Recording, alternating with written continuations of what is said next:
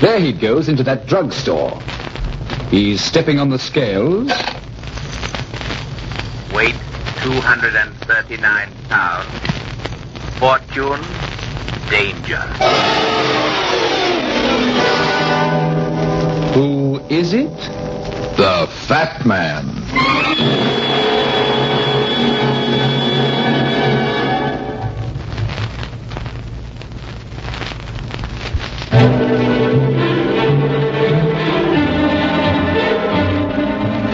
And now, here's the Fat Man in Murder Makes a Silent Partner.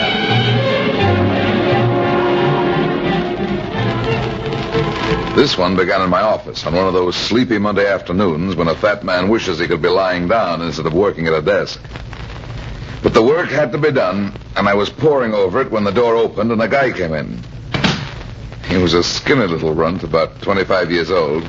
There was nothing out of the ordinary about him, except that he had a gun in his hand and was pointing it straight at me. Keep sitting in that chair, big boy, and put your hands behind your head. Wait a minute, kid. Somebody steered you wrong. You won't get much cash in here. I said put your hands behind your head. Okay, only you better put that pistol down. You might hurt somebody. I'll hurt you if you keep asking for it. Roll your chair back. Look, kid, there's $26 in this right-hand drawer and another $5 spot in my pocket. Now take it and get out of here.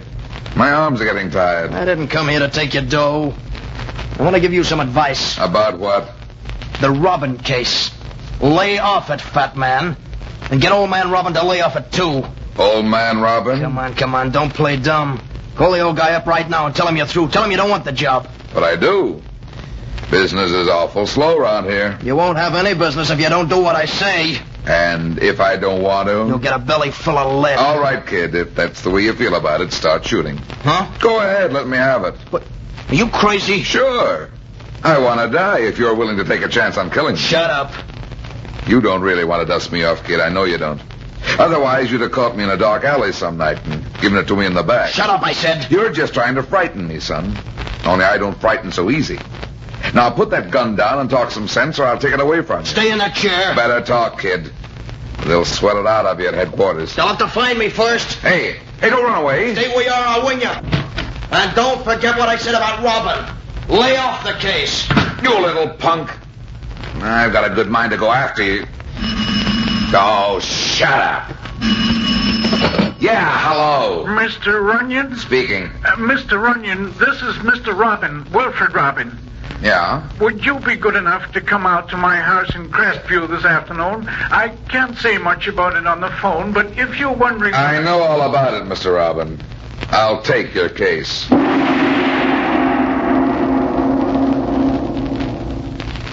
on with your story, Mr. Robin. It's very interesting. In the light of what happened in my office this afternoon. What happened? Oh, just a little intimidation. Somebody with a gun advised me to lay off this case.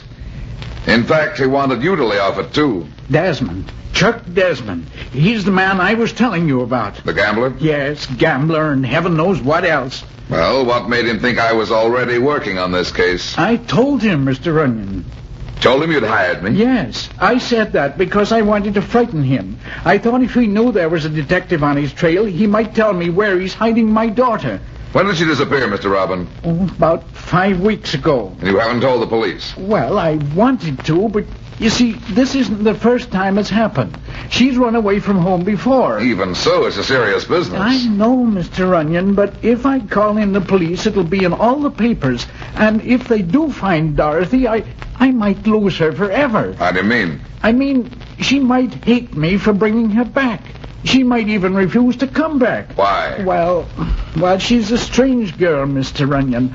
Always had her own way, always been terribly independent, and for some reason or other, she's always been attracted to men like this Desmond fella. Gamblers, petty racketeers. Sounds like some sort of a complex. I don't know what it is, frankly, but I've always kept track of her in the past, even when she ran away from home.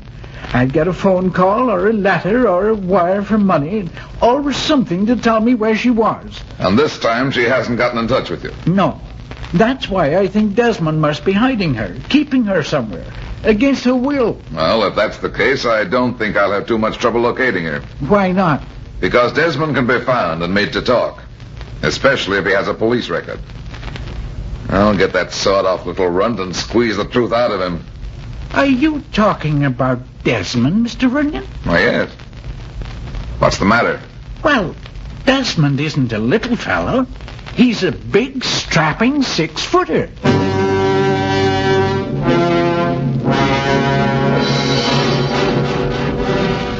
I don't know why I let you look through my files, Runyon. You never told me a thing about the case you're working on, but you come down here to police headquarters and go through every file I will you, Mac?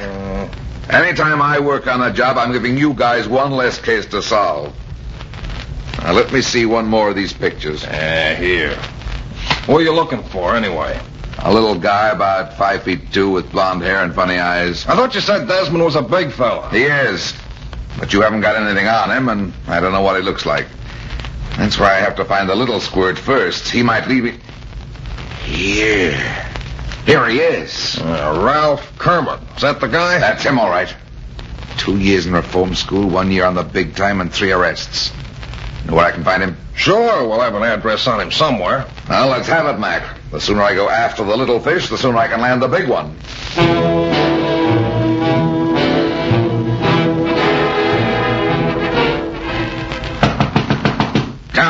Come on, open up, you jerk. Yes? Oh, excuse me, I'm looking for a guy named Ralph Kermit. Does he live here? Yes, who wants to see him? The fat man. Come on in. Thanks. Kermit isn't here right now, but we were expecting you, Runyon. My name's Desmond. Oh, that saves me a lot of trouble. Does it?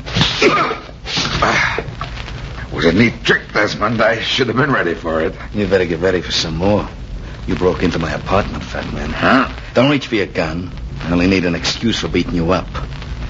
Now, I'll take that gun. Okay. Anything else you want? No?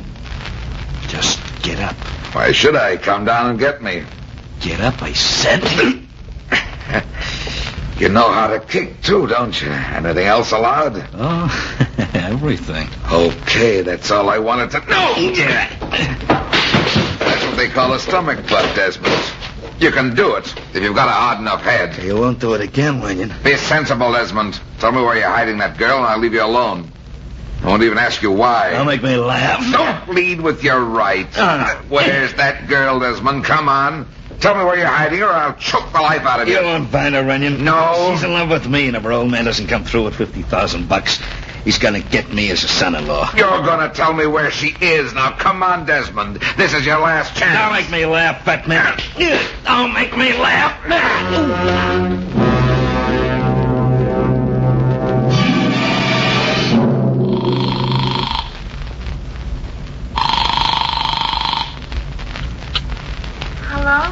Hello, Kathy. This is me, baby, Brad. Where are you? In my office. I'm afraid I won't be able to keep our date for tonight, honey. What's the matter? Oh, nothing serious. Only I ran into a tough customer a little while ago, and I've got the most beautiful shiny you ever saw. Oh, Brad, you poor thing. Why don't you come over here and let me take care of you? You know how to patch up a black eye? No, but I can take care of the other one. What about the rest of me? I got a swollen hand. Only one? You used to have 2. Cut the comedy. I'm not that fat. Oh, come on over, Brad. I want to see you. Well, I should be out looking for Mr. Robin's daughter, but I suppose it's all right to knock off for a while. The guy that knows where she is won't be moving her tonight. I don't think he can stand up. Then you'll be over here? Yeah, in about half an hour. All right, Brad. I'll be waiting for you. So long, honey.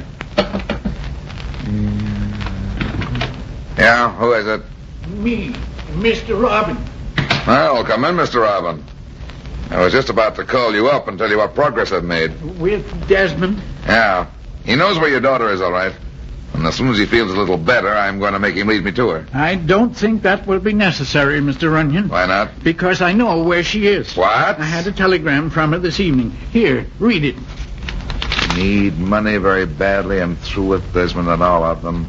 They'll come home if you wire me $1,000 care of Bryce Cochran at above address. Must pay debts and get into shape before I see you, love, Dottie. Who's Bryce Cochran, Mr. Robin? I don't know. When did this wire arrive? About an hour ago, but I haven't sent her the money yet. That's good. I don't want to send her the money. What do you mean? I don't trust her anymore, Mr. Runyon. That's why I came here. I want you to go down to this address and bring her back. Do you think you can get her to come with you? Think. Look, Mr. Robin, she'll come back with me if I have to carry her under my arm.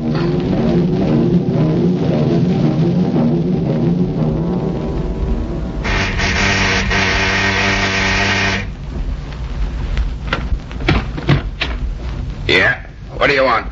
I'd like to see Miss Robin. Is she here? Who's calling? The fat man. I've got some money for her. Oh. Her old man sent you? Yeah. Well, come on in. Okay. My name's Cochran. Bryce Cochran. How do you do? You say you got the money with you? Yeah, but I'll give it to Miss Robin. Okay, don't get sore. I just asked you because I don't think she'll talk to you if you haven't got the money. I've got it right here. Look. Want to count it? No, I believe you. Just a second, I'll get it for you. Dot. Yeah? Come on out. The guy here with money from your father. What kind of a guy? It's all right, he's okay. I don't care. I told my father to telegraph that money. Didn't ask him to send a spy. I'm not a spy, Miss Robin. I'm an escort. What? I came here to see you home. You mean go with you now, the way I look? That's the idea. That's impossible. Besides, I have to settle my debts first. I'll be home the day after tomorrow, if you leave the money with me. Well, I'd like to, Miss Robin, but how can I be sure you're Wilfred Robin's daughter? I have identification. Where? Right here in my bag. Letters, my bank book, a bracelet. Uh-huh. Now, what's the matter? Don't you think I'm Dorothy Robin? I don't know. But I got a good way of proving it. Come in, Mr. Robin. Why, you dirty double-crosser! Stay where you are. Is this your daughter, Mr. Robin? Why, no. I never saw this girl before in all my life. I thought so. I thought this was a gag, only it isn't very funny. That's Cochran's fault. He got me into this. Said it was going to be a cinch. Shut up. How'd I know the old guy'd come around? Take it easy, you two. You got a long way to go. What are you going to do? Well, I could run you in for fraud. But if you're nice about this, I'll make a deal with you. What's the deal? I want the truth, Cochran. Why did you pull this shakedown? It looked like an easy way to make $1,000. Do you know the Robin girl? No. He's lying. He knows it all right. He knows it too well. Keep quiet. Look, Cochran, I told you I wanted the truth. Now, you must know something about the Robin girl, or you wouldn't have a bank book or these letters. Where did you get them? I stole them from her. You mean she left them here in this apartment? She's been over here. Well, what if she has? You know why I wanted to see You big lie. Hold it. I'm not interested in your private fights. I want to know where Dorothy Robin is. We can't tell you. You better tell me or I'll run you in. But if Desmond finds out, he'll kill us. Desmond won't know. What's to stop you from telling him? Listen, sister, if I wanted to tell Desmond anything, I could tell him about this shakedown you were pulling right under his nose. No, please. All right, then, talk, and talk fast. Where is she? Right across the street, in the top floor apartment.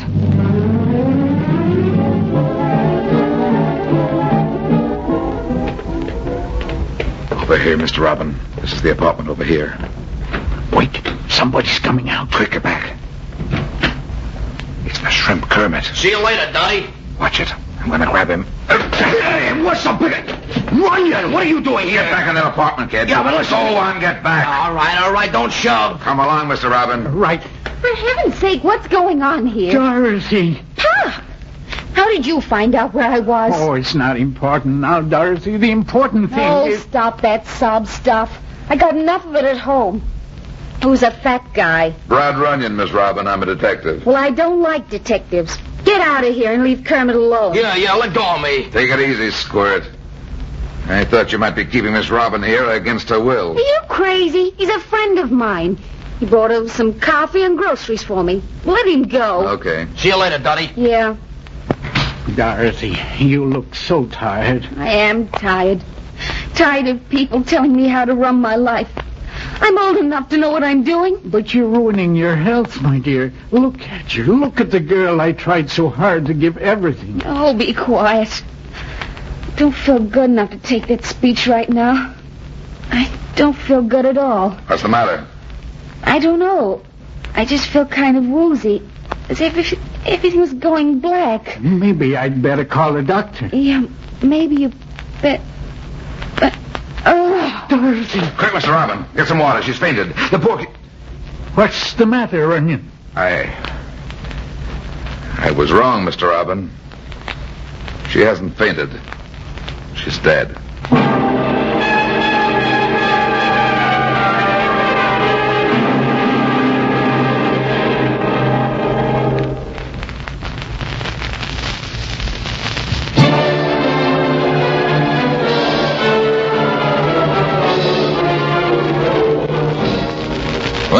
She just got faint and collapsed right here on the floor. Is that it, Runyon? Yeah, it was like a heart attack, Mac, only it wasn't quite. Well, there's no sense in guessing about it until we get a report from the medical examiner. I just hope you and Mr. Robin didn't wipe your fingerprints all over the place. Didn't touch a thing. I sent the old man up to headquarters 2 minutes after it happened. I'll get it. Yeah, Mackenzie speaking. Mackenzie, this is Fogarty. Oh, yes, Inspector. Any word yet? Well, it isn't official, but I've had an advance report. There was poison in the coffee she drank, so you'd better start thinking about suspects. All right, Inspector, I'll be right to work. Good. Well, you call the turn, Runyon. That wasn't a heart attack at all. There was poison in the coffee she drank. Coffee? Did you say coffee? Yeah, why? That's the one thing I forgot to tell you, Mac. Kermit was leaving the apartment just as we got here. He's the one that brought the coffee.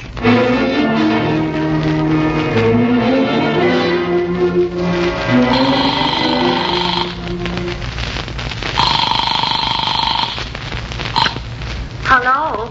Hello, Kathy. This is me, Brad. Brad Runyon, have you got the nerve to call up here after standing me up all evening? No, don't get mad, baby. I just couldn't get to a phone. Too many things have been happening. How many black eyes have you got now? No, this is serious. I'm on a murder case, gorgeous. And I got just one more call to make before I wrap it up. Why are you telling me? Well, I thought you might wait up for me and have a drink if I got there within the next hour. Oh, all right, you big ape. I'm spoiling you, but there's nothing else I can do. Where are you now? In a drugstore on Craig Street. I'll be up at your place in about... Wait a minute, baby. Hold the line. What's the matter? The guy I'm looking for just went out of this store. I gotta grab him. Hey! Hey, Kermit!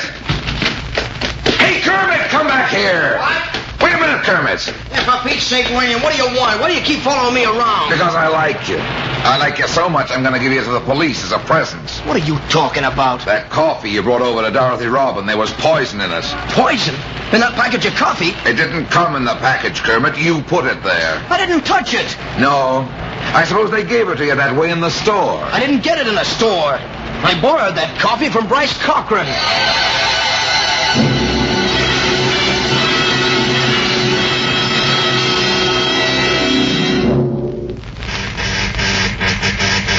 This is crazy, Runyon, coming over to Cochran's apartment on that kid's say-so.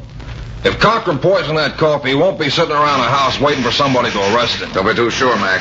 Not all murderers run away. Hey, what was that? Sounded like a pane of glass breaking. Hey, open the door. Open it up! Give it your shoulder, Brad. Not tonight, Mac. I'm black and blue all over. Well, it's about time you... He went down the fire escape. Who? Desmond. We can still catch him if we run. Just a minute, young lady. Who are you, and what are you doing with a gun in your hand? I shot after Desmond. I tried to stop him. Well, don't tell me who you are. She's Cochran's partner, Mac, the one who posed as Dorothy For Robin. heaven's sake, hurry, will you? He'll get away. What's the rush? We're not after Desmond. It's Cochran we want to talk to. Well, he can't anymore. Desmond just killed him.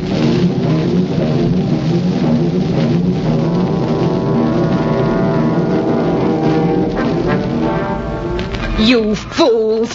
While you're questioning me here at headquarters, Desmond is getting further and further away. He won't get very far. Every road out of town's being watched.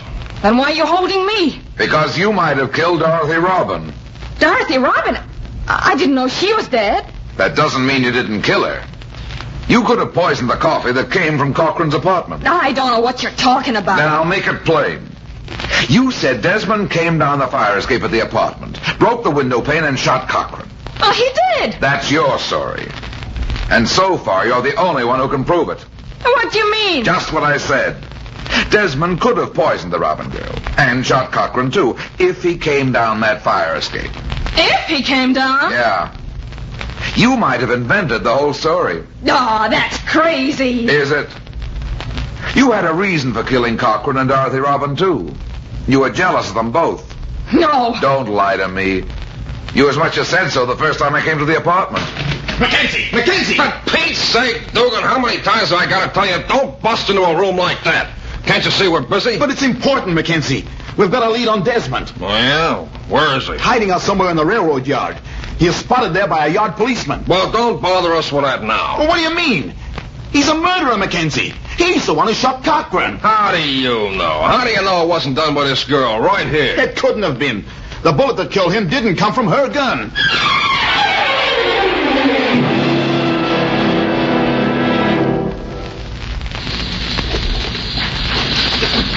Easy now, Runyon.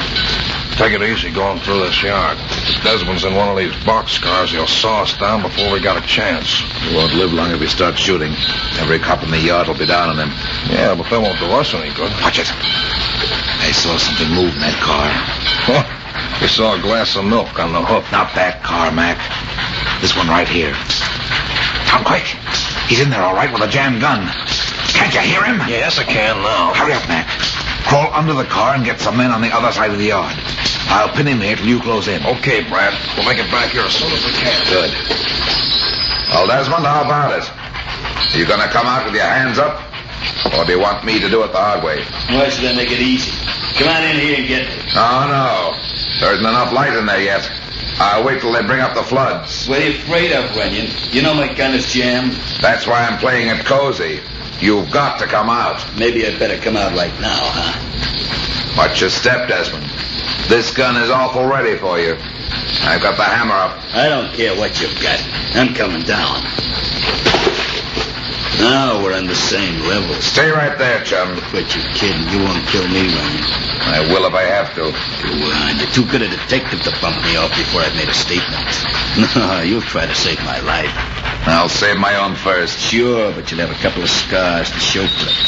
I'm gonna cut you up, Runyon, just once with this knife to pay you for that beating you gave me. Don't be a chump. Stay where you are. Make me. See if you can stop me before I get to you. I'll stop you. Did you forget about your legs, Desmond? You can't walk if you haven't got your legs. You lousy copper. You got eyes like a cat. Drop the knife, Desmond, or your hands go next. Okay. What else you want? Your reason for shooting Cochran and killing Dorothy Robin. Dorothy Robin? She's not dead, is she? Runyon, she's not really dead. What do you mean? You killed her, didn't you? You crazy. I was in love with her, Runyon. That's why I shot Cochran. He was doing everything he could to take her away from me. I didn't know you cared. You told me you were using her to blackmail her father. I was. She knew about it all the time. We was both living on the money I got from her old man. Then why were you hiding her? Because I didn't want him to find out. What? That Dorothy was my wife.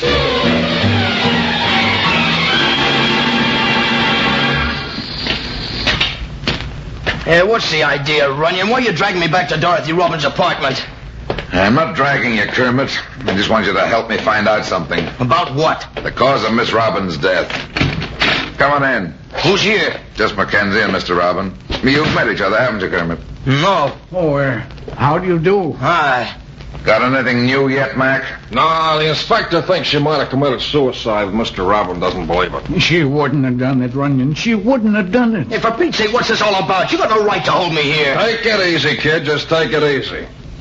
You had your breakfast yet? Huh? Well, how could I? You've been pumping me at headquarters all night, now you bring me here. Well, relax, will you? I got a cup of coffee for you. Coffee? Yeah. Here you are.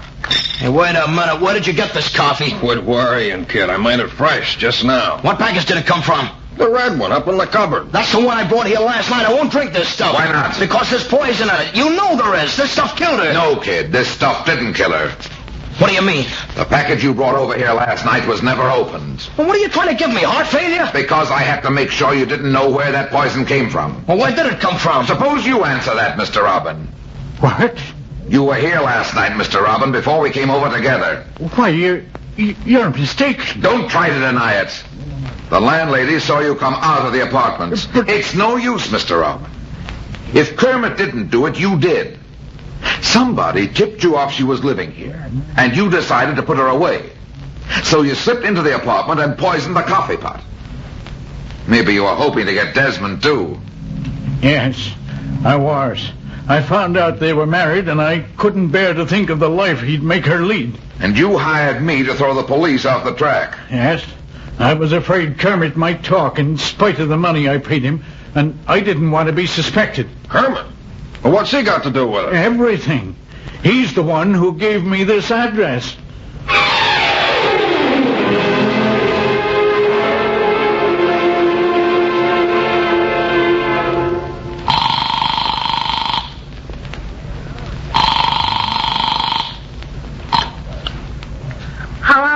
Hello, Kathy.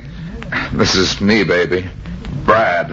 I'm not speaking speaking to you, Mr. Runyon. Oh, now, don't be that way, honey. I didn't mean to leave you hanging on the phone last night, but I got so busy I forgot all about it. What made you remember now? Well, my eye kind of hurts, and I thought you might soothe it. Go to a barber. He'll fix it for you. I like your way better. Sorry, I've got a date. Oh, honey, my eye really hurts. All right, you big ape. Come on over here, and I'll blacken the other one.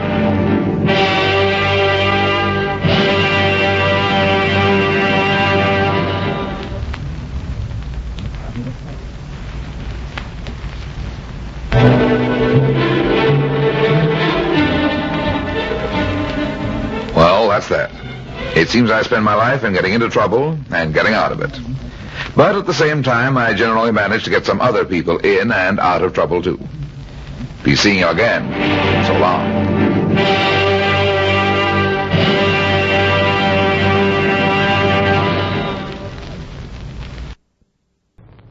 There he goes into that drugstore.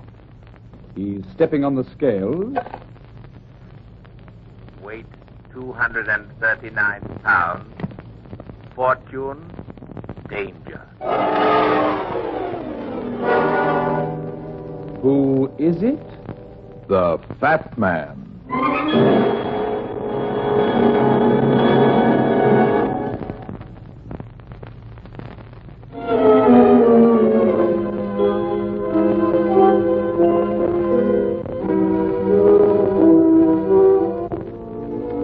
Funny how easy it is to get the wrong idea about things. For instance, many people think that all private detectives are gay, witty guys who tear around with a martini in one hand and a gun in the other, making monkeys out of the regular police department.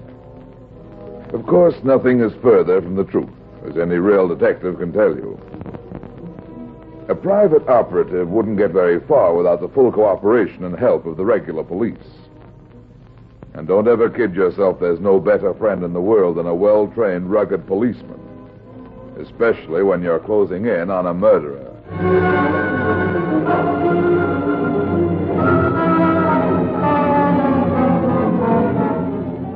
And now here's the Fat Man in Murder Stalks the Dead.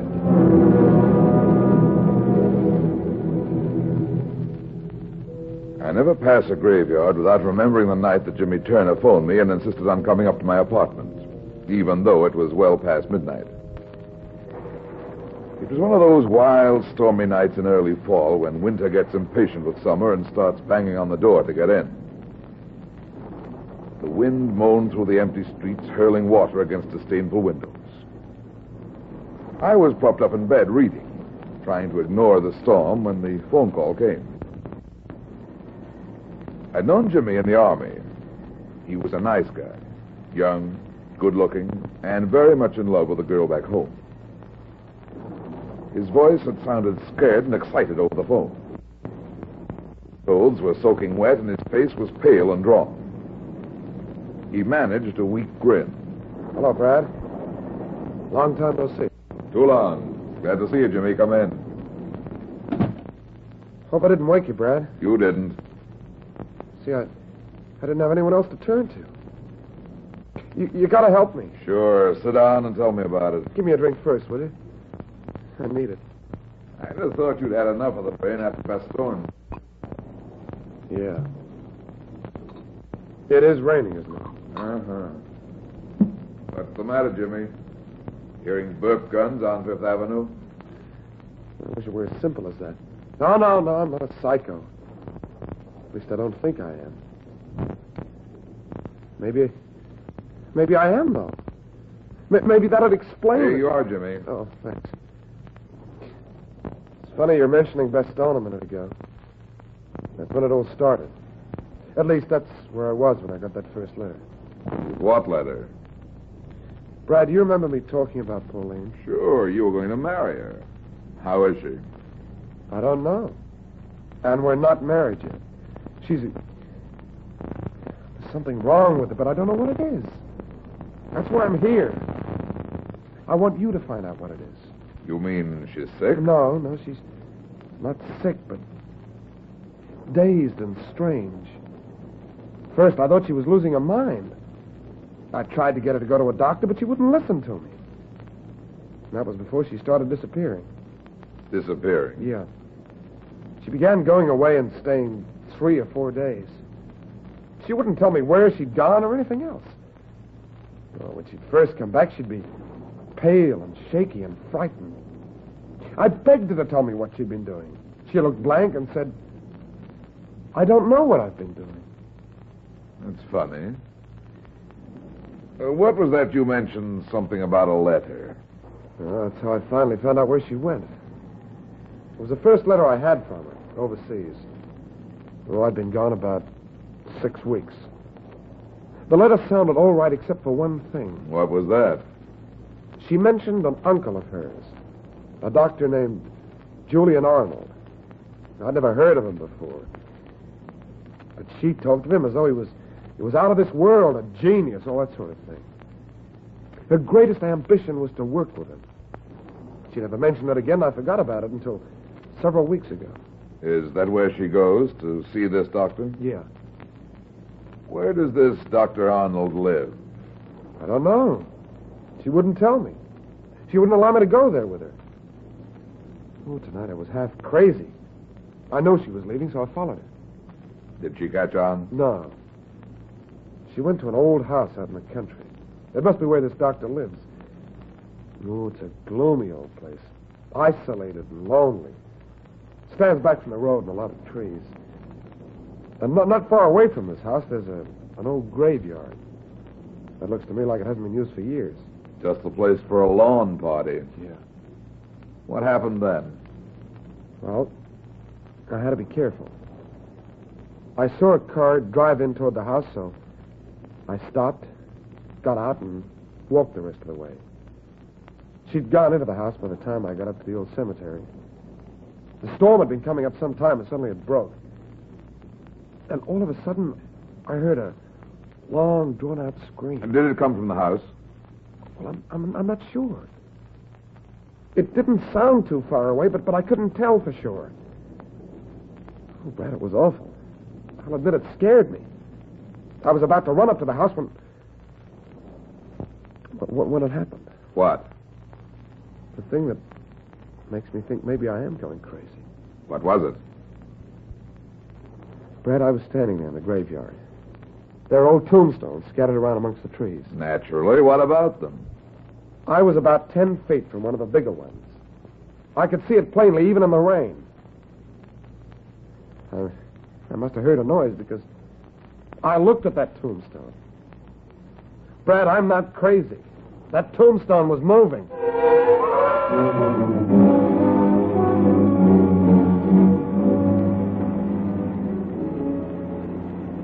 Oh, maybe I'm silly. Now, with the daylight and the storm gone, I can hardly believe what I saw last night. Oh, I don't know. Maybe I did dream. You didn't dream up that mud on your shoes. No. But you could be mistaken about the tombstone moving. No, Brad, I'm not mistaken. You're sure about the scream, too? Yeah, I'm positive. It might have been the wind, or... Oh, it might have been an animal. No, it wasn't the wind. And I don't think it was an animal. Well, we'll soon find out what's going on. Oh, that's Pauline's apartment house before.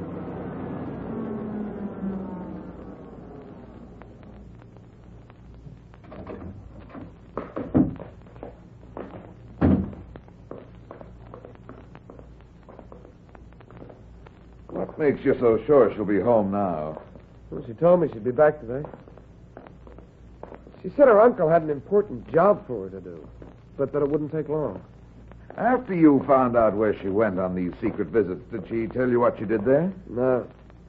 She only said that she helped her uncle. This is Paul's apartment.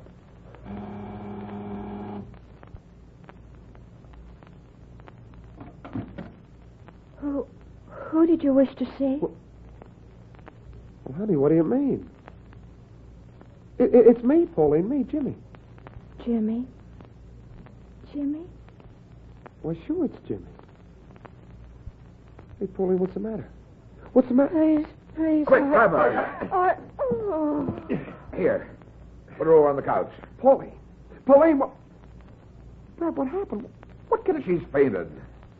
Look out, pale. She didn't know me. Get some water. Okay. Brad, don't you think we ought to call a doctor? Not yet. Go on. Well, then, baby, we'll just fix these pillows so they'll... Wow. I'll just slip this into my pocket. Who are you?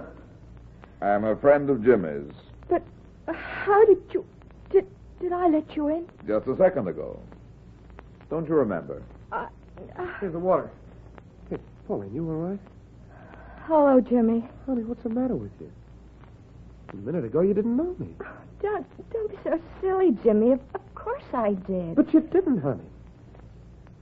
Hey, there's something wrong with you. You've got to tell me what it is. Look at you. You're as pale as a ghost. Okay, sweetheart.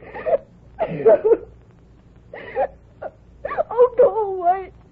Please let me alone. But, Pauline, don't you understand? Come on, Jimmy. But don't you see that she's... I said come on. But she's sick. She'll be okay. I want to talk to you outside. I'll call you tonight, Pauline. You needn't, Father. I won't be here tonight. Well, you're not going back to that place. Pipe down and get hold of yourself. But you saw her, Brad. You know something's wrong. And after last night, no wonder I'm half nuts. Something's wrong, all right. Plenty wrong. Walk down that hall with me. I want to show you something. What? I found this under the cushions on the couch. A knife? Uh-huh. And unless I miss my guess, this stuff all over the blade is dried blood.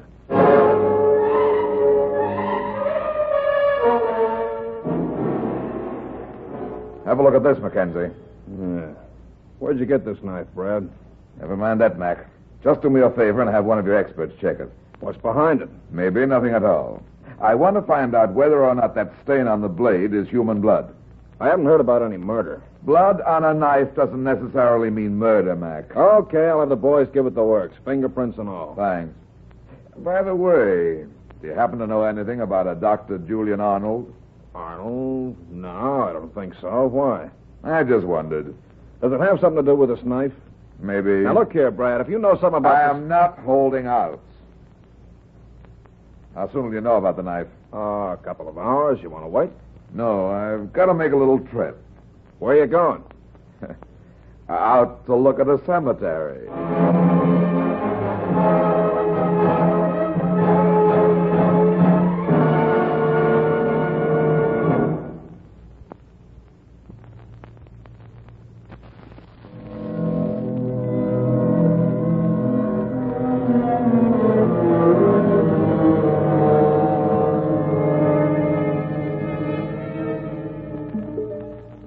Mid-afternoon when I found the house.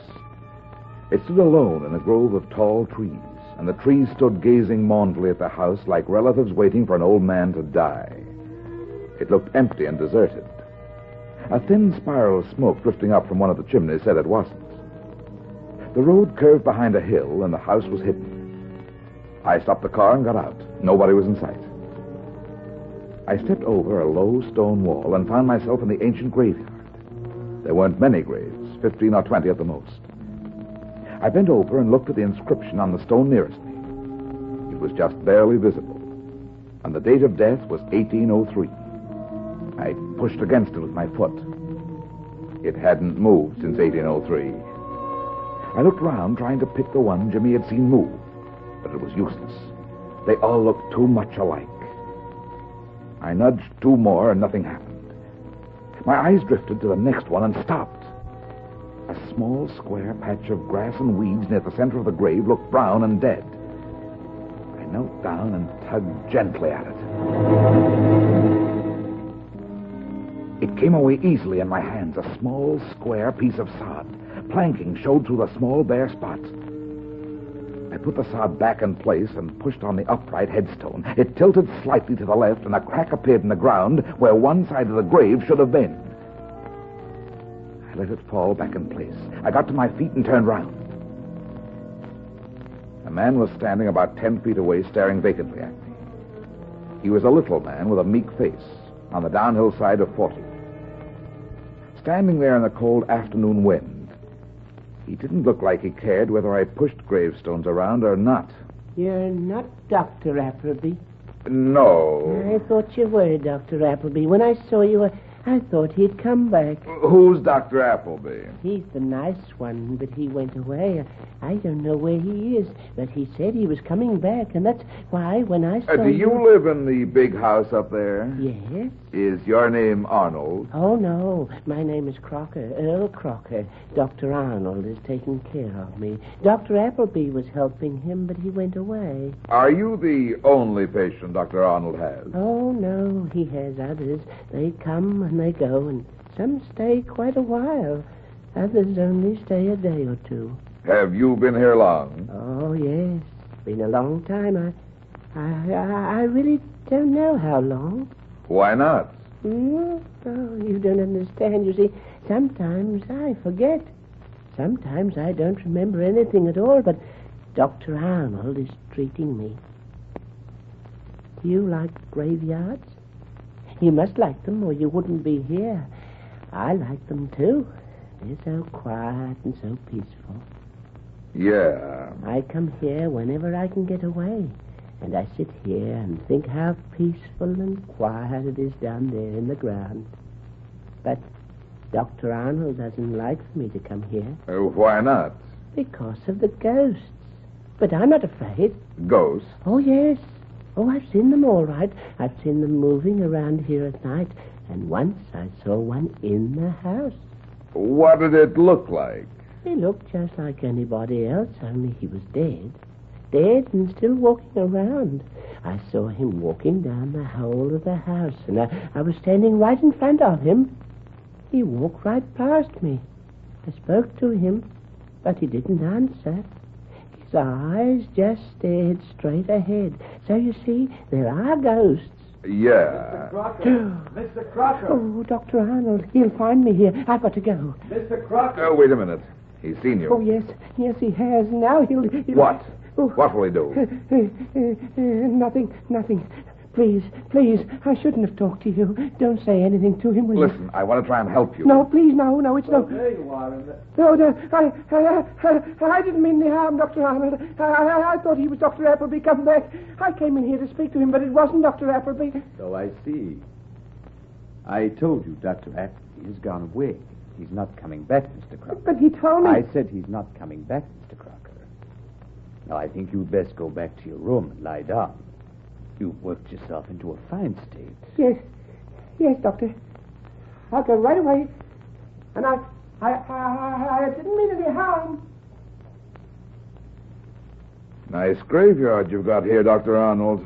I don't particularly care to have strangers snooping around. What makes you think I was snooping? I don't see any car. Surely you didn't walk all the way out here? As a matter of fact, my car broke down a little way up the road. I was just on my way up to your place there to borrow your phone. Come, Mr. Runyon. A detective such as yourself should be able to produce a better story than that. Yeah, I'll try and do better next time. There won't be any next time, Mr. Runyon. Your niece, Pauline, told you. Of course. Pauline confides in me completely. Is she out here now? As a matter of fact, she is. Although I fail to see what concern it is of yours. Just what does the girl do out here, Arnold? Really, don't you think this is all rather ridiculous? Pauline's a full-grown woman, free to do as she likes. Nobody forces her to come here. I'm not so sure about that. Are you insinuating She has blank spells, Doctor. She doesn't remember anything. My niece is not too well. I'll say she isn't. Mr. Crocker has blank spells, too, Arnold. Mr. Crocker is a sick man. He's a patient of mine. My niece is not a patient. She is my assistant in my work. And what is that work? That's enough, Runyon. Get out. Okay, Arnold. But I still think your little graveyard is very interesting. Yes, Mr. Runyon. It is very interesting. Very interesting indeed.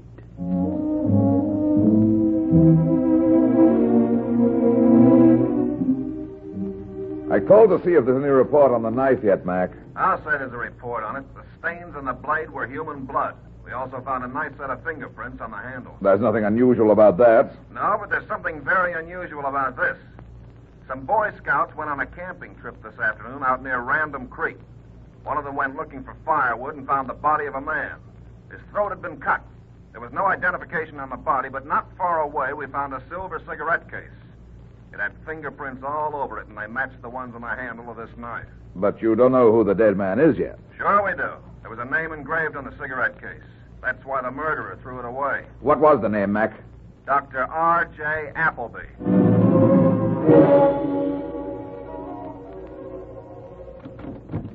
I'm looking for Jimmy Turner. He gave me this address. Why, yes, Jimmy lives here. I'm his mother. Won't you come in? I haven't got much time. If you'll just tell him Brad Runyon is here. Sorry, Mr. Runyon, but Jimmy's not here. Do you know where he is? No, I don't know. He didn't come home for dinner tonight. That's not like Jimmy either. Oh, there isn't anything wrong, is there? Jimmy hasn't... No, there's nothing to worry about.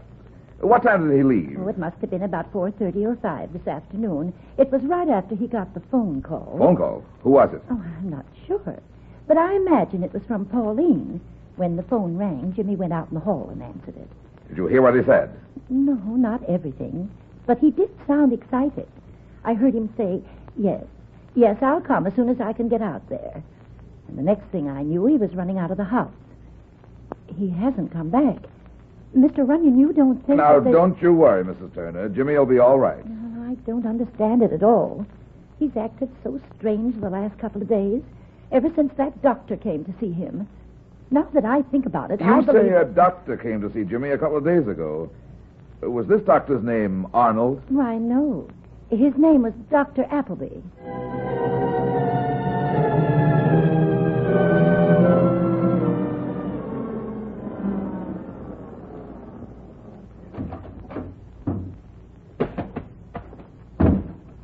What did you find out about Appleby, Mac? A routine check showed he was single, middle-aged, had practiced for over 20 years, had a good reputation. Any tie up with Arnold? Nothing recent. I found out that they had been partners 10 years ago. I did some checking tonight myself. Arnold was barred from practicing by the Medical Association 3 years ago. You mean he's practicing illegally? Looks like it. He's got a patient out here. Well, this is it, Mac. I want to take another look at the graveyard. I can see a light through the trees. Look over there. Yeah, that's the house. It's a couple of 100 yards up there. The graveyard is right over here. Careful, there's a stone wall here. Yeah, I see it. Keep your flashlight ready, but don't use it unless I tell you to. Okay. What are you looking for in here? I'll show you in just a... What's wrong? Listen. Yeah, where's it coming from? Over here, come on. It's so dark I can hardly... Here he is. Who? It's Jimmy Turner, the kid I was telling you about. Somebody's tied him up and stuck a gag in his mouth. Just a second, Jim. I'll have these off. Oh, thanks, Brad.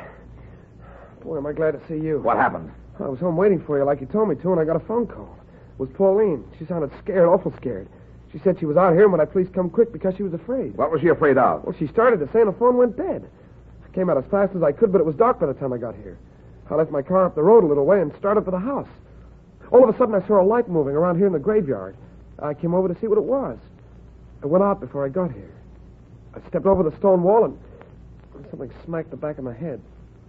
That's all I remember until a few minutes ago when I came to and heard you. Why didn't you tell me Dr. Appleby had been to see you? Well, he knew I was in love with Pauline. He told me that if I loved her, I'd better get her away from Dr. Arnold, quick. He wouldn't say much more than that. He was scared, silly. I was already worried about Pauline. That's why I followed her last night. I thought this Dr. Appleby might be imagining things. What things? Well, he seemed to blame himself somehow. He kept calling himself a coward and babbling something about experimenting with the devil. I thought maybe he was crazy until last night when He wasn't insane. Somebody cut his throat after he talked to you. His body was found this afternoon near here. The knife I found in Pauline's apartment was the murder weapon. Hey, you don't think that Pauline... Oh, no, she couldn't. I she don't wouldn't. know, Jimmy. I want you to stay behind this tree, out of sight, and keep your eye on that tombstone over there. That's the one I Lieutenant saw. Mackenzie and I are going to have a little talk with Dr. Arnold.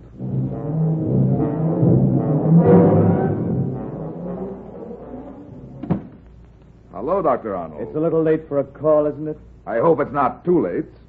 This is Lieutenant Mackenzie of the police. Police? Uh-huh. Where's the girl, Arnold? Why, Pauline isn't here. She went home some time ago. Now, look here, Runyon. I'm getting tired of this. I told you this afternoon... Your ex-partner, Dr. Appleby, was found this afternoon with his throat cut. Appleby dead? That's right. No, it can't be. She wouldn't really... She? Oh. This girl, Pauline? No, nothing. I just can't believe that Appleby... What about the girl, Arnold? It's no use trying to hide anything. Her prints were found on the murder knife. Yes, it's true. They did quarrel. She had a violent temper. She isn't well. Appleby left, and I thought... That must explain why she was so anxious to leave tonight. Did she say where she was going? Why, I thought she went home. I don't suppose you'd mind if we looked around here a little. Of course not. Not at all. We haven't got time for that, Mac. Come on, we're leaving. But, Brad, we can't. Come on. Brad, that guy might be lying. Of course he's lying. That's why we've got to hurry. Let's run, Mac. But where? The graveyard.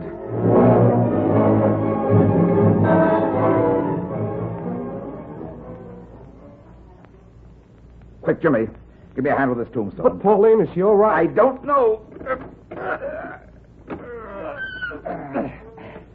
Yeah, it's a trap door, all right. Yeah, and there are steps leading down. Yeah, but what does it all mean? Shine your light down here, Mac. Right. I think it means that Arnold and Appleby were mixed up in something shady, but Appleby's conscience made him pull out. So Arnold killed Appleby and tried to frame Pauline. I think we'll find that Arnold was causing those blank spells with some kind of drug. Pauline actually thinks she killed Appleby. And you think he's got the girl hidden down here? Yeah. There may be another entrance to this tunnel from the house. That's why we've got to hurry. Yeah.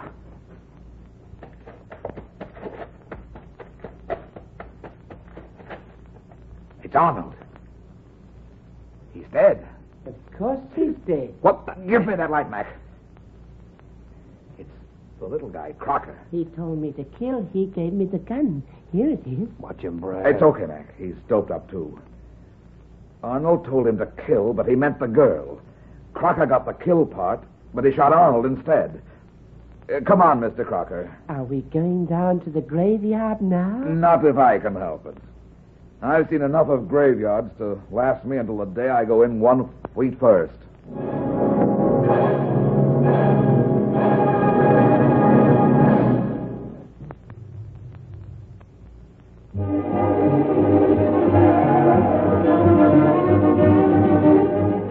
Well, that's that. It seems I spend my time in getting into trouble and getting out of it. But at the same time, I generally manage to get some other people in and out of trouble, too. Be seeing you again. So long.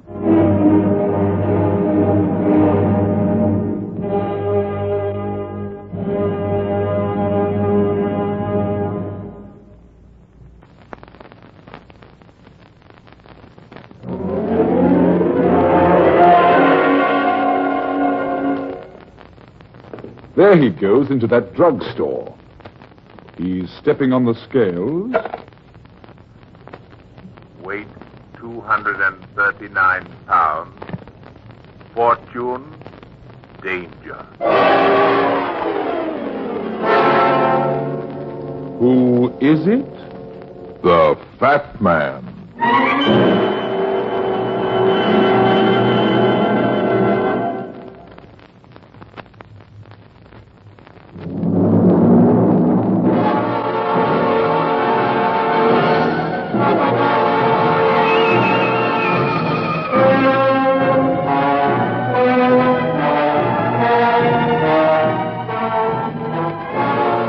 A fat man can be very self-conscious sometimes and also very shy. He's conscious of being overweight and will do everything in his power to be self-effacing.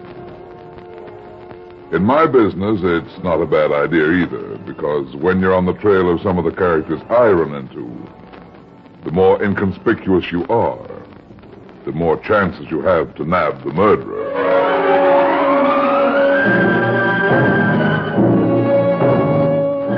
And now, here's the Fat Man in Murder Wears a False Face.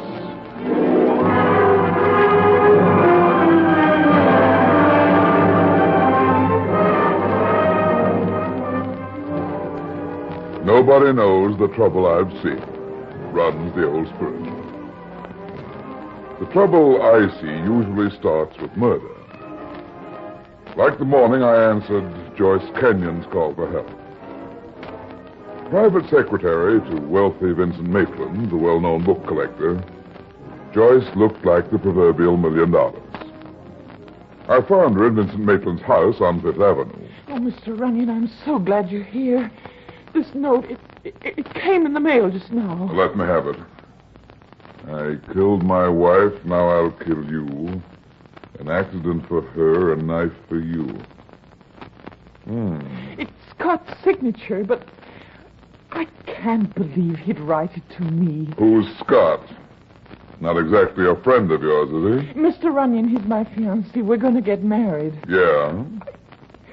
I just don't know what's happened to him. He disappeared 5 days ago. I'm just worried sick about him. Why not call the Missing Persons Bureau? Oh, no, the publicity would hurt his business. Scott's a rare book dealer. It might hurt his little girl. I get it now. Scott Pearson, huh? Oh, you know him? I know a little about the rare book business, part of my homemade education. He said he killed his wife. How about that? Scott couldn't kill anybody. His wife died in an auto accident 3 years ago. Scott was badly hurt in the same crash. Any reason why he'd threaten you? Of course not. He's been under considerable nervous strain lately. But he wouldn't tell me why. You don't know why he's threatened you or why he's disappeared? Oh, excuse me. Hello? Darling, I'm going to kill you. What? Humpty Dumpty. Scott, where are you? Tell him I want to see him. Yes, Scott, listen to me. What's he saying? Scott, please. I want to talk to you. We've been so worried. Scott. Oh. He's hung up. He wouldn't answer me. He simply recited Humpty Dumpty. The nursery rhyme? That all? No. His very first words were, "Darling, I'm going to kill you."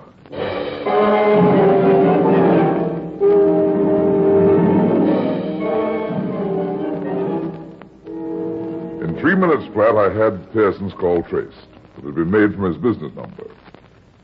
We caught a fast cab to his office the other side of Broadway. It was empty. And everyone I questioned in the building said Pearson hadn't been around for 5 days.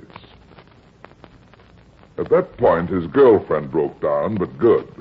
So I took her back to my office and told her to stay there. I can't do that, Mr. Runyon. Mr. Maitland wants to know where I am. It's my job. Is your job or your life more important to you? Well, it's Scott who's important. You've got to find out what's happened to him. Then stay here until I get back. You're about a half-inch away from murder. You don't want anyone shoving you over the goal line.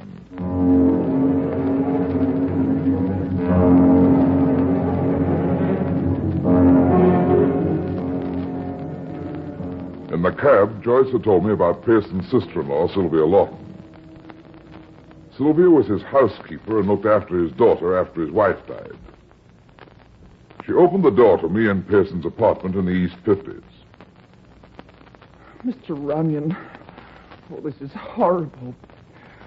I can't believe Scott would threaten Miss Kenyon this way. So Joyce said. But she also said he'd written the note, and she said it was his voice on the phone. You have any ideas about it, Miss Lawton? I can't imagine why Scott would do this. I simply don't know what could have happened to him. Where's his little girl? Oh, staying with her grandmother, thank goodness. His fiancée told me he's been pretty nervous lately. What do you think's been worrying him? Scott never told me anything about his business. I only know he's been quite worried in recent weeks. When did he ask Joyce Kenyon to marry him? Just last week. He's known her for only a short time. What do you think of her? Oh, she's quite pretty, but I don't see what that has to do with Scott's trouble. Don't you? Did you know she was going to call me? Of course. We both agreed we had to start looking for him. Oh, by the way, you might want this. Thanks. Seems a good-looking guy. Yes, my sisters thought he was very handsome. Do you think he killed your sister? I've always thought it was an accident, but now I don't know what to believe. Don't you know anything about Pearson's business at all? What's his reputation in the trade? How many employees does he have? Oh, he has an excellent reputation. He has one man working for him, Harry Linley. I don't know what Linley actually does. He's worked for Scott for 3 years now. Scott doesn't like him, though. And yet he's kept him on his payroll for 3 years. Where can I get in touch with Linley? I don't know. He's been out of town for over a week. That's a big help. You have anything else I can work on? Well, Scott brought home his account books and correspondence just before he disappeared. Lead me to her, Miss Lawton. Maybe I can read between the lines.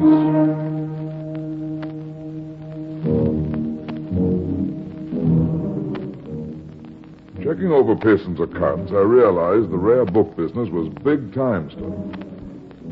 He'd made some really fancy sales, 20 and 30,000 bucks a crack. The biggest 3 years before, when he'd sold Vincent Maitland a Shakespeare folio of Troilus and Cressida for 75 G's. Shortly after, before his wife died, he'd taken Harry Linley on his payroll. His weekly payments to Linley had become progressively larger. Unusually large. I've seen items like that before, and they've added up to one thing. Blackmail. It was enough to send me over to Vincent Maitland's house again. Well, Runyon, what do you want? My secretary told me about you and her problem, but I don't know if I can help you. You could, if you could tell me where Scott Pearson is. I would if I could. I've been trying to reach him for 4 days now. Where is he? That's what I'm trying to find out. His fiancée just hired me. Funny you didn't know about it. Anyway, what's your interest in him? The scoundrel's ruined my reputation. 3 years ago, he sold me a certain rare manuscript. Troilus and Cressida? Exactly. I sold it at a profit last week. Now I find it's a forgery. I've got to find Pearson and get my money and the truth from him. What makes you so sure it's a forgery? Spectroscopic examination of the paper and ink. The paper's genuine 17th century, but not the ink. My buyer's appraiser tested it. Something I didn't do when I bought it from Pearson. Oh, confound that phone. Hello? What? No, she isn't here. Yes, I have your number. Goodbye. Blasted nuisance. Young idiot keeps calling my secretary. Sounds lovesick. Sounds interesting. Who is he? Interesting? Don't be absurd. But, what does this have to do with Pearson? Why not let me find out? Who's the guy so interested in Joyce Kenyon? Oh, his name's Ron Jordan. Runs a garage in Manhasset. You have his number? Here. See me if you like, but remember this. It's Pearson's number I'm after.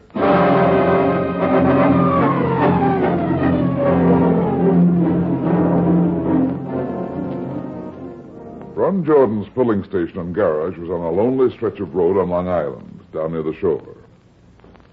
It didn't look like any potential gold mine. The garage at back was all locked up. A skinny guy in overalls was out front whittling on a stick, using his knife as though he was carving up his worst enemy. I pulled up to a stop beside the gasoline pumps. Hi, fill her up. Yes, sir. You Ron Jordan? That's right. Get in touch with Joyce yet? Get in touch.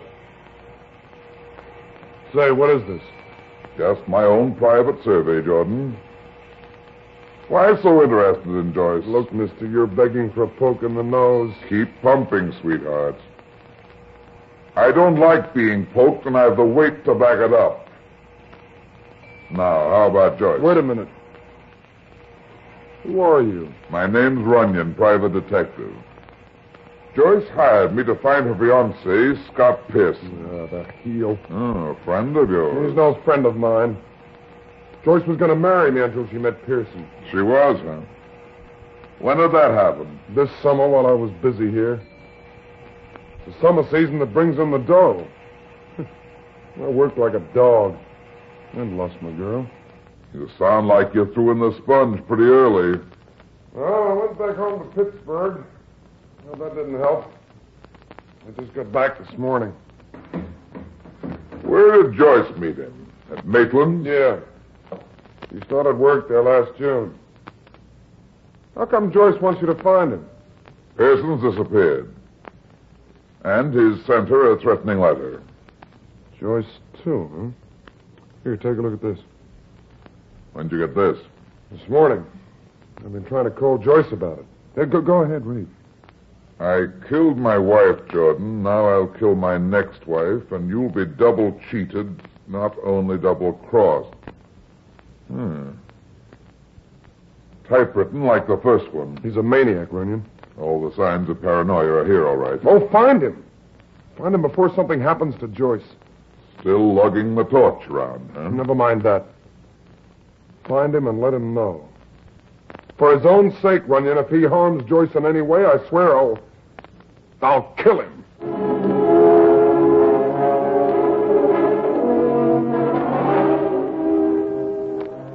When I went back to my office, I found Joyce Kenyon seated in my desk chair. And she jumped like a startled gazelle when I walked in. Oh. Although I must say I've never seen a startled gazelle in nylon. Oh, it's only you, Mr. Runyon. Yeah, it sure is. You've had a long wait, haven't you? It seemed like an eternity. Any visitors? Not even a phone call. Have you found out anything yet? Well, I just saw Ron Jordan. Ron? How did you find out about him? Maitland told me. Jordan called you, and I went back to Maitland's house. Excuse me. Hello? Hello, Runyon. Speaking. Vincent Maitland. I've had a call about my Troilus and Cressida from Harry Lindley, the chap who works for Pearson. He wants me to meet him in Pearson's office. We'll see him together, Maitland. I'll be right over.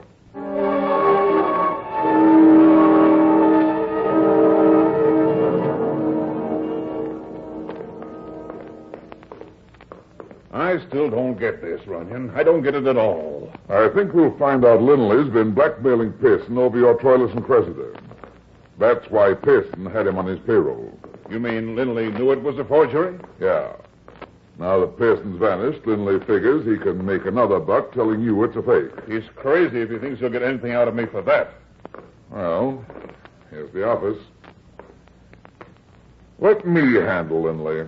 I'm going to get my hands on Pearson, that's all. Looks like... Oh, Great brother. Scott. Yeah. Looks like we're too late. It's as true now as it ever was. Dead men tell no tales.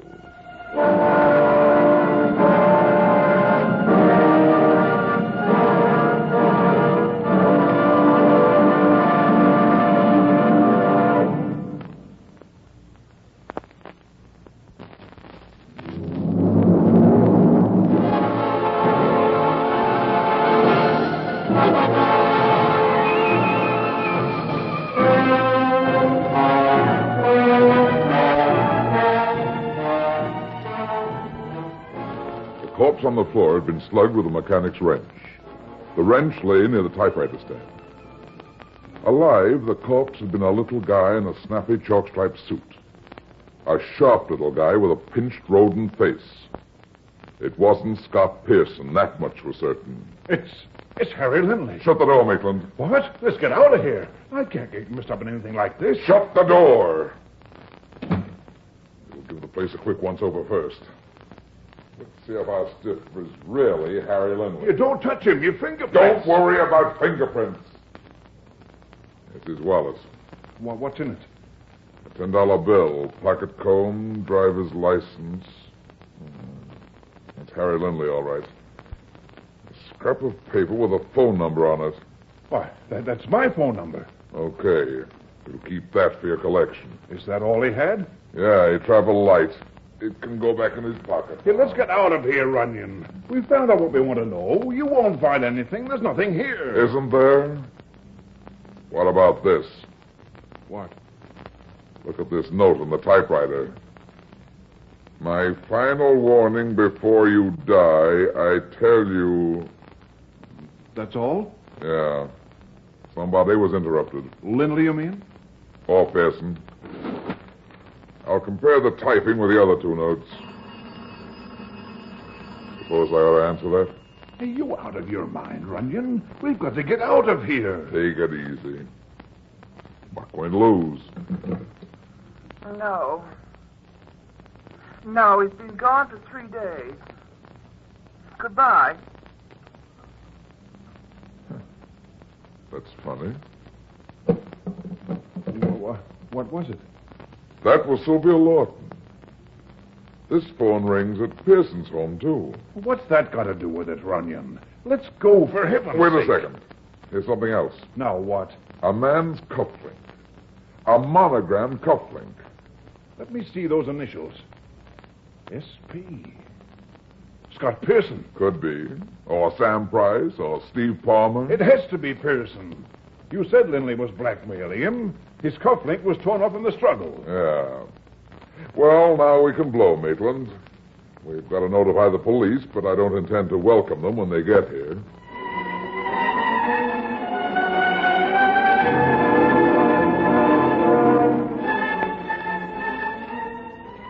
We left the office without being seen. Down in the lobby, Maitland went his way, and I called Mackenzie at Homicide. Then I scooted back to my own office. My phone was ringing as I came down the hall. I wondered why Joyce Kenyon didn't answer it. When I opened the door, I saw why. She was gone.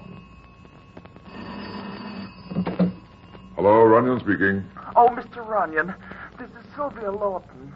I've been trying to get you. I've been out. Nobody answered, huh? I know. I've called several times. Don't you have a secretary? Only at Christmases and New Year's. What's up, Miss Lawton? I've just received a note from Scott. It's horrible. Fantastic. I can imagine. What's it say? Now Joyce will die, too. Not like Helen, a blade through the heart. Just 1 day more. What's the postmark on the envelope? Long Island, Manhasset. The others were postmarked Grand Central Station. You sure it's from Pearson? I know his signature. The message is typed like the other one. All right, Miss Lawton. I'll see you later. What's happened, Mr. What did... Oh. Where have you been, little Miss Muffet? I just couldn't stand being cooped up in this office. I simply had to get out and walk around. How far did you walk? To Pearson's office? What do you mean? I haven't been outside the building. Harry Lindley's dead. I found him murdered in Pearson's office. Lindley? The little man who worked for Scott? Yeah. Surprised? What do you know about him? Only that Scott didn't like him, but if he's dead, who could have done it? What do you think? I don't know what to think. I'm all mixed up now. I've never been so scared in all my life. If you're so scared, why did you leave my office? I told you why. I had to get out and move around. I've been walking up and down these corridors.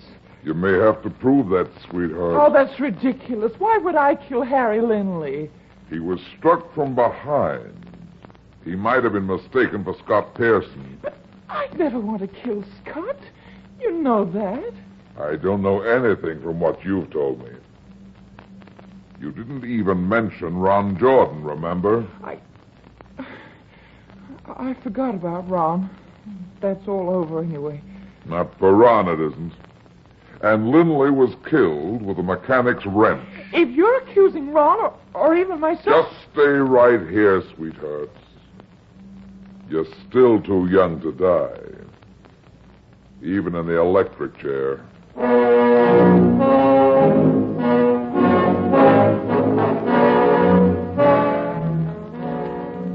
Leaving Joyce in my office, I drove back to Ron Jordan's garage. Fog was creeping in from the sound like a gray shroud covering the dying afternoon. Nobody was out front. The garage doors were open a crack, so I started towards them. Wisps of fog touched my face with clammy fingers, and then, all at once... Who is it? Who's there? Hi, Jordan. What are you doing back here, Runyon? What do you want? What's wrong? Why so jumpy? You're crazy. There's nothing wrong with me? Not much. You're shaking like an old-time Model T. Come on, quit kidding. Hey, come on, I'll buy you a Coke. Sounds like bribery, Jordan. You come on. Let go of my arm. You want it broken at the wrist or the elbow? Runyon, I'll all right. Okay. Harry Lindley was killed with a wrench. We'll go check your tool rack. Now, look, wait a minute, Runyon. I don't know any Lindley. You're making a mistake, Runyon. Then why the shakes? It's not that cold, sweetheart. I'm upset about Joyce, that's all. I've been thinking about her and Pearson. I've been getting mad about a minute. He's too old for her, eh? And he has a family. Sure. A daughter. The kid may not even like Joyce. Funny, you should start worrying about that when you know Pearson's already threatened to kill Joyce. Open those doors. Now, turn on the light. Now, look, Runyon. Like I told you, I've been aware. I just opened up back here. Save it, sweetheart. Save your breath for the DA. That's Scott Pearson in that truck, isn't it? Isn't it? You're not getting me for this, Runyon. You. I won't let you. I'm getting out. Come back here, Jordan. I'll shoot.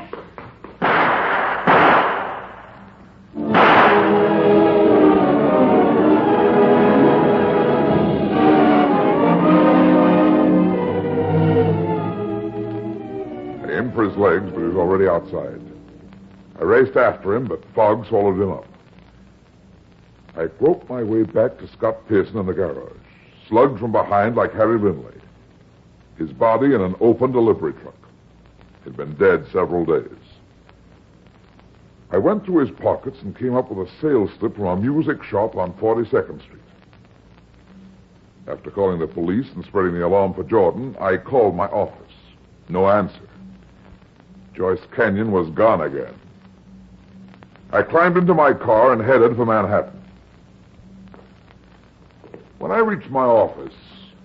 Runyon, where have you been? Why the personal visit, Maitland? I wanted to know what progress you've made. I was just leaving. Yeah? Come on in.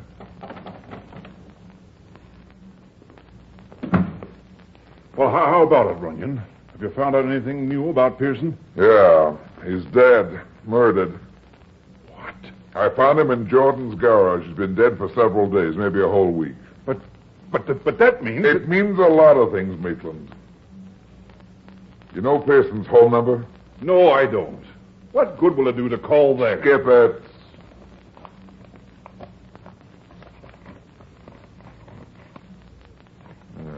Here it is. Hey, wait a minute. What? Pearson's number, residence and office. Remember, his business phone rings at home as well as at the office. Well, there's nothing unusual about that. Not to you, maybe.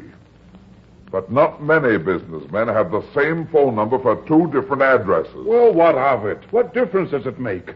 With what I found in Pearson's pocket, it turns this case right onto its ear. Come on. We're getting over to Pearson's apartment right away.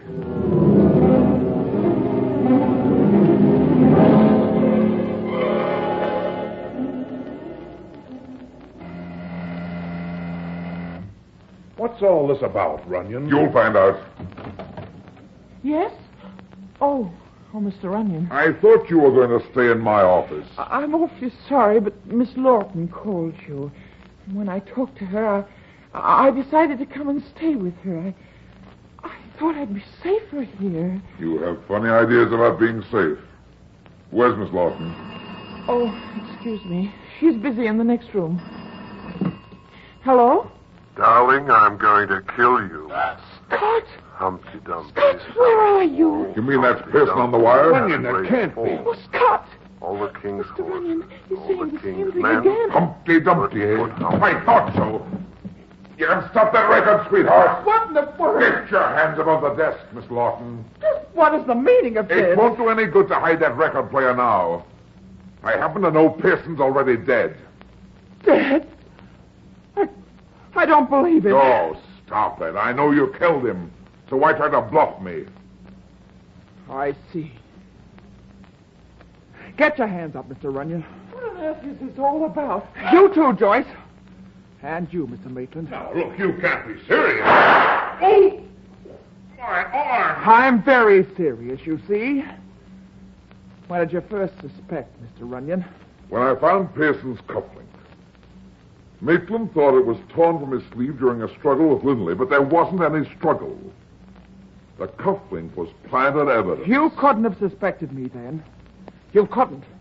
You're right. It wasn't until I realized Pearson had his office phone at home. I'd found a slip from a music shop in his pocket.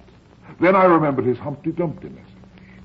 I knew he'd bought one of those record-your-own-voice records. But he said, darling, I'm going to kill you. Because it was for his daughter, he was kidding her. So that's why he left. Yeah. Sylvia here used his business wire to call his house number, and then played the record to you. You're very clever, Mr. Runyon. Keep your hands You up. were too clever, sweetheart. You'd been in love with Pearson a long time, hadn't you? For years. When he told me he was going to marry this little snip, he asked me to drive out to see Jordan with him to prevent future trouble. That's where I killed him. Killed?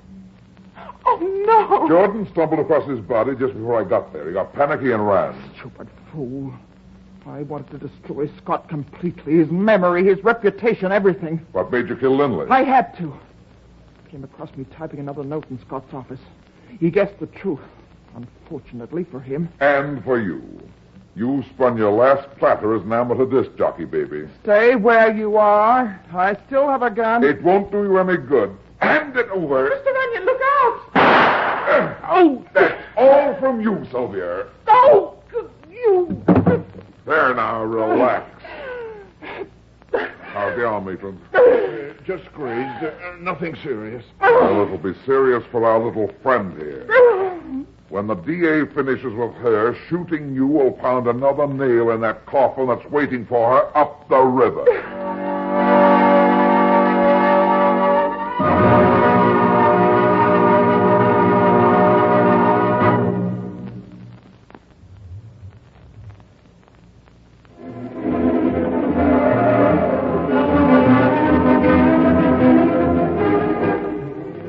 Well, that's that. It seems I spend my life in getting into trouble and getting out of it. But at the same time, I generally manage to get some other people in and out of trouble, too. Be seeing you again. So long.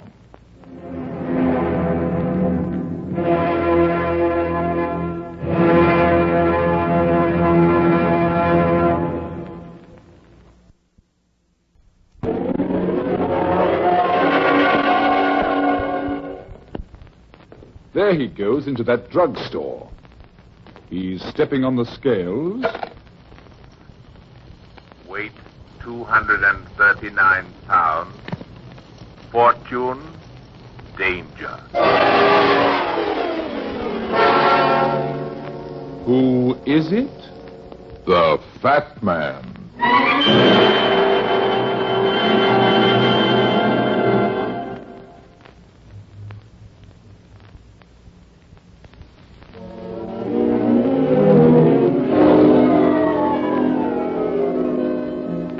And now, here's the Fat Man in Murder Through a Crystal.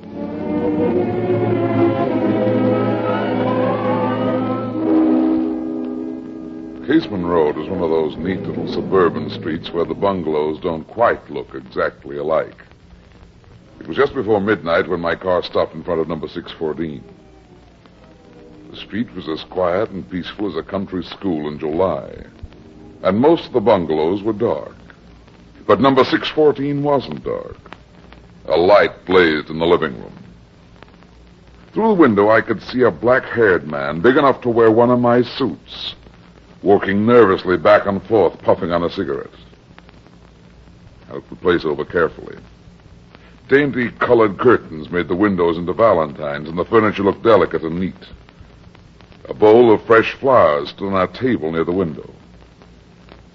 The black-haired man was still pacing as I walked up on the porch, but he stopped abruptly when he heard my steps, and I got a good look at him through the window. His frightened eyes stared toward the door as he ground out the cigarette. He stood there long enough for me to see that he looked 30, but was probably a good deal older. When I hit the knocker, he jumped, then headed for the door. Who's there? The fat man, Brad Runyon. Oh. Come in. I wasn't sure who it was. Expecting somebody else? No, I'm not expecting anyone but you. I'm nervous, I guess. Why? Well, after all, I don't do this sort of thing every night. Just what sort of thing are we doing, Frazier? You weren't too specific over the telephone. Sit down, Mr. Runyon. I couldn't say too much on the phone. You're not talking on a phone now. What time is it? 5 minutes to 12. At 12:30, I'm going to meet some men. I want you to go with me.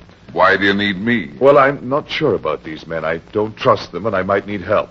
Who are the men? I don't know. Why are you meeting them? To give them some money. Blackmail? No, not exactly. I don't know whether you've heard about it, but during the last 3 or 4 months, it seems a gang of thieves have developed a new and apparently very safe racket.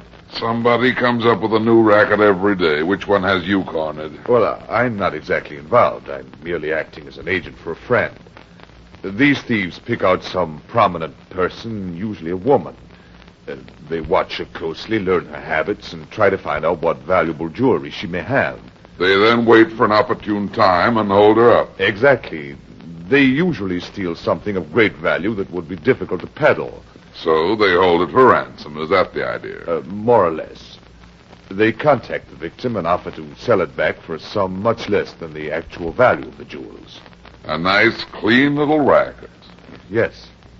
And this friend of yours is, of course, a woman. Of course. Married. Naturally. But you're not married, and you were with her when she was held up. Now, look here, Runyon. I'm hiring you to accompany me in case there's any trouble, and I don't intend to... Skip it. I'm not interested in your private life. I just want the facts. You were with her, weren't you? Yes. Her husband has a terrible temper, and he doesn't know the bracelet is gone yet. If he should find out... Your name would be mine. I'm thinking of the woman. Sure. So it was a bracelet? Yes, a diamond bracelet worth about $40,000. What are they asking? $5,000. Did she give you the money? I have it here in my pocket. Where are you supposed to meet these guys? Well, it's about a 15-minute drive from here out in the country. We'd better get started. Do you have a gun? Yeah. Why? I don't want any trouble, any shooting. I'd prefer it if you empty your gun. If they try anything when I give them the money, you can step out with the gun and frighten them away. They don't sound like the kind of boys who frighten easy. And you don't look like a wife chaser to me. I think I'll keep the bullets in. I don't understand. It may just be a coincidence, but we might look a little too much alike standing still in the dark.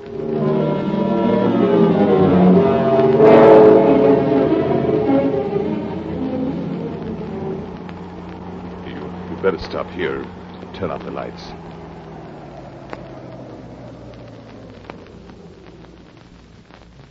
Nice lonesome spot. I'm to meet them just this side of the old covered bridge over Ross Creek. It's about 200 yards down that little dirt road, leading off from our right up ahead. Can you see it? I think so. I'll walk on down there. Wait about a minute and then follow me, but don't make any noise. Keep a good distance back, but watch me. If they start anything, then you can do whatever you think best. I've got a better plan. What? First, tell me the name of this friend of yours. I can't do that. Anything you tell me is confidential. I'd lose my license if I tried any funny business. Now, what's her name? I don't see what difference it makes. It might make a big difference. Very well. Her name is Mrs. David Creel. That's better. Now listen to me. I don't like this job, and I don't like your story.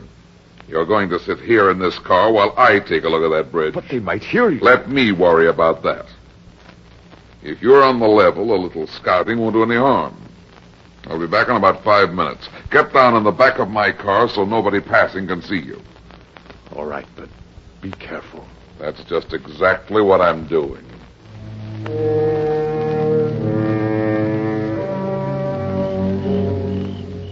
The moon ducked behind a cloud as I moved off into the shadows, got contrary, and popped out again just as I reached the little dirt road. I stopped by a tree and glanced back. The car looked empty. For 5 seconds, I stood under the tree listening. Only the sound of crickets broke the silence. I felt uneasy, and I didn't know why.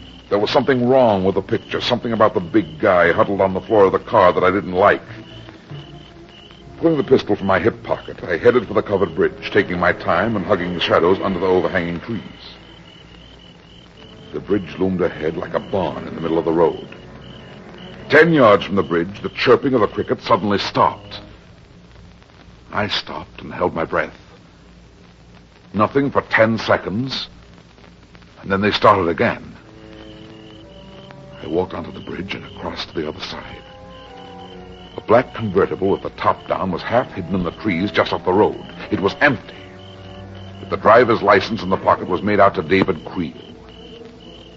I was halfway back up the little dirt road when I heard somebody trying to get through the brush. Slipping the safety on my gun, I waited behind a bush. What's your hurry, Mr. Creel? Oh, who are you? Little Boy Blue.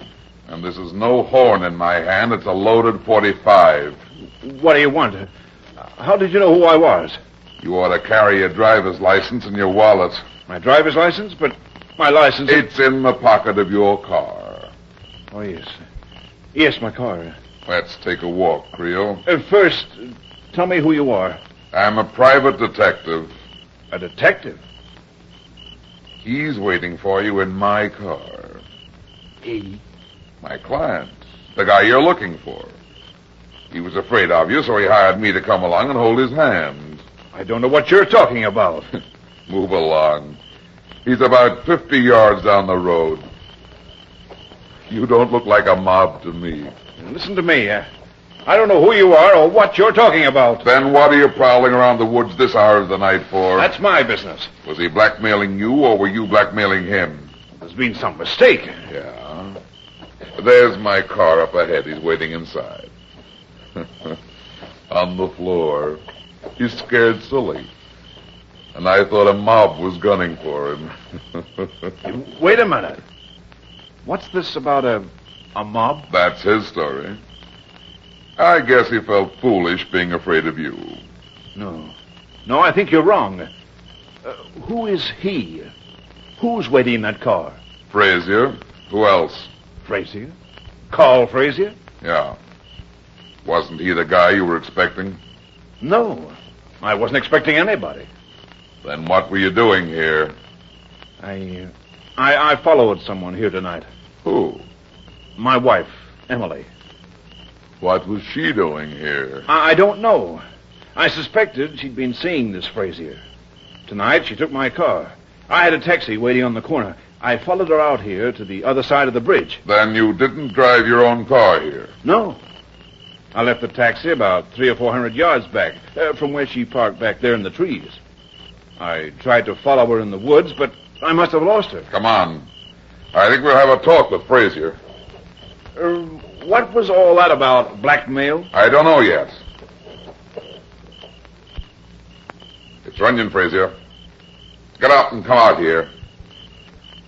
It's okay, Frazier. There's nothing to be afraid of. He must have left the car. Emily must have been the person he was meeting. I don't know who he was meeting, Creel, but whoever it was didn't like him much. Huh? How do you know? They stuck a knife in the back of his neck.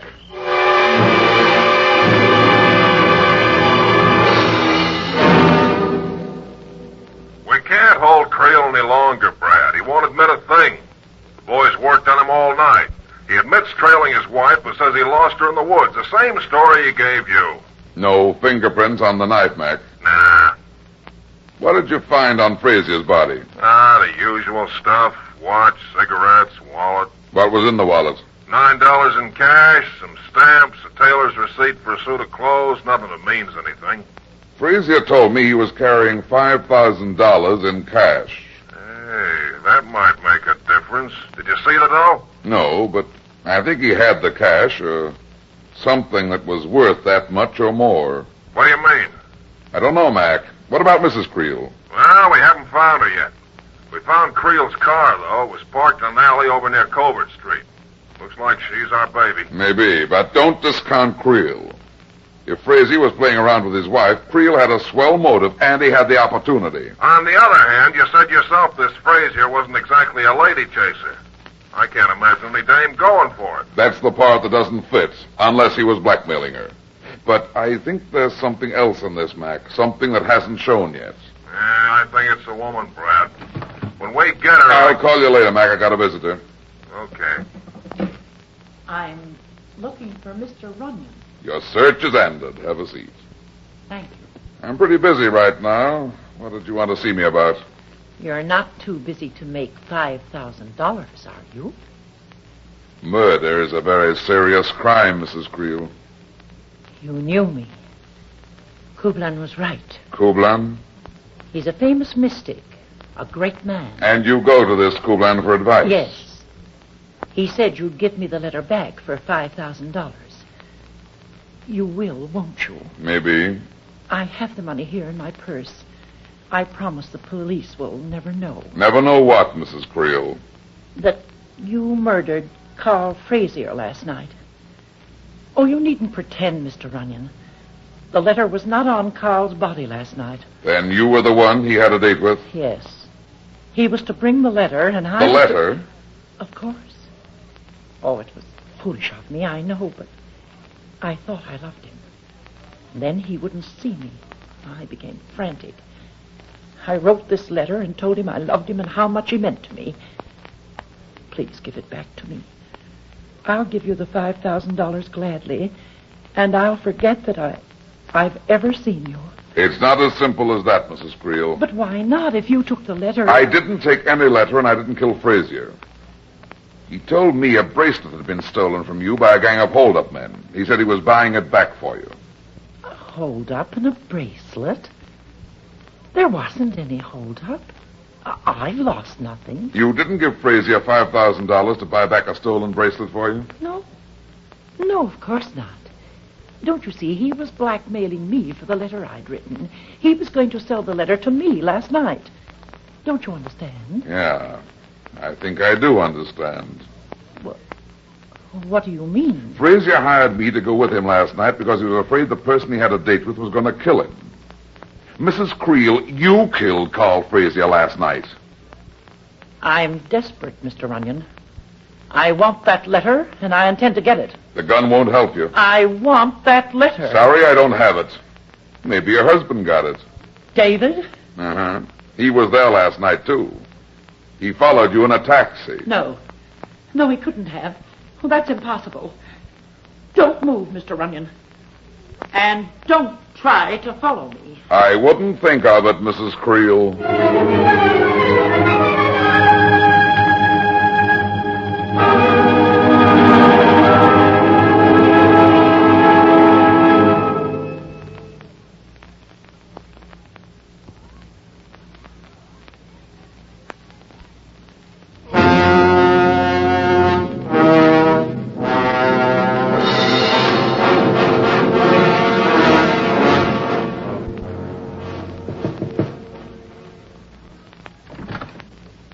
Yes? I've come to see Kublan. Who is calling, please? Mr. Shanks called about an hour ago. Oh, yes, of course, Mr. Shanks. Come in. His Excellency will see you at once. Good. Would you just follow me? Since this is your first visit, Mr. Shanks, I feel I must warn you of our rules. Rules? Under no circumstances must you speak while His Excellency is concentrating. Second, we prefer as little publicity as possible. I'm sure you understand. I think I do. Third, it is customary to pay in advance for the reading, So, if you please, $10? Here you are. Thank you so much. In here. Mr. Shanks is here, Your Excellency. I am ready. Come in, sir. That will be all, Mother. Please be seated in the chair across the table from me.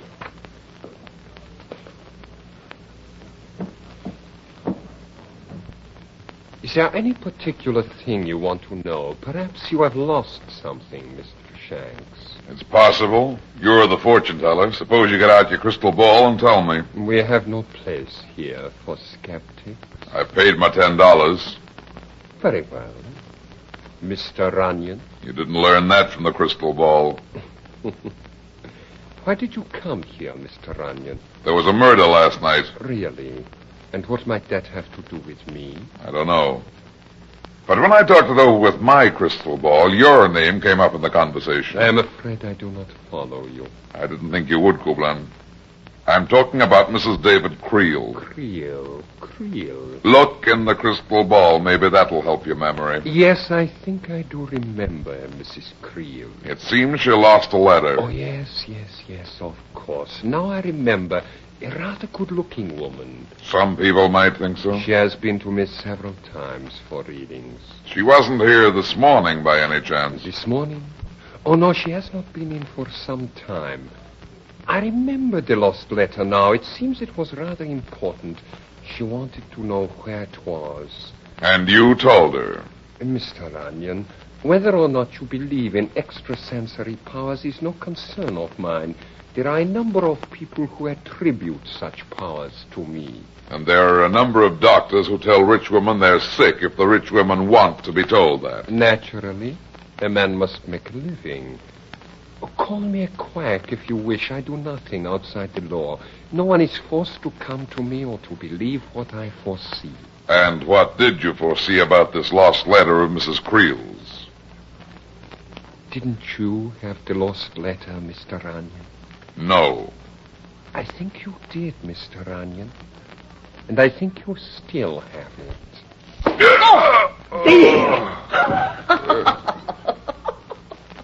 Very nice, Mother. You are stronger than you look. Quickly, search him.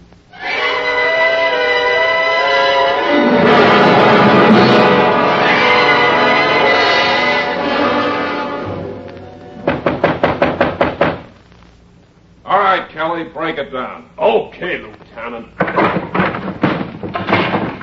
Drop that knife. Hey, Brad. Brad, what in the name of... Mac. Brad, that knife, did you kill him? No, Mac, I didn't do it. At least I don't think I did. Who is it? A phony fortune teller named Kublan. What happened to you? Somebody slugged me from behind about 4 or 5 hours ago. I don't remember anything else. I woke up just a second ago. This knife was in my hand. Somebody's idea of a joke, I guess. Some joke. Yeah. How did you get in on the party? A phone call tipped us that there'd been a murder at the fortune teller's. Where do you fit in, Brad? Mrs. Creel was a patient on patrol of this guy Kublan. He sent her to me to get a letter that Frazier was blackmailing her with. You? But I don't get it. I think I'm beginning to. Did the same person that killed Frazier last night kill the Swami? I'm not sure. I think Frazier and this guy Kublan were working a racket together. Blackmail, huh? Yeah, it's an old racket. They look for silly women. The fortune teller gives her the works, gets her confidence by telling her a few obvious things. Then he tells her some dark man is coming into her life. I've seen it hundreds of times. Then Frazier pops up and the game is on. Yeah, I get it. In this case, it was a love letter she wrote to Frazier, probably at Kublan's directions. After that, they wring her dry. The fortune teller pretends to help her, but of course he only makes it tougher for her. Then she must have gotten wise to him and knocked them both off. Maybe. But it could also be her husband. And there's something else. What? This guy Kublan had an assistant, a tall, dark, oriental-looking babe named Marver. It could be any one of the three. Let's take a ride, Mac. Whoever killed Frazier and Kublan did it to get the blackmail letter, but I don't think they got it. I think the letter is still somewhere in that house, and unless I miss my guess, the murderer probably thinks so too.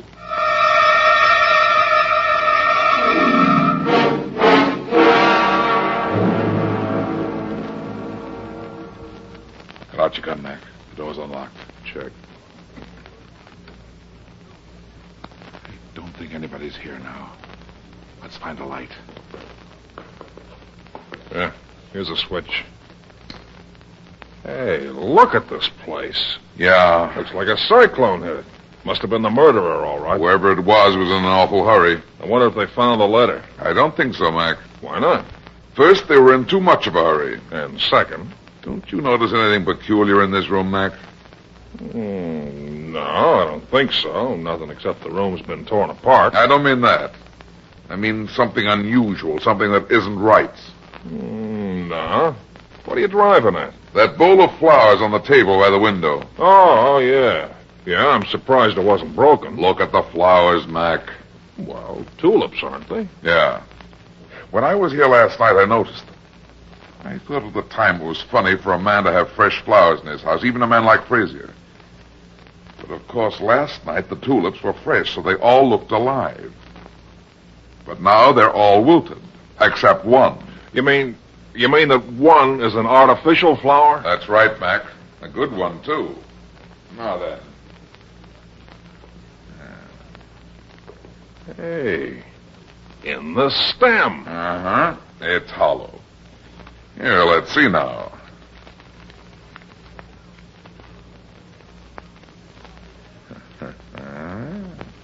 It's the letter, all right, Mac, and it's a little beauty. No wonder it was valuable. How very clever of you, gentlemen. Hello, Marver. The letter, please. Throw it on the floor. And put your hands well above your head. Okay, there you are. Put the gun down. You can't get away with this. Perhaps you are right. However, they have not got me yet. And you will not be able to help them. Well, then, would you satisfy a condemned man's curiosity? Did you kill Kublan? Why, yes. Yes, I killed Kublan. I killed him because the fool was going to try and pin Frazier's murder on me. You didn't kill Frazier? No. Kublan killed him. Why? He was a fool, too. A greedy fool. He was holding out on us. Walk over to the wall and face it. Killing us won't help you. Do as I say. Okay. I see where you fit. You were going to use the letter for your own little blackmail, huh? Very clever. Is there anything else you would like to know before you die? Yeah. Why do you want the letter now? Well, it happens to be rather valuable, Mr. Runyon. Sure. As long as she was alive, you could blackmail her, but now she's dead. Dead? What are you saying? Who is dead? Why, Mrs. Creel, of course. You're lying. Lying? You killed her yourself, didn't you? She is not dead. She can't be dead. Hey, wait a minute. Mac, we're wrong. Huh? What a couple of saps we are. Marva really doesn't know about Mrs. Creel. What are you talking about? Don't you see, Mac? It must have been her husband. He killed her tonight because of Kublan and the letter. Don't you get it? Yeah, I get it. It all fits. This babe didn't kill Mrs. Creel. She'd never kill the goose that laid her golden eggs. That's why she still wants the letter.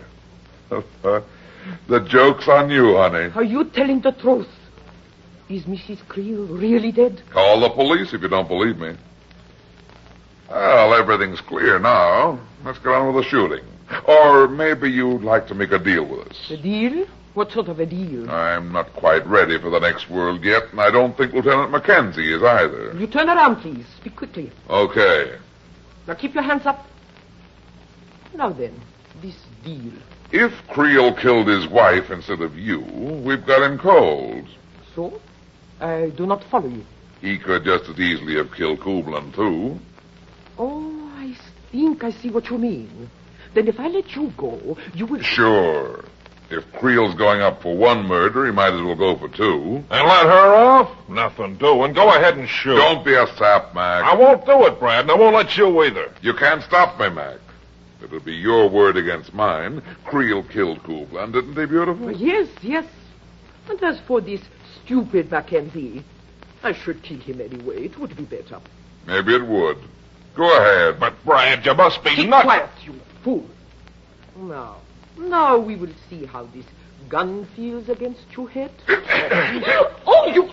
Let go of my arm. Let's see how the gun feels in my hand. No, you...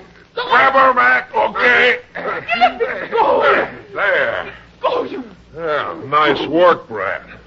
Boy, you had me plenty worried there for a minute. Yeah. Now you can worry, baby. Get the cuffs on her, Mac. Right. Hey, but Brad, how did you know that Mrs. Creel was dead? We didn't. She's not dead, Mac. Then you were lying. Save it, baby, save it. You know, I'm surprised at you. A big-time fortune teller like you should have been through that. The trouble with you is you don't consult your own crystal ball. If you did, you'd see that murder always puts you behind the 8 ball.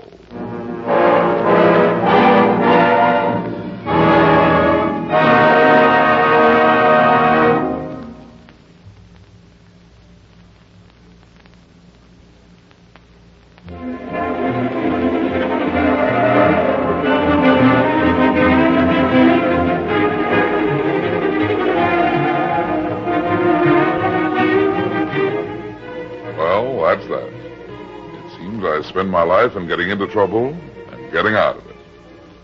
But at the same time, I generally manage to get some other people in and out of trouble, too.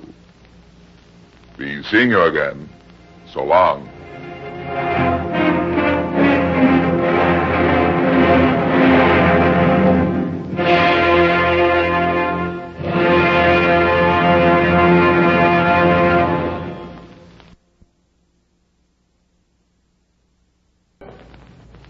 There he goes into that drugstore.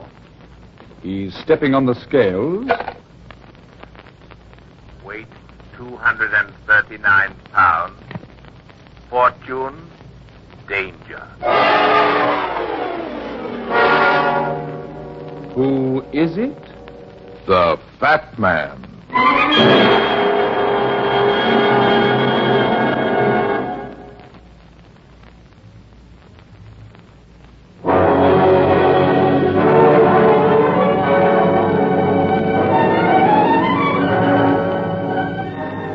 And now here is the Fat Man in Murder Makes a Statue.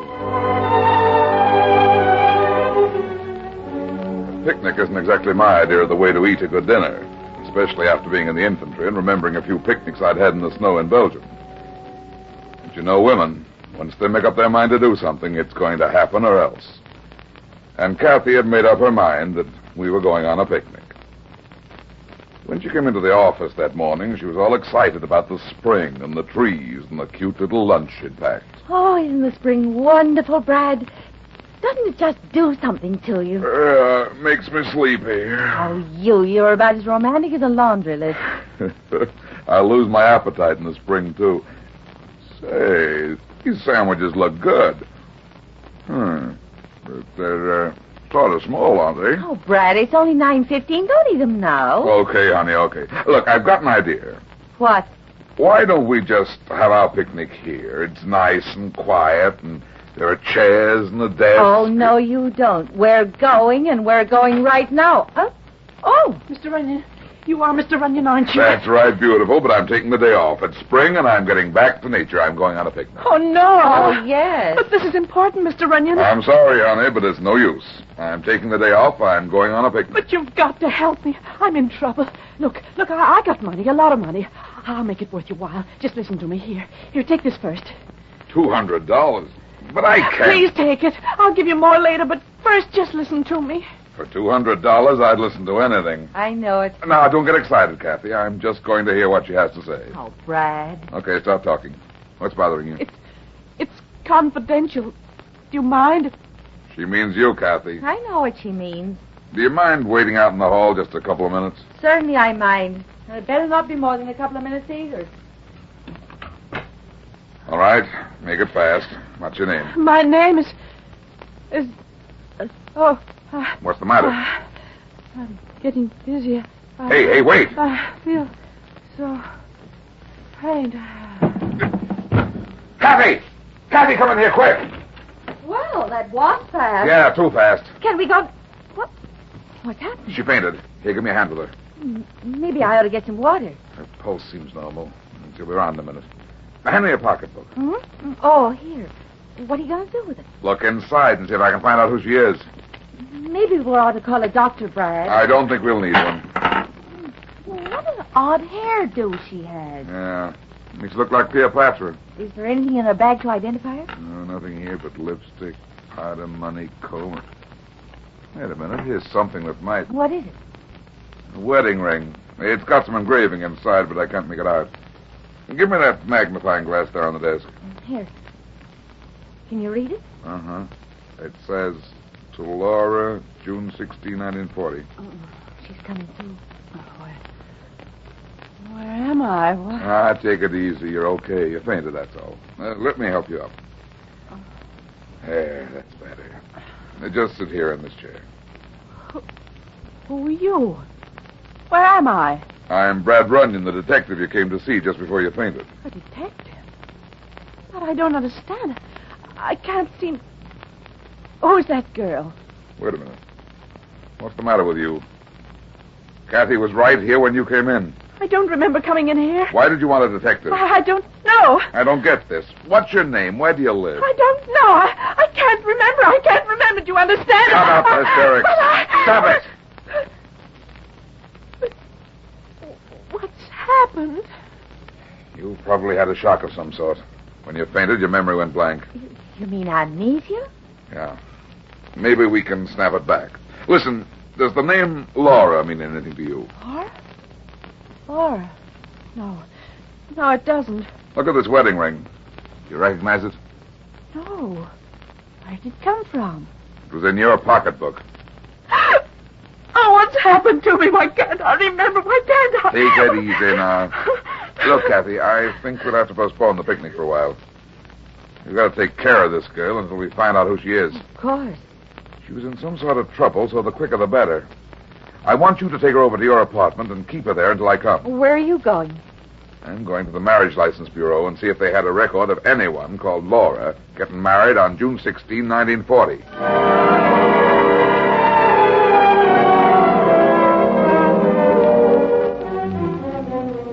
It's no use. It's no use. I just can't remember anything at all. You mustn't get yourself so upset. Brad should be back in a minute. But it's so horrible.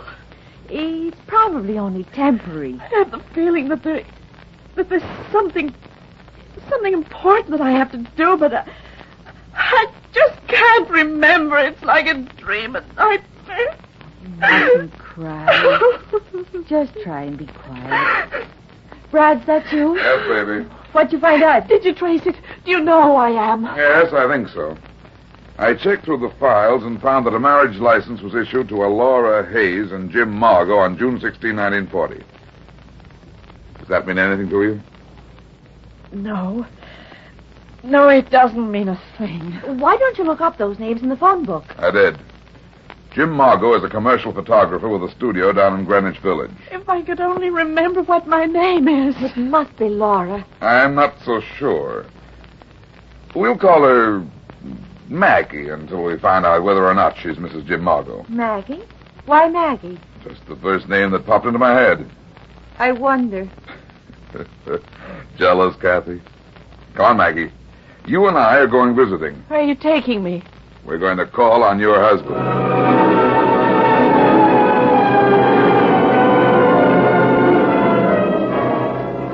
I'm sorry, but Mr. Margot's very busy right now. He can't see anyone. But this is important. Listen, Irene, how long is Margot going to keep me waiting on that other set with this flimsy wrap on? I'm freezing to death in there. Take it easy, honey. He only has one more shot to make. Hey, that's cute. They're making wraps out of feathers these days. Yeah, cute, isn't it? Cute, but not warm. Oh, please, don't touch me with... What's the matter, Maggie? It's the feathers. I can't stand them. Please, I'm allergic to feathers. Well, I'm sorry. I didn't realize they were touching you. Maggie, sit down over there. I'm going in. Hey, wait a minute. You can't go in there. That's all right, sister. This is important. Okay, now hold it, girls. That's right. No, wait a minute. Now, throw your head back farther, Lois. There, that's it. Okay, now hold it. Hold it. Oh, that's fine. Okay, take a break. Jim Margot? Yeah, but I'm very busy now. Come back later, will you? I don't think you're too busy for this. What are you talking about? So who are you, anyway? My name's Runyon. Brad Runyon. The fat man? The detective? That's right. Your wife has had an accident. Laura, in an accident? What's happened? Don't get excited. She's not really hurt. She's lost her memory. But I don't understand. She was all right. When did you see her last? Why, this morning, of course, when I left home. Hey, where is she now? She's sitting in your waiting room. She's had a bad shock or a bad fright. I want you to go out there now and talk to her just as if nothing were wrong. Sure, I understand. Good. Come on. There she is over there. Well, hello, Laura. What's the matter? That's not Laura. I've never seen this girl before in my life.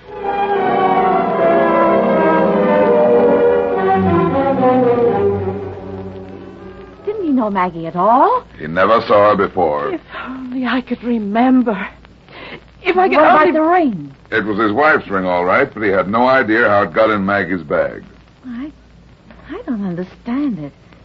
Maggie, are you sure you didn't recognize him? I've never seen him as far as I can remember. Oh, Mr. Runyon, please help me. You are going to help me, aren't you? Uh-huh. Why don't we take her to the police, Brad? They could probably trace her. I've got a better idea. What? You wanted to see the countryside in the spring. Let's go for a ride. Are you out of your mind? We can't do that now. Sure we can. Jim Margot's got a place in the country. But what do you want to see him again for? I want to return his wife's wedding ring.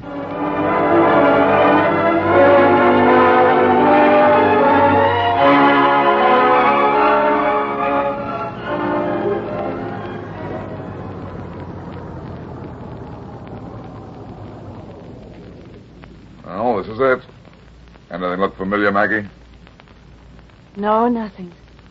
Lonely-looking place, isn't it? Yeah. Don't open the door, Brad. Look, the dog. He's as big as a horse.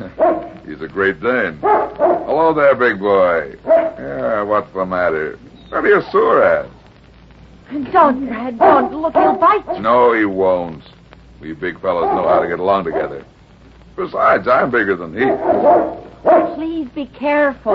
Reach in that compartment there and give me that box of cookies.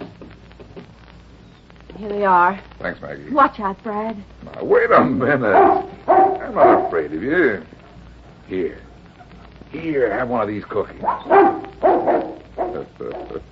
Okay, take the whole box. See, he didn't want to bite anybody. Come on. He looked awful mean. They won't bite unless you're afraid of them. The door's not closed tight. Yeah. Must be somebody around. Anybody home? Come on, let's go in. Brad, you just can't go into somebody's house. I'm already in. Come on, Maggie. Oh, what are you going to do? Just take a look around and wait a while. Maybe somebody will show up. I don't like this, Brad. Maybe Maggie will see something here in the house that'll jolt her memory. Now, take a look in that studio over there, Kathy. Mac and I look in here. All right. Yeah, this looks like the living room. Take a good look around, Maggie. Isn't there something, anything that clicks? No. No, it's all strange to me. Brad! What is it? Come here, quick. What's the matter? What's wrong? Well, there in the chair. Stop it. Don't look. She's dead, all right.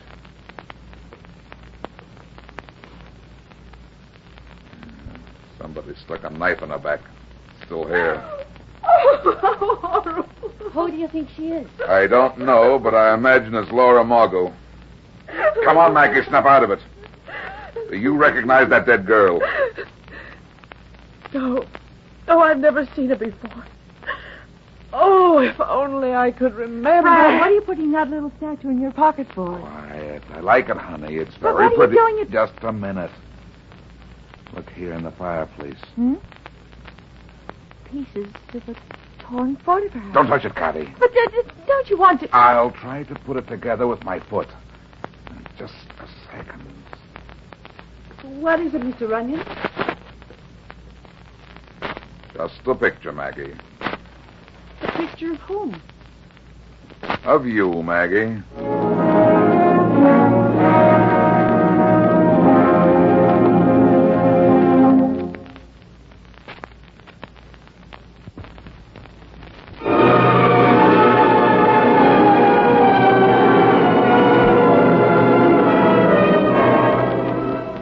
What did you find, Mac? Who was the dead girl? You were right, Brad. She was Laura Margot. The medical examiner says she was killed between 9:30 and 10:30 this morning. You sure of that? He's positive.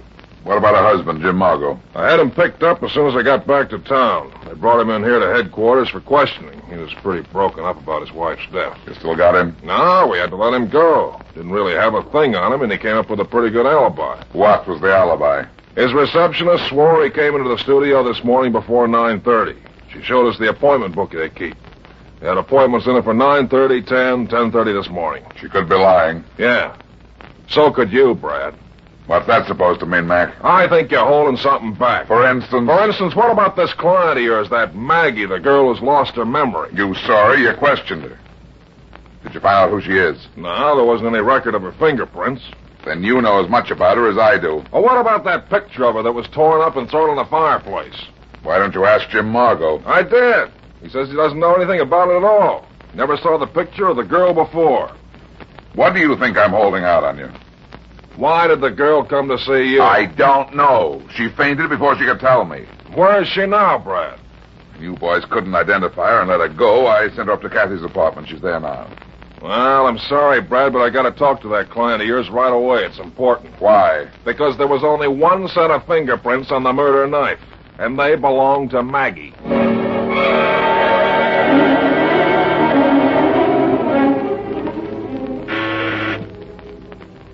It's funny. No answer. You better not be kidding me, Runyon. Mac, I was never more serious in my life. I can't figure this out. It's unlocked. It looks like nobody... Kathy! Kathy!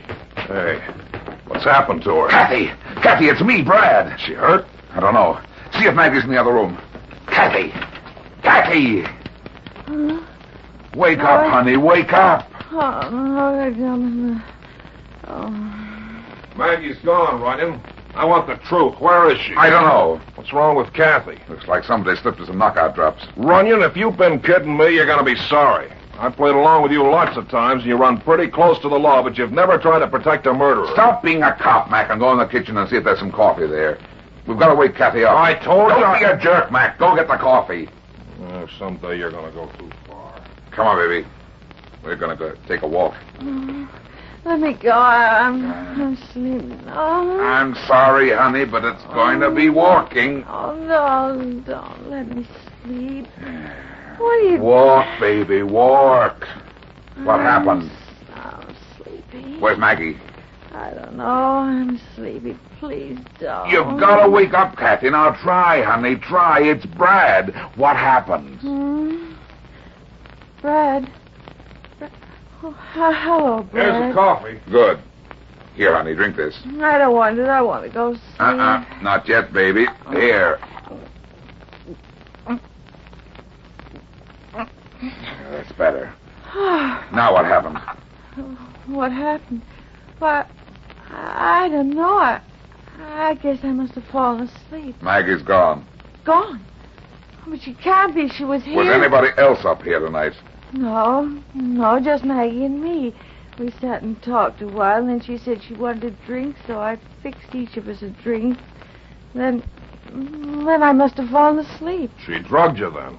Maggie? Yeah, it looks like it, sweetheart. But why? I don't understand. Because she's a murderer and she knew the game was nearly up. This doesn't look so good for you, Runyon. I'm going to send out a general alarm to bring her in. Don't be a sap, Mac. She couldn't have murdered Laura Margot. Why not? Because Maggie was with me in my office when the murder was committed.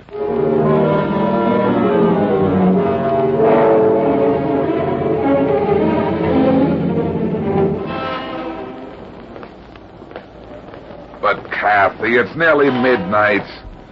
You ought to stay home and go to bed. No, it's no use, Brad. I'm going with you, and that's that. But, honey, I've got work to do, and you need I'm rest. not a bit sleepy now, honestly. Look, I'm fine. What's the matter with you anyway? Oh, I don't know.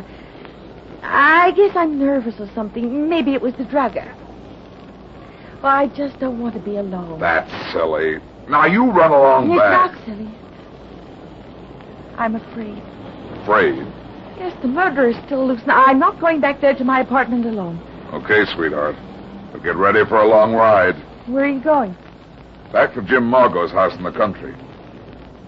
I've got some unfinished business up there.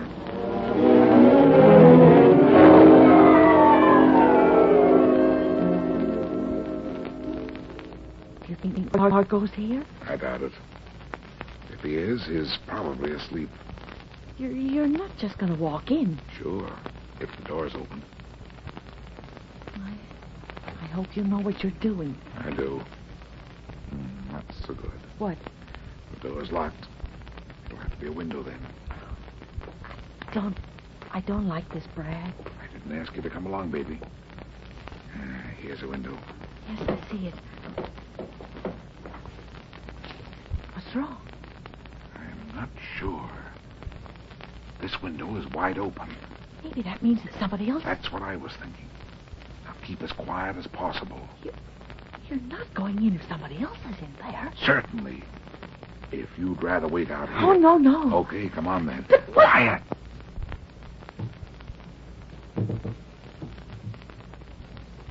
The door to the hall is right over there. Hold on to me and be as quiet as possible.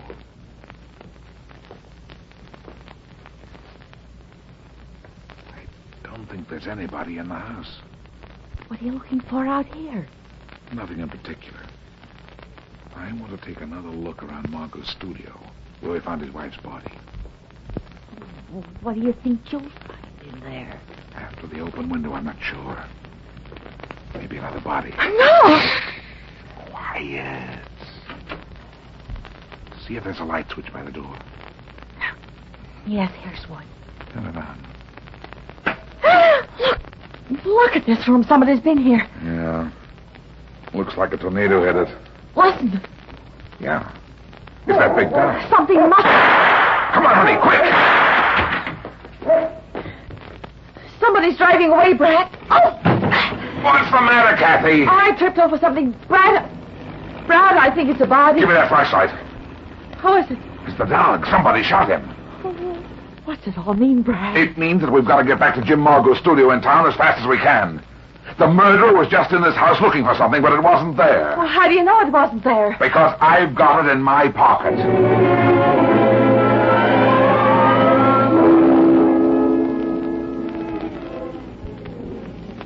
There's a light on in Jim Margot's studio. Somebody's in there. Now, I want you to do just as I tell you. Stay outside here in the hall. If you hear anybody coming, let me know quick. I'm going inside. Do you think Margot is in danger? A lot more than he thinks. Oh, good. Come in, Arlene. I'm nearly ready. Who's Arlene, Margot? Fat man. You startled me. Who's Arlene?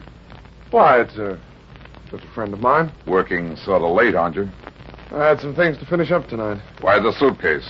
Going someplace? No, I'm going to stay in town a while. After what happened this morning, I naturally don't feel like going back home. Somebody broke into your home tonight, Margot. Broke into my home? But why? I don't understand. Whoever it was killed your dog. Champ dead? No. They must have attacked him when they tried to get in. Uh-huh. Or maybe they did it so we'd think that was what happened. What are you talking about? Maybe the dog really knew who it was and wouldn't have bothered him. So he killed the dog to throw me off. Yeah, I see what you mean. You're pretty smart, fat man. Thanks. But why would anybody break into my house? They were looking for something. What? A little statue. But they didn't find it because I've got it in my pocket. Here it is. Does it look familiar to you, Margot? Why, no, I've never seen it. Do you know who it's a statue of? No, of course not. That's funny because I recognize it. It's the girl I brought to see you this morning, the girl I called Maggie, who was suffering from amnesia. What are you driving at, Runyon? Your memory isn't so good either. What do you mean? It's no good, Margot. I found this statue in your sculpting studio, and it's got your name on the base. Don't make a move, Runyon. Pretty fast on the draw for a photographer. Yeah, and a good shot, too. This gun is loaded, and I'll kill you if you try to stop me. You still haven't told me who Arlene is, Margot. Arlene and Maggie are the same girl, aren't they? I don't know what you're talking about. Sure you do. You killed your wife so you could run away with Arlene, didn't you? She slipped up, though. She remembered she was allergic to feathers. You've got it all figured out, haven't you? Yeah. Well, that's too bad, because now I'll have to kill you. But first I want that statue. Now give it to me. It's a nice piece of work, Margot. I recognize Maggie by the Cleopatra hairdo. Toss it over here. Hey, what's going on out there? Here's the statue, Margot. Oh, my arm!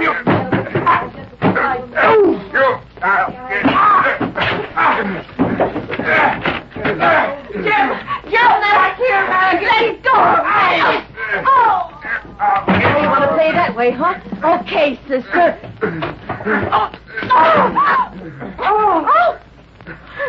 Gosh, well, what do you know?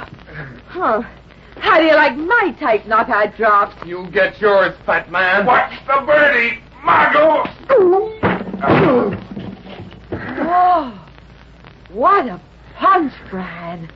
Yeah, I guess he'll sleep a while. Where's Maggie? Over there on the floor.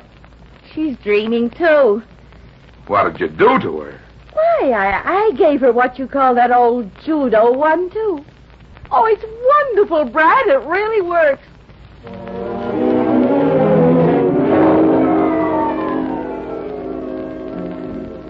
Hey, what's the idea of a party at 3 o'clock in the morning, Kathy? It's not a party, Mac. It's a picnic. You don't have picnics indoors. You go out in the country. You pack a lunch. We've got the lunch all packed. See it in the basket. Well, I thought we were going to eat here. We are. Brad likes his picnics in comfort. Sure. Nice chairs, a table, no bugs. Oh, it's a beautiful night. How can you tell with that beefsteak over your eye? Huh? Oh, you ought to see the other girl. Well, nobody will be seeing her for a long time, or Margot either. Why did she fake the amnesia, Brad, and come to your office? She did it for an airtight alibi. She and Margot had planned it that way. He was to do the killing and then point everything toward Maggie, or rather, Arlene. That was her real name. But why? I don't get it. Well, it looked for sure as if she'd done it. Fingerprints on the knife, the torn photograph. But she couldn't have done it, because she was in my office at the time of the murder. It was supposed to be a real stumper for us, and it would have been, too, if Margot hadn't forgotten about the statue, and she hadn't pulled the boner about the feathers. Oh, listen, Brad, is that thunder? Yeah, have an olive, Mac. Well, this is one picnic that won't be rained out.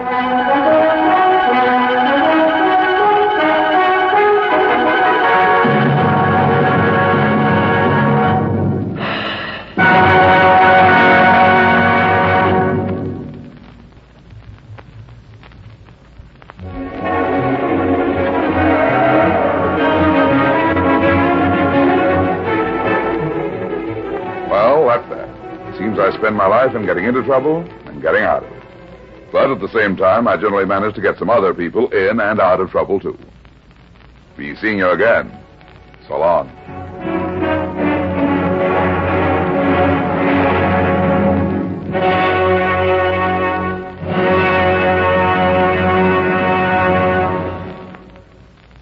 Something in the air? You bet. Excitement. Because 4 exciting new shows go on the air tonight, starting right now. ABC brings out its first Monday night surprise package labeled Dashiell Hammett's Fat Man. The Fat Man is the stalwart detective whose huge size doesn't slow up his progress a bit when it comes to sleuthing. And speaking of detectives, you'll want to meet hard-talking Ross Dolan, played by William Gargan. His business is crime. In his words, I deal in crime. And he follows in half an hour. And then the Dean of Music Makers, Paul Whiteman, and his new show, Forever Tops, the top tunes that will live forever. Paul Whiteman plays them on Forever Tops. And did you know that your top stage and screen laugh favorites, Jimmy and Lucille Gleason, have opened a diner? What a diner. You see, that's what we meant when we said excitement in and on the air tonight and every Monday night on ABC. Right now, let's take a trip into adventure with Dashiell Hammett's Fat Man. Wait. 247. Fortune. Danger. Who is it? The Fat Man.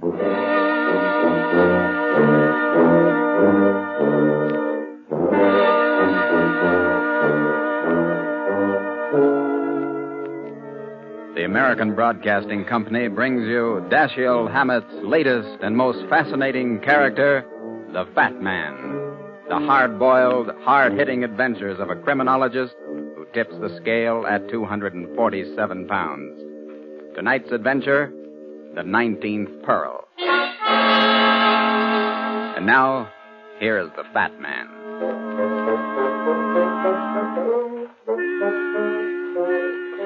One of the worst things about being fat is feeling thin. That extra load you carry around is something you never think about till you bump into a full-length mirror or drop a penny into a drugstore scale. Even then you don't feel fat. The only time you really feel it is when you run into a beautiful woman. That's when the old collar kind of chokes you and your hands look big and your legs are hard to cross. That's when you're glad you've got a busy job like mine, solving crimes. This one began in Grand Central Station, right near the information center. My mother was going away for a weekend. I was there to put her on the train. You don't have to wait around till the gates open, son. I've gotten on trains before. It's all right, Ma. It's a free night for me anyway. Want some peanuts? Oh, for heaven's sake, no. I do. Be right back. Bag peanuts, Jenny. All right. Better make it 2. Here you are. Okay.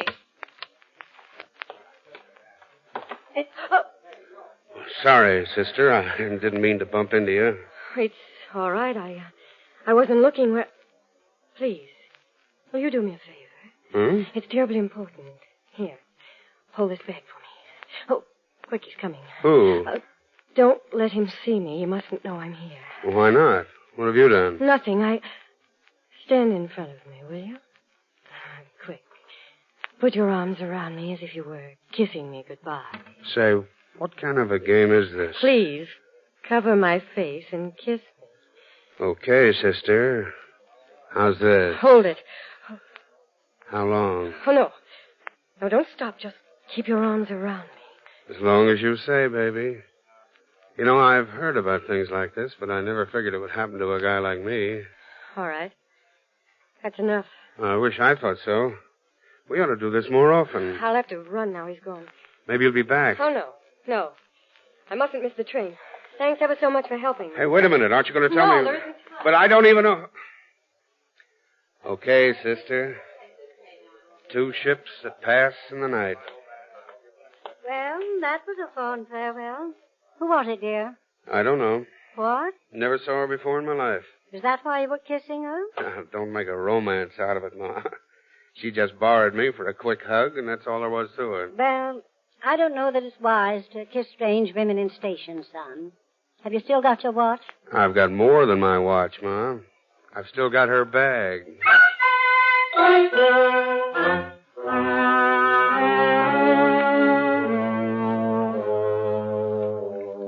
But how do you know she's on this train, dear? I saw her duck into the car ahead. Well, leave the bag with me. I'll give it to her as soon as we pull out of the station. Are you kidding? Son, we're going to start in a moment. It's all right. I'll ride up to 125th Street. Just to give her back her bag? That's a good enough reason. Well, be sure you get off at 125th Street.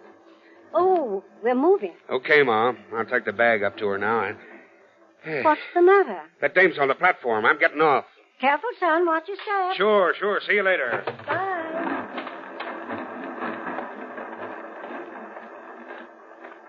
Good evening, beautiful. Oh, you frightened me. I didn't the last time. Want to play some more? I don't think so. Well, don't go away. I still got your bag. Oh, well, thank you. What's this all about, kid? Who'd you knock off? I beg your pardon. You must have done something. Otherwise, you wouldn't be running away. Why not? Can't I be running away from danger? There's a man following me. The guy on that train? How did you know he was on it? Simple arithmetic. You got on to give him the slip. He must have followed you. Otherwise, you wouldn't have got off. That's exactly what happened. What else happened? I don't know what you mean. Come on, kid. Tell me the truth or I won't help you. I don't know that I want you to help me. Okay, sister. I'll walk right out of the picture. No. No, wait. Changed your mind? No. A man who's been following me changed it. Huh? He's standing right over there on the platform.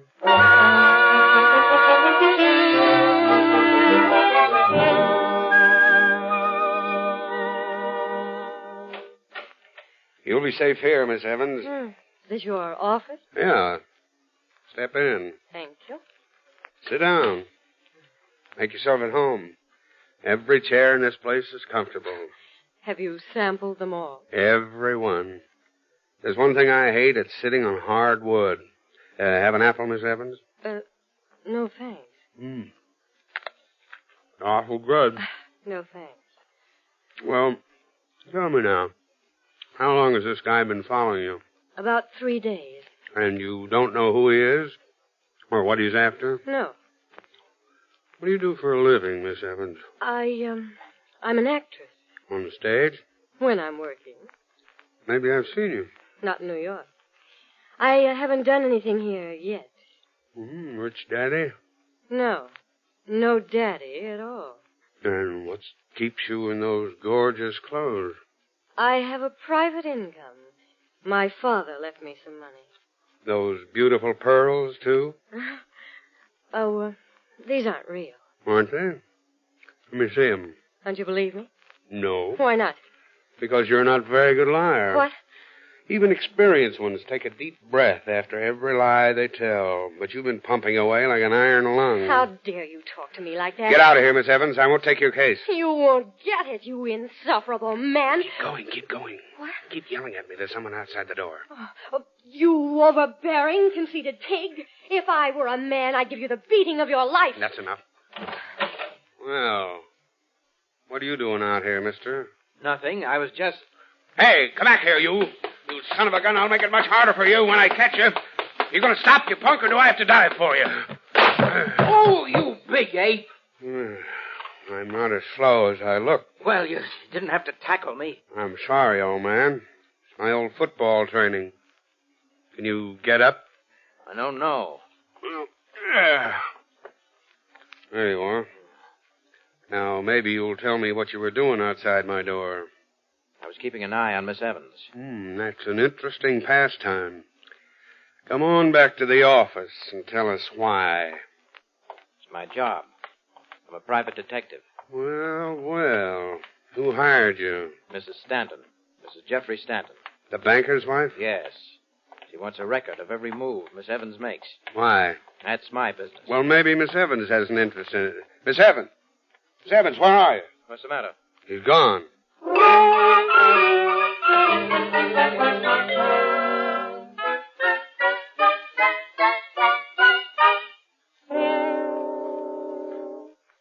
A gentleman to see you, Mrs. Stanton. Who is it, Carl? He refused to give me his card, madam. He simply said the fat man is calling. Fat man? What do you suppose he wants? Some information, Mrs. Stanton. Good heavens. What do you mean by coming in here unannounced? But I was announced. I'm the fat man. Well, I've never had the pleasure of meeting you, and I certainly don't intend to do so now. Show him out, Carl. I don't think Carl is man enough, Mrs. Stanton. You'd better let me stay. What do you want? Some information about Miss Evans. I couldn't get a thing out of that clam you had following her. What clam? What are you talking about? Shall I call the police, Mrs. Stanton? No. No, I can manage this call. Very well, madam. Now then, what were you saying, Mr. I don't believe you mentioned the name. I didn't. People remember me better as the fat man. Oh, I know who you are now. Mr. Parker told me about you. Parker? The man you very nearly killed in the hall outside your office. He said you fell on him like a ton of bricks. He had no right listening outside my door. Did you really hire him to follow Miss Evans? I did. May I ask why? You shouldn't have to. I thought everybody knew I was anxious to divorce my husband. Miss Evans is just one of the grounds. One? The only one I'll need. You see, Mr. Stanton made the mistake of giving her a necklace. What? Quite an expensive one, in fact. Matched pearls. I see. You seem disappointed. In Mr. Stanton? No, in Miss Evans. You're not a friend of hers, I hope. Are you sure he gave her that necklace, Mrs. Stanton? Well, I believe it was a gift. I've never inquired. I don't really care to know how these arrangements are worked out. In other words, your husband and Miss Evans... Let's not put it into words, if you don't mind. There'll be enough of that when the case comes up in court. When the case comes up, Mrs. Stanton, you'll have to prove it. And right now, your star witness, Miss Evans, is missing. Oh, not really missing. Unless something's happened to her. What? I don't know. Frankly, I don't really care. Parker will find her sooner or later. Where? Probably at my husband's apartment. Oh. Doesn't he live here? No, not regularly.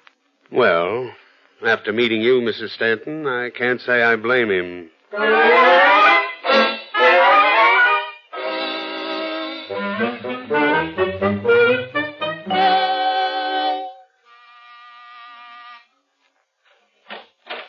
Mr. Stanton in? Yeah, he's in. O'Hara, what are you doing here, Captain? Come on in. I'm waiting for the medical examiner. Oh. Who's dead? Who do you think? Stanton lived here all alone. He might have had company. He did, a little earlier.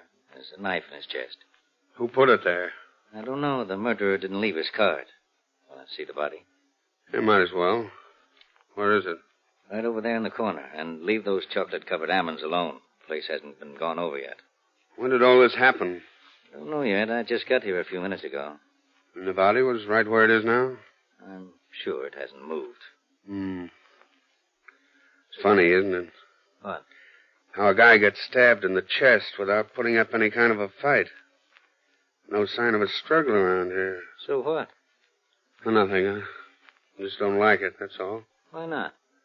Because the usual place for a knife is in the back. The chest, you see it coming. You got a chance to protect yourself. Not if you trust the person that's coming at you. Not if she's your sweetheart or something like that. Then you don't see the knife till it's too late. What makes you think it's his sweetheart? I don't. I don't even know if the man had one. Well, then stop putting a noose around her neck. Whose noose? What are you driving at? Nothing. I just don't like your theory, O'Hara. Well, it's apparent he was killed by somebody he trusted. If it wasn't his sweetheart, then... Will you stop mentioning his sweetheart? Why? Is she a friend of yours or something? Don't be funny. Well, what are you mad at? What's eating you tonight? Your theories. Stanton could have been sitting in that chair when he was killed. The murderer could have moved the body to throw us off the track. I doubt it. The murderer didn't even have time to cover up the one clue that's going to convict him. What's that? A piece of string in the dead man's hand. You see how Stanton is holding onto it? String? Looks more like a strong silk thread. Probably something he tore from the murderer's clothing just before the knife went into his heart. You don't tear single threads from a person's clothing, O'Hara? Then what is it? I don't know. Let's open his hand and see. Wait a minute. We don't have to open it. I can see something between the fingers. What is it? The fur.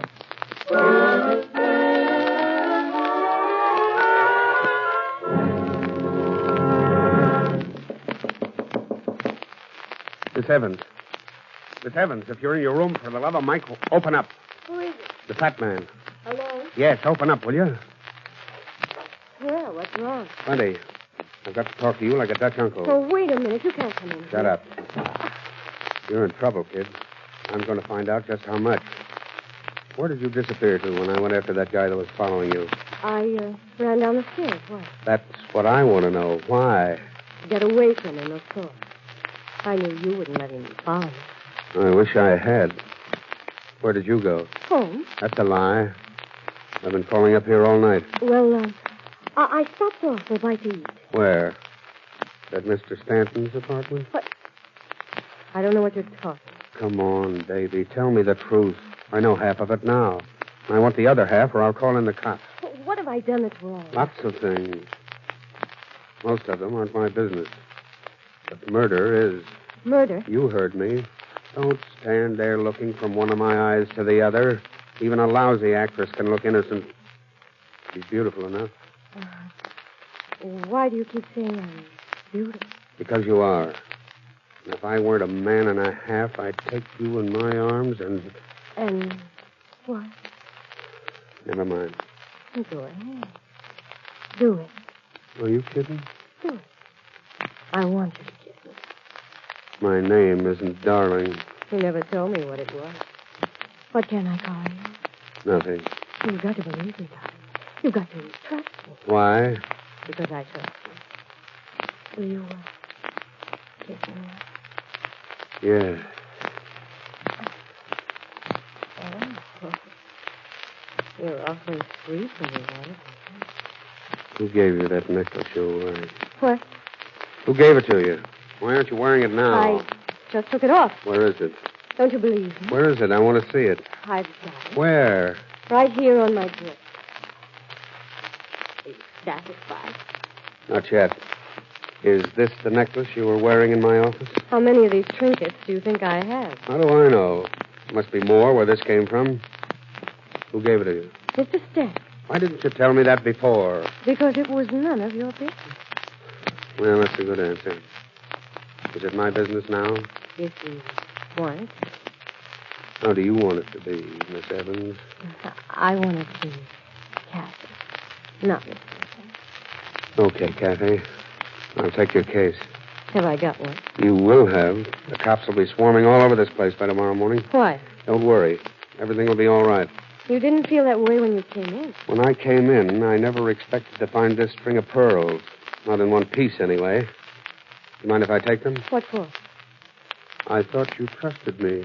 You still haven't answered my question. I need these pearls to make your alibi stand up, Kathy. Don't forget, I'm working for you, but the police aren't.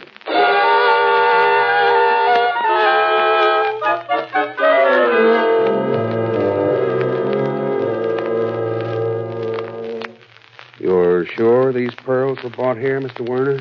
Quite sure. I matched them for Mr. Stanton myself. No chance of a duplicate set looking exactly like these. Very unlikely. Pearls are almost as individual as people. That's why they're so hard to match. I see. This is your clasp, of course. Oh, yes, it was made here. And the string? Oh, the string might be anybody's. There's nothing distinctive about a string. But the pearls are distinctive. Quite. Why did Mr. Stanton rearrange them? You mean they're not in the right order? Oh, the order is correct. But I only counted 18. What? The big one in the center is missing.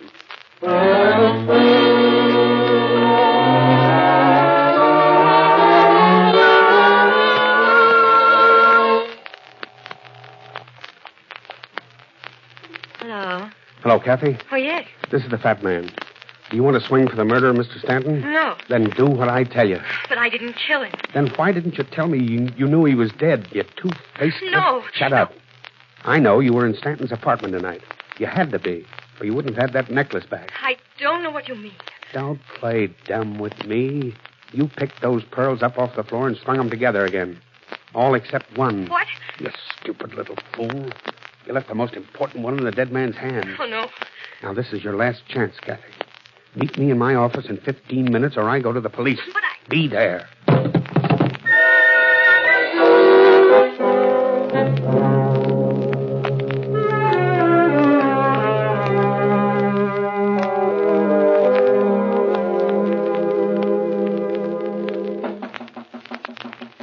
Yes? It's me, Kathy. Come in. What? Mr. Puck? What are you doing here? Waiting for you. The fat man sent for me. Where is he? He'll be back. He stepped out for a few minutes. Oh? Come on in. Don't be afraid. Well, Come on. The fat man wants me to show you something. What? Look over there on top of the desk. See it? What is it? A pearl. The largest one of a set. And what's it doing here? That's the fat man's business. He just wanted me to show it to you. Recognize it? I don't know very much about pearls. Then you wouldn't be interested in buying it. Not from you. Who told you it was for sale? The fat man. He offered it to me for... What's the matter? There's a microphone hidden in this bowl of fruit. The fat man must be interested in your reactions. Where do the wires go? Over here, to the window and down the side of the building. He must be listening in another office. He won't listen anymore. Don't do that, you fool. Put that microphone down. Why? Because he'll know you smashed it. You want to get... Where's that pearl, Miss Evans? I beg your pardon. That pearl. You took it off the desk while I was at the window. Oh, you're mistaken. I haven't been near the desk. Come on. Give it to me or I'll search you for it. Let go of me. Not until you put that pearl back. Open your hand. No, Open it, I said. The fat man will kill me if you get away with it. Oh, come back here, you little devil. Not on your life. Just a moment, Miss Evans. Mrs. Stanton. Yes. I'll take that pearl, please. Look out, she's got a gun. Stay where you are, young lady. No, you can't make me. Stop. I told you to stop. You're wanted by the police for the murder of my husband.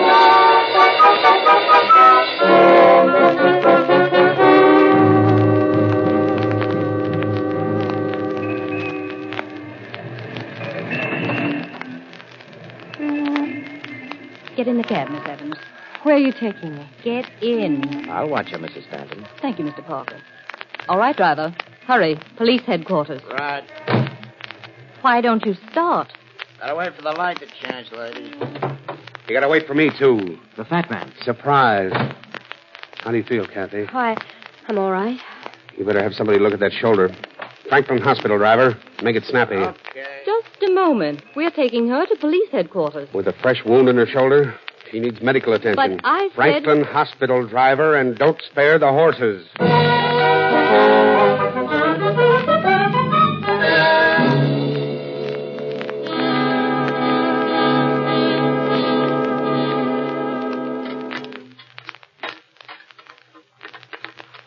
How is she, Doc? Oh, she'll be all right. Bullet just grazed her shoulder. You're very lucky, Miss Evans. You mean you're very lucky? Don't you know it's against the law to go around shooting people? I couldn't let her get away with that pearl, could I? Why not? That isn't the one they found in your husband's hand. That's just a hunk of paste. But you told us all to come to your office so you could trap the one who tried to steal it.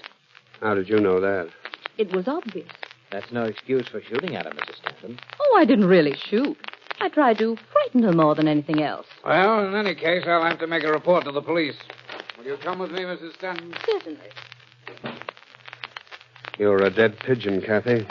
What do you mean? Even a bald-headed jury won't save you on this one. But I didn't kill him. I think you did. What's your vote, Parker?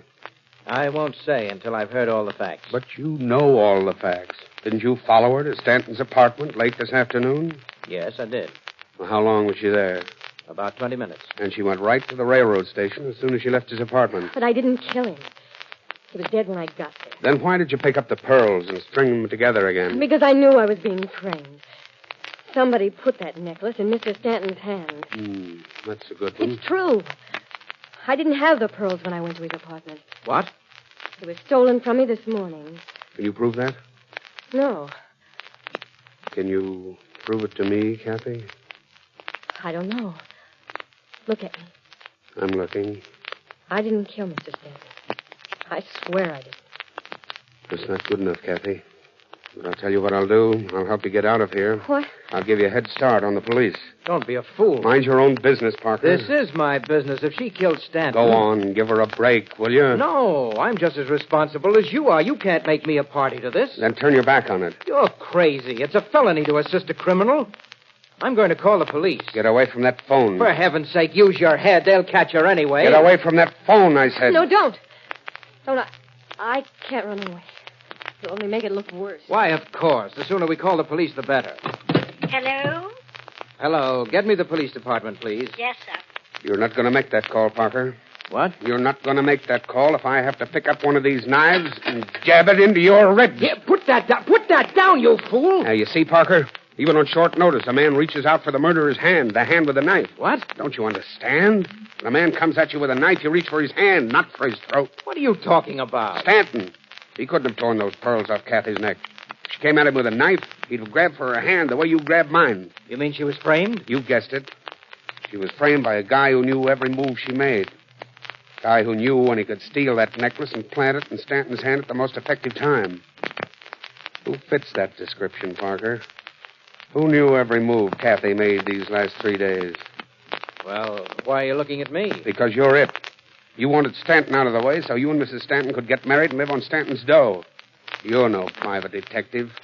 I found that out 5 minutes after I met you. Drop that knife and stay where you are. I've got a gun. Look out, Kathy. You may use it. I will if you don't get out of my way. Hello? That phone's open, Parker. You're giving the police your whole confession. What? Oh!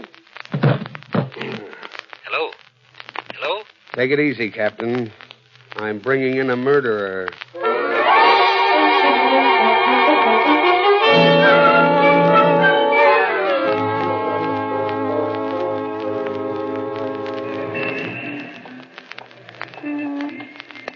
So you and Stanton were just good friends, Kathy? Mm-hmm, that's right.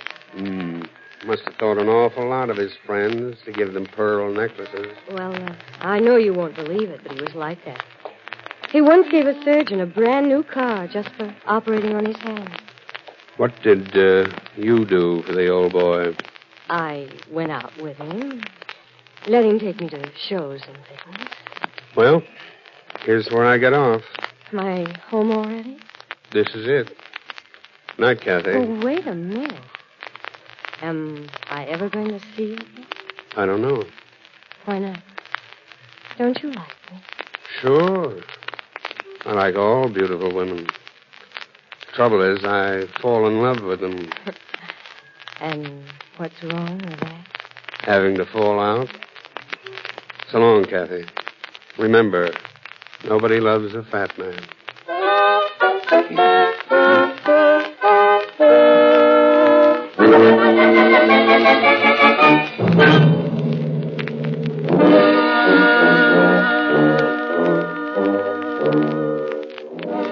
Listen again next week at the same time when the American Broadcasting Company brings you another adventure of Dashiell Hammett's exciting new character, the Fat Man.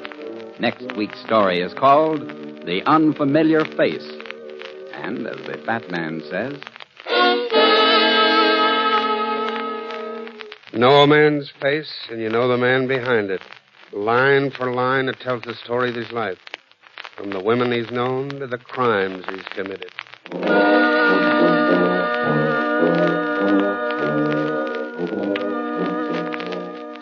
Tonight's adventure of the Fat Man, played by J. Scott Smart, was directed by Robert Sloan. Bernard Green composed and conducted the original music. Hold on to your nerves. Next comes a guy who keeps busy chasing fugitives and frails. It's William Gargan as Private Detective Ross Dolan, shooting his way through the mystery thriller I Deal in Crime. This is the American...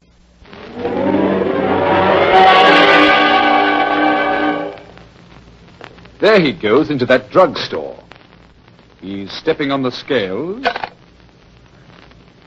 Weight 239 pounds. Fortune, danger. Who is it? The Fat Man.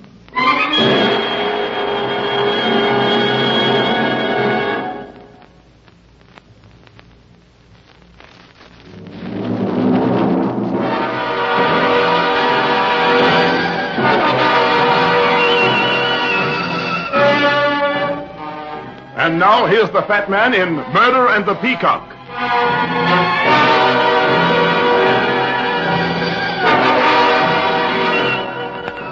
The Brunson Insurance Company specialized in fire and theft. They'd insure almost anything, but occasionally they got hit and hit hard in spite of the persistence of old man Brunson, president of the company.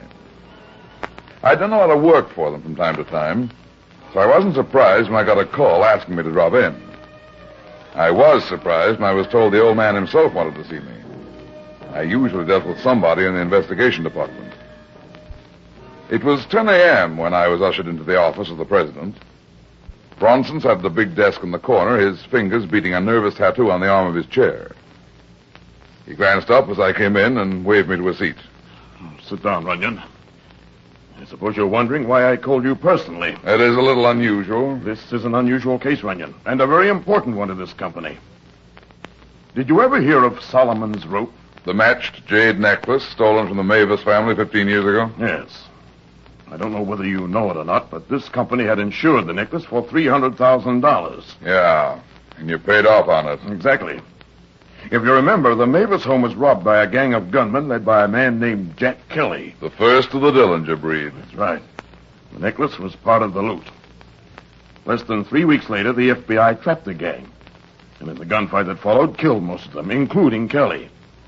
The entire loot from the Mavis robbery was recovered, except for the necklace known as Solomon's Rope. It was never found. I thought the police figured Kelly broke it down and got rid of it stone by stone before the FBI closed with him. I'm not the police, Runyon. I'm a businessman.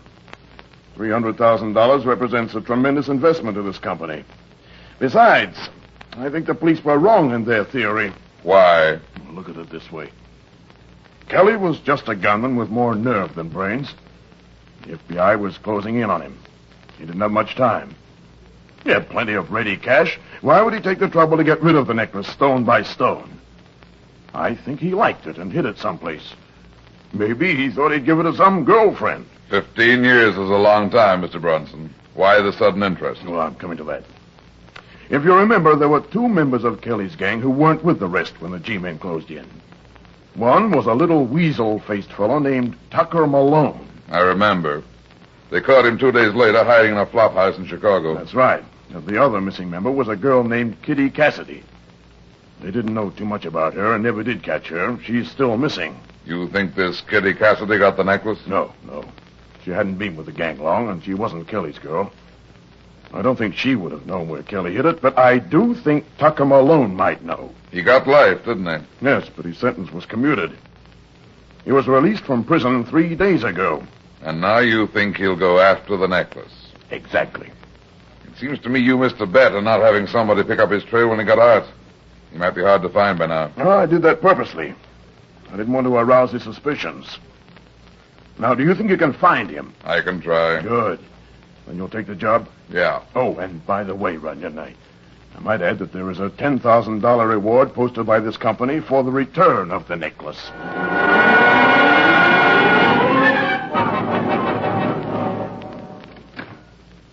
And so, with his head bowed deep in thought, the fat man solved another case. Very funny, very funny. Now listen, Charlie, I'm busy. Sure. What are you doing? Posing for an overweight version of the Thinker? If you're looking for a story, go down to Night Court. You won't get any byline here. Already I got a story. And what a story. You like to hear it? Go write it.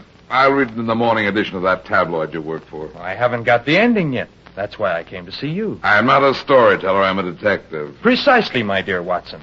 Which brings me to the purpose of my visit. I want to hire a detective.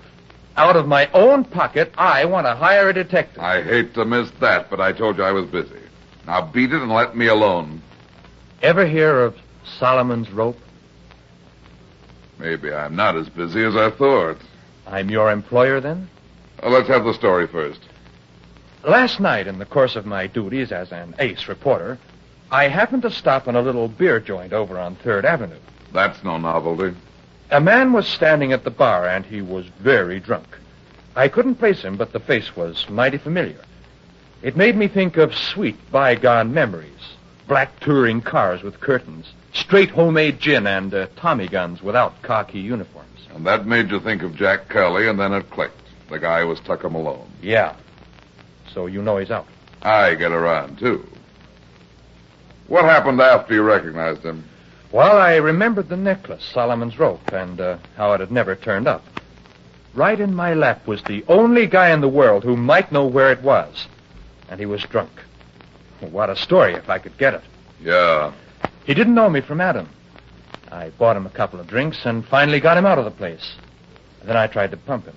Did he talk? Well, not much. He was awful drunk. But just before he passed out, he did say something. I can't make anything out of it, but, well, maybe you can. What did he say? He put his hand on my shoulder and he said, "You're the first real pal I ever had. I'm gonna make you rich, pal." I shook him and said, "Well, when? How?" He stared at me a minute and then he said, "The old guy raises peacocks. Tie that for me, will you, pal?" Peacocks? Well, that's what he said. What do you think he was talking about? Beats me. Maybe he was seeing peacocks instead of pink elephants. I like that part about making me rich, though. I think he meant the necklace. What do you want me to do? Listen, that guy's valuable. He's the lead sentence to the story of the year, and I want that story. There may be others who want the necklace. I want to hire you to protect him until I get him to talk. What do you say? I take it you know where Malone is. I'll say I know. I wasn't taking any chances. He's under lock and key in my apartment, sleeping off his drunk right now.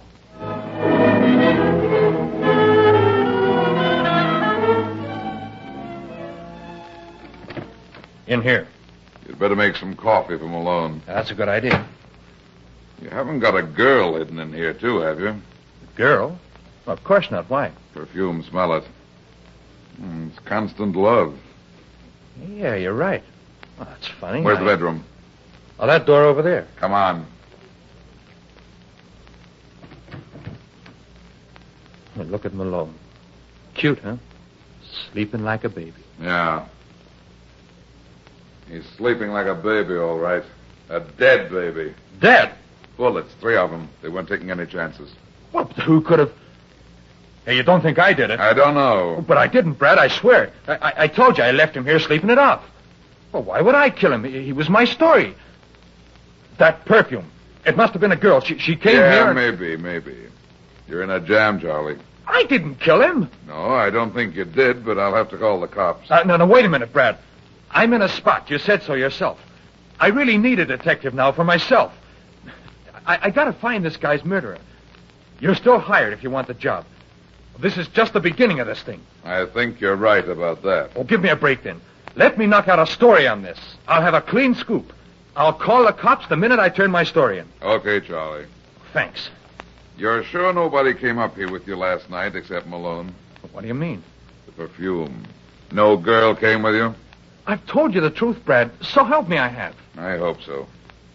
Go ahead and write your story, but make it fast. And don't touch anything in this bedroom. When you finish, call Lieutenant Mackenzie at headquarters and tell him the truth.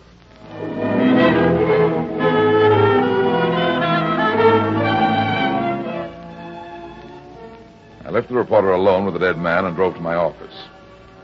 All the way downtown, Malone's last words kept running through my head. The old guy raises peacocks, tie that one for me, will you, pal? A drunk's dream or the key to something? In this business, you can't afford to pass up anything, not even a drunk's dream. So somebody raises peacocks. It was just noon when I parked the car and went up to the office. I opened the door and smelled it. The same perfume. Constant love. The girl sat carelessly in the client's chair, one slim leg crossed over the other.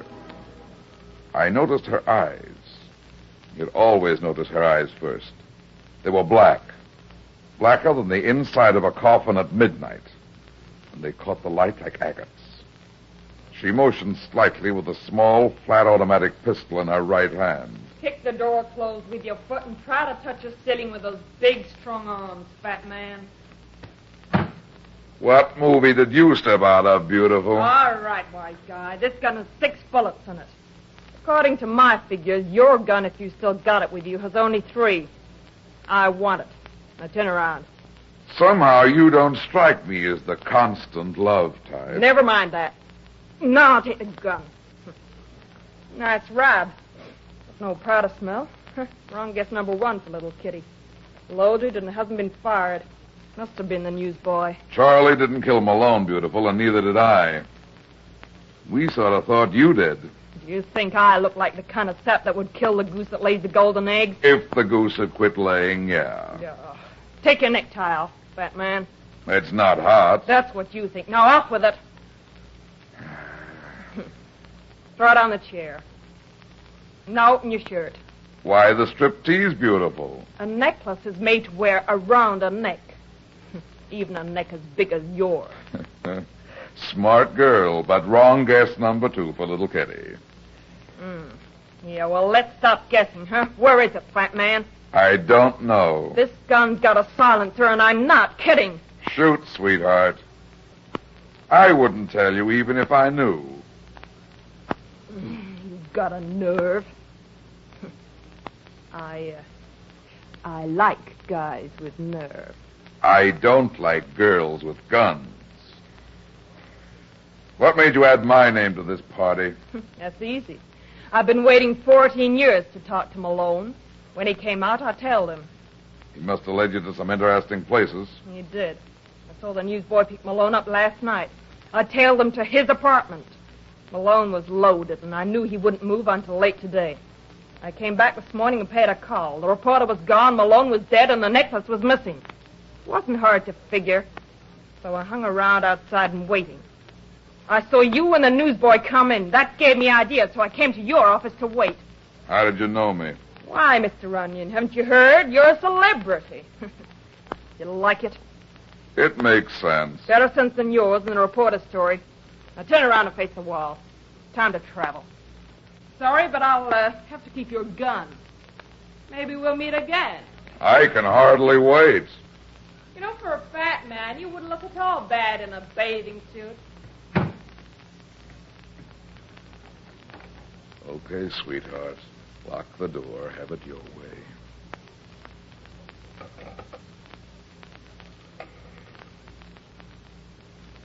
Operator, I'm in a hurry. Get me the city zoo. Yeah, that's right, the zoo. Yeah, quite a girl. I'd hate to have her for my first date. Hello, city zoo. I'd like to know the name of anybody who raises peacocks within 100 miles of this city.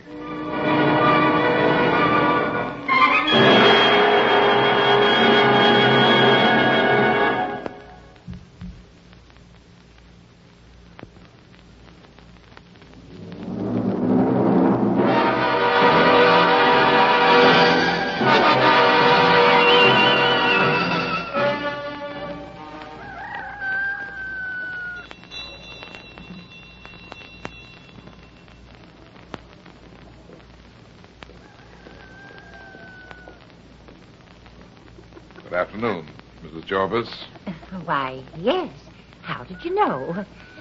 Oh, land sakes, it's getting cold, ain't it? Yes, it is. I just told George. He's my husband, George. I just told him that he was foolish to go out without a coat, but he won't let those peacocks alone. Won't you come in? Thanks. I reckon that's what you come about, ain't it? The peacocks. As a matter of fact, it is. Sit down, Mr. Runyon. Sit down, Mr. Runyon. George will be in a minute. My, I never saw the like of it. What? All the peacock buyers coming at once. Here we go along, raising them for years, and nobody wants them. And then, in less than a week, two of you fellas show up to buy. That's what you're here for, ain't it? Yes, that's it. Of course, I'll want to look them over pretty well. That's just what the other fella said, too. I always like to know what my competitors are doing. I was just wondering who this other fellow was. I don't rightly remember his name, but George might. He was a little fellow with an awful pale face. Looked like he'd never seen the sun.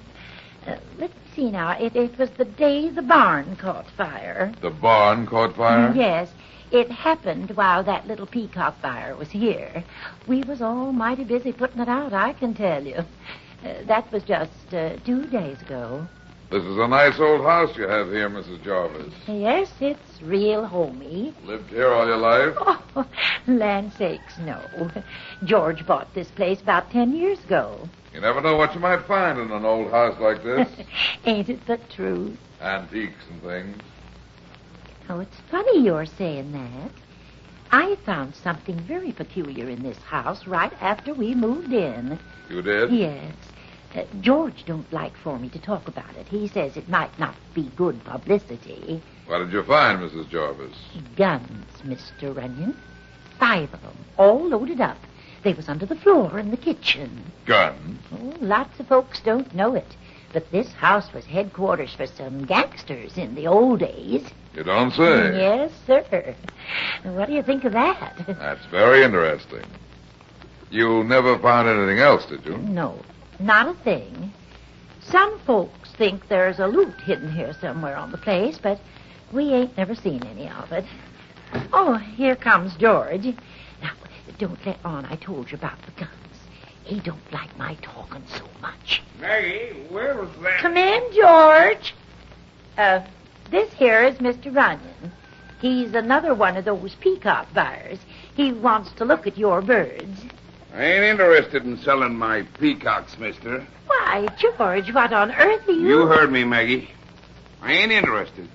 So you might just as well run along, mister. But, George, you know very well I that said no. Do you mind if I just look at them? Yes, I do mind. I told you I ain't interested in selling, so why look at them? I don't want no more buyers coming around here, so you can get. George Jarvis, you must have lost your mind. I know what I'm doing. I ain't selling my peacocks, and I ain't showing them to anybody either. And that's final.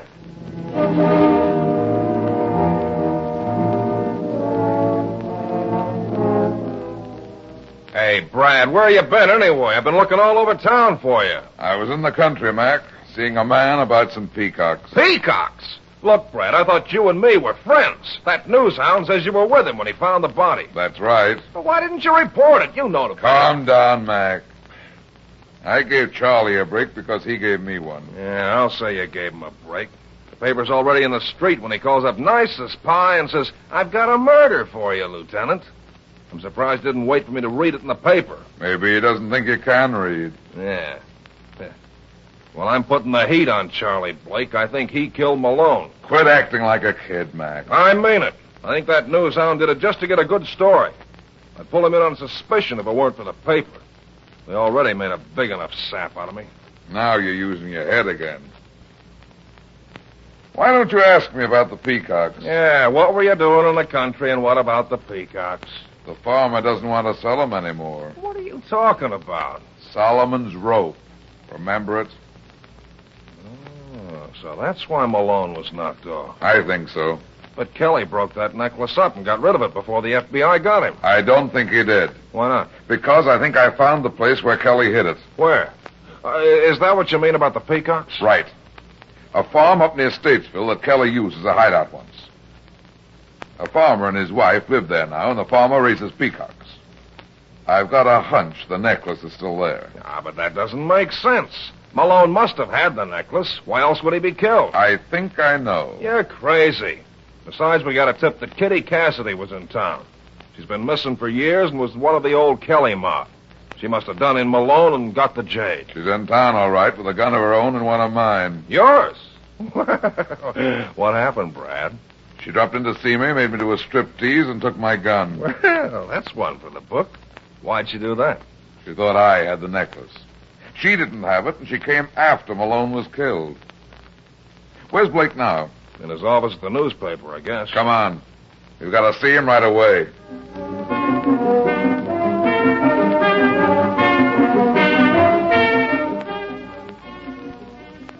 I hope Blake's in his apartment. Yeah, there's a light under his door. See, he knows the game's up and he's stalling. Come on, put your shoulder against this door and heave. Right? You don't need your shoulder. It's unlocked. All right, Blake, don't try to... Put your gun away, Mac. Somebody else got to Blake first. Dead? Yeah, but not long. The girl. He did have the necklace, and she got it away from him. I think the girl killed him, but she didn't get the necklace. Come on, Mac. We haven't got much time. Where are we going? Back to that peacock farm.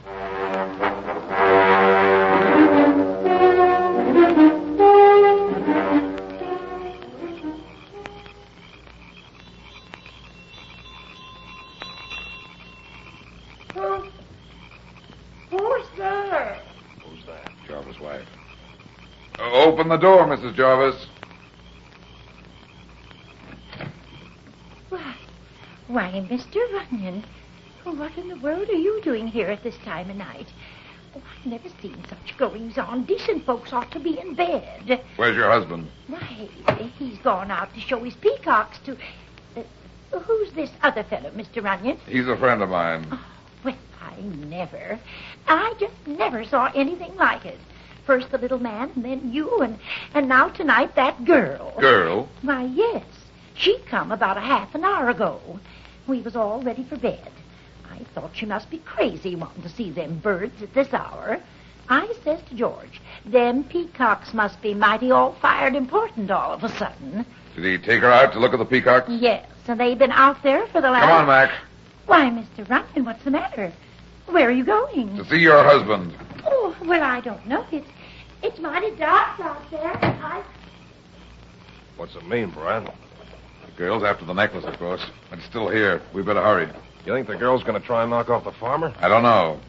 I can't see anything out here, can you? That dark building off to the left is the Peacock Pen and House. That's where they must be. Hold it, Brad. What's the matter? Over there in the other direction. That other big building. Just saw a light flash over there. That's the barn. They must be in there. Come on. You got a flashlight, Mac? Yeah. Good. Well, here it is. Hold it a second. I don't hear anything. That's all right. Let's go in.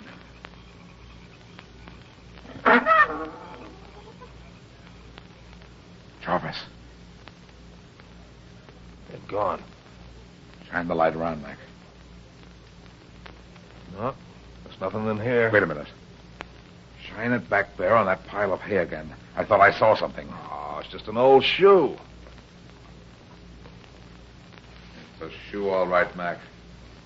A girl's shoe, and the owner is still wearing it. Look. Dead. Is that... It's Kitty. Strangled with a piece of twine. Yeah. There's your murderer, Mac, the farmer. He killed Malone and this girl. But Blake, he couldn't have killed him. No, Kitty killed Blake because she thought he had the necklace. When she didn't find it, she must have suspected the farmer of killing Malone. But why? Don't you get it? The farmer found the necklace. He had it all along. He knew Malone was after it. He probably followed him back to town, waited his chance, and killed him. Hey, what's that? It's a peacock screaming. Somebody's in the pen. Come on. But the peacocks, what are they I screaming? don't know. That was a shotgun. It came from the peacock pen. Hurry, Mac. Here's the pen. He's gone. Look! They're on the ground, Mac. A dead peacock. He shot it. But why? I think I know now. Come on. He's running off through that field with one of the birds. He probably broke the bird's neck to shut it up. He's not too far ahead. Yeah, but it's so dark it'll be hard to see.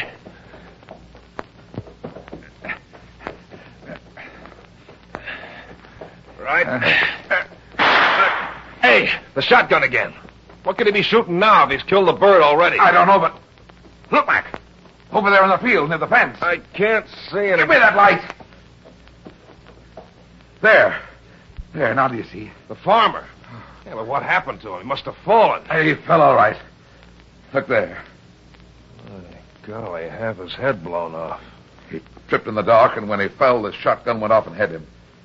Well, that'll save the state a lot of trouble. What about the peacock he was carrying? Dead, too.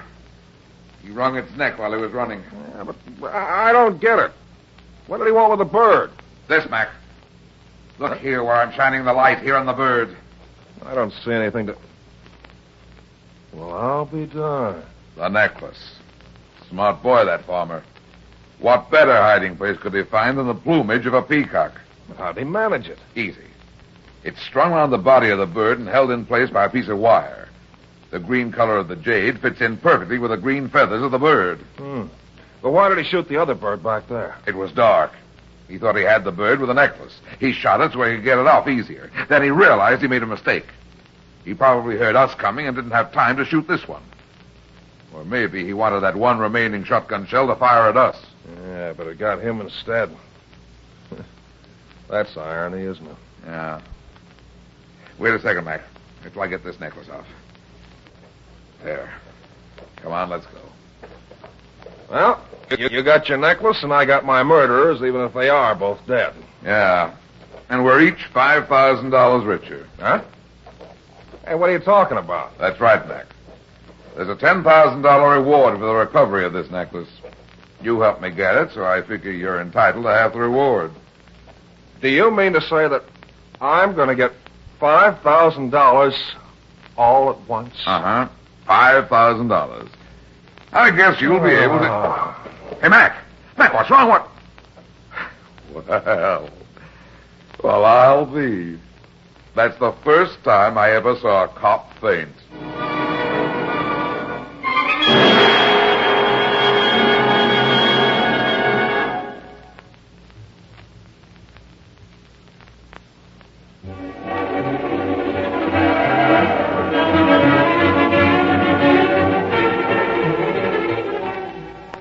Well, that's that. It seems I spend my life in getting into trouble and getting out of it. But at the same time, I generally manage to get some other people in and out of trouble, too. Be seeing you again.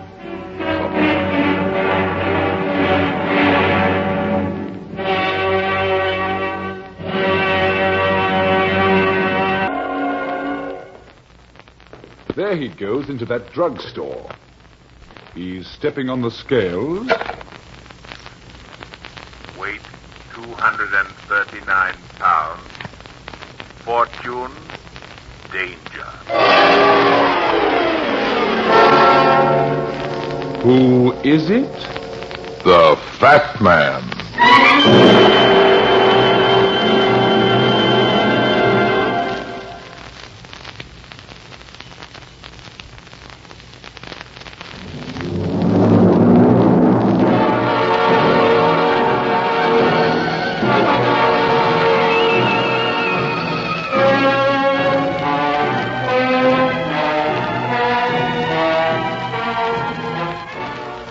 Love is a nice emotion.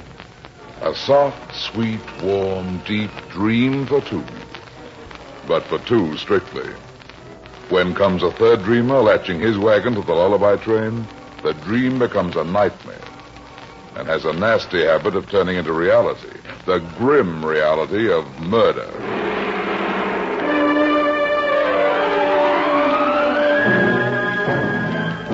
And now here's the Fat Man in Murder Squares the Triangle.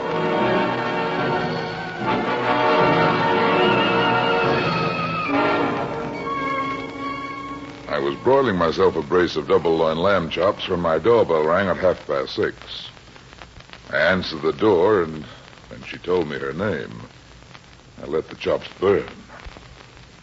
Her husband, Mr. John C. Kinnard, was famous as a hot-headed but well-heeled gentleman who could write a check with 6 zeros.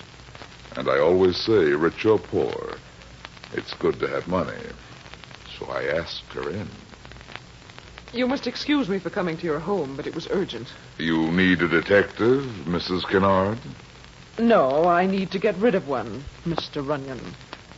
That could stand a little clarification. I know. The fact is this.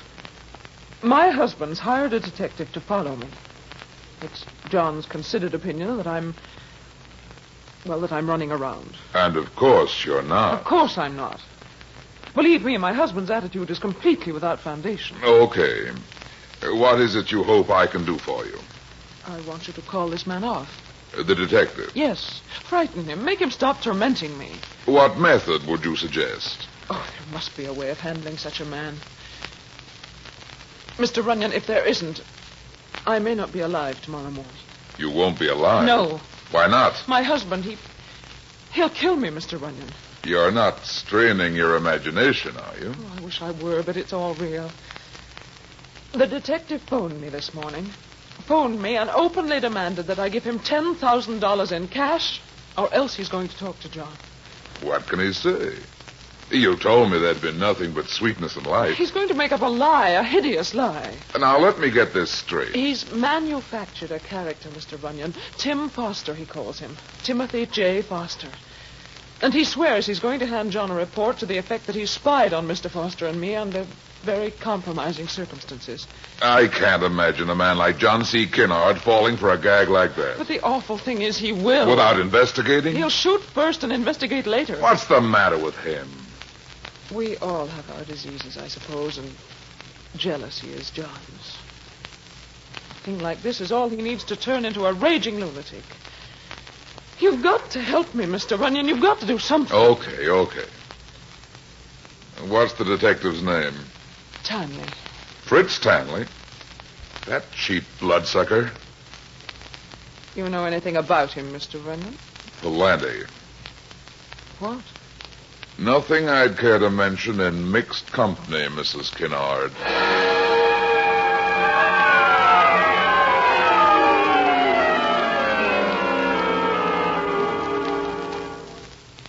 She'd spoken highly of her personal checking accounts, and the fee we agreed on made beautiful music. I knew Tanley wouldn't take orders from me, but remembering that the legal name for the gag he was working was fraud, I scraped the lamb chops out of the broiler and put on my hat. The phony in question made his headquarters on the dingy 5th floor of the Graham house on Willis Street. And when I knocked on his door a little while later, I found him in. Well, look who's here. Santa Claus's boy. What brings you here, handsome? Come in. Thanks. Word is that you want to cash in big on a little game of tag you're working for Mr. John Kinnard. Anything wrong with that? As I hear it, you're threatening to make report on the antics of your client's wife with a Mr. Timothy Foster. And it wouldn't take a genius to nail you for fraud, Tanley, if it happens that Foster doesn't exist. Yeah? To coin a phrase, yeah. Who is it's got this idea that Foster doesn't exist? Not Mrs. Kinnard, by any chance? By every chance. Must be a pretty funny sensation for her, then. What must be? Getting mail from a party who don't exist. What are you talking about? This letter, Runyon. Exhibit A in my defense for fraud. May I glance over it? Help yourself. Thanks. I hold on to it. Spell it out from where you are. Dear Kathleen, meet me tonight in the room at 26 Cabot Road. I'll be waiting at 8. Your own Timothy. How does that sound to you? Stylish stout. Where'd you get that? The bimbo Mr. Kinnard loves tossed it into a corner wastebasket early this a.m. What happened to the fraud conviction, powerhouse? You plan to show that to your client, Tanley? Me? No, I don't plan to show it to him, Runyon, because I already did. You don't say. 20 minutes before you gumshoed in.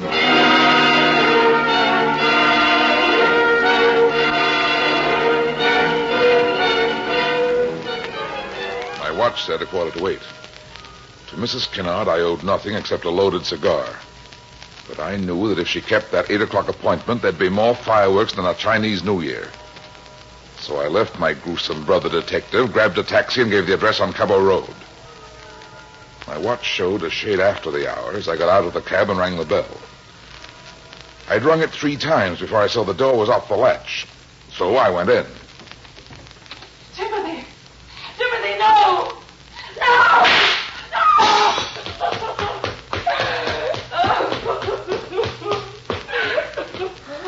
Well.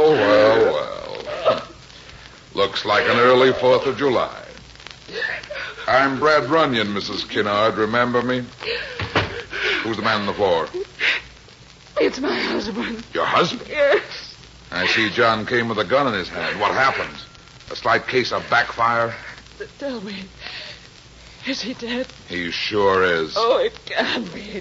It can't be. It's been, sweetheart. Sealed and stamped. The question before the house now is, where's the tenant? What? Where's he taken himself? I don't know who you mean, Mr. Runyon. Your friend, Mrs. Kinnard. My friend? The reference is to Timothy Foster. I told you this morning, Mr. Runyon, there's no such person as... You can cancel that speech, sweetheart. As it happens, I heard you screaming his name when I opened the front door. You did. Clear as a bell. Now, where is Foster? Who's Foster, Mr. Runyon? The man who was here with you when your husband walked in, Mrs. Kinnard. The man who shot first without waiting to be shot at, and then took a 2-story leap into the hydrant just through this window here. Really? Where will I find him? Tell me, or I promise you, pretty as you look, you'll hang as high as a Christmas goose. You know you're less attractive when you scowl. Where's Foster? Where does he live? What is it you two are making here, mister? Huh? Oh, who are you? Me? Henderson. Janitor. I think was maybe from here a big noise, no? Reasonably big. The man on the floor is only dead. Yeah? Yar. What do you know about Mr. Foster? Mr. Foster? The man you rented this room to, remember? I not rent rooms. Not no tenants. My place is in the basement. Somebody rents these rooms. Who is it? Mrs. Heuvel's. She rents them. And where is she? She's on trip away to her mother's. When does she get back? She tell me she come home tomorrow at 12 o'clock. Well, that's the ball game, Mrs. Kinnard. What do you mean? I mean, you may as well open up. Mrs. Heufels is going to keep no secrets. She's seen Foster, she's dealt with him, and she'll talk so fast and loud, we'll know enough to land him in jail by tomorrow noon. Really? Really. And look, sweetheart, you're standing on the threshold of trouble deluxe. If you take good advice, you'll... Oi, what's this? They're overdue already. Yeah, the police. Somebody else hear big noise. Somebody sent for them. Well, this is it, Sugar Plum. There are going to be questions, lots of questions. There could even be confusion. You're so efficient. You're pretty, too, but this is no time for orchids. John C. Kinnard was a mogul in this man's town, and his murder won't go unsung. The newspapers will make such a noise, there'll have to be a conviction. It's nice of you to care, Mr. Runyon. Do I have to tell a woman of your intelligence that your own safety's at stake, Mrs. Kinnard? Do I have to tell a man of your intelligence that Timothy means more to me than my own safety, Mr. Runyon?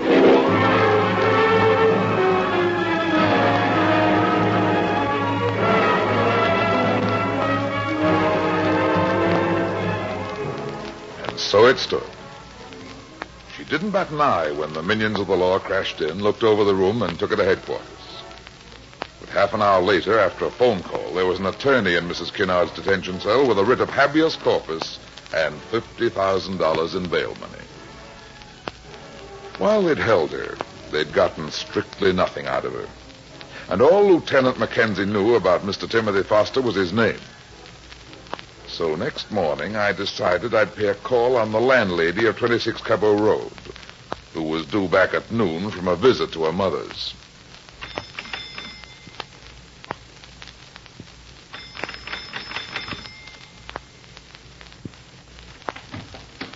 Yes? Mrs. Heufels? What is it you want? Like everybody else in town, I'm interested in last night's murder. Go away from here now and don't bother. You haven't started being bothered yet, Mrs. Heufels. Wait till the DA gets here. The DA? He's gonna come here? In time, and not a lot of time at that. He's bound to. But if we get together and have the right kind of talk, we might manage between us to keep the police away altogether. So, come inside. Who are you? Private detective. What is it you want to know? All about him. Who? Your second-floor boarder. And who is it will look out for me? Why does anybody have to look out for you? That's the way it is.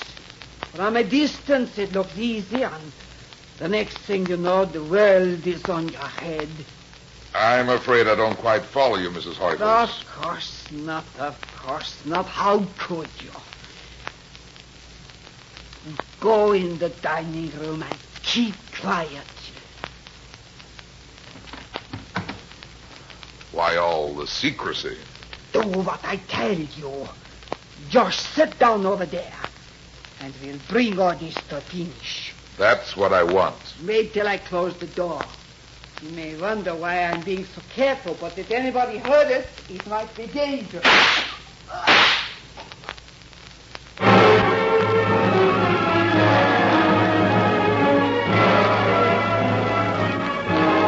finish had come from an unexpected angle.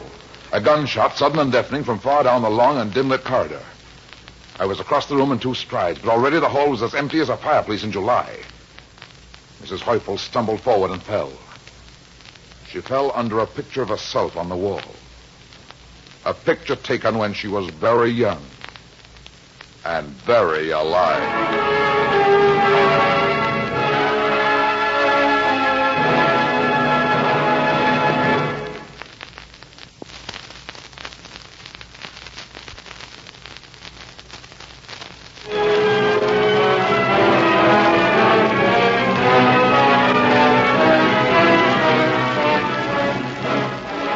Mrs. Heufels lay dead on the carpet. And with her passing went my best hope for a fast finale to the Kinnard killing. When I broke the news to Lieutenant Mackenzie, I could hear the ragged edge of despair in his voice. To soften the blow a little, I pointed out that now at least we knew Foster had been in the neighborhood as late as 12:15.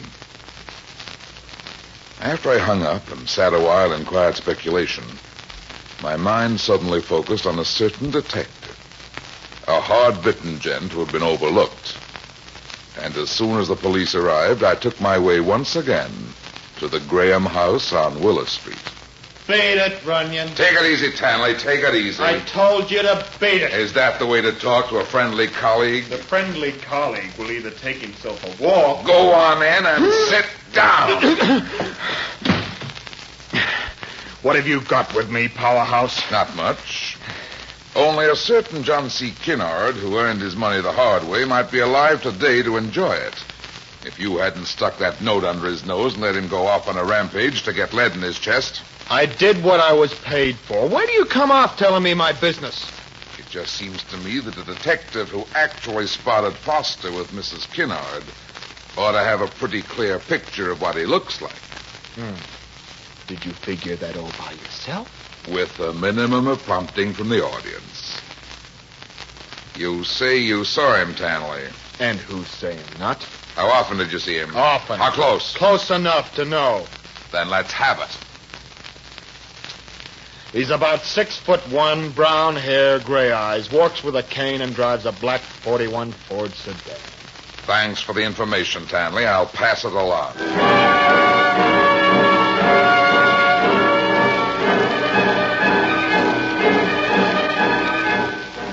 Attention all city squads. Timothy Foster wanted for double murder. Description follows. Height 6'1", hair brown, eyes gray. Attention all state patrols. Murderer of John C. Kinnard at large. Post guards at all toll bridges and highway entrances.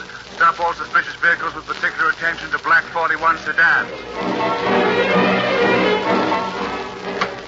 Attention all National Police Headquarters. Arrest on site Timothy J. Foster. Height 6'1", hair brown, eyes gray. Uses cane and drives 41 sedan. This man is a dangerous killer.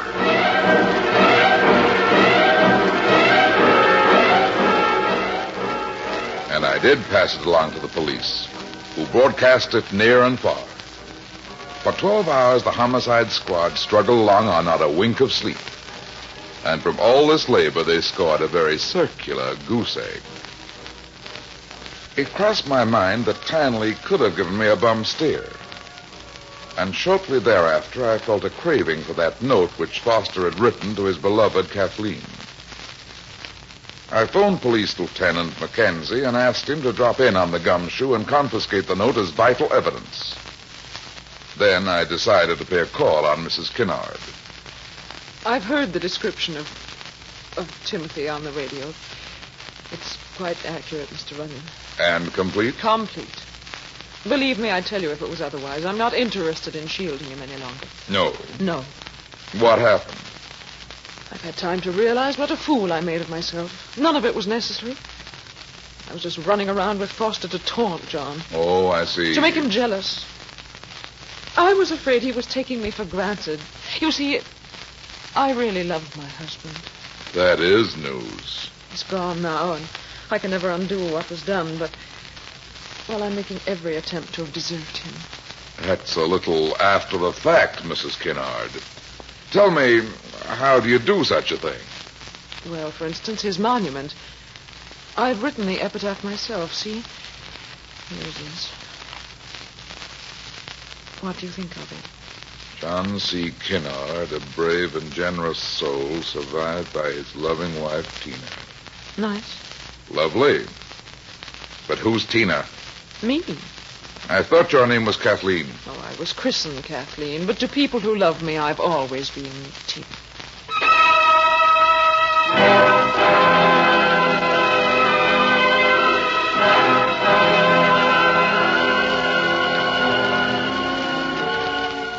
I left her and went down to the drugstore for chocolate malty.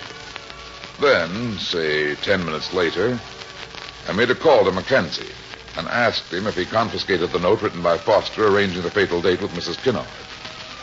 He said he had. I then wanted to know if he had a handwriting expert on tap, someone who could not only analyze it but write it. Again, the answer was yes. There was a graphologist named Mercer in the lab, and he was at that moment studying the note in question when Mackenzie switched me over. Mercer speaking. This is Brad Runyon. Oh, yes, Mr. Runyon. Do you have the Foster note nearby? Yes, in front of me. You You want me to analyze it? No, I want you to copy it. Copy it? Yeah, stroke for stroke. And write out the following. You got a pen? Yes, sir. Okay, here goes. To the police. What's that? Write what I tell you. To the police. Mrs. Kennard killed her husband. Yeah? I'm leaving town because I don't want to be involved. Yeah? But I saw her pull the trigger. Have you got that? Yes, sir. I'll have her done in half an hour. Okay. Sign it, Timothy Foster.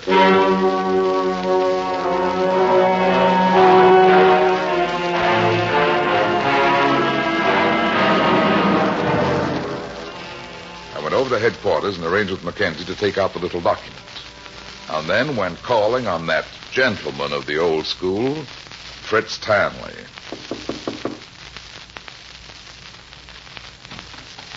Hiya, Tanley. What? No cops this time? No cops. This visit's off the record, Fritz. Nice to see you so sociable. Sit down. What's on your mind? The Kennard case is about to close. Huh? Thought you'd like to know. After all, you've been so close to it. What's the matter? Nothing. What should be the matter? You look surprised. After all, the case has got to close sometime. Who says not? Well? Well, what? What's the payoff? Who did it? A certain much-discussed bimbo. Mrs. John C. Kennard. Who?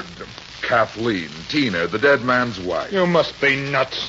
Why, Fritzy? Well, I mean, how you figure? Oh, new piece of evidence clinched the deal. What piece of evidence? This note. Exhibit B. It is a note. To quote you, Fritzy, it is not a piece of veal. Can I see that? Sure, from where you're sitting. You're farsighted. Spell it out. Mrs. Kennard killed her husband. I'm leaving town because I don't want to be involved, but I saw her pull the trigger. Who wrote that? The signature's there. Timothy Foster. And the script is identical with the first note.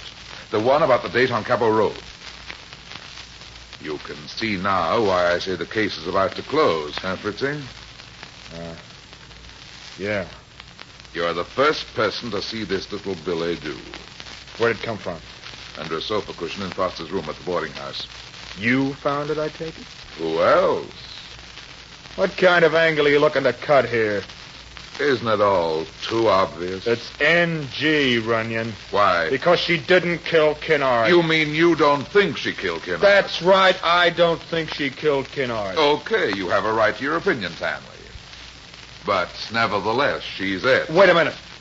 For what? You can't pin a rap on her with that note, Runyon. Oh, I think I can. The DA is hungry for conviction, and so is Mackenzie. Tina will do. What do you mean she'll do? I mean it has to be somebody, so it might as well be her. So long, Fritzy. Hey, wait. Listen. Mackenzie's waiting for me, Tanley. She's innocent. She didn't do it, I tell you. She didn't do it. I can make out a pretty nice case. She had motive and opportunity. What about the murder weapon? I've got that, too. Found it in the hydrangea bush outside the window. You're a liar, you dirty swine. What do you mean? You haven't got the murder weapon. Who says I have? I say you haven't. Why not? Because here's the murder weapon. Right here, Fatso. And it's going to come in real handy again. What do you mean? To put a slug in a too-smooth operator. Me by name? Who else by name? Foster didn't write that note. You had it written. How can you be so sure? Foster could have written it, couldn't he? You know all about it, Powerhouse. That I can see. You mean that there's no such person as Timothy Foster? Could that possibly be what you mean? Couldn't be that you invented him out of thin air to be a fall guy. Yeah, it could be. Could it be that you did more than trail Mrs. Kennard? That you caught up with her, fell in love with her, and invented a man named Foster to lure Kennard into the trap at 26 Cabot Road? It's possible. And it's what happened. Yes, it's what happened. You rented the room from Mrs. Heufels as Foster. And when she was about to talk, you killed her, cool and deliberate. so she wouldn't upset your dream of a blue heaven with Tina Kinnard and her husband's millions. Was that the play, Fritzy? Exactly, king size. And now, before we wind up your shining career, can I ask one? The floor is yours. How did you know all this? Just one of those nasty gags that nobody can count on did the trick, Fritzy.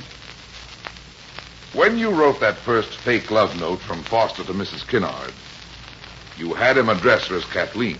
And then today, unsolicited, the lady tells me that to people who love her, she's always Tina. You knew from that? From that, I started thinking. Not bad, Runyon. At my best, I'm very good. But not good enough to stick my girl with a trumped-up gimmick and get away with it. I never planned to stick her, Tanley. What do you mean? All this was to get you to hand out a confession. Confession? To Lieutenant Mackenzie, who's standing on the other side of that door out in the hall.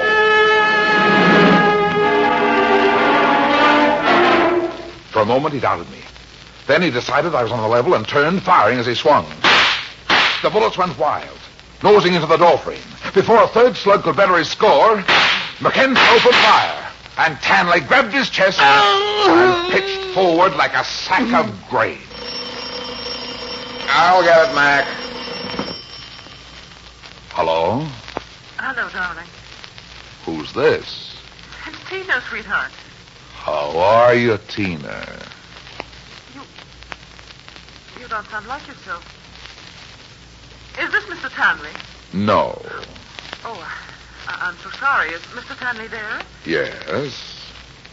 May I speak with him, please? I'm afraid you can't. Why not? Because, Tina, Mr. Tanley's dead. Oh, no. Yes, sweetheart.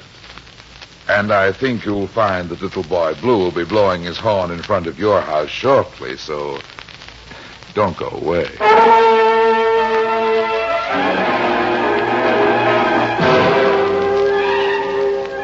Mackenzie took over then. And as I left, he said little, but meant much.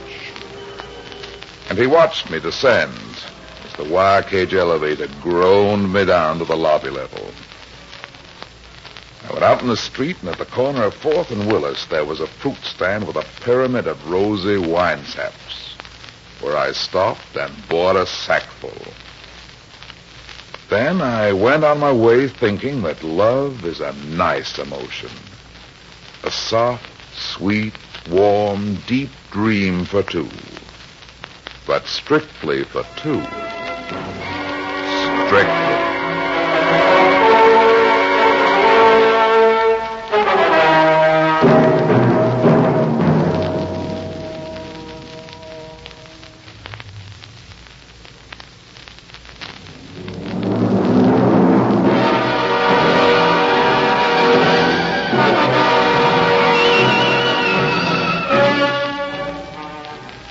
That's that. It seems I spend my life in getting into trouble and getting out of it. But at the same time, I generally manage to get some other people in and out of trouble, too. Be seeing you again. So long.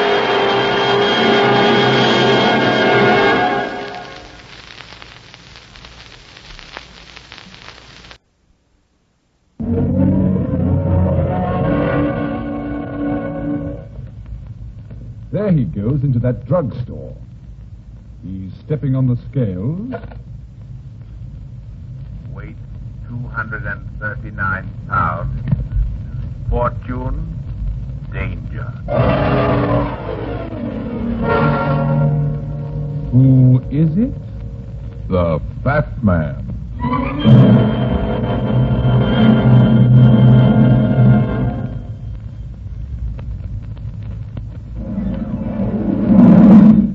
And now here's the Fat Man in Murder Rings a Bell.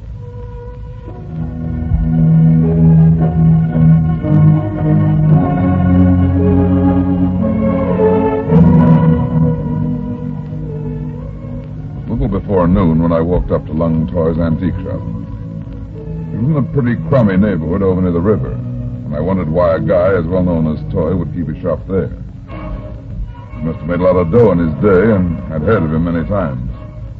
But I'd never met him. When he called me that morning, he said it was urgent and insisted that I come to see him right away.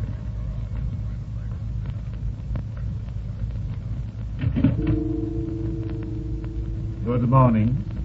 You would like to buy something? I'm looking for... Certainly. I have some beautiful mandarin shawls. They're in this room back here. But I don't want... This way, please.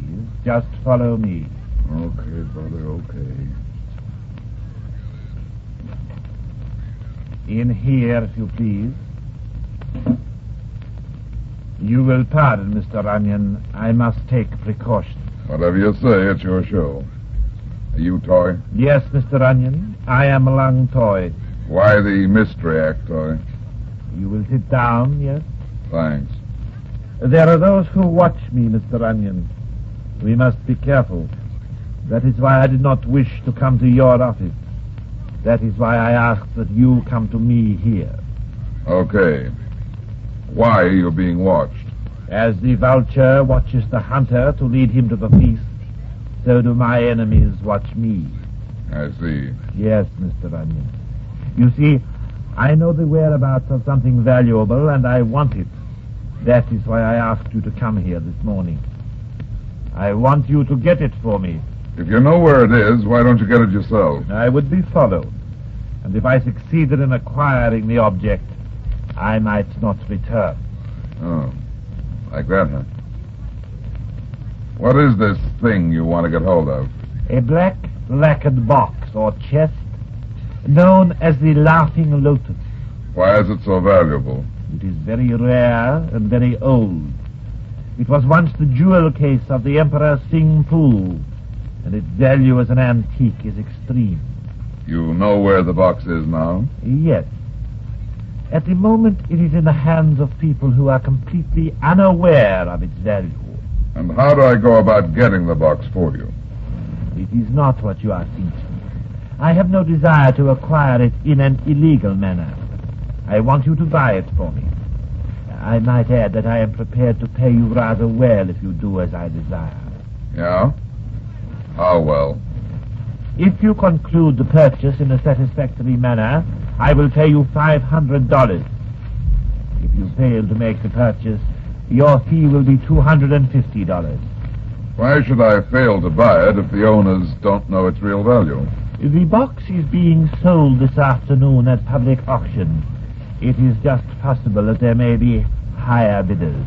How high do I go? You accept my offer, then? Yeah, I'll give it a whirl. Here is $5,000. Spend it all if necessary. I think that sum will be more than sufficient, unless... Unless what? Unless the knowledge of the box's whereabouts has fallen into the hands of those who also know its worth. Okay, Toy. Now give me $250. As you wish. Thanks. You can give me the balance when I deliver the box to you. One more thing. How do I recognize it? It will be simple. The box is about 1 foot in length and 6 inches in width.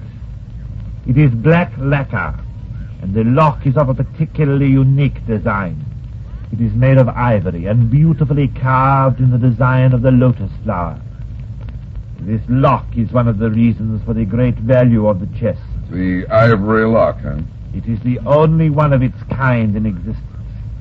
It was made by the ancient and renowned Chinese locksmith Sun Yonghui in the year 400 B.C.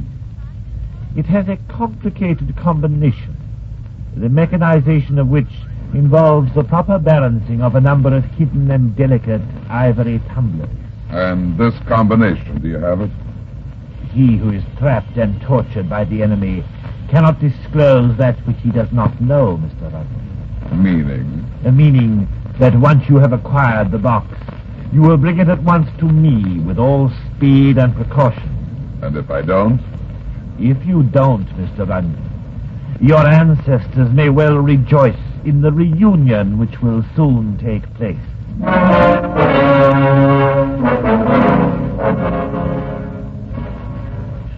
Well,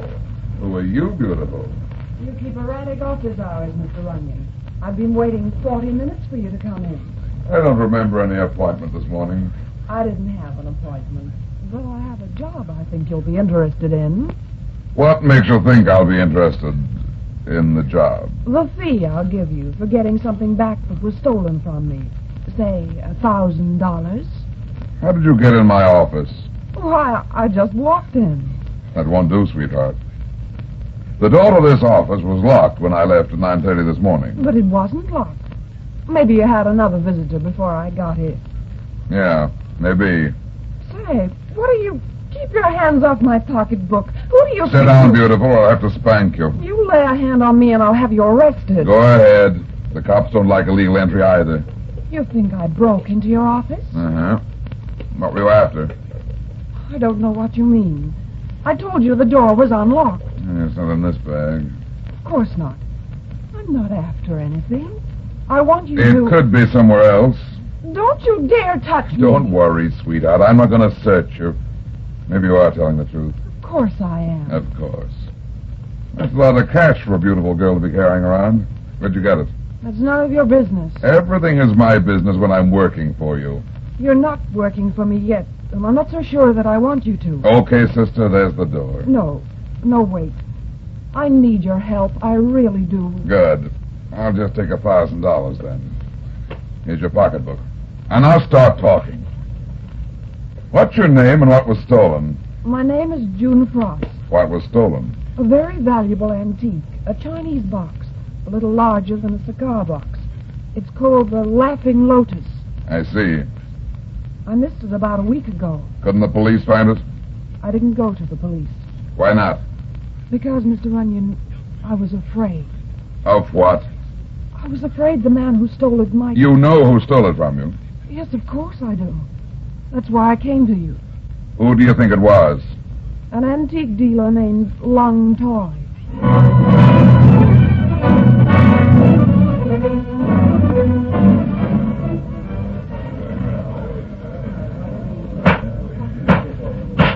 Next we have this beautiful old Oriental chest, ladies and gentlemen. It once belonged to the ancient Chinese emperor Xing Fu. It's called the Laughing Lotus. Note the lock carved in the design of the lotus flower. The name originates from the intricate lock. The lotus lock is so well made it is said to laugh at thieves. Note, too, the black lacquer. Now, if you wish to bid, simply raise your hand up high. Thank you. We'll start at $100. Who'll bid 100? Good. 100 from the stout gentleman on my right. 200, 200, yes, madam, yes, I see your hand. 200 from the tall lady in the black hat. 300 from the small man sitting on the bench. Thank you, sir. Now, who'll make it fall? 400 from the fat man. I beg your pardon, sir. I should say stout. Now, 500. Who'll say 5? 5. Come, ladies and gentlemen. That's better. 5 from the little man on the bench. And 6. Who says 6? Do I see 6? I do. 6 from the stout gentleman. 7. Do I see 7? 7 from the tall lady? Oh, where are you, madam? Yes, I see you now. 7 it is. 8, do I see... What happened there? What was that? He's fainted. This man is fainted. Stand back. He's fainted. He needs air. Why, it's the man who was bidding against you, sir. Here. Let's see if we can't bring him around. Is there a doctor present? Never mind. This man doesn't need a doctor. He's dead. Dead? Yeah. Somebody shoved a silver-handled dagger in his back. Shut up! Quiet, everybody! Quiet! Man has just been murdered. Now, don't try to leave. The police will be here in a few minutes, and they'll want to question you. Hey, you auctioneer! Where's that tall woman? The one in the black hat who was bidding on the chest? She was standing right over there, sir. Yeah, but she's not there now. Where's that Chinese box? Oh, there it is, over... Why, it's gone.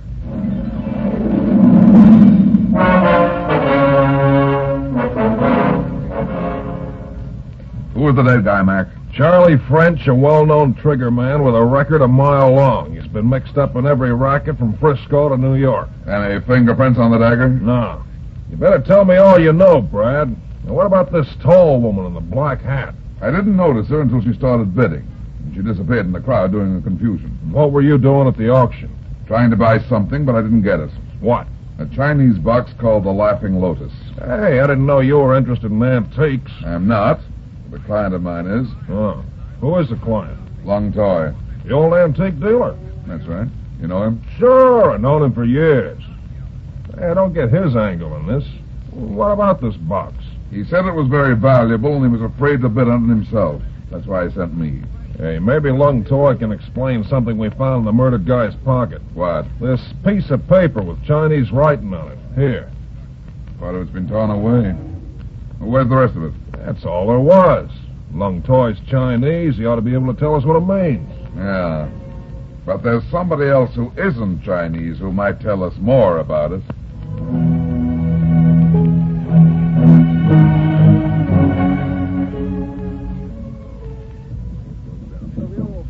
Come in. Mr. Runyon. Yeah. I didn't expect you so soon. Did you get it? No. What happened?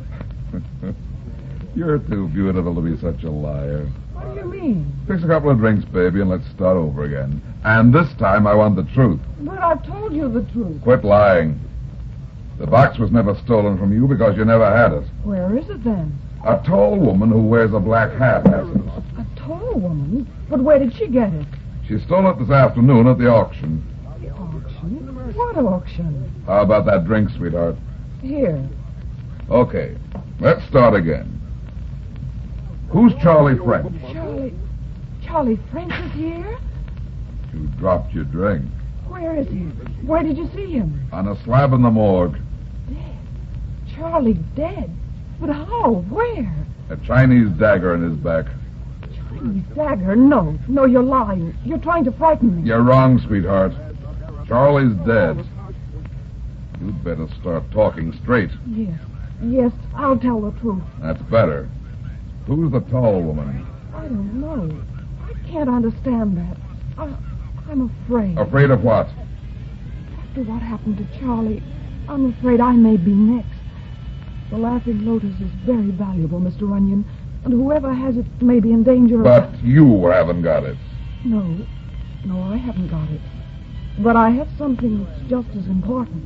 What? This paper with Chinese writing on it. Here, I'll show you. It's half of the combination to the lock.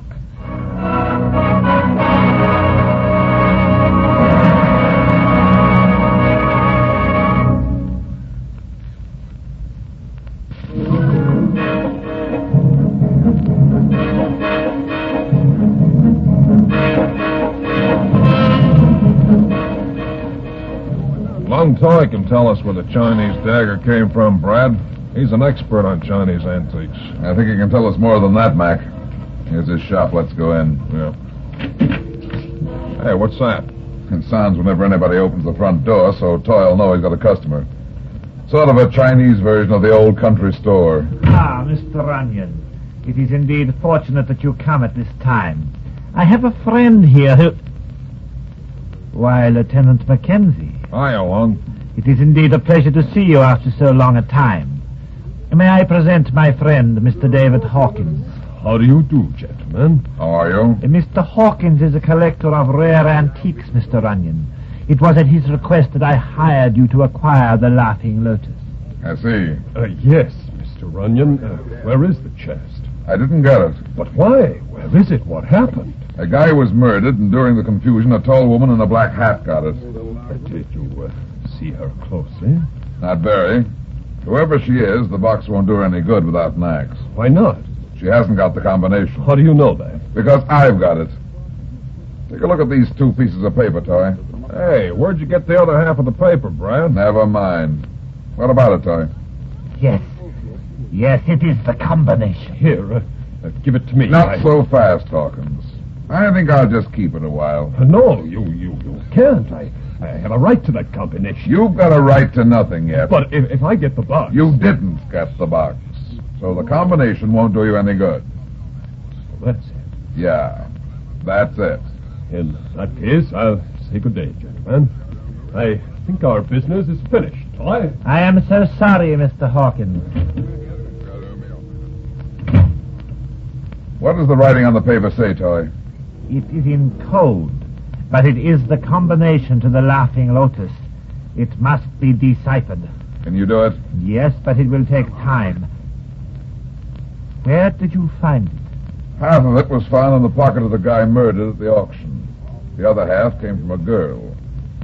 A beautiful girl with blue-black hair done in a knot at the back of her head. The last time I saw her, she was wearing a green suit. What's the matter, Toy? This girl. Yeah, June Frost. Do you know her?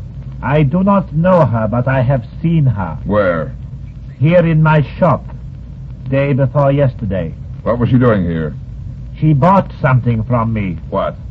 A pair of silver-handled Chinese daggers.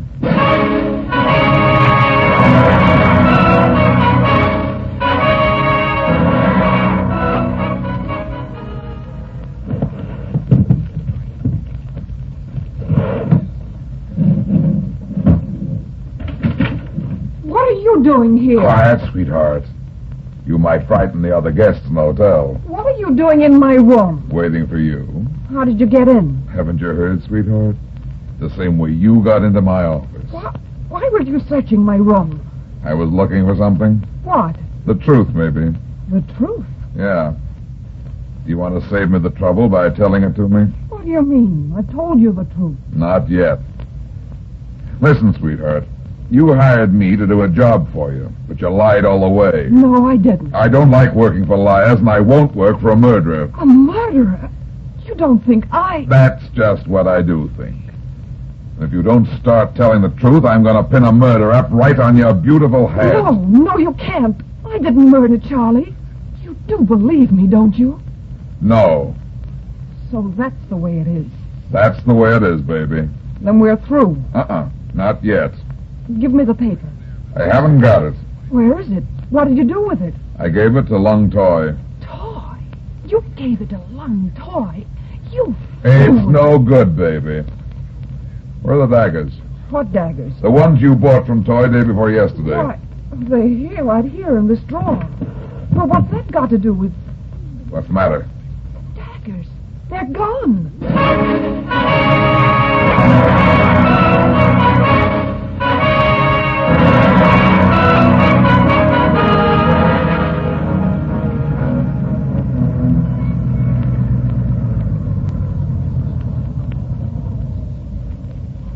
This is it. Lung Toy's Antique Shop. Right. Here you are. Keep the change. Thanks.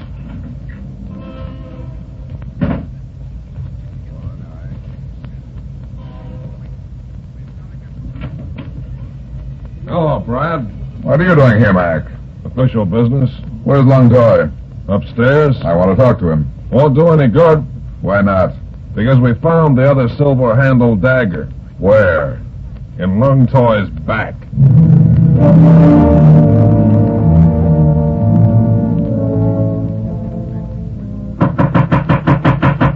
Hey, don't make so much noise.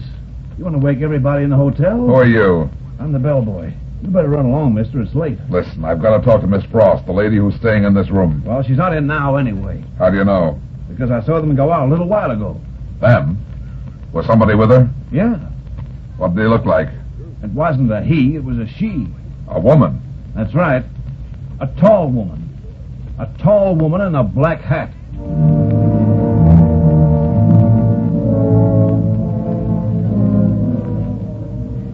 Can I help you, sir? Yes. What room is Mr. David Hawkins registered in? Mr. Hawkins. Just a moment, sir. What was that first name again, sir? David Hawkins. A tall, distinguished-looking man with gray hair. Oh, yes, I remember now. I'm afraid you're too late. Too late? Where is he? I don't know. He was registered here for nearly 10 days. He checked out at the hotel about an hour ago.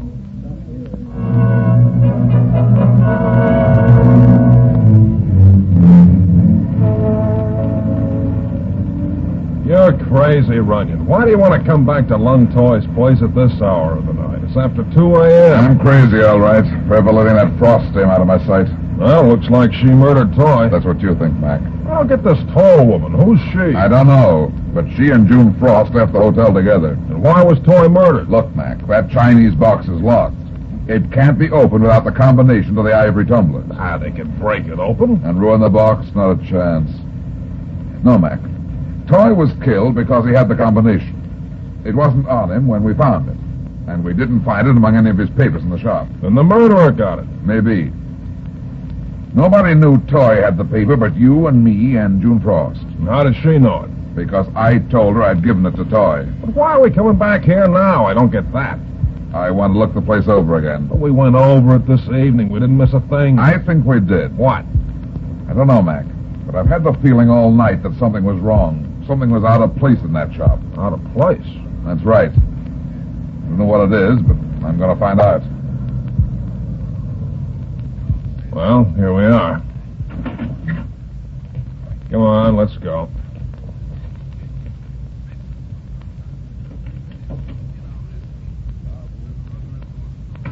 The lights are over here behind the counter. Okay, look all you want to. I'm going to sit down. I'm tired. You're going to be a lot more tired before you get to sleep again. What are you talking about?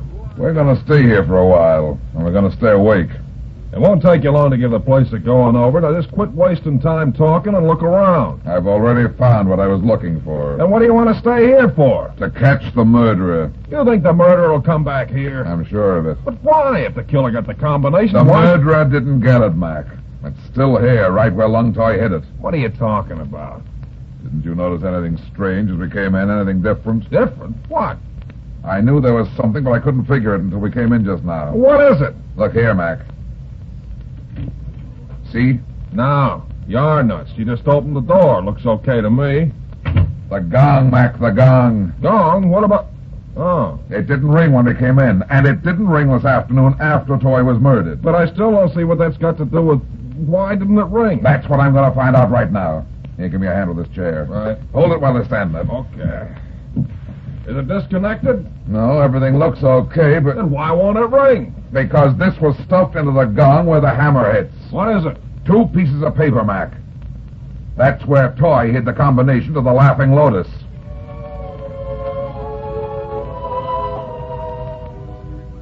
We've been sitting here in the dark behind this counter for over an hour, Runyon. I don't think the killer's coming back. Keep your shirt on, Mac. Can you see the door? No, but we'll hear it.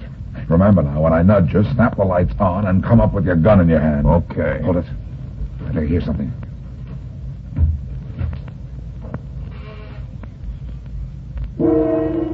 What's that? Here's the flashlight. We'd better hurry. It must be here somewhere. We've got to find it. We've got to. Don't move, ladies. 2 women. The tall woman in the black hat. Yeah, and my beautiful little playmate who buys daggers.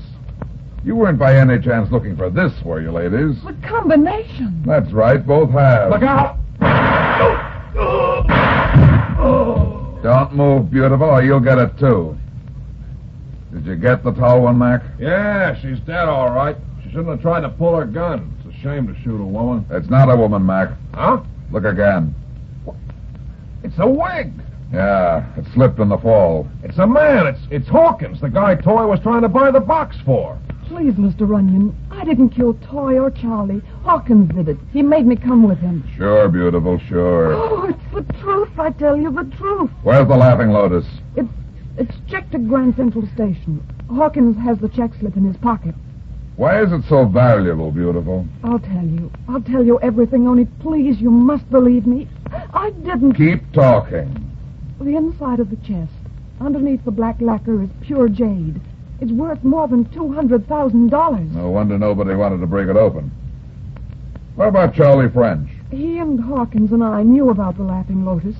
Hawkins hired Toy to buy it. And you and Hawkins crossed French, but he had the other half of the combination, right? Oh, that's right, but I didn't want it. David Hawkins forced me into it. He made me do it all. And that's why he dressed as a woman at the auction and killed French. Yes. You did break into my office, didn't you? Yes. I thought you had the box. I knew Toy had called you, but I didn't kill Toy. Oh, you do believe me, don't you? Sure. Don't you believe him, Mac? Yeah. Then you'll help me. You won't let them take me. You and I'll have a swell time, beautiful. You do like me, then? Oh, you're a knockout. Oh, thank you. Thank you. I'll do anything for you. Hey, wait a minute, Runyon. What are you trying to pull, anyway? We'll paint the town red, beautiful. See all the shows, eat the best food. You're wonderful. When do we start? In about 20 years when they let you out of prison. Prison? That's right, beautiful. Be sure and look me up.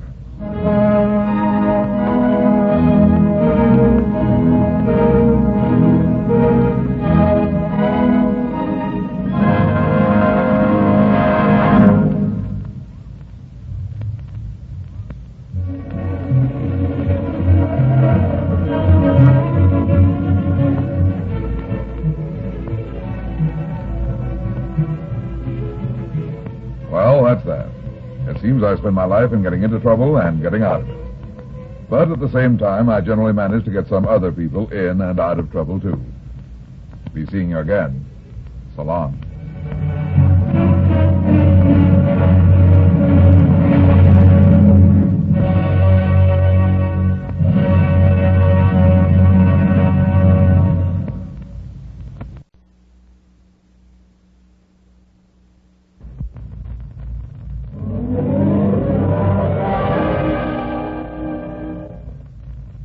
There he goes into that drugstore. He's stepping on the scales. Weight 239 pounds. Fortune, danger. Who is it? The Fat Man.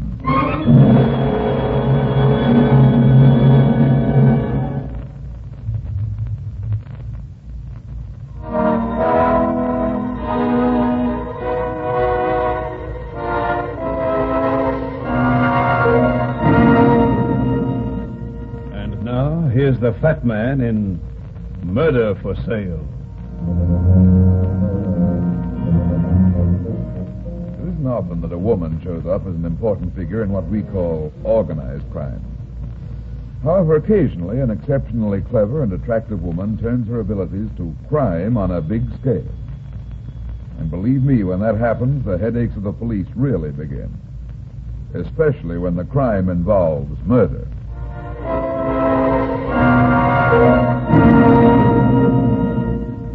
The printing on the frosted glass door said Oliver Winkler Enterprise Incorporated.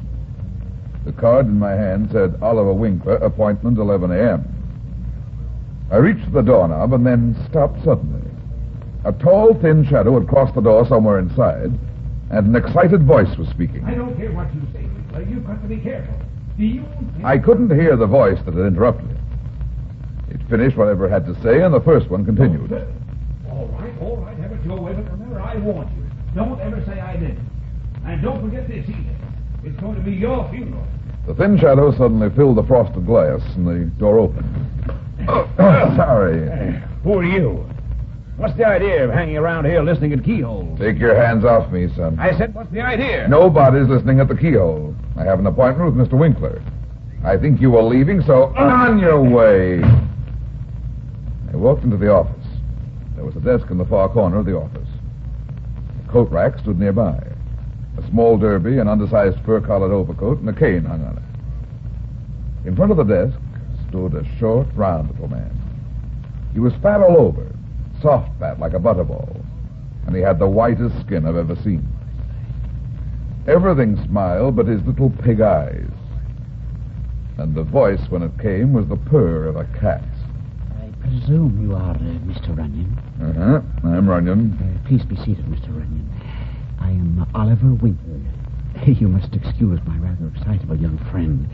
He meant no harm, I assure you. Excitability and guns don't make a good mixture, Winkler. Guns? I'm afraid I don't follow you. He was wearing one in a shoulder holster. Neat little gun. The kind people with experience carry. I felt it when he bumped into me. William Donovan with a gun? Oh, it's difficult to believe. Oh, but of course, that would explain... Yeah, I'll go on. Yes, of course. It has to do with my purpose in calling you here this morning, Mr. Runyon. Just why did you call me, Winkler? I'll be as brief as possible, sir. My life has been threatened. I feel that such a person as yourself might be helpful in preventing, shall we say, an unfortunate accident. Who threatened your life and why? I am a businessman, Mr. Runyon, and as such I cannot afford the luxury of maudlin sentimentality. Naturally. What is your business? I noticed the sign on your door says Enterprise Incorporated. What's that? Enterprise Incorporated is an investment and finance company. Not a bank. Oh, no. We merely invest money, our own, of course, in various businesses. Take mortgages and so forth. Sort of personal finance, eh? Call it that if you wish. However, the real bulk of our business is rather more in the speculative investment line. I see. So somebody you've loaned money to has threatened your life. Let's put it this way, sir. Someone whose knowledge of business matters is extremely limited has suffered a most unforeseen and unfortunate accident, which benefits this company, and, as the saying goes, leaves her more or less in the cold. A woman? Precisely. What was this accident you mentioned? The death of the unfortunate woman's husband. I don't get it. Let me explain. Since the war, it has been a policy of my company to lend various sums of money to veterans for the purpose of buying homes. Our terms are extremely liberal because I feel these lads are entitled to all the help possible. We have therefore been quite in demand. However, as I have already told you, I am first and foremost a businessman. Yeah. What was the catch? The catch, as you put it, was merely this. In each contract of mortgage drawn for these transactions, there is a provision that regardless of the number of payments made to this company, if any money was still due to us, the mortgage prophecy reverted to us in the event of the mortgage's death. In other words, even though the heirs of the mortgager wanted to continue the payments, the property still reverts to you. And the money previously paid back also remains yours. Exactly. You see, since the terms were so liberal and these veterans so young and healthy, I felt that the company was entitled to such an insurance. I see your point. A moment ago, you asked if we were a bank. Actually, we are more of an insurance company in regard to these loans. We only stand to win in the event of death. Gruesome gambling. What? Skip it.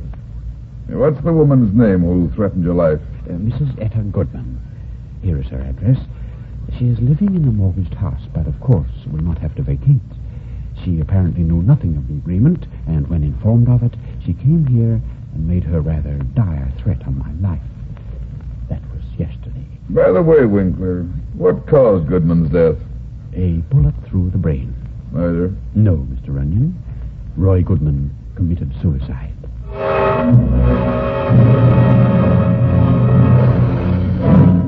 I'm looking for Mrs. Etta Goodman. I'm Etta Goodman. What do you want? Let's go inside where we can talk.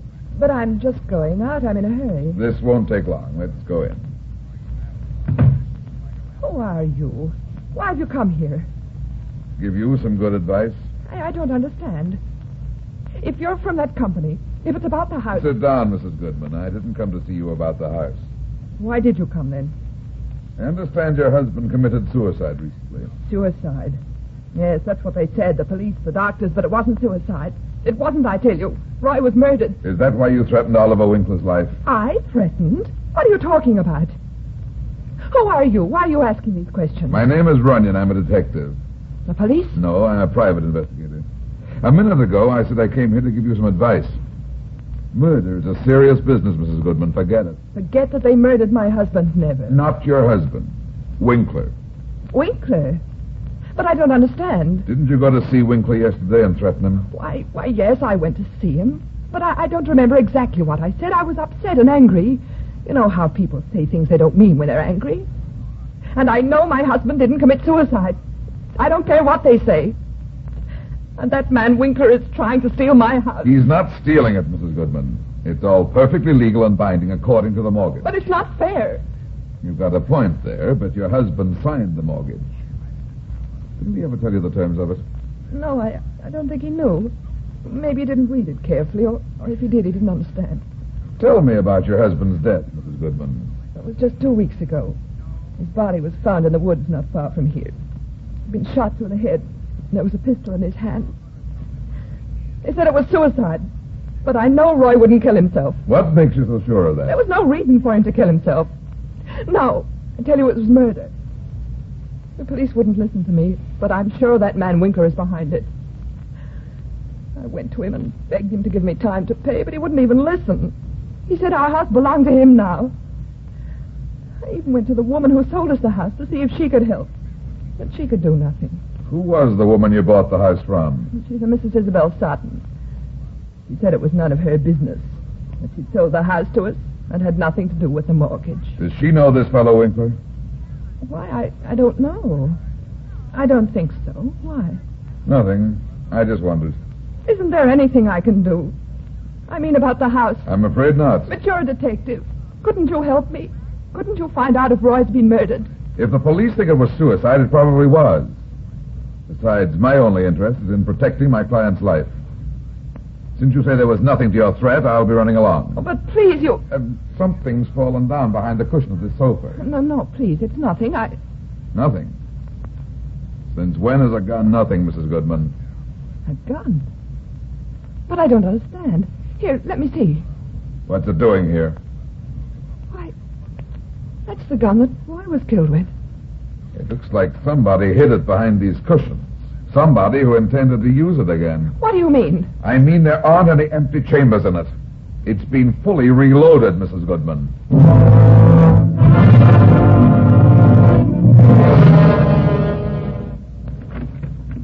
How do you do, Mrs. Sutton? If it's a house you're wanting to buy, young man, you've come to the wrong place. I haven't a thing on the market right now. But if you care to leave your name... I didn't come to buy a house, Mrs. Sutton. I want to ask you some questions about the one you sold to Roy Goodman. Why? I'm just inquisitive. I believe you sold the house to a Mr. Roy Goodman several months ago. Goodman? Goodman? Oh, yes, now I remember Goodman. Yes, I did sell him a house. Poor fellow committed suicide recently, didn't he? His wife seems to think he was murdered. Murdered? She thinks so because a man named Winkler stood to get Goodman's house, the one you sold him, in case of his death. Do you know this Winkler, Mrs. Sutton? Now, you listen to me, young man. I don't know who you are or what you're here for. I don't know anything about the Goodmans or this man Winkler. All I do know is that I sold a house and that Mr. Goodman borrowed the money to buy it from Mr. Winkler. Whatever arrangements they made was their business. I know nothing about it. Do you understand? Maybe.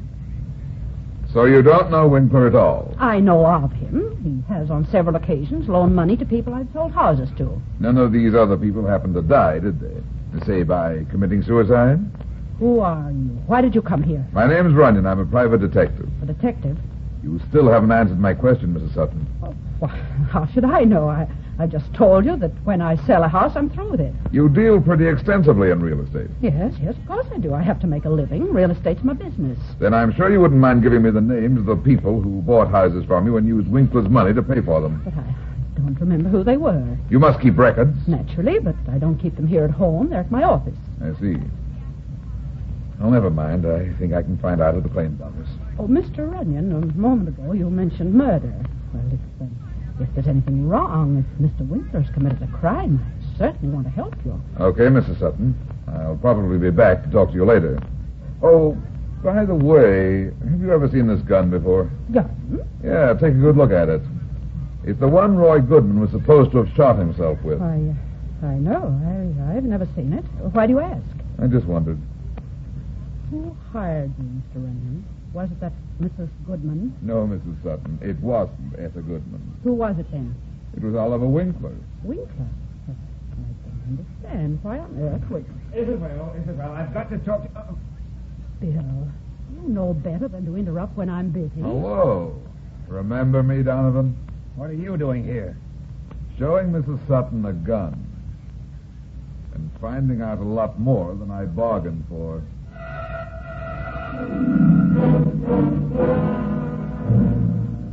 I'm sorry it took so long to find these files, Mr. Runyon, but with no more to go on than you gave the claims office, it took us time. That's okay. Did you get the rest of the information, too? Yes, one of our secretaries traced the history of each purchaser since they bought the house. Good. What did you find? Well, our records show 5 sales in which property owned by Mrs. Isabel Sutton was sold and paid for by money borrowed from Winkler's company. Is Roy Goodman included in that list? Let's see. Yes. You know, this is really very strange, Mr. Runyon. What? All 5 of the men who purchased property from Mrs. Sutton and who gave mortgages to Mr. Winkler have since died.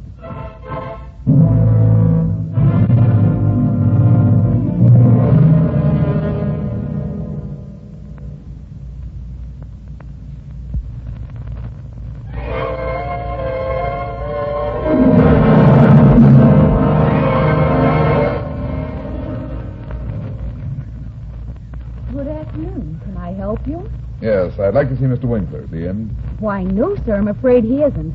Did you have an appointment? No. Do you know where Winkler is? It's very important. He doesn't like to be disturbed. I don't know if I should. said it was important, sweetheart. Where is he? Why, I'm not sure where he went. He had 2 phone calls about an hour and a half ago. He left the office soon afterwards. He seemed to be in a hurry. Do you know who called him? The first one, I believe, was from a Mrs. Goodman. How about the other call? I don't know who that was from. Mr. Winkler took it direct in his inner office. It was after that one that he left. And he didn't give you any hint as to where he was going? Well, he did leave a phone number with me where he said I might get in touch with him if anything terribly important came up. Call it. But I... Listen, sweetheart, I said this was important. If you ever want to see your boss alive again, you'll do what I tell you. Alive? What do you mean? I've got to find him quick. Now then, get on that phone and call the number he left with you. Yes, sir. Act perfectly natural. Don't mention anything about me, understand? I understand. Find out whose number it is, and if Winkler isn't there, find out where he's gone. Just say it's something about business and that you're trying to locate him. Hello? This is Mr. Oliver Winkler's secretary. Oh, yes, Mrs. Sutton. Is Mr. Winkler there? Do you know where he's gone? Something important has come up. I'd like to get in touch with him. I see. Is there a phone there? All right, Mrs. Sutton. I guess I'll just have to attend to it myself. Thank you. Goodbye. Where did he go? That was Mrs. Isabel Sutton's home. I know who she is. Where did Winkler go? Mrs. Sutton said he went out to look at a house he's going to take a mortgage on. Where is this house? It's in the country about a mile from the city limits on Coldview Road. It's an old red brick farmhouse. It's just been deserted for some years. And it sits back on a hill just beyond Bedford Creek. You can't miss it. Did Winkler go there alone? Why, no. Mrs. Sutton said he went with her assistant, Mr. William Donovan.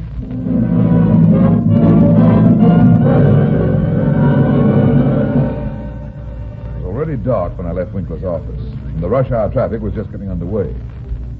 Even so, I made fairly good time and cleared the city limits 35 minutes later. I swung my car off the main road and bumped along through a dark natural tunnel formed by tall, overhanging trees.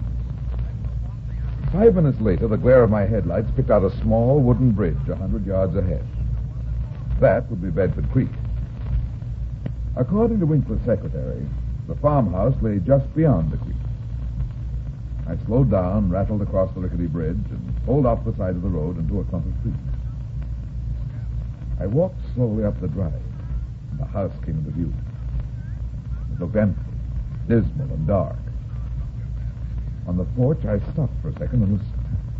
There was no sound. I tried the front door and found it unlocked. Taking my time, I eased inside, snapped on the flashlight, and played it slowly around. I was in a musty, dust-covered hallway. Cobwebs hung from the ceiling, and a well-worn staircase leaned drunkenly against the second floor. An open door stood on my left. It led into what was evidently the living room. I walked to the door and threw the light quickly into the room. There wasn't any furniture inside. There wasn't even a fireplace. But there was a man lying in the middle of the floor. He lay on his back with his eyes wide open. And he wasn't the man I expected to find. He was Mr. William Donovan. My light swung quickly round to the far corner of the room. The figure of a woman crouched there in the glare. Her eyes were filled with terror, and she held a gun in her hand. She wasn't pointing the gun at me. It hung limply in her hand as if she'd forgotten it. Drop the gun, Mrs. Goodman. Mr. Runyon? Yeah, get up. So, you found another gun. No.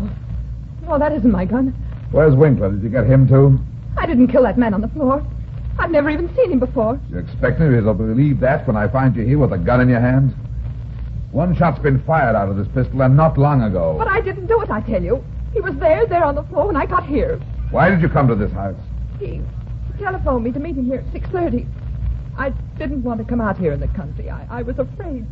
But he insisted. Who? Mr. Winkler, of course. He said if I'd come, he might be able to arrange for me to keep my home. You'll have to do better than that. I happen to know that Winkler came here with this dead man, Donovan. You followed them, didn't you? Then you shot this guy, and Winkler got away before you could finish him.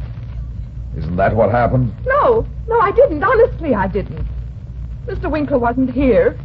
I haven't seen him since yesterday when I was in his office. Go on. And it better be good, sweetheart. Because you're sitting about 3 feet from the electric chair right now. No, please, you've got to believe me, Mr. Runyon. Late this afternoon, he phoned me and told me to meet him here. I decided to come when he told me it might mean he's arranging for me to keep my home. How did you get out here? In my car. It's parked around behind the house. When did you get here? About 15 minutes ago. The house was dark like it is now. I had a flashlight in my car, so I parked and came around to the front. There was no sign of Mr. Winkler. I'd been there about 5 minutes when I thought I heard something inside the house. So you went in? Yes, I don't know why. I guess I thought Mr. Winkler was in here. I called several times, but got no answer. Then I looked in this room and saw this man there on the floor. He was dead by then. The gun was lying beside him. I must have picked it up. I don't remember. I was terribly frightened. I can imagine. While I was standing here, I heard you walk up on the porch. I didn't know what to do. I was terrified. Some of it might make sense and some might not. But it's the truth. I swear it. I think Donovan brought Winkler here to kill him. But it could be that Winkler got him first. But why? And why did he call me to meet him? Unless I'm mistaken, Winkler, a woman named Sutton, and this dead man were working together in the real estate mortgage racket. I think the Sutton woman and the dead man were afraid Winkler had gone too far, and they tipped the works. When you became suspicious of your husband's death, and when I came into it, I think they figured Winkler was double-crossing them, and so they decided to kill him. But evidently he got wise and knocked off Donovan first. But why did he call me? That's the part that makes me believe your story, sweetheart. You were suspicious of Winkler, and you made threats. In other words, Winkler called you so he could frame the killing on you. Come on. We gotta move fast if we're gonna trap him before he pulls his next killing. Where are we going? To Mrs. Sutton's house.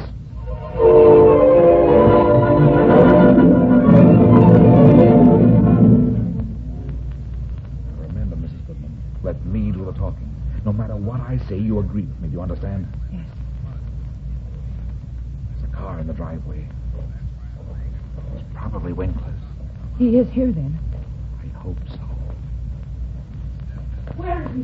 Where is he? What have you done to Bill? Hold it a second. My dear, you're on duty. Say, calm yourself. You're lying, but you're not going to get away with it. Okay, here we go. Oh.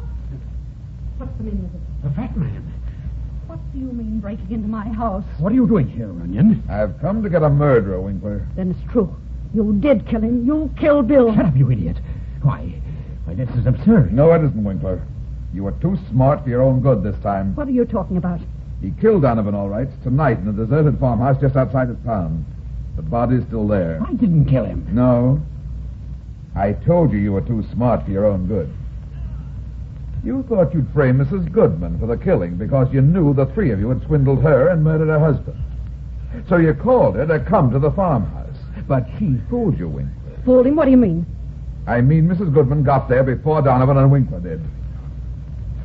She suspected something like this, so she hurried and hid herself in the house. And she saw the whole thing, Winkler. She's lying to you, Runyon. She killed William. She threatened me. You know that. Sure.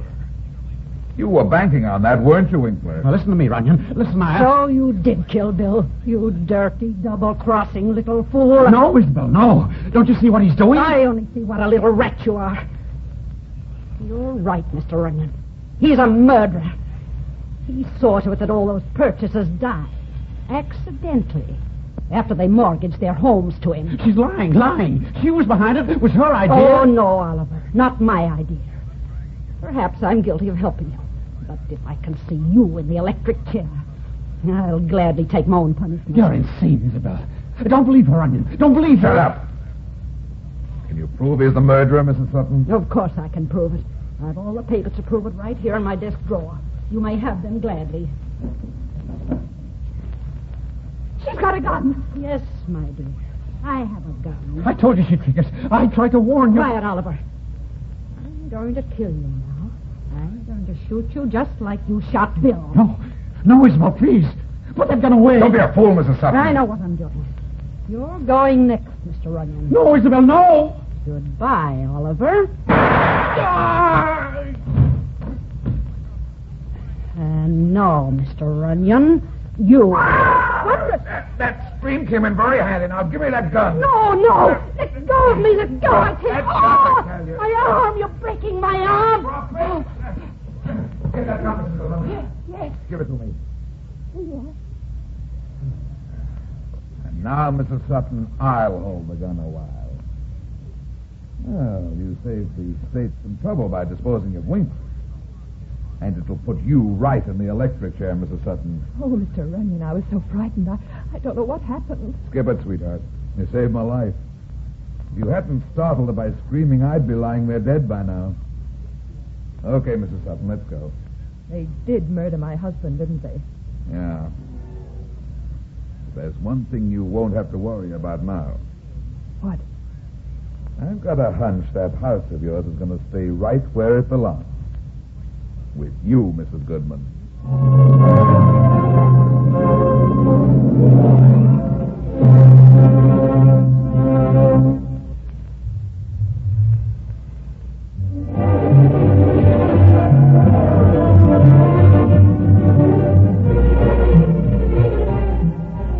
Well, that's that. It seems I spend my life in getting into trouble and getting out of it. But at the same time, I generally manage to get some other people in and out of trouble, too. Be seeing you again. So long.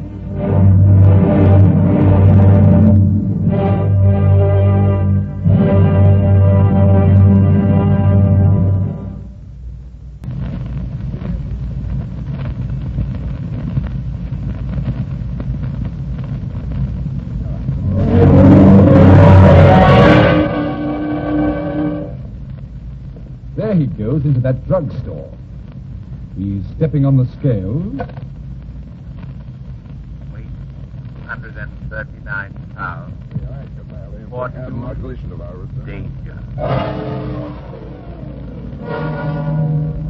Who is it? The Fat Man.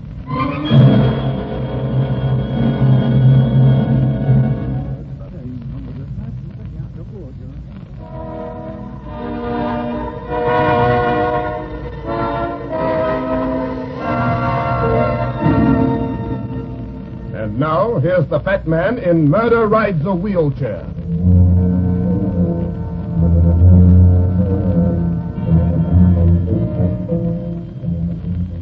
Late in the afternoon when this fellow Van Horn called me. He gave an address out in one of the better residential districts, and I told him I'd drive out that night and see him. An old guy with eyes like sleepy fish answered the door and told me Mr. Van Horn was waiting for me in the solarium. The house was strangely quiet. And I got the idea that it was too big for the number of people living in it. The solarium turned out to be a big glassed-in porch at the back of the house. Myron Van Horn was sitting in a wheelchair looking up in the general direction of the moon. He was, I think, the thinnest man I've ever seen. His bony old hands looked like claws, and his cadaverous face was almost a death's head. There was a nervous intensity about him that told me a vital fire still burned in that wasted, decaying body. Come in. Sit down, Mr. Runyon. Thanks. It'll be all, Arnold. Yes, sir. By the way, Arnold. Yes, sir. You can leave the door open. There won't be any need for you to listen. Yes, sir. Good, Arnold. He does so like to know everything that happens in this house. Well, go ahead, Mr. Runyon. Ask it. Say it. What? What you're thinking. What everybody thinks. that I'm hideous to look at, that I'm sick, crippled, and dying. But I won't die, do you understand? I won't, unless somebody murders me. Is that why you called me out here? Because you're afraid somebody is going to murder you? No. Why did you call me? My daughter Laura is being blackmailed. What have they gotten her? Gambling debts, IOUs. Are they on the level? What do you mean? The debts. Did she really lose the money, or is it a frame-up? No, it is not a frame-up. She undoubtedly lost the money. She was drinking heavily, and the place is a notorious gambling house. It had ruined her reputation if it became public that she'd been there. What's the name of this place? It's called the Little Casino. A man named Luke Estep owns it. Ever heard of him? Uh-huh. He's a bad boy. How did your daughter get mixed up with him? It's quite simple, Mr. Runyon.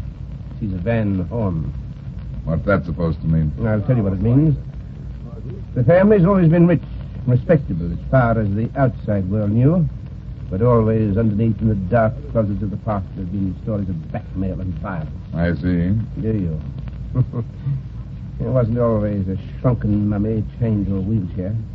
For 2 years I've not left this chair except to be lifted into bed at night. My home is now confined to the first floor of this house. It's a curse, I tell you. But I'm determined to save Laura if possible. What do you want me to do? Well, I want you to talk to this fellow Estep. Threaten to expose Laura, ruin her if the debt isn't paid. How much money is it? $15,000. There isn't much you can do but pay if the IOUs are on the level. I expect to pay. But there's to be a stipulation. In return, I want a signed statement from Estep saying that he'll never again allow my daughter to enter his gambling place. And you don't think you'll want to sign such a paper? I doubt it. So that's where you come in. Get this paper from him, and your fee will be $1,000. Okay, Van Horn. And now let's shake out the rest of the dirty linen. What else has Estep got on your daughter? I don't know, Runyon. I honestly don't know. But you suspect he's got something besides IOUs? Yes. I thought perhaps you could find that out. I'll find out. I don't like blackmailers. Neither do I. You'll hear from me in a day or so. All right.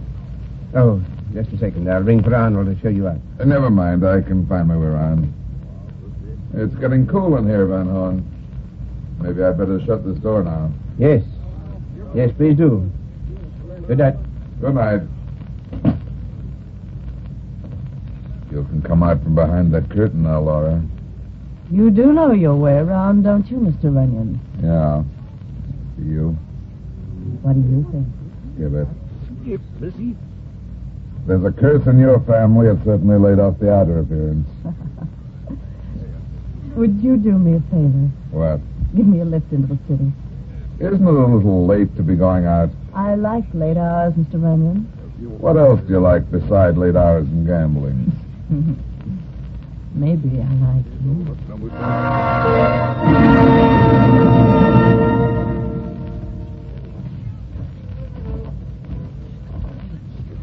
Just a second, buddy.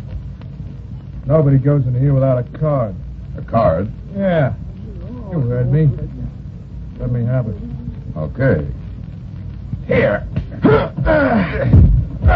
Why, you... Sorry, son, but... Well. If it isn't Wild Bill Hickok, 2 guns and all. Let me up, you... Sure. But I think I'll hold on to these guns. What's the idea? Give me my rod. Uh-huh. You're too young to play with toys like these. Okay, wise guy. I ain't forgetting this. This will put you in solid with your boss. Where is he, by the way? Who? Estep. Come on, take me into it. Take your hands off me. I said take me in. Then you can tell him the fat man is here. The fat man? That's right. Yeah, sure. Sure, I'll tell Luke you're here. He doesn't like coppers. I am not a cop. And I don't like blackmailers, so we ought to have fun. Now get going. Sure. Just follow me.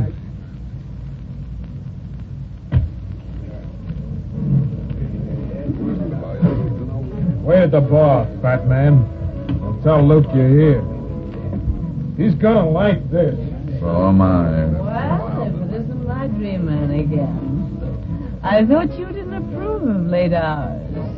That makes 4 things you like. Really? What's number 4? Lying. I thought you had a date in town. I have a date, all right. With these. Nice, huh? Yeah. How are they treating you tonight? Oh, lousy. Buy me a drink, will you, handsome? Sure. Give the lady a drink. Come on, Flatfoot. Hey, you haven't paid for this drink. Charge it to Estep. He's throwing this party tonight. You don't know how right you are, mister. In here. Here he is, Luke. Okay. Tony, beat it. Wait, what about my... I said beat it. Okay. Nice office you've got here, Estep. You must be doing all right. Oh, I get along. Oh, by the way, these guns belong to the kid. You better teach him how to use them before you give them back. He knows how to use them, and I'm afraid you'll find it out. That wasn't very smart from you. Listen, Estep. I don't like gunmen. Keep him out of my way, do you understand, or I'll kill him. You're a little high-handed in your likes and dislikes, aren't you? Yeah. And I don't like blackmailers either. If that's all you came here to say, you can get out. I'll get out when I'm good and ready.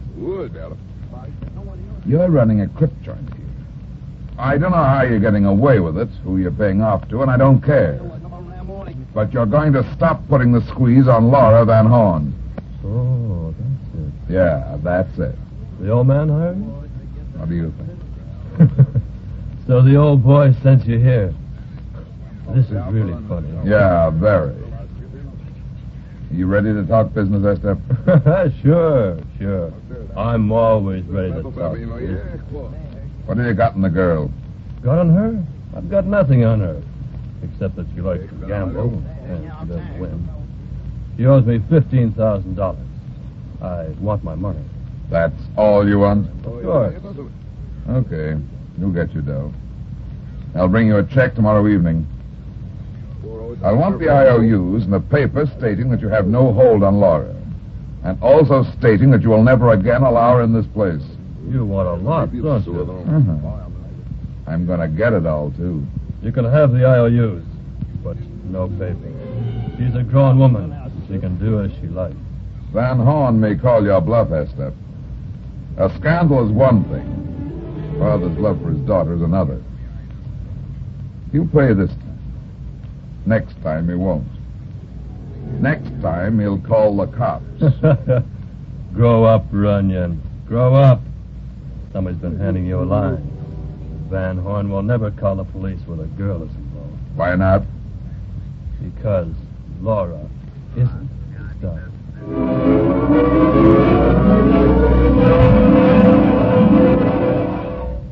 Why didn't you tell me the truth about Laura Van Horn? Because for 25 years I've guarded that secret of my life. You think I'd be fool enough to trust it to you? Oh, no, Ren. I was sure nobody knew until... Until this business with Estep came up. Yes. I suspected then that he knew my secret and meant to blackmail me on that score as well as the gambling debts. And Laura has no idea that she isn't your daughter? Naturally not. And she must never learn the truth. It happened in Munsterberg when she was less than a year old. Munsterberg? Oh, you wouldn't know the name. It was a remote little mining village in the diamond country of South Africa. We were after diamonds, Mr. Runyon, and we'd found them. What do you mean, we? Laura's father. He was my best friend and partner. We came to Africa. We both came from Holland together. He brought his young wife and the baby Laura with him. Mind you, Runyon, I'm telling you this in the strictest confidence. I understand. Tell me what happened in Munsterberg. It's as vivid in my memory as if it had happened yesterday. Fire, the screaming natives and Vernier in a drunken rage. Who is Vernier? Stefan Vernier, Laura's father. On the night I'm speaking of, he got drunk and ran amok among the native workers. At last they turned on him and killed both him and his wife. The baby and I would have been next, but I managed to escape with her. And I swore that night that she'd never, ever know the truth. That I would raise her as my daughter. So that's the story. Yes, that's the story. Now you see why she must not learn the truth. Have you any idea how Estep learned this? No, but I know if Laura found it out, if he told her, it would be a terrible shock to her. she suddenly learns that she is not my daughter, I'm afraid... What, Van Horn?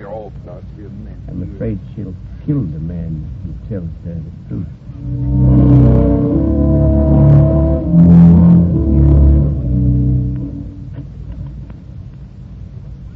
You're Mr. Runyon, aren't you? That's right. My name is Carl, Tom Carl. Sit down, Carl. Look here, Mr. Runyon. You're working for Marr and Van Horn, aren't you? Maybe. Why does that concern you? Oh, I know you're working for him, and I think I know why. It's something about Laura, isn't it? Something to do with a gangster named Estep. I'm not in the habit of discussing my client's affairs with strangers. But that's just it. I'm not a stranger. I'm in love with Laura. I wanted to marry me, but... But what? Something's happened to her. She's changed. How has she changed? For one thing, she promised to marry me, but now she avoids me. She's in some sort of trouble. That's why Mr. Van Horn hired you, isn't it? Well, isn't it? Why don't you ask her? I did. She laughed at me. Told me to mind my own business. I'm desperate, Mr. Van. I love Laura. And there's something else, too. What? Her father and the gambler Estep. What about them? There's something between them. I'm sure of it. What makes you think so?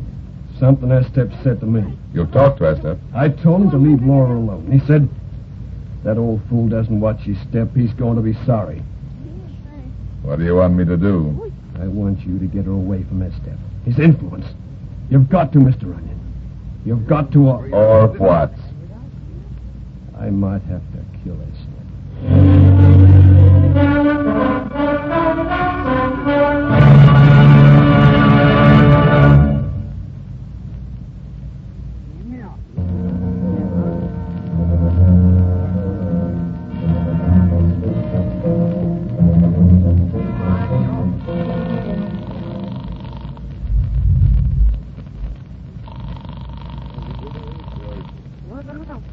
Hello?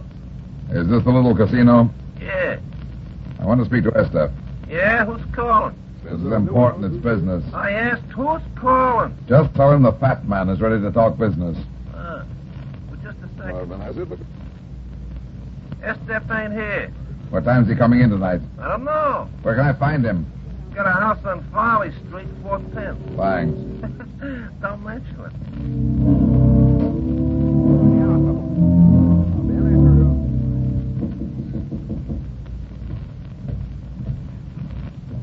Hello, Tommy. What are you doing here? Same thing you are, looking for Estep. Where is he? I don't know. There doesn't seem to be anybody home. No. No, I don't like this. Neither do I. Luke don't like guys hiding on his front porch. What does he think of guys walking in his front door? He don't like that either. Come on, let's go in. Wait a minute. Don't worry, Luke won't mind. It's unlocked. Where's the light? Here. What makes you think... Hello, sweetheart. Remember me, your dream man? They seem to meet in the strangest places. Hey, Luke! Who's boss? He's dead. She killed him. Yeah. How about it, sweetheart? I didn't kill him. He was dead when I got here about 10 minutes ago. Why did you come here? I had a date with him. A date? Yeah. I owed him some money. I'm going to pay him. Give me your pocketbook. Here. Where did you get all this dough? That's my business. It's my business now, unless you want to go to the chair. I didn't kill him. I came here to pay him. He's lying there on the floor, dead. Where did you get the money, beautiful? I pawned my jewelry. What are you going to do? I don't know yet. Well, I know what I'm gonna do. You killed Luke, and I'm gonna... Oh, no, you're not! Let go of me, you... This time I'm gonna keep these guns. He tries so hard to be a killer. Yeah. Maybe he is at that. What do you mean? What are you talking about? This dead man here. Me? You ain't gonna try and pin that on me. Maybe. He would look nice in the electric chair. No, I tell you, I didn't kill him. You know I just... How do I know? What were you doing here? Why, I came to pick Luke up to take him to the club. Listen, Runyon, you can't frame me. You can't. Why not? We came out here to pay off Luke, and we found you trying to get away from the house. It'd be a sin. No, I tell you, you can't. I didn't kill him. Okay, then. Who did? I don't know if it wasn't her. Unless you want a frame-up and a ride to the chair, you better tell the truth, Junior. Okay. I'll tell you the truth. I'll tell you anything I know. Who else might have had a reason to kill Estep? Well, there must have been a lot of people. He had a lot of enemies. Yeah, all blackmailers do. There was a young guy, a friend of hers, who threatened him. Carl? Yeah, that was the name. Tom. That's right. Where does he live, Laura? Why, he's visiting us. He has a room in our house. Talk some more, punk. What else do you want to know? What's the tie-up between old man Van Horn and Estep? I don't know what you're talking about. Okay, Tony. Hand me that phone, Laura. Here. Hey, what are you going to do? Hello, operator. Get me police headquarters. No, wait a minute. Hello. Hello, police headquarters. Wait, Runyon, I'll talk. This is Brad Runyon. Yeah. Tell Lieutenant Mackenzie there's been a murder out at 410 Farley Street. No, don't, Runyon, don't. I didn't kill Luke. I'll talk. Yeah, that's right. No, I don't know who did it. Yet. Okay, Junior, talk. Estep and Van Horn knew each other, all right. It was something that happened a long time ago. Where and what was it? Well, I don't know what it was, but I know they knew each other in South Africa in a mining camp called Munsterberg.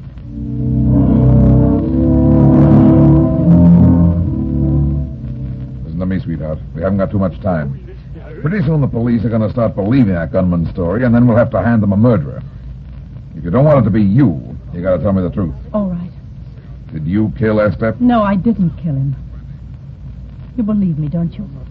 Yeah, I do believe you. Why did you pawn the jewels? Why did you suddenly decide to pay off on the IOUs? Because I was frightened. What were you afraid of? Phone call. What phone call? One I heard Father making yesterday afternoon. He didn't know I was listening. Did you know who he was talking to? Yes. He was talking to Estep. How do you know it was Estep? Because I heard him say, Estep, if you do that, you know you'll ruin me. Where's Carl? Why, he's in his room, I think. And your father, where is he? He's in the solarium. I saw him sitting there in his wheelchair just before you came in. Come on. We've got to find him quick. You don't think... I think he may be in danger. Not Tom. I don't know. Quick, come on. It's Father. Father. Hold it, Laura. But please, hurry. No, baby. He's dead. Dead? Oh, no. No. Oh, Father. Listen to me, Laura. Don't let yourself go. You've got to control yourself. But Stop it! But he must have been up at the top of the stairs in the chair. He must have got you close and fallen down. He didn't fall. Somebody pushed his chair over the stairs. Look, see how it smashed? He must have been flung out of it as he fell. He was murdered. Yeah. Whoever pushed him must still be upstairs. Come on. Where's Carl's room? Here, the first door on the... Up there on the floor. Yeah. It's the old guy, Arnold. Is he dead? No, he's just been knocked out. Somebody slugged him on the back of the head. See if Carl's in that room.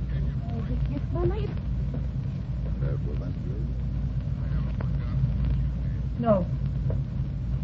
No, it's empty. The front door. Somebody's ringing the doorbell. Here, I'll carry Arnold downstairs. We'd better see who it is. But the murderer, he must still be upstairs. Maybe, but I doubt it. He could have jumped out of that window. Hello, Runyon. Well, this is one time I beat you to the punch. I got your murderer for you. Tom. Hello, Laura. Oh, no, Tom, no. Yeah, it's him, all right. He confessed. Good work, Mac. Where'd you grab him? Climbing out a window? Well, you nuts, Brad. We didn't grab him anywhere. He walked into headquarters about an hour ago and confessed to killing Estep. You mean he's been with you for the last hour at headquarters? Sure. Hey, what's the matter with you, anyway? He's lying. Don't you see? He's lying to protect me. I killed Estep. I killed him last night. You know you found me with the body. I lied to you. Hey, what's going on here, anyway? Don't believe her. She didn't kill anybody. I told you I did it. Look, beautiful. If you killed Estep, what did you do with the gun? The gun? Yeah, the gun. He was shot with a .32. Where is it? Why, It's no good, sweetheart.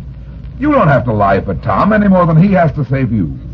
What are you talking about? They're both lying, Mac. They're lying because they each think the other killed Estep.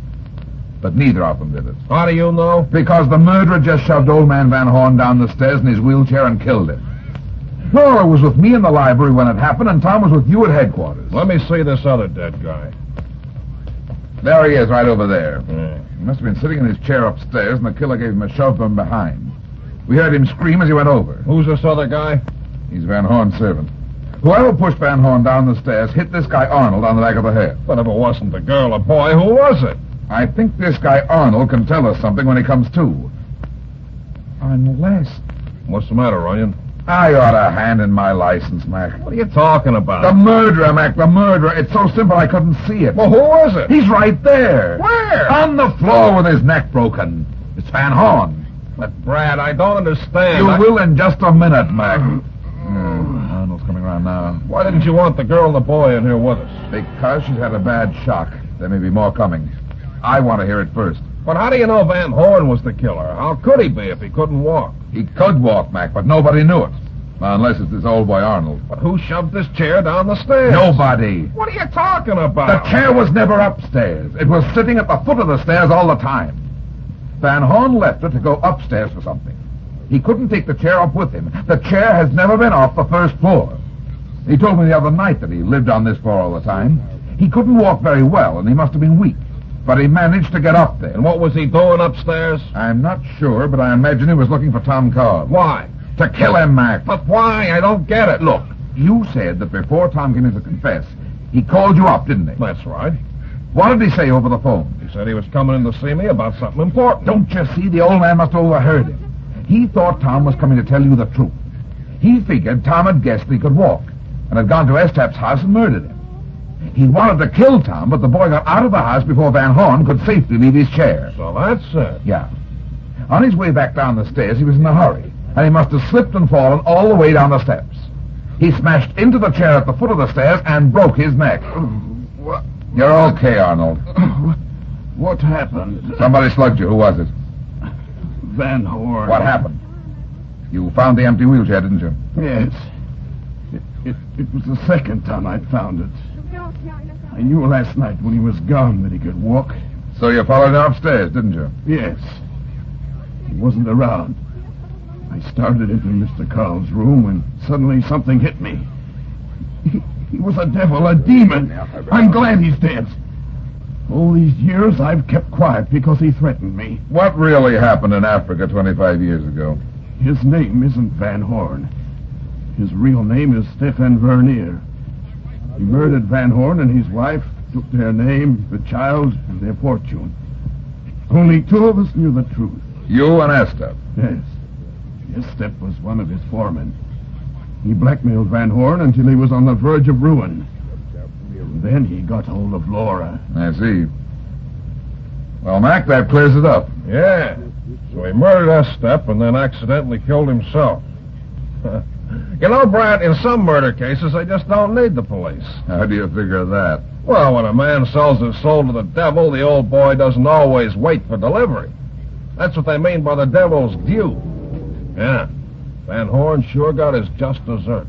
Say, speaking of desserts, I haven't had my dinner yet.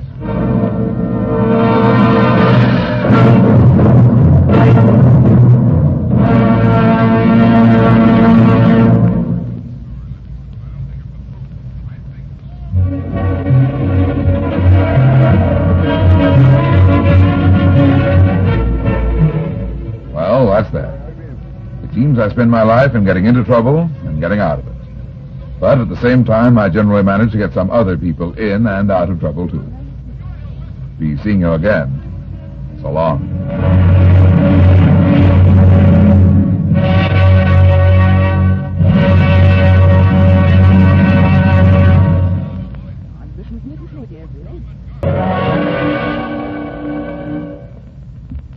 There he goes into that drugstore. He's stepping on the scales.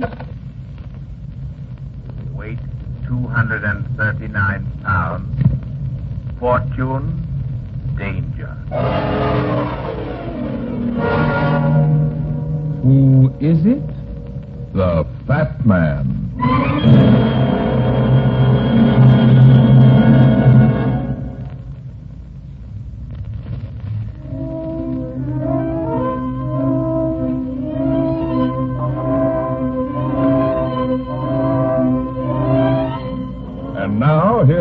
man in Murder Repeats Itself.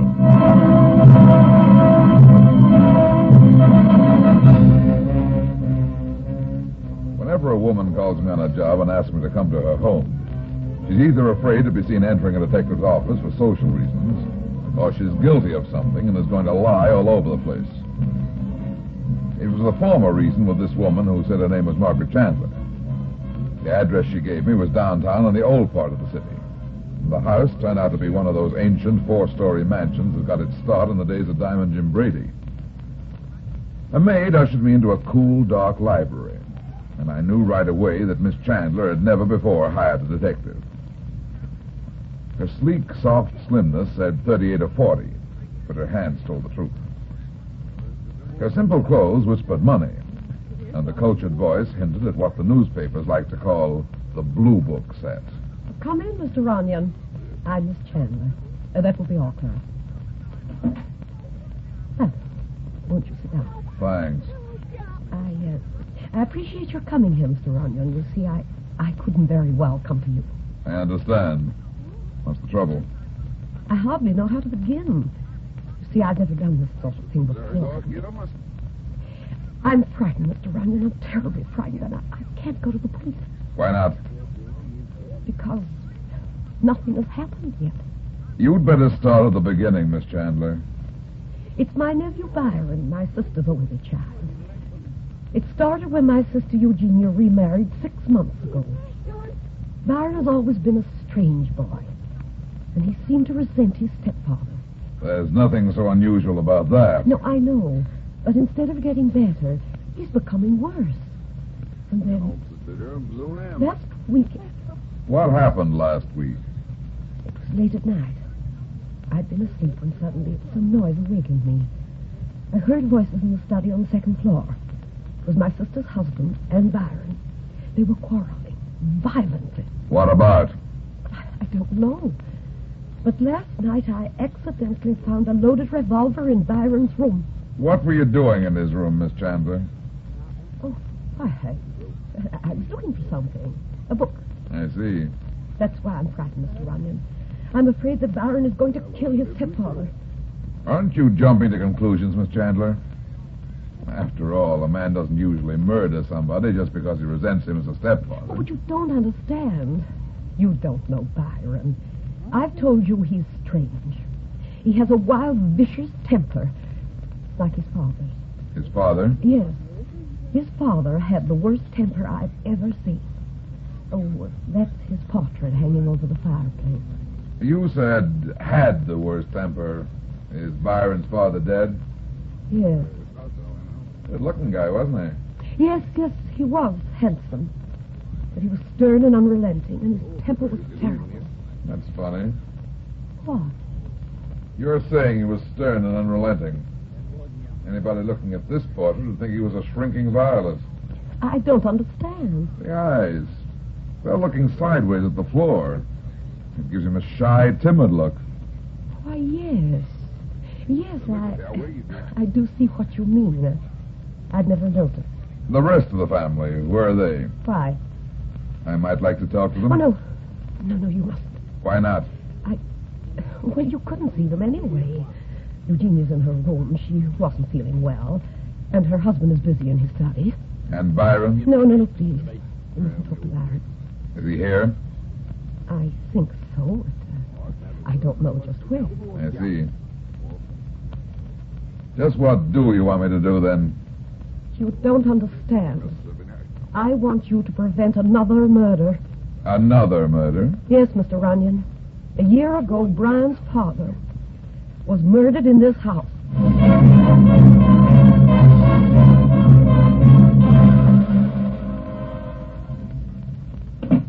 Well, come on in, Runyon. Hello, Mac. How's your memory today? Well, that depends. What do you want me to remember? Something about a murder that happened a little over a year ago. There's lots of murders. Which one? A guy named Hale, Jonathan Hale. Remember the case? Oh, yeah. Yeah, sure, I remember that case. I worked on it myself, and I wasn't ever really satisfied with it. Why not? Well, for one thing, it was all circumstantial evidence. Tell me about it. What happened? Well, what's your interest in it, Brad? Never mind. Just tell me briefly what happened. Well, as I remember it, this guy Hale, a Wall Street bigwig, was found dead in his bedroom, murdered. Shot? Yeah, twice with a German Luger, but the gun was missing. Who found the body? His sister-in-law, Miss Margaret Chandler. Go on. Well, it seems this guy Hale had a violent temper, really went nuts when he got mad. Had he been mad at anybody just before he was killed? Yeah. He had an argument with his chauffeur, a guy named Foulmouth, and threatened to fire him. I see. What was the argument about? Something about some money that was lost. Hale accused the chauffeur of taking it. After Hale was found dead, the chauffeur was discovered drunk in his room. The Luger was in one of his dresser drawers, and his fingerprints was all over it. Said he didn't remember anything. And he was convicted? Yeah, it was an open and shut case. But because of the evidence all being circumstantial, he didn't get the chair. They sent him up for life. I was glad because, as I said, I never did feel quite right about it. What other reasons did you have besides the evidence? Well, it was nothing you could put your finger on, just the way the rest of the family acted. How do you mean? Well, for instance, there was the son, a kid named Byron. Acted like a nut. Sometimes he wouldn't say a word, wouldn't answer questions. The next minute he'd be raving around all over the place. How about the wife? Yeah, she didn't show up at the trial. They said she was sick. Her sister, the one that found the body, was there every day, though, with an old friend of the family, a guy named Alfred Gregory. There was a rumor that this Gregory had been too friendly with the wife, but nothing ever came of it. Nothing, except the fact that Alfred Gregory married Mrs. Hale about 6 months ago. Married her? Yeah. Thanks, Mac. I'll be seeing you. Where are you going? I'm going to try and prevent a second murder in that house.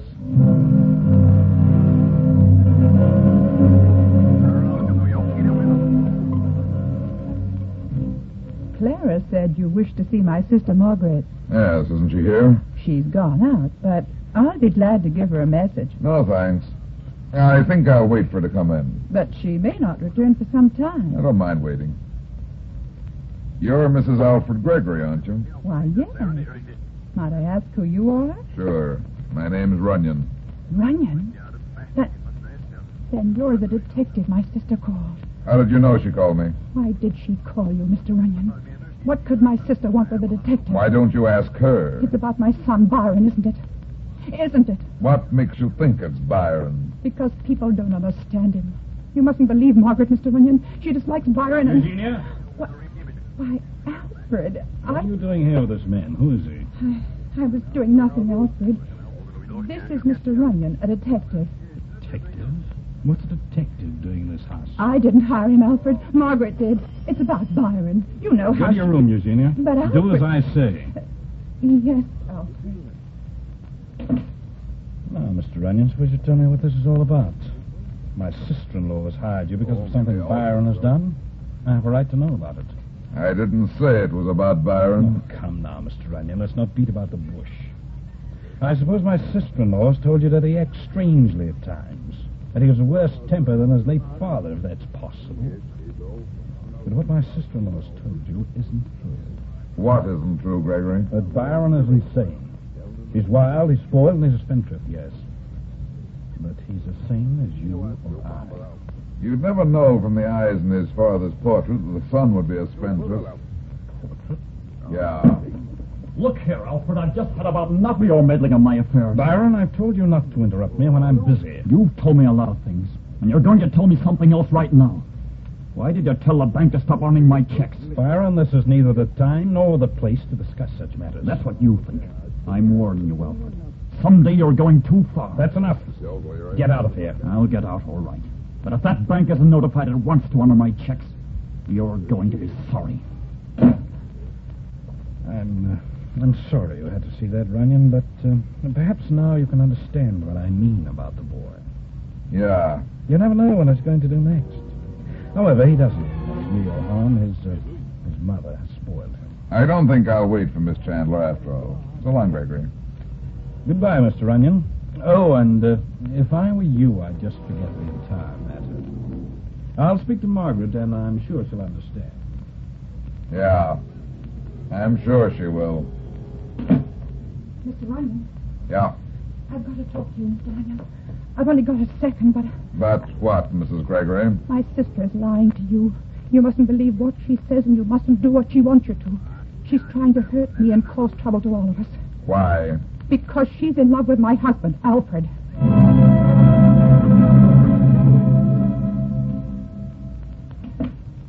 Hello, Byron. I thought maybe you'd be in to see me this morning. I want to talk to you, Runyon. Well, have you got the money with you? What money? The money to buy me off. I don't know what you mean. I said I wanted to talk to you. Okay, I'm listening. Why were you talking to my stepfather yesterday? I thought you were going to do the talking. So I was right. He did hire you to frame me. Frame you for what? He hates me. He's turned my mother against me, made her hate me too. But he lied to you, Runyon. I'm not crazy, and he's not going to frame anything on me. I told him to let me alone. I warned him. If he doesn't, Runyon, so help me out. Kill him? I didn't say that. Who murdered your father, Byron? What are you talking about? You know, it was Falmouth, the chauffeur. Was it? So that's his game. That's what he's up to. He told you I killed Father. But I didn't do it, you understand? I didn't. Why do you keep a loaded gun in your room? A loaded gun? That's right. It's another of his lies. Your Aunt Margaret found it there, night before last. She's lying, too. She must be helping Alfred. She hates me, too. You're a popular guy, aren't you? They're not going to frame me, though. I don't even own a gun. I've never had one in my life. Not even a German Luger? Look here, Runyon, that's enough of that. I don't know what my stepfather's trying to do or why he hired you. But I do know this. I didn't murder my father. The chauffeur did it, and he's in jail. They're trying to pin that on me. You're making a big mistake. And so are you. Hello? Hey, Runyon, this is Mac. Yes, Mac. You know that Hale murder we were talking about yesterday? What about it? I just found out something that might be interesting to you. What, Mac?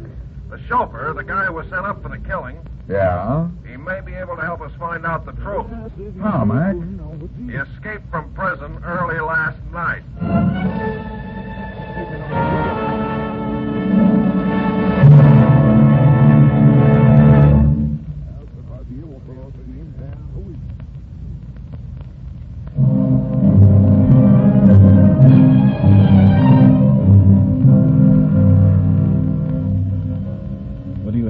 For Runyon, I thought it was all settled. Not yet, Gregory. If you want to be of any help to us, the best thing for you to do is to keep an eye on Byron. I think I'd better keep an eye on all of you.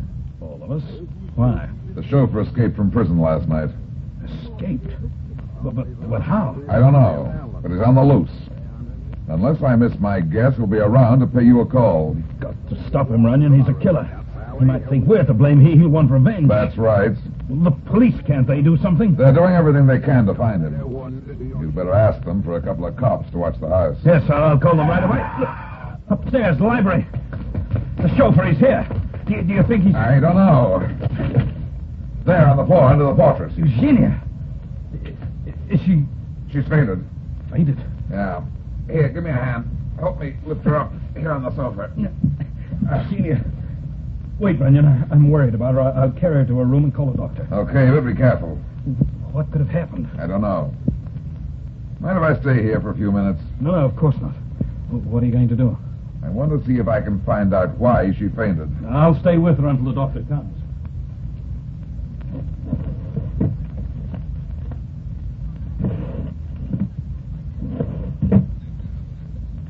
Wow, wow. Mr. Runyon!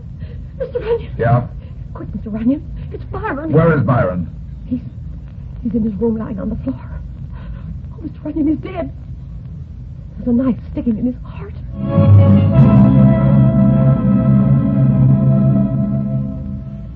And this is where you found Mrs. Gregory? Yeah. She was lying there on the floor in front of the big portrait. Where is she now? Just before you guys got here, she seemed to be getting worse. So Gregory took her to the hospital. Any fingerprints on the knife? No, but it doesn't matter. It must have been the chauffeur. Yeah. Every cop in town's on the lookout for him. We'll pick him up soon. What did the sister have to say? Miss Chandler was in her room when Mrs. Gregory screamed. She thought the screams came from Byron's room. She went in there, found him dead on the floor. You don't think she killed him, do you? Maybe. You're nuts, Brad. She was scared silly.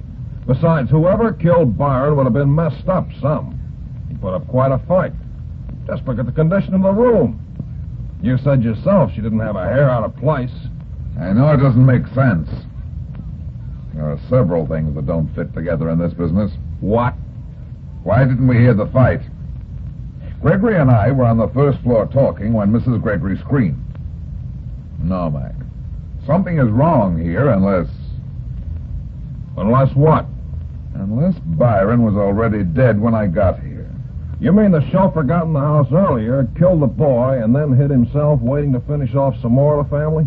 I'm not sure the chauffeur was ever in the house. But you're crazy. That's why Mrs. Gregory screamed. She must have seen the chauffeur. Yeah. Must have been hiding here in the library, maybe in that closet over there. Yeah. She must have come in here, accidentally found the chauffeur, screamed, and fainted. Yeah. Hey, what's the matter with you anyway? What do you keep yamming me for? You're wrong, Mac. It wasn't the chauffeur that made Mrs. Gregory scream. Well, if it wasn't the chauffeur, what was it? The portrait, Mac. The portrait of a late husband. What about it? Look at it, Mac. Well, I don't see nothing wrong with it.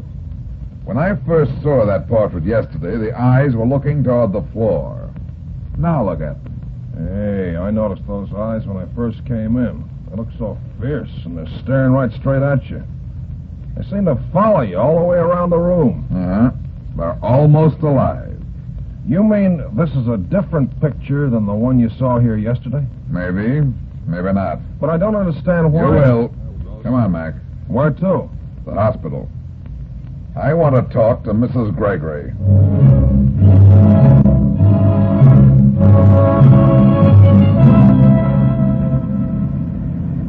Calling car 22. Calling car 22. Go to the corner of 23rd and 7th Avenue, that is all. Well, I'll still feel a lot better when we pick up that chauffeur. There's 3 cops guarding the house, and the sister ought to be safe if he shows up there again. Yeah. Now, don't start that yarn again. I can't understand him. No word at all in the chauffeur. Every cop in the force looking for him, he's still gone. Call Lieutenant McKenzie. Calling Lieutenant McKenzie. They're calling you, Mac. Okay. Okay, come in, Sweeney. This is McKenzie. They just picked up that escaped convict, Falmouth. The chauffeur. Good, good. Well, Runyon, there you are. That's that.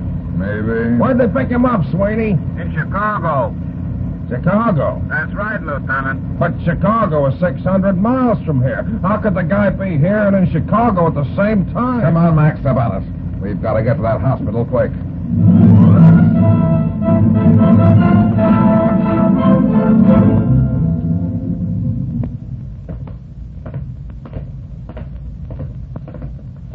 Yes? Can I help you? We want to see Mrs. Alfred Gregory. What room is she in? Mrs. Gregory? Yeah, we're from police headquarters. It's important. Oh, just a moment. Yes? Doctor, there are 2 men here to see Mrs. Alfred Gregory. They say they're from police headquarters. Shall I... Send them into my office. Yes, sir.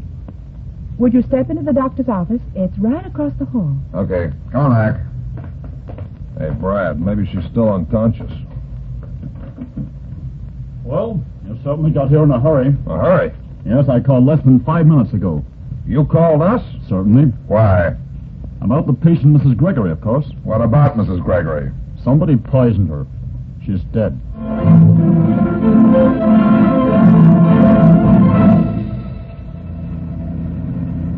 Hurry, Mac, hurry. I can't go any faster. I don't get this business, Brad. I thought Mrs. Gregory was the killer. So did I, Mac, but I was wrong. Well, who was it? I'm not sure. There's the house.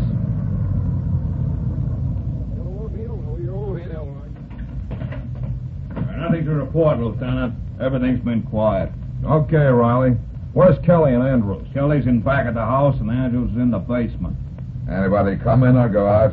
Sister's been here all evening. Gregory came in about half an hour ago. He's still here. Good. Come on, Mac, we're going in. Hey, I still don't get it, Brad. There are more things in heaven and earth, Horatio, than I dreamt of in your philosophy. Huh? Hey, now, what's the matter with you, Runyon? What kind of talk is that? Shakespeare, Mac, Shakespeare. I thought it was Macbeth, but it's not. It's not? Well, who is it, then? Hamlet. Hamlet? Shh. Keep as quiet as possible. Hey, what do we do now? Upstairs. I want to look in the library again. Why? Never mind. Hold it. What's the matter? Somebody's in there. I think we'll surprise them. Come on. You mustn't worry, darling. Everything will be all right. Hey, listen. Yeah. Alfred, I'm afraid. Nonsense. What? Oh. Sorry to intrude, Gregory. You're not intruding. I was merely comforting Miss Chandler. She's quite upset over Byron's death. Do you have to put your arms round her to comfort her? Now, look here, Runyon. I don't like your implication. That's too bad. What are you doing here? There was another murder tonight, Gregory. Your wife, Eugenia. My sister. Oh, Dad. Uh-huh. She was poisoned. But how could the chauffeur have done that? He must have poisoned her when she saw him here in the library. She didn't see the chauffeur in here. Of course she did. That's why she screamed. You're wrong, Gregory. The chauffeur was picked up in Chicago about an hour ago. Chicago? But that's impossible. Then he couldn't have murdered Byron or Eugenia. No, he couldn't have done it. Then who did? You're a pretty smart pair. Too smart, in fact. You don't think that we... Oh, no. Alfred. You had it all figured out, didn't you? Alfred, what's he talking about? I don't think he knows. You must be out of your mind, Runyon. Maybe I'd better explain. Maybe you'd better. You mean they were in it together? Sure they were. Oh, no. What does it mean, Alfred? I don't know, Margaret. Now, look here, Runyon. The chauffeur wasn't in Chicago. He was here in this house tonight. That's why Eugenia screamed. That's why you thought she screamed. That's where you got your bad break, Gregory. Don't be absurd. You see, Mac, Gregory is a pretty smart boy. He's had this all planned for a long time. I warn you, Runyon, you'll regret this. The two of them killed Hale and framed the chauffeur. No, it's not Then true. Gregory married Eugenia. But they had to get rid of her and Byron, too, if they wanted to get hold of the money. So that's it. No, I didn't do that. I swear I didn't. I loved Alfred, yes, but I didn't plan anything. I didn't know anything. Maybe she's telling the truth. I don't know. Well, of course I'm telling you the truth. You... Alfred, how could you?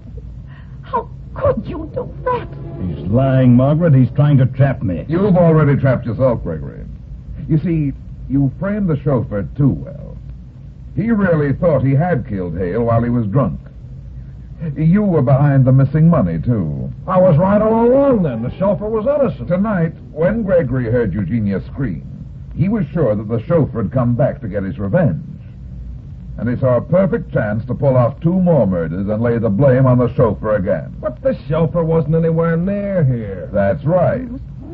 He never even suspected that he'd been framed. It's funny, isn't it, Gregory? Mac, we ought to call this the case of the two perfect crimes. You're very funny, Runyon. Tell me some more. Okay. Maybe Eugenia knew you'd murdered Hale. Maybe she even helped you. But she wasn't as tough as you are. She couldn't stand looking at those eyes of Hale's in the portraits. Well, that accounts for the two portraits. There weren't two of them, Mac. There was only one. She simply had the eyes painted over. You never noticed it, did you, Gregory? And neither did Margaret, but Byron did. You see, Byron loved his father very much, and he hated his mother for marrying you.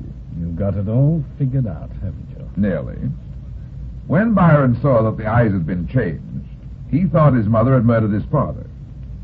So tonight, before you killed him, he carefully removed the painted-over eyes so his mother would see the original ones. That's why Eugenia screamed, Gregory. Very clever, aren't you? Uh-huh. You killed Byron because he was too near the truth about his father's murder.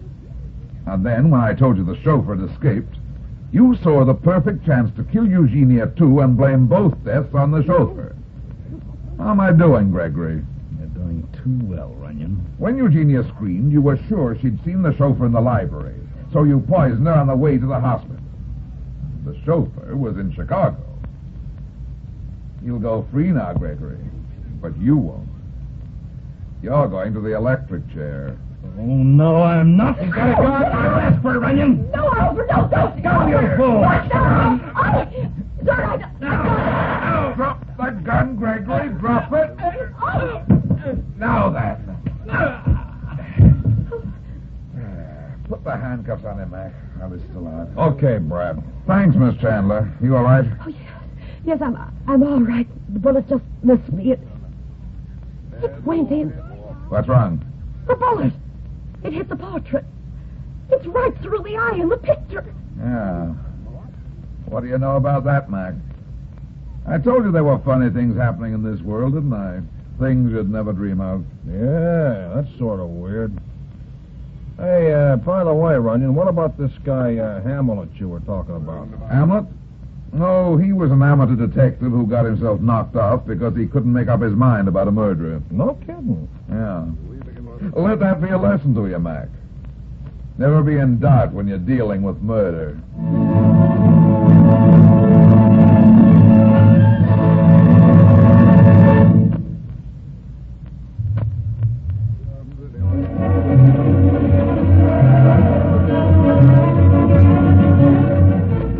Well, that's that.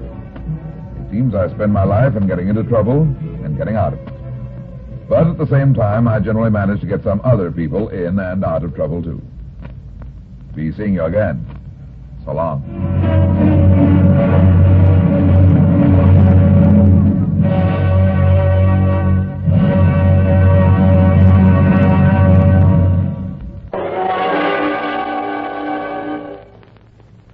There he goes into that drugstore.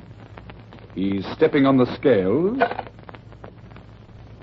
Weight 239 pounds. Fortune, danger. Who is it? The Fat Man.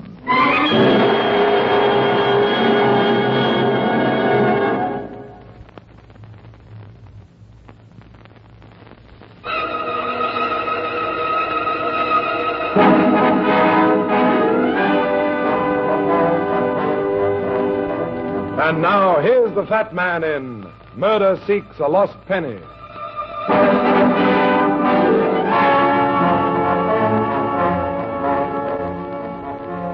This one began one warm spring evening.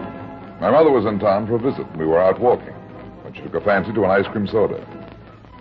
I didn't exactly object, and we were going through a pair of them at the drugstore around the corner. It's an ordinary drugstore, except that this one also sold drugs. Mother had just finished her soda and looked as if she'd like to continue the process.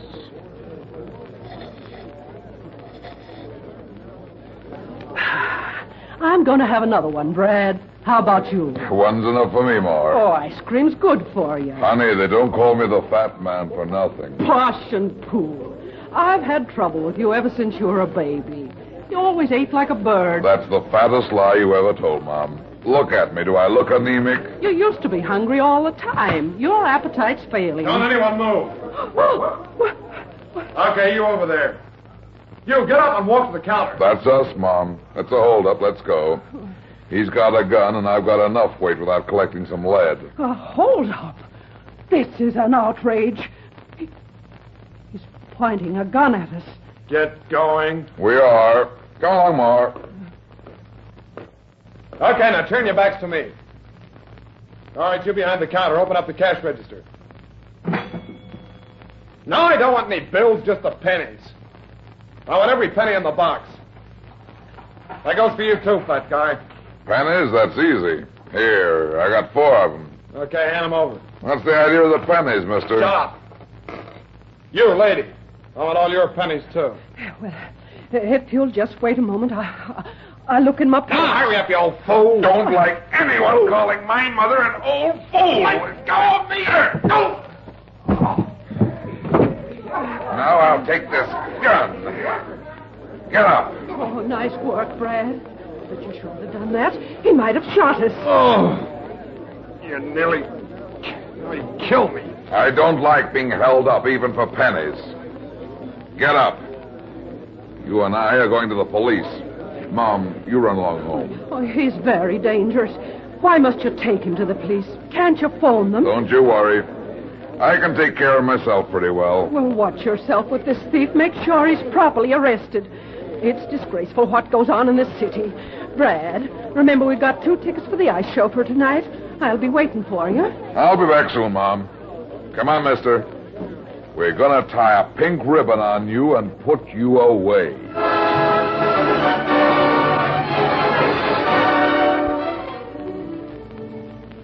Say, I thought we were going to the police station. No, it's my office. And we'll get to the police soon enough. You aroused my curiosity. You must have come fresh out of an institution. No, I'm not crazy. Well, you're not an ordinary criminal. What's your racket? You better close the door first. What's your name? Jack Norton? What are you collecting pennies for? Because they're so nice and round. All right, wise guy, I've lost my curiosity. Maybe you'll be more talkative with the cops. No, wait a minute, wait. You're a private detective, aren't you? That's what it says on the door.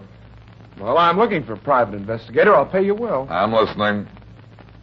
Okay, I'll tell you what it's about. An embezzler, Jim Burke, now in prison, sent his wife 3 pennies. They belong to me, and I've got to have them. Why? I can't tell you right now. Mr. Norton, I don't take cases without knowing the reason why. We'd better go to the police. These pennies have a great personal importance to me. Why were you looking for them in the drugstore? Because Burke's wife said she accidentally gave the coins to the druggist while buying a tube of toothpaste. If the pennies were sent to Mrs. Burke, what right have you got to them? Because they really belong to me. The whole thing sounds phony. Maybe you're not a common criminal, but maybe you're a fancy one. Mr. Runyon, there's nothing phony about it. I wish I could tell you now, but I can't.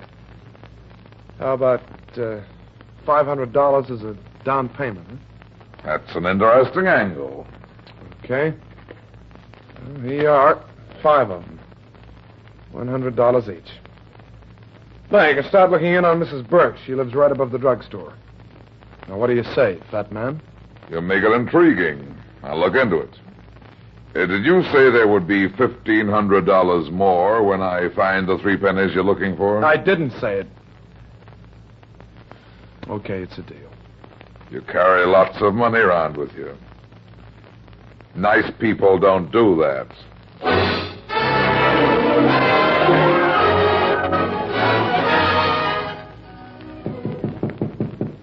Just a minute. Yeah, what do you want? I'd like to talk to you, Mrs. Burke. I won't take up much of your time. I don't talk to strangers. Goodbye. Please get your foot out of the doorway. I don't like to force myself upon you, Mrs. Burke, but it's important that I talk to you. So let's be friendly about it, shall we? What are you after, mister? I'm interested in 3 pennies, Mrs. Burke, and I think you can help me. I don't know what you're talking about. What 3 pennies? The ones your husband sent you from prison. How do you know? Did Norton tell you? It doesn't make any difference how I know. Of course it was Norton. He was here a few hours ago. He managed to get one of the pennies from me by force. Oh, he did? What about the rest? Well, I told Norton I accidentally gave the rest to the druggist. Yeah, I know. That's where we bumped into each other. Excuse me. Hello? I'd like to talk to Mr. Runyon, please. You must have the wrong number. There's nobody here by the name of Runyon. That's for me. Let me have the phone. Hello? Runyon? Yeah, who's this? This is Norton. Look, you can forget about the pennies. I got them. I won't need your help anymore. Hey, just a minute. Well, thank you all the same. Goodbye. Norton! He hung up. He says he's got the 3 pennies, Mrs. Burke. He's lying. Why is Norton after the pennies, and why did your husband send them to you? I don't know why, but those 3 pennies mean something. I must get the other penny Norton stole from me. Perhaps I can help.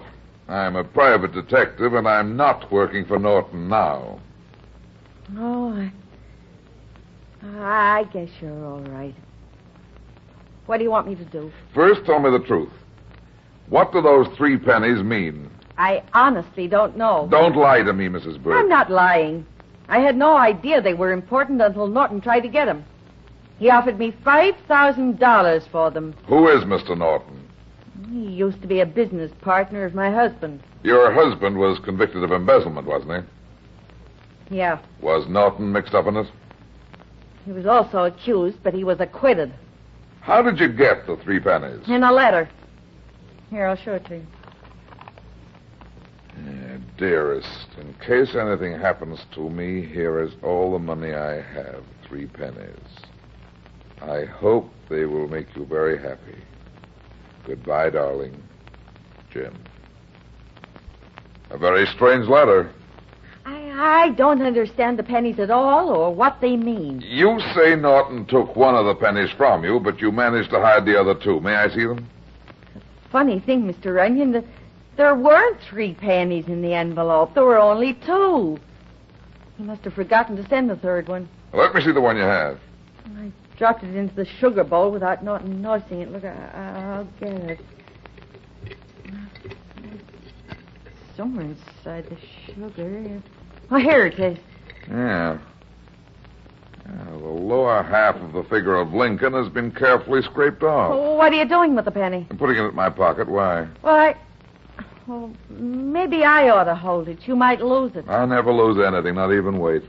Look, Mrs. Burke, you've got to trust me or I can't work with you. And it's got to be 100% or it's no go. All right. I trust you, Mr. Onion. Good. Now, you said there were only 2 pennies in the envelope. Yeah. I don't know why he said there were 3 when there were only 2. Maybe there was a reason, or maybe he just forgot the other penny. The only way to find out is to go up to the prison and have a talk with your husband. Goodbye, Mrs. Burke. I'll give him your love.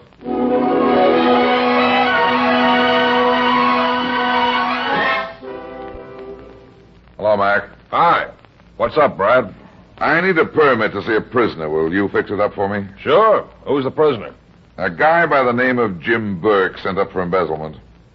And what do you know about Jim Burke? Not much. I'm trying to find out something. Well, you won't need a permit to see him. Oh, why not? Because he escaped a few hours ago.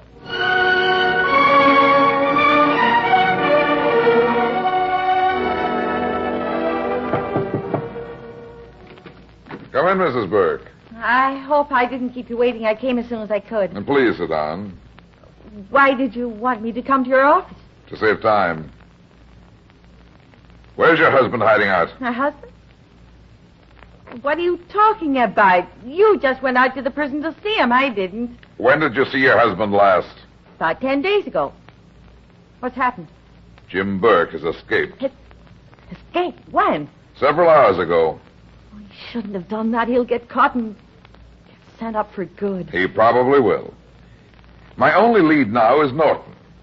You know where he can be reached? I don't know where he lives. Excuse me. Hello? This is Mac. What's up? Plenty. We found Jim Burke. Okay, I'm going right down. I must talk to him. Don't bother. Jim Burke's got 2 slugs in his head. He's dead. I see. You know who did it? No, do you? Not yet. As soon as I learn anything, I'll call you back. What's the matter, Mr. Onion? Your husband was found dead a little while ago. Dead? Jim's dead? It's true, Mrs. Burke. I'm sorry. Who did it? We don't know yet. Norton must have killed him. He never liked Jim. They never got along. Oh, Jim. We've got to find Norton. There must be some place we can get to him. He must have friends or relatives. Do you know anyone close to him? Mrs. Burke, you've got to help me. The only one I know is a friend of his. A woman named Joyce Woods. I met her when she lived at the Garden Hotel. That's good enough. I'll find Miss Woods. And I might even give her a penny for her thoughts.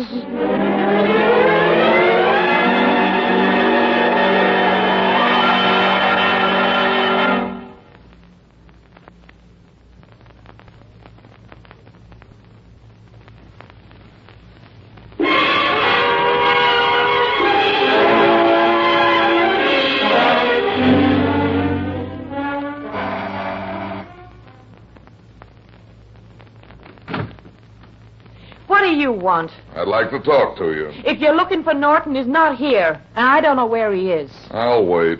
He's gone away. He won't be back. That's all right. I'd like to talk to you. I'm busy. In that case, sister, I'll come back later with a police escort. You don't frighten people. I'll be back with some uniformed friends. Oh, all right. You can come in and look for yourself if you want to. Thanks for the hospitality. Nice, elegant apartment. I'm glad you like it. Why does a pretty girl like you get mixed up with a guy like Norton? Why does a fat man like you stick his nose into other people's business? I asked for that one. Where can I find Norton, sister? I don't know. I've got some information for him. Did you find the pennies? So you know nothing about Norton. Stay where you are. I'll get it. Jack, you've got yourself a visitor. Oh, the fat man. What are you doing here? Getting acquainted with your girlfriend? She doesn't like fat men. Now get out. Norton, besides being rude, you're something of a liar. You told me on the phone that you had the coin. Look, you're not working for me anymore. Now be smart and forget the pennies. That would be a bit difficult, because just by accident I happen to have them in my pocket. You have? Well, if you give them to me, I'll pay the rest of the money. You fired me, remember? You don't owe me anything. Besides, the situation's a little different since I saw you last. For example, Jim Burke got himself murdered. He's in prison. He escaped and got himself killed. Now, Joyce, please don't get behind me. I hate people looking over my shoulder. Oh, you're not afraid, are you? To be perfectly honest, I am.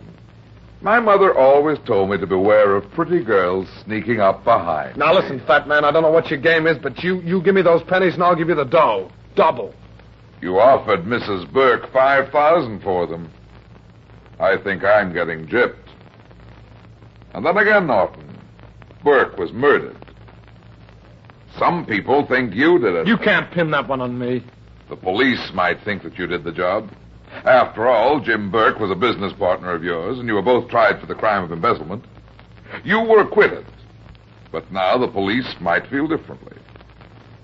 Besides, you forced Mrs. Burke to give you one of the pennies, and now you're in hiding. All these things add up very uncomfortably. You're just trying to frame me. Well, it won't work. Well, I've got to be going. Thanks for inviting me in, Joyce. No, Norton. Don't touch any gun. I'm liable to shoot you in self-defense. Well, goodbye. Oh, yes, I forgot something. The penny you stole from Mrs. Burke. May I have it, please? I haven't got it with me. Hand it over and be quick about it. You'll be sorry, fat man. Thanks ever so much. Miss Woods, it was nice meeting you. Thanks for everything.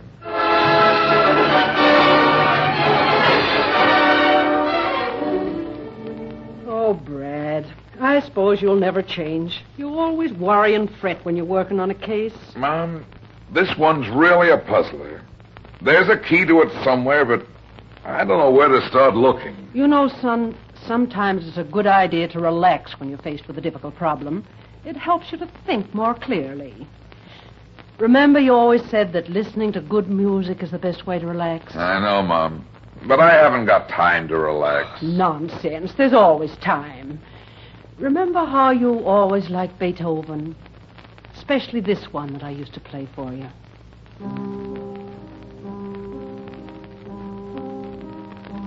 The Moonlight Sonata. That's right. Brad. Look at these 2 pennies, Mom. You wouldn't think a man was murdered because of them, would you? Murdered for pennies? See, one of them has the date crossed out, leaving just the number 19. And the other penny has half of the figure of Lincoln scraped off. Mm-hmm. It doesn't make much sense to me. Maybe the penny that was lost would clear it up. It's the lower half of Lincoln that's crossed out on this penny. It's divided exactly in 2. What? I think that's it. The name Lincoln has 2 syllables. Divided exactly in 2, and you have Link-con. The lower half is crossed out. That just leaves the link part of Lincoln. The 2 pennies mean Link 19 or 19 Link. Well, what do you suppose it is? If I had the lost penny, I'd know. Mrs. Burke might be able to tell me. Well, you better have your dessert first. Hey, I've got a real surprise for you. Your favorite dessert, strawberry shortcake. I can hardly wait. What's the matter, Brad? Somebody slipped a letter under the door. Oh, must be a bill of some kind. Not at this hour.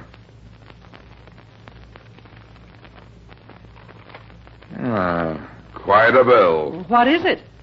They put pennies on the eyes of dead men. No signature. Now, what do you think of that? First we get held up for pennies, and now someone wants us to forget them. Son, you ought to keep away from this. It sounds very dangerous. Oh, come and have your strawberry shortcake and forget the pennies. I haven't got time now. There's someone else mixed up in this, and it might be a murderer. Mrs. Burke could be his next victim. I'll be back. Save the cake for me, Mom.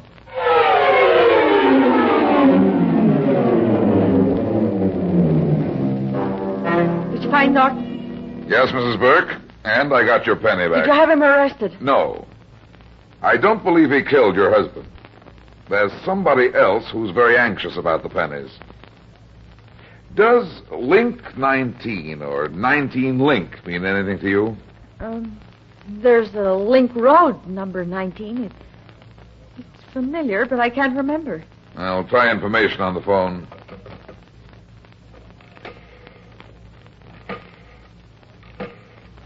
Maybe I can get it that way. Information.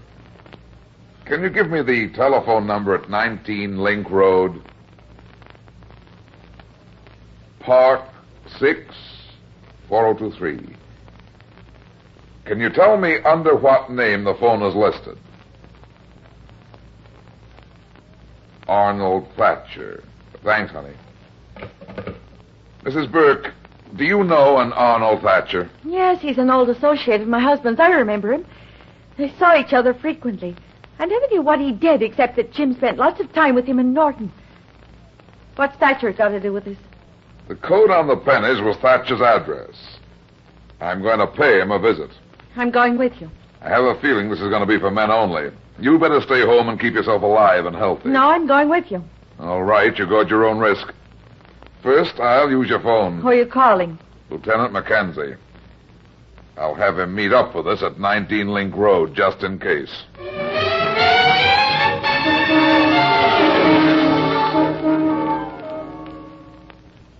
Here's the house. Very big house, too. There's no light showing. Maybe Mr. Thatcher's asleep. I have to wake him up. I don't think he's home. I'll try it again. If he doesn't answer, I'll have to be crude about it and go in through the window. He's apparently not home. I've crawled through windows before. Yeah, this is closed tight. There it is. It's dark in there. You stay here on the porch. I'll be out in a little while. I wouldn't stay out here alone for all the pennies in the world. I'm going with you. Okay, sister. I'll go in first. Here, give me a hand. See if you can find the light switch. You won't have to. I'll switch it on for you. May I introduce myself? I'm Brad Runyon, better known as the Fat Man. And this is Mrs. Jim Burke. You know her, of course. Stay where you are, Fat Man. Several people have been pointing guns at me in the past 24 hours. It seems to be epidemic. I presume you're Mr. Thatcher. What do you mean by breaking into my house? We tried coming in the front door, but you didn't answer. I was asleep. With all your clothes on? Don't you find it kind of lumpy? You can get 10 years for breaking into a house. Well, we're burglars and we deserve to be punished. I'll call the police for you. Put that phone down. If you insist. There's some blood on the floor, Mr. Thatcher. Hand over those pennies, Fat Man. Isn't that the body of Norton lying in the corner? Give me those pennies or you'll be joining him. Sure, here they are. They won't tell you anything you don't already know. I'll save you a lot of bother. The message contained in the pennies is your own address. Yeah, it's very clever of Jim Burke hiding it in my own house.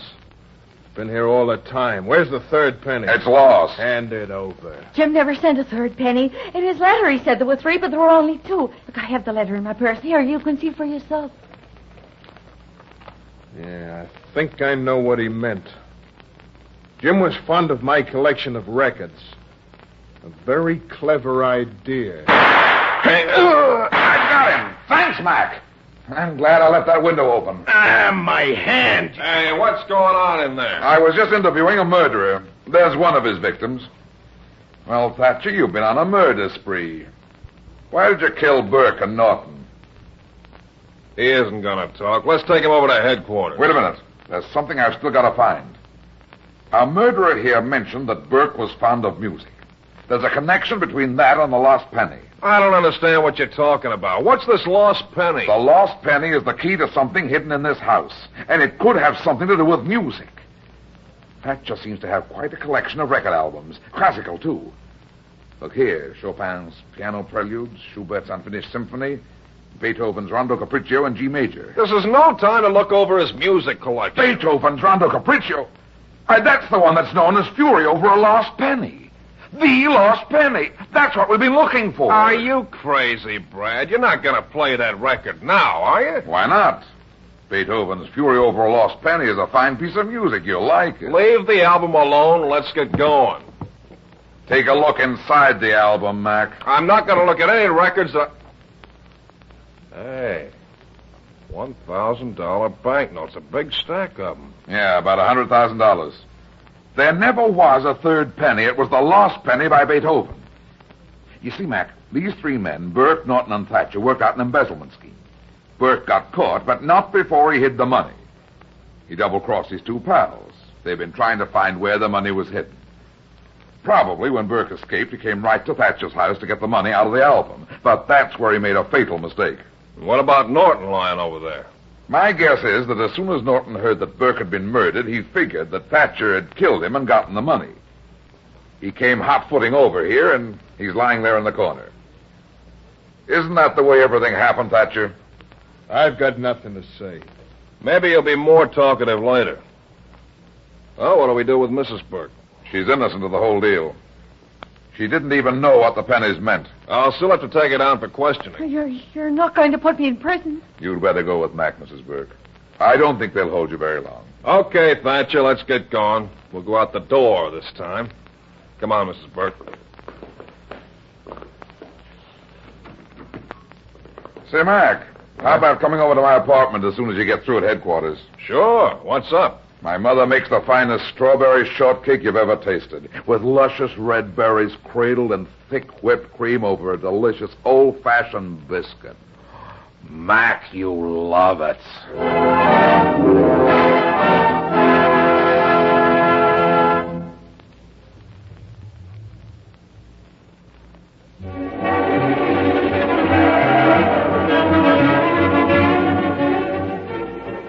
Well, that's that. It seems I spend my life in getting into trouble and getting out of it. But at the same time, I generally manage to get some other people in and out of trouble, too. Be seeing you again. So long.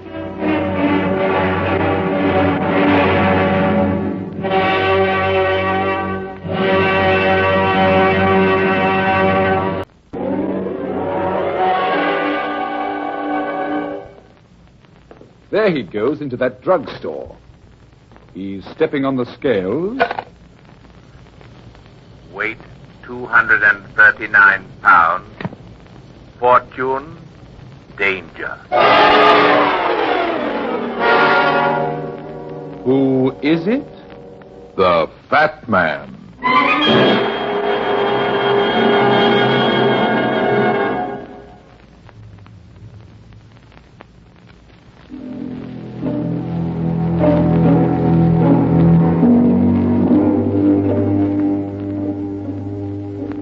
And now here's the Fat Man in Murder Calls the Undertaker.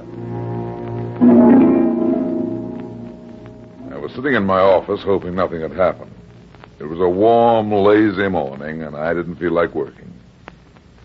A soft breeze blew through the window. I lit a cigarette, leaned back in the chair, and began to look over the mail. Indian summer. The kind of a day meant for picnics, a ball game, and a tall glass of something cool. But someone else thought it was a day for the perfect murder. Runyon speaking. Mr. Runyon, I've got to see you immediately. They're going to kill me. Okay, take it easy. Who's trying to kill you, and who are you? Hernley's my name, Joshua Hernley. 1032 Fairview Avenue. There isn't time to explain. I tell you, they're after me. Now, cool off, Hernley. Start at the beginning. What do you mean someone's trying to kill you? Just what I say. Can you protect me? I need protection. That's my business. But I have to know what I'm supposed to protect you against. Against the... Wait a minute. How much will you charge? I'm a reasonable man. I'll pay, but mind you, I won't pay too much. Listen, Hernley. If someone's trying to kill you, don't you think it's a little ridiculous to be talking price? I'm not a fool. I save my money. That's why they want to kill me. They're trying to steal my money. You want me to protect you and your money, eh? I think you're crazy, Hernley. Go bother someone else. Don't be hasty, Mr. Runyon. I'll pay. Yeah, I know. You've got money. Will you take the case? I don't know. You've got to. They won't. Hernley! Hello! Hello!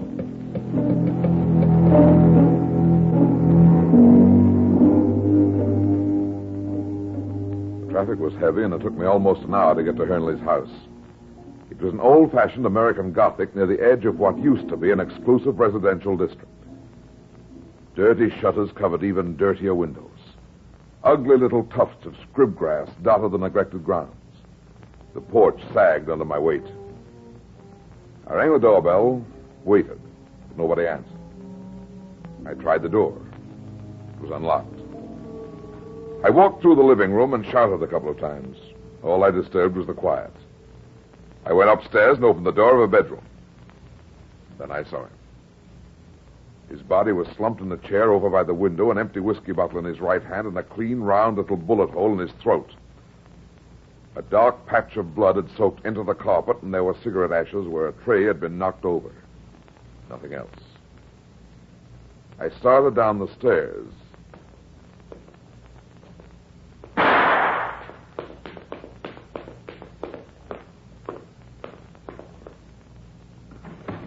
All right. Put down that gun. What? Who are you? Skip it. What are you doing here? I just killed a man. Who are you?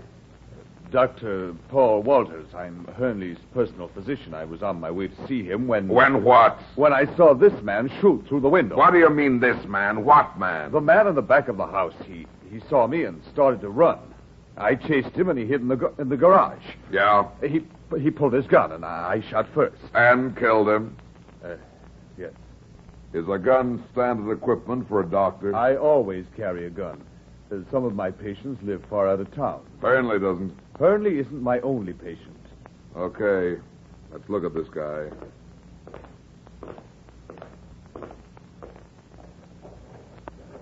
Have you ever seen him before? Oh, no, I haven't, Mr.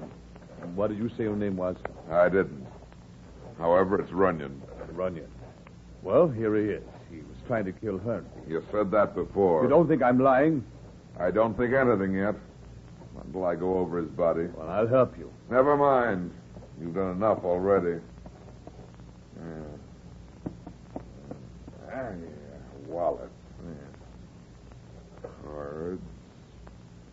$100 in cash. Ticket for speeding made out to Ben Linkman, 90 River Street. Tough section of town. Yeah, shoulder holster. 38 revolver. 5 shots left. Only took 1 to kill Hernley. Hernley, is he dead? Yeah. This guy must have got him. I'm going to have another look at Hernley's room. Come on, Walters. You're sticking with me. I certainly am. I want to find out what you're doing here. You will. But for the time being, I'll ask the questions. Have you called the police? Not yet. After you, Dr. Walters. Thank you. The body's upstairs. Poor Mrs. Hernley. Mrs. Hernley? Where is she? Why, I don't know. This will be a terrible shock to her. Yeah. Here we are. He's in here. What? But that isn't... Isn't what? It isn't Hernley. Are you sure? Of course I'm sure. You think I don't know my own patient? Well, then who is this guy? I don't know. Never saw him before. Now listen, Walters. You've got some explaining to do. 2 people have been killed. 1 in self-defense, you say. It was in self-defense. Now, look here, Runyon. Before I answer any more of your questions, you've got a little explaining to do yourself. I'm a detective. A detective? Yeah. Brad Runyon, the fat man. But what are you doing here? Hernley sent for me. What for? He said something about needing protection. Protection? Against what? Maybe you can tell me that. Well, I don't know. He's rather eccentric, especially when it comes to money. Yeah? What about his money? Hernley's always been afraid someone was going to steal it. I suppose you know he's very wealthy. No, I didn't. Well, that's possible. People don't hear about it very often. He's something of a hermit. The surroundings indicate that. Joshua, where are you? Who's that? Why, that's Mrs. Hernley. Come out in the hall and keep her out of here. Dr. Walters, I thought...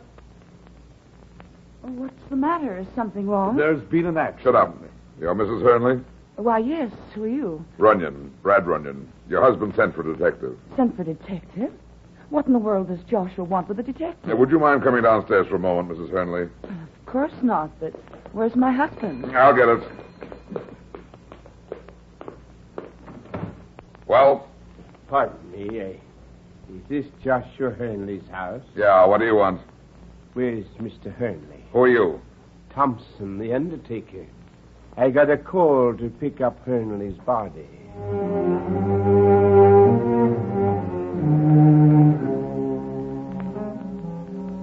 Police headquarters, Lieutenant McKenzie. Mark, this is Brad. You identified those two bodies yet? Brad, this is the craziest case I've ever been on. One body is Linkman, all right. He was just a two-bit gunman, and unless he was trying to rob Hernley's house, I can't know about what he was doing there. What about the other body? Well, it was Linkman's gun that killed him, all right, but we haven't been able to find out who he was. The only sure thing is that he was loaded with liquor. That doesn't help much. Brad, where is this guy Hernley? I want to know that even more than you do, Mac. I have a stake in him. He's a client of mine. I might have known. Well, I'm holding Mrs. Hernley, Dr. Walters, and the undertaker, Thompson, for questioning. So far, they've all got perfect alibis. That's the trouble. They're too perfect. And another thing, Brad, I'll have to question you. After all, you found the body of the unidentified guy in Hernley's room. I was afraid you'd think of that, Mac. Okay, I'll be down to see you. But first, I want you to do me a favor. You can let Mrs. Hernley and Dr. Walters go if you want to, but hold Thompson until I get there. Well, hurry it up, Brad. I'll be there. But first, I want to pay a visit to Thompson's undertaking parlor.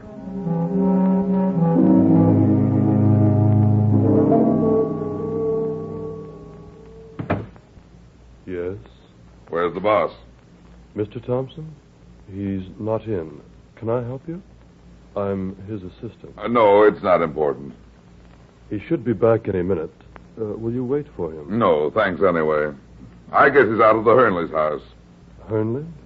What Hernley? Joshua Hernley died this morning. Didn't you get a call to pick up his body? Why, no.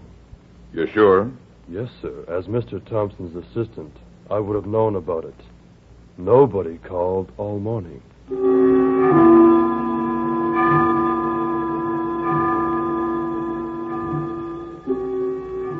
Well, I couldn't hold Thompson any longer, Brad. We got nothing on him. For that matter, we got nothing on anybody. I don't like to admit it, but it looks as if somebody pulled off the perfect crime. Maybe, Mac. That's more than maybe. First, the undertaker shows up to collect a body that wasn't there, and now Hernley's gone. You haven't been able to find him, huh?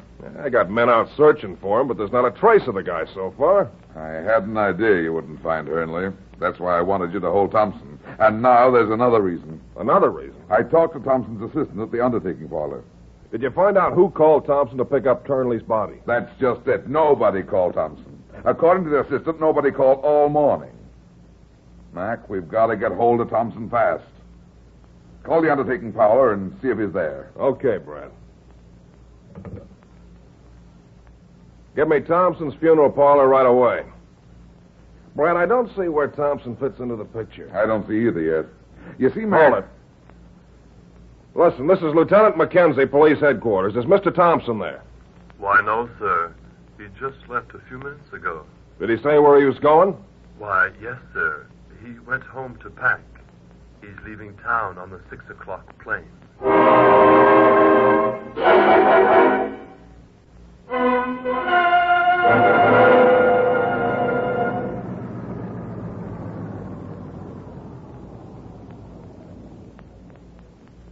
Here's Thompson's place.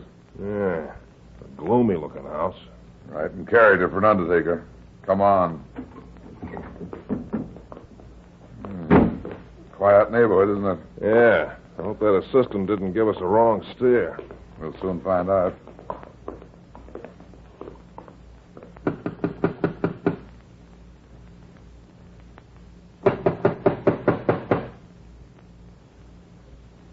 nobody's home. Come on, let's try the window. There's no need to exert yourselves, gentlemen. The door to my house is always open. Come in. Thanks, Thompson. I don't want to appear inhospitable, but to put it plainly, I'm a busy man. I tried to help what I could when I answered your questions at police headquarters, but you must realize that I have other things to do. Simmer down, Thompson. Since Lieutenant Mackenzie last spoke with you, a few questions have come up that need answering, and we believe you can help us fill in the blanks. But I gave all the information I had. Besides, Yeah, I know. You're a busy man. Tell me, does your business often take you out of town? Occasionally. Is this an occasion? I don't understand. Let's not be coy, Thompson. We called your assistant a little while ago, and he said you were leaving town on the 6 o'clock plane. Oh, is that what all the mystery is about? Yeah, and I hope your answer is just as funny. It is, I assure you, gentlemen. Here, read this telegram. Huh? Looking forward to seeing you at Jubilee reunion of class of 1912. Stop. Reunion costume for class will be white beer jacket and white shorts. Signed, George Baker, secretary. Well, what do you think of that, Brad? A college reunion. Yeah, well, his answer was funny. I don't think, though, Thompson, that you'll be able to wear that beer jacket. You'd better stay in town until the Hernley case is cleared up. It seems to me that as far as I'm concerned, it is cleared up. Not quite. You said that you received a call to pick up Hernley's body this morning. That's right. When I questioned your assistant, he told me nobody phoned all day. He said nobody phoned? Oh, that's not true. He must have been up when that call came. You mean to say there was a call? Somebody did phone you to collect Hernley's body? Why, certainly.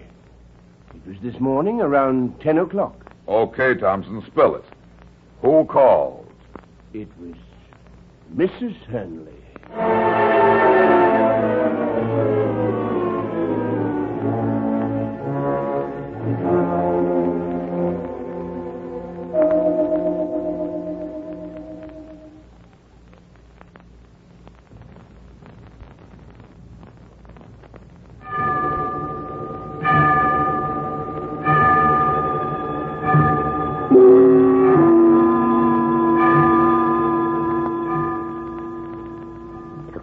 I'd like to talk to Mrs. Hernley. Is she at home? Well, yes, but she's not feeling very well. What's the matter with her? Well, the murder this morning has put her nerves on edge. I'm afraid that... It's all right, Doctor. Won't you come in, Mr. Runyon? Thanks. What can I do for you, Mr. Runyon? You're in trouble, Mrs. Hernley. Real trouble. I don't understand. Thompson, the undertaker, told me who called him to pick up your husband's body. You did, Mrs. Hernley. What does this mean, Paul? You it's said not that... true. He's lying. Yeah? Then you tell me where she was at 10 this morning when the call was made. In my office. Your office? What was she doing there? You were here in her house. Mrs. Hernley had an appointment with me. She waited. When I didn't show up, she went home. You can check with my secretary. She'll tell you. Okay, she had an appointment with you. But you didn't keep it. Why? I tried to, but I stopped off here at the Hernley's house on my way to the office. I thought I'd just drop in and see how Mr. Hernley was getting along. He'd been ill. And when I arrived... Linkman was shooting at him. Nice timing. What are you getting at? Listen, Walters. You didn't kill Linkman in self-defense. Of course it was self-defense. He pulled a gun on me. He didn't pull any gun, remember? His gun was still in its holster when I examined the body.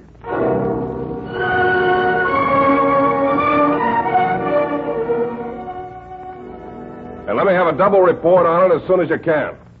Right. Goodbye. Hey, Brad, I got a lead on that body we found in Hernley's room. The guy Linkman killed. Who was he? Well, that's the funny part. Just a tramp. An old panhandler named Simmons. Always hung around the Oakland bar. Wonder what he was doing in Hernley's house.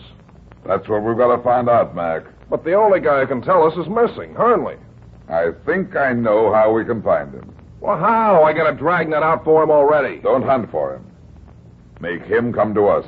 And how are we going to do that? Set a trap. But we got nothing on him. That's where you're wrong. Listen, Mac. I want you to give a story to the newspapers. Tell them Hernley was found dead this morning, a suicide victim. Suicide? But we didn't even find Hernley's body. That's the idea. When Hernley reads the paper, he'll wonder what's up. So what does that do? Plenty. What happens when someone dies? They bury him. Yeah. And if he's got dough, they liquidate his estate. I know that. And so does Hernley. If he wants to protect his money, he'll have to show himself. Otherwise, he'll be left without a dime, if he's alive. Yeah, but won't he think it's kind of funny that Walters and Mrs. Hernley didn't tell the police they made a mistake, that the body isn't really Hernley at all? Why should they? If the bank thinks Hernley's dead, his wife will collect, won't she? Why should she talk? If she keeps quiet, she stands to make a fortune. Hey, that's right. You know, Mac, people have various motives for murder. Love, hate, jealousy, revenge. And sometimes there's another one more dangerous than the others. Money.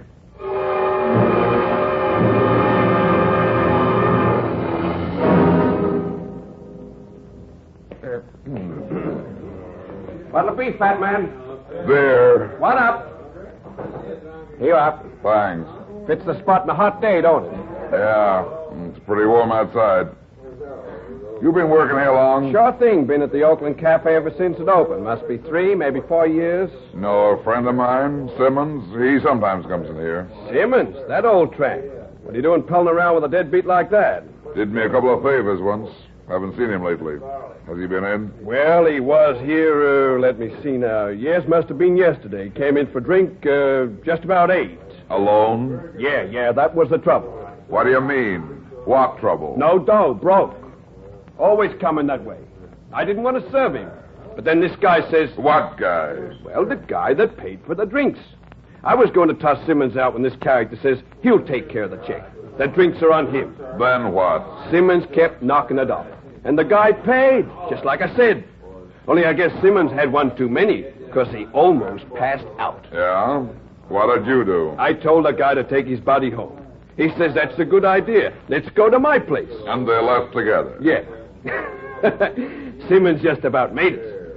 You don't happen to remember what this guy's name was, do you? The one who paid for the drinks? I think I remembered.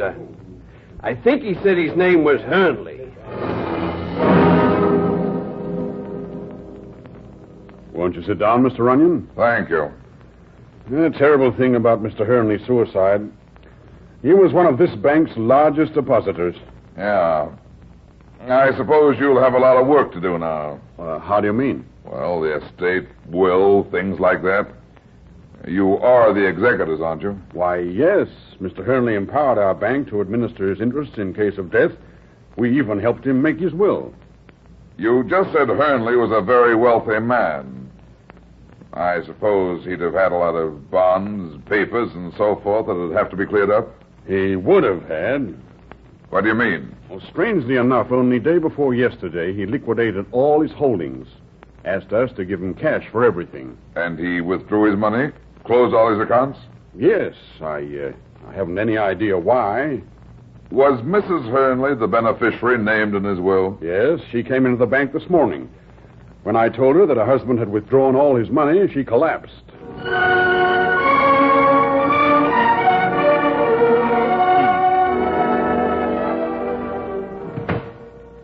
Yes? Mr. Runyon?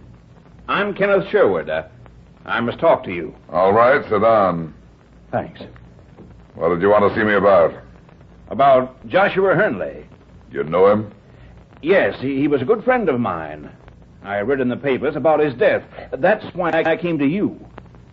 Mr. Runyon, Hernley did not commit suicide. He was murdered. The police think it was suicide. Nonsense. The police are making a big mistake. I knew Hernley. He wasn't the type. It was murder. Okay, murder. Who did it? Well, he was a wealthy man. A lot of wealthy men have enemies. People who are after their money. Do you know anybody who was after Hernley's money? Yes. His doctor. A man named Walters and Hernley's wife. They were plotting against him. They killed him. How do you know all this, Mr. Sherwood? Hernley himself told me just a few days ago. What did he tell you? That Walters was going to hire a gunman to kill him. Walters even planned an alibi. He planned to kill the gunman so that it would look like he was trying to save Hernley's life. Then he and Mrs. Hernley were going to share Hernley's money. I see. Well, what do you want me to do? Investigate the circumstances of his death. You can prove they did it. Maybe. Where can I reach you, Mr. Sherwood? Why, I have no phone in my apartment, Mr. Runyon, so I'd better keep in touch with you. Okay. Oh, by the way, my fee will be $500. $500? Very well. I'll send you the cash.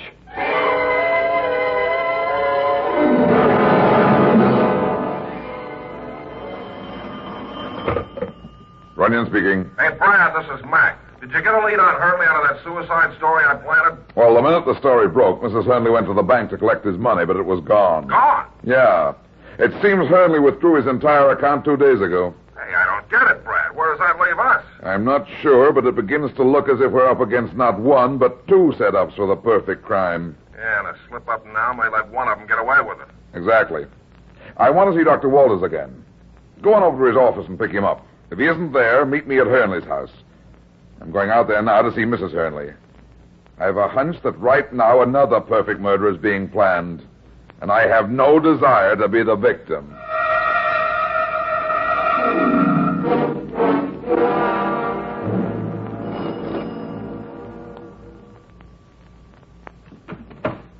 Mr. Runyon, what was the meaning of that story in the papers? My husband didn't commit suicide. I know that. Mind if I come in? Thanks. Well, then why did you let them print it? I told her to print it. Oh, hello, Dr. Walters. I thought you might be here. Runyon, I'm getting tired of your frequent visits. All right, Walters, you can quit acting now. The show's over. What? What are you driving at? You and Mrs. Hernley had a neat little scheme, didn't you? The perfect murder. Murder? You're crazy. Am I? You hired Linkman to kill Hernley, and then you knocked off Linkman. That was your cover. You could plead self-defense. Unfortunately, something went wrong. The guy your gunman killed wasn't Hernley, and now you're stuck. What do you mean? I mean you're not going to get Hernley's money. The bank has already paid it out. Helen, I knew it. You crossed me. You got it. Shut up. I haven't got anything. I told you the bank... Yeah, the bank paid off all right, but not to you. This is going to be a shock, Walters. Hernley got it. Hernley? Yeah. He's got the money, and you've got nothing, except a murder charge. You can't pin a murder on me. You're bluffing. Am I? How can you plead self-defense when the man you killed didn't pull his gun on you? You had it all planned, Walters, even Thompson, the undertaker. Thompson? You bribed him to haul off Hernley's body, then you figured on filling out a regular death certificate, didn't you? Saying Hernley died of natural causes. That would be the end of it. You'd split the dough with Mrs. Hernley. But when Hernley substituted the tramp for himself, you had to change your plans. Don't move, or I'll kill you. You too, Helen. Put down that gun, Walters. You can't get away with it. Can't I? I'll take my chances. Don't move or I'll shoot. Paul! Let him go, Mrs. Hernley.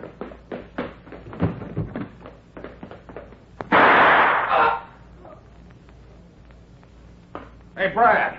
Brad, are you all right? Yeah, I'm all right, Mac. I was beginning to wonder if you'd get here. Did you get Walters? Somebody else beat us to it. Somebody else? Who? I don't know. One of my men is holding him. We grabbed him just after he shot Walters. Let's go. There's the guy. Hello, Runyon. Hello, Hernley. Hernley? Yeah. He tried to hire me under the name of Sherwood. He's the guy who got the old tramp drunk, brought him home and left him sprawled in a chair, knowing that he was going to be killed by Walter's gunman. But our planted story about a suicide worked. He thought Walters was going to get away with it, so he killed Walters himself. That's not true. Come on, Hernley. Where you're going, you won't need your money. Stop that. Hey, that reminds me, Mac. He still owes me $500.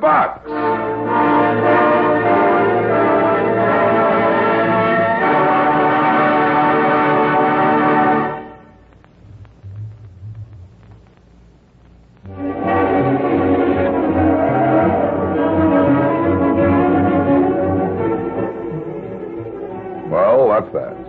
It seems I spend my life in getting into trouble and getting out of it. But at the same time, I generally manage to get some other people in and out of trouble, too. Be seeing you again. So long.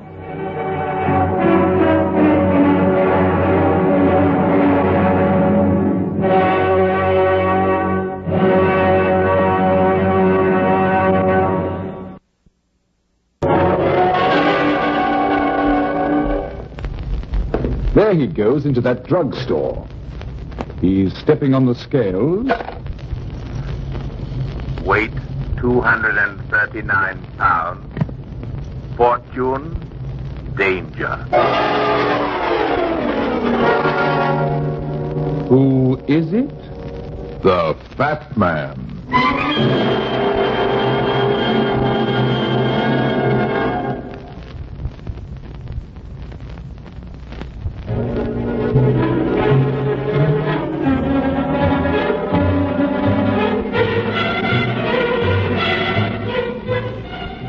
And now, here's the Fat Man in Murder Shows a Phantom Face.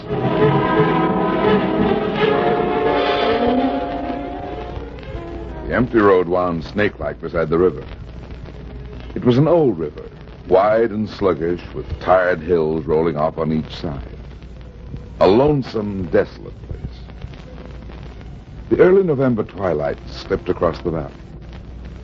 The hills gazed reproachfully at the river and began putting on gray shrouds for the night. I pulled my topcoat close around me and turned on the headlights.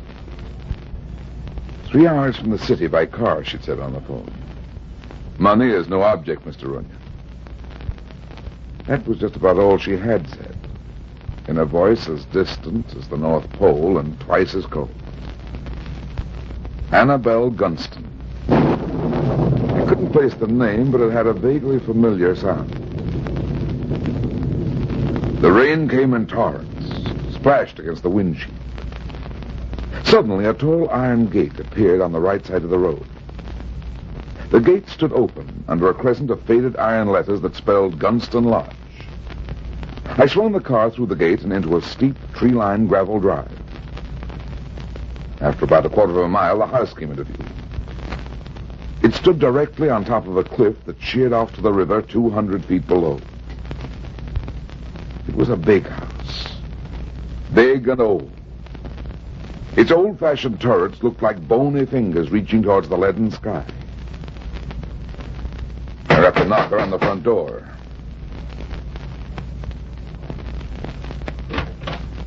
Yes, sir? My name is Runyon. I believe Miss Gunston is expecting me.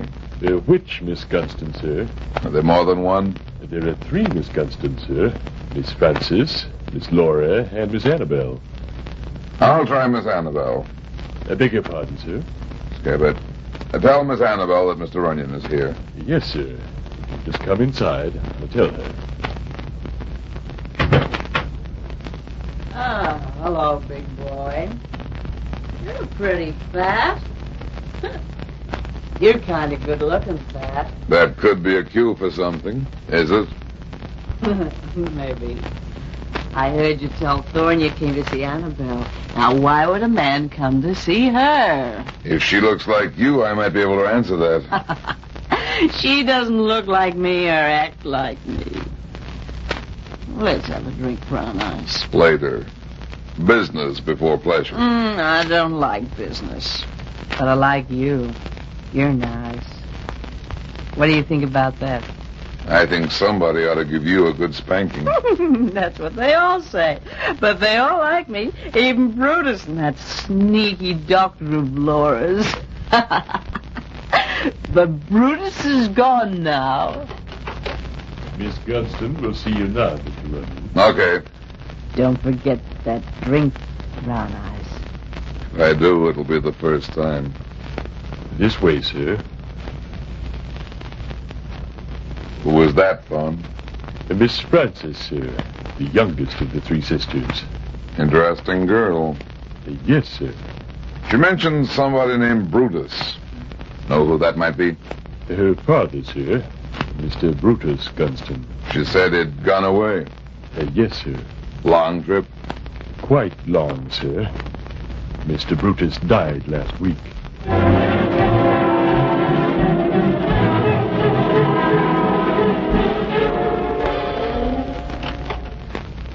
Come in, Mr. Runyon. That'll be all, Thorne. Yes, Miss Annabelle. Sit down, Mr. Runyon. I must apologize if I appear to be nervous, but I've been extremely upset. I understand. Cigarette? No. And I'd prefer it if you did not smoke in my presence. Okay. Your sister didn't seem to mind. My sister? You've seen my sister? The young one downstairs in the hall. Frances. Mm-hmm. That is unfortunate.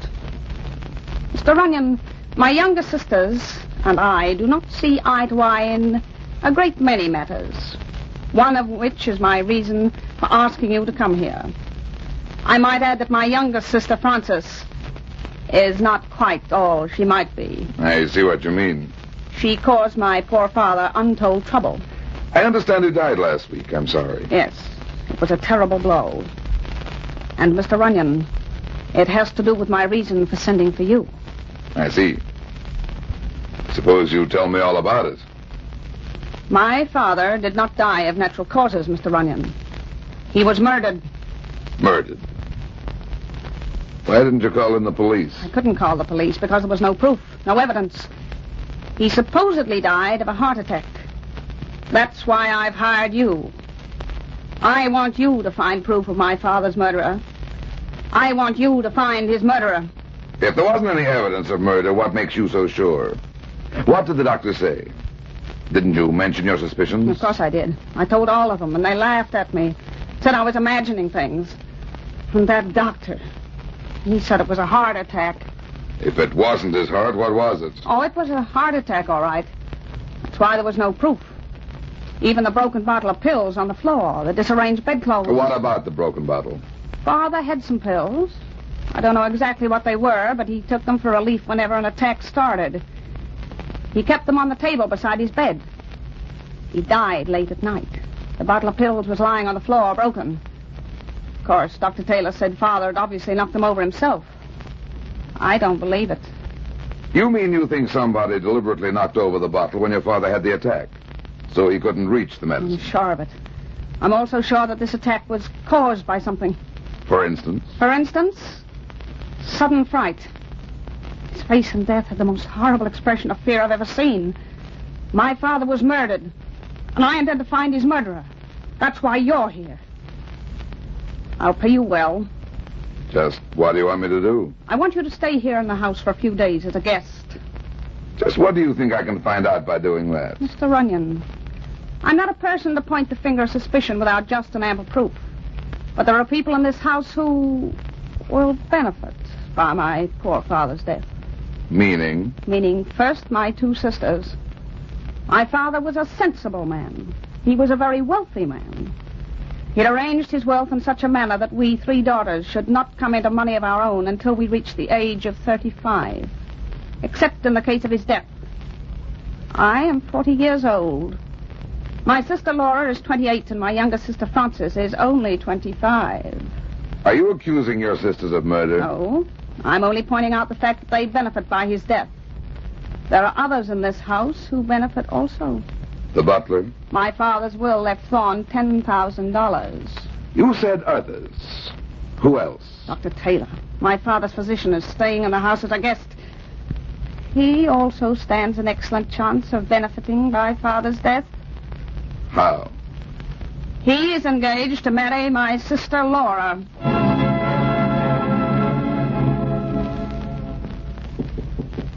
Come in.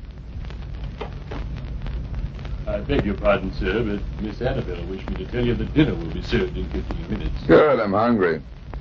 Oh, by the way, Thorne, it's raining pretty hard outside, and I left my car standing in the driveway. I took the liberty of putting it away, sir. It's in the garage. No, thank you.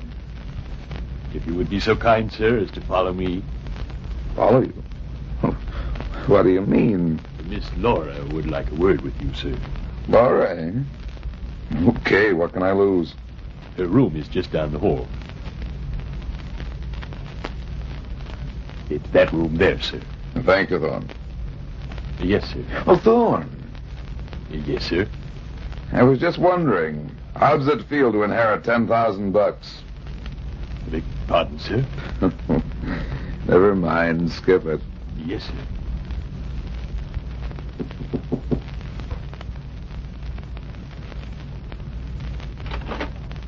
Come in, quickly. I must apologize for asking you to my room, but I had to see you in private. Why? You needn't pretend. You're a detective. And you know why I'm here. Of course, and it's too ridiculous. Father murdered. Why, it's absurd. He was a sick man. He died of a heart attack in the middle of the night. Your sister Annabelle doesn't think it's so absurd. Mr. Runyon, my sister Annabelle suffers from what you might call hallucinations. You don't know her very well. She's a strange woman. My father's death was a great shock to her. You see, she was very close to him, closer than my sister Frances or I.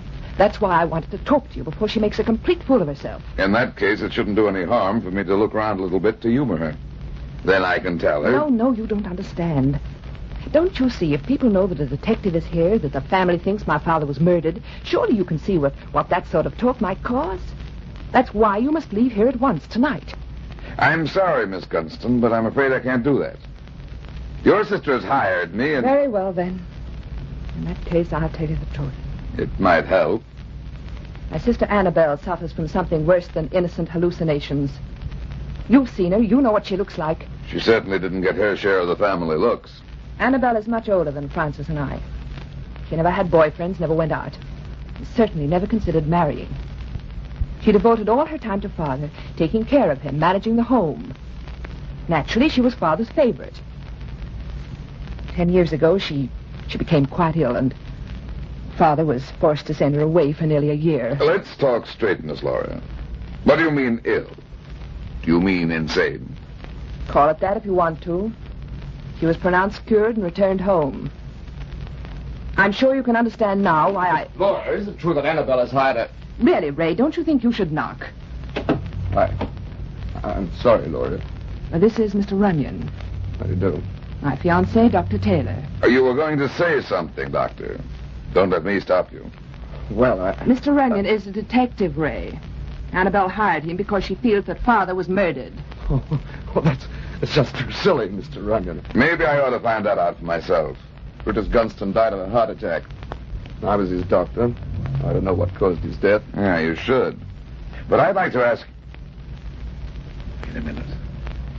There's somebody outside that door. Looking for something, Thorne? No, sir. Miss Annabelle wanted me to announce that dinner is served.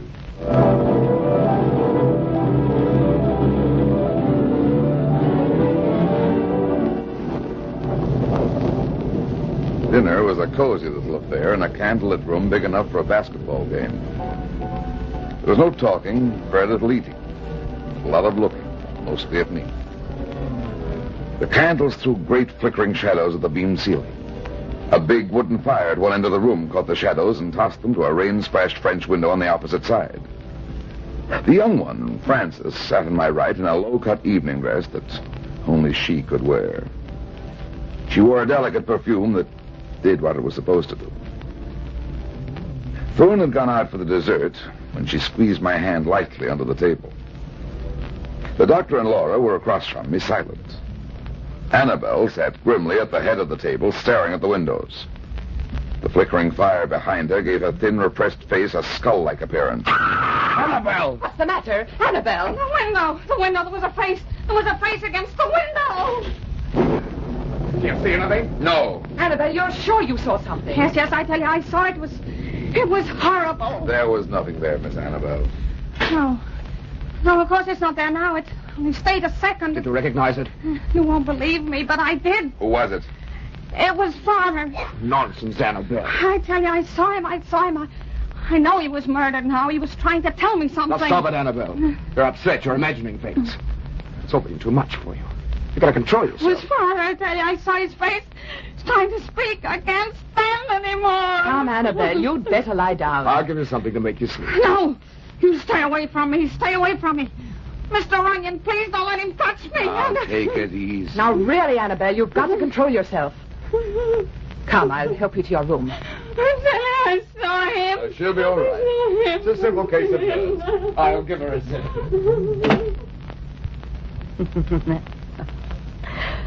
Nice act, wasn't it? Yeah, Frances. If it was an act. How are your nerves, Brown Eyes? I'm ready for that drink you promised me. There's a bar downstairs. Complete with ghosts, bats, and witches. And 30-year-old brandy. Is that all? That's charming. And I'll make it more charming. Brown Eyes.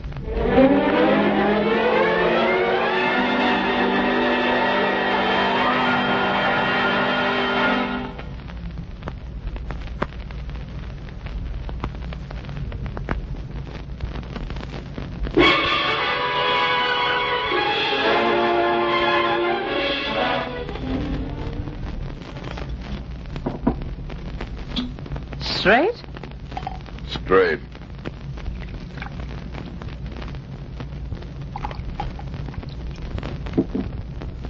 Somehow this modern bar doesn't seem to go with the rest of the gloom. There are a lot of things in this house that don't go together. For instance? You're a detective, aren't you? Uh-huh. And detectives ask questions. This is the only room in the house I like. Brutus liked it, too. And Brutus was an honorable man. You're nice. I like you. You're bright. And you're a lot smarter than you pretend to be. Maybe. Yes, I know Brutus. I know him a lot better than the frustrated Annabelle or the pure and mighty Laura. He liked me, too, in his way. Maybe it was because I was like him. He built this bar, you know, but he never lived to enjoy it. And you caused him a lot of worry. I suppose Annabelle told you that. Yes, I guess I did my share. And I really liked him. For all his faults, he was a real man. I like real men. Not yet, sweetheart. The drinks. All right, Brown Eyes. Here's to gloom and ghosts and murder. He was murdered then. Yes. So you knocked over the bottle of pills. No, Brown Eyes, I didn't knock over the bottle of pills. But I think I know who did. Who? Oh, maybe it's better to let sleeping dogs lie. But sleeping dogs have a habit of waking up and biting. Oh, Brutus was getting old when he died. Old and sick and tired. Maybe it was best. Murder is never bad. See him that picture there at the end of the bar? That's the way I like to remember him. Handsome, arrogant, and smiling. So this is Brutus, your father. I hung it there just after... Well, what are you doing? Why are you taking it down? Just a second, and I'll show you. Oh, don't take it out of the frame. Hold it, sweetheart. Just a moment. Yeah, I'll get this out of the frame. Now, look here. What? Why, the head of the picture's been cut out like a paper doll. It's the face Annabelle saw in the window tonight. See how carefully it's been cut, so it could be put back against the rest of the picture. Yes. Whoever did it figured nobody would look closely at this picture if it was hanging on the wall in its frame. So they cut out the head, took it to the window tonight for Annabelle to see, then brought it back and put it in the frame again. Then she did see the face. I'll say she did. It was dark outside. It was raining. Annabelle's nerves are shot. All she really needed was a suggestion. This was more than that. It was her father's face. But who could have done it? We were all there. Not all. Thorne the butler wasn't in the room. But I thought... Well, I was sure. Sure that what? Well, I see it all now. I know who murdered Father. It was... The lights. Somebody turn off the lights. Francis! Francis! What happened? What is it? What were those shots? Oh, Francis. She's hurt. No, Laura. Your sister's dead. Dead? Oh, no. Somebody shot her from the head of the stairs. Didn't you see anybody? No, I didn't. Where were you? I just taken Annabelle to her room up in the tower. The tower? That's what we call it. It's a turret overlooking the river. Sir, I tell you, I don't know. What happened, Runyon? It's Francis. Francis. Oh, let me see. She's dead, Dr. Taylor. Yes. She's dead, all right. Where did you get that gun, Taylor? I met Thorne in the hall. He's holding this gun in his hand. But I tell you, I found it on the floor. Laura, you say you've just taken your sister Annabelle to her room. Yes. She was so upset. On the way back downstairs, I stopped in my own room for a minute. I heard the shots and came down. What is it? What's happened? Laura? Francis? Annabelle, you better go upstairs with her, Laura. Don't let her come down here, and don't tell her Francis has been shot. Yes, I'll go. It's all right, Annabelle. I'm coming. It's nothing. But, Laura, I thought I heard shots. It was nothing, Annabelle. Give me that gun, Taylor. 2 bullets gone. All right. Let's hear your story, Taylor. Well, We'd taken Annabelle to her room. We heard 2 shots and started down here. Then I saw Thorne. He was carrying this gun in his hand. I told you I found it lying in the floor, sir. I was in the kitchen. I heard the shots and came to investigate. I picked up the gun just as Dr. Taylor came along. It's not good enough, Thorne. But, sir, I tell you, Look here on the bar, Thorne. Did you ever see this picture before? Well, where did that come from? It was hanging on the wall in that frame. But somebody's cut out the head. That's the face Annabelle saw in the window tonight. How about it, Thorne? Recognize it? Well, of course I recognize it, sir. I've seen it many times, but I didn't cut it out like that. He's lying. No, I'm not lying. It's no good, Thorne. You murdered the old man by breaking his bottle of pills so he couldn't get at them when he had an attack. Then you must have frightened him to bring on the attack. But, sir, I tell you... You knew he was leaving you $10,000. I knew that. Then Annabelle got suspicious and called me. And that scared you. No, I didn't know you were a detective. But somebody else suspected you, too. The dead girl there. She said she heard something the night her father was murdered. And she was just about to tell me who the killer was when she was shot. Please, you're making a terrible mistake. I didn't kill anybody. You had the gun when Dr. Taylor found you upstairs. You admit that. And another thing. When Annabelle saw that face in the window tonight, you were the only one who wasn't in the room.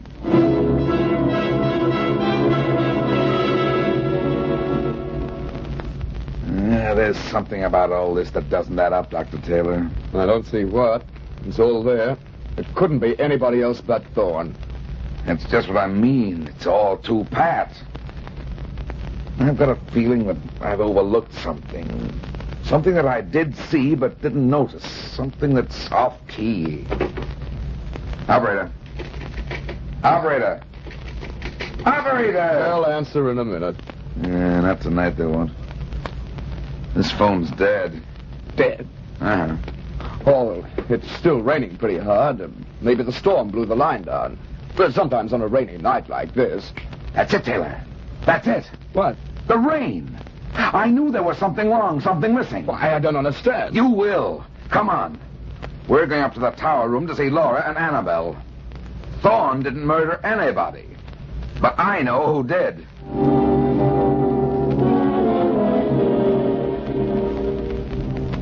So I was right. My father was murdered, wasn't he, Mr. Runyon? He was murdered, all right. Look at this, Annabelle. This picture. But it's been cut out. Why? That's the face you saw in the window, isn't it? Why, yes. Yes, it is. So that was it. It wasn't a ghost. You're sure this is what you saw? Yes, I'm almost positive. Of course, it was dark outside, and the rain was pouring down, but... I found this cut-out picture about 15 minutes after you saw it. It was absolutely dry. Dry? Why, what do you mean? I mean this picture was never out in the rain, Dr. Taylor. But it had to be if Annabelle saw it. The point is that Annabelle didn't see a face. And I tell you I did. No, Annabelle. It was a swell scheme, wasn't it? Too good, in fact. What are you driving at? Thorne didn't murder your father or your sister. You did, Annabelle. You killed your father. Annabelle. You? Yes, me. I killed him and Francis, too. I hated them. All of you. But I hated him most. I was his servant. Yes, I killed him. I broke his bottle of pills. I frightened him out of his sleep. I killed him. Frances heard the bottle break. She went into the hall to see what it was, and she saw you, didn't she, Annabelle? Yes. But Annabelle called you, Mr. Runyon. She was the one who kept saying Father'd been murdered. Sure. That was to throw us off the track. Yes, I hate you. You've all had everything. I had nothing. Why should any of you have been happy when I wasn't? Why should my sisters have been beautiful? Look at me. Look at me. Why should they have sweethearts and not me? Annabelle. Easy, Laura. She's sick. Sick? Am I sick? Oh, you're clever, all right. Very clever, Mr. Fatman. Yes, you're clever. You're clever enough. Stop her. The window.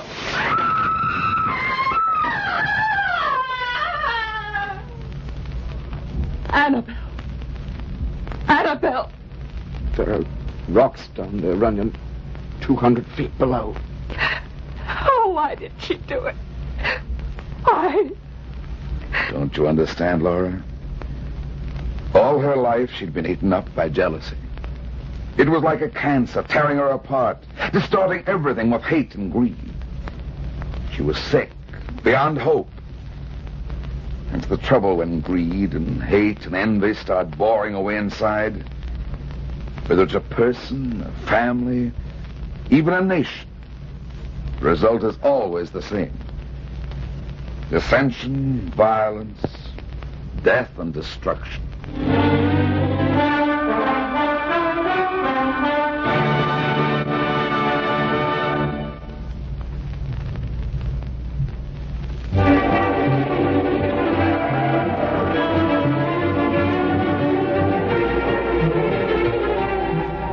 Well, that's that. It seems I spend my life in getting into trouble and getting out of it. But at the same time, I generally manage to get some other people in and out of trouble, too. Be seeing you again. So long.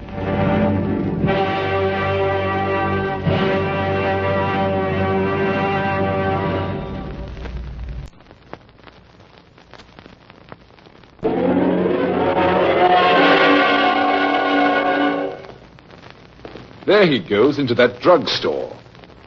He's stepping on the scales. Weight 239 pounds. Fortune, danger. Who is it? The Fat Man.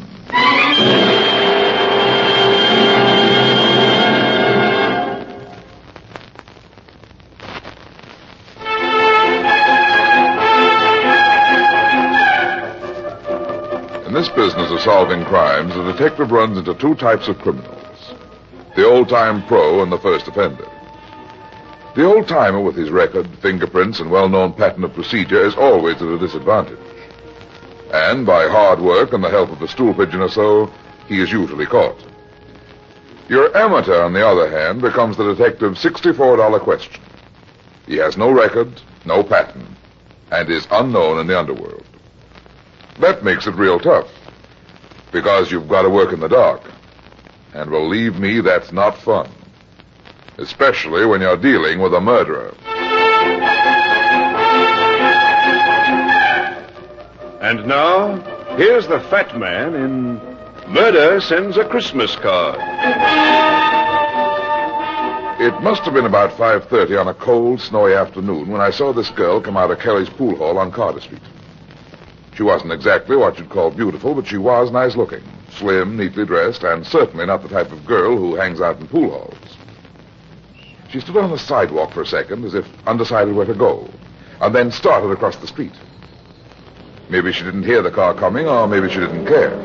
The driver tried to stop, but the streets were slick. I took 4 running steps, and I dived. Oh. It was a good tackle, and the snow eased our fall and helped us slide clear just as the car skidded by. Oh, I didn't hear it. Didn't your mother ever tell you to look up and down before you cross the street? You're a lucky lady. Yes, thank you. I must have been thinking of something else. I just didn't hear the car. Here, let me help you up. Are you all right? Yes, I think so. Oh, my ankle. Is it sprained? No, I don't really think so. I must have turned it. I'll be all right. Thank you very much. Now, take it easy. You're not going to get very far on that ankle. No, please, I must get home. I left my little boy with a neighbor. I must get back. Okay, I'll take you home. Here, lean on my arm. No, please. I live a long way from here. Sam goes to that pool room because it's near where he works. But let me get a cab and take you home. No, Sam wouldn't like it. Who's Sam, your little boy? No, my husband. That's why I came out. I was looking for him. Is that why you went in the pool room? Yes, I thought he might be inside. Sometimes he does go there. Oh, I'm so worried. Why, is he out of work?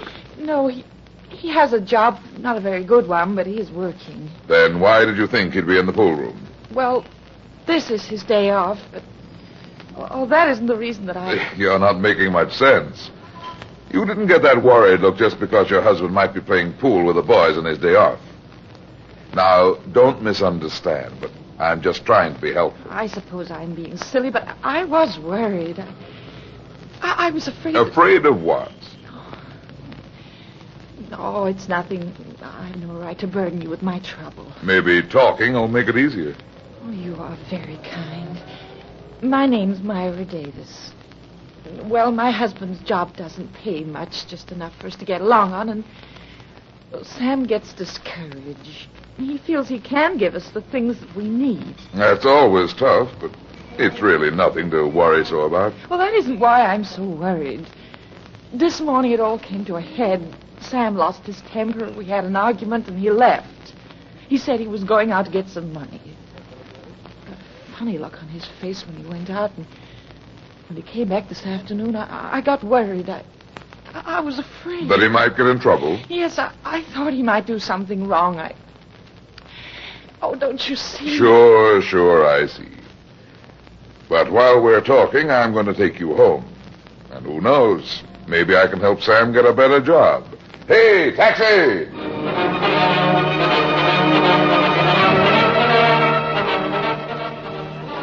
The Davises lived nearly 2 miles from the neighborhood of the pool hall. The apartment wasn't exactly what you'd call classy, but it was neat and clean. Just as we opened the door, the telephone rang. Hello? Hello? Hello? They hung up. Oh, well, maybe it was Sam. Maybe he found a better job. Maybe. I hope so. But why would he call? Why wouldn't he come home and tell me? Now, don't get upset again.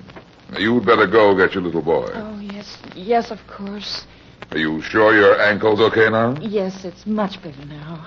In that case, I'll be running along. Thank you so much, Mr. Runyon. I do hope you can help Sam. Well, I'll do all I can. In the meantime, you cheer up. Take this card of mine. Give it to Sam and tell him to drop in and see me tomorrow. Maybe I can help him. Oh, thank you so much. Skip it, sweetheart. I'm an old Boy Scout. This is my good deed for today.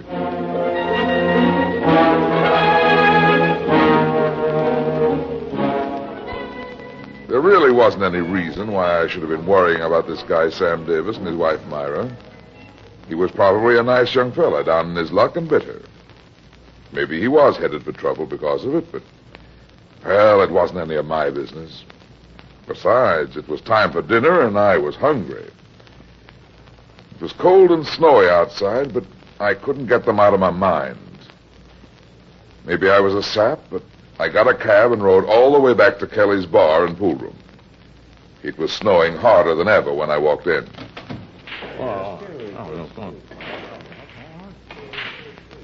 Yeah, what'll it be, mister? Give me a beer.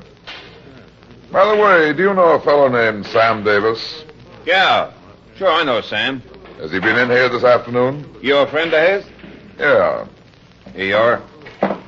Yeah, Sam was in a little while ago. How long ago? Oh, well, let's see. It was after his wife was here looking for him. She come in about an hour and a half ago, but Sam wasn't here then. He come in soon after she left. I remember because I gave him the message that she was looking for him. Oh, then he went home. No. He went to the phone booth over there to call her. Said he'd got himself a job tonight, so he'd be late getting home. I thought he had a job. He has, but he's going to pick up a little Christmas money by driving a truck or something for the guys he was with. He said it'd pay good. But them guys didn't look exactly like trucking magnates to me, though. How do you mean? Oh, nothing except, well, since you're a friend of Sam's, just between you and I, they didn't look like Sam's type. Know what I mean? Yeah, I was afraid of that. You didn't know the guys he was with? No, but I get the idea Sam owed one of them some money. They sat back there and talked for a while. I think they was arguing with Sam. Finally, they get up and all of them left. How long ago was that? Oh, not long. Maybe 5 minutes before you come in. Okay, thanks. See you again. Merry Christmas.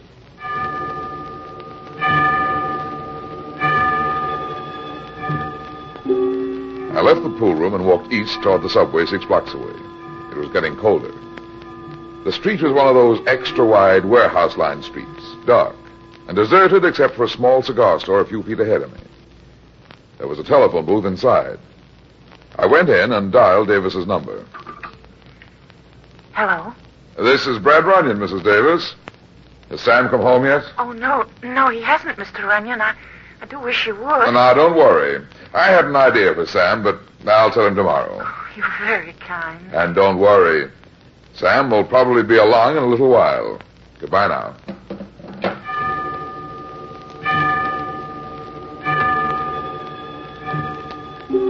I went back out into the dark, snow-covered street and tried to forget about Sam Davis. I was 4 long blocks from the subway when a truck skidded around the corner a block ahead and rolled to a stop in front of a warehouse on the far side of the street. The door of the truck opened and 3 men got out. They seemed to be in a hurry. One of the men unlocked a small door beside the big rolling one used for trucks, and the 3 went inside.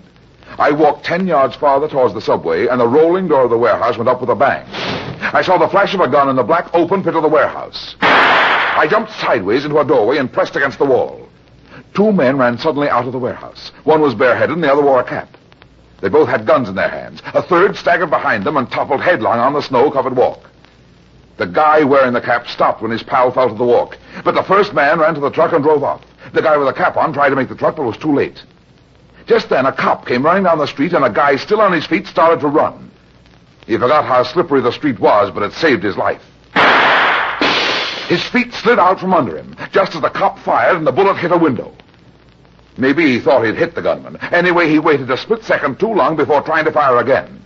The man in the cap turned over while he was still sliding along in the snow. He only fired once. The cop's arm flew up over his head. He fell forward on his face. I grabbed my gun and moved quickly out into the street, but the man in the cap was already nearing the corner of the next block. It was too dark and I missed.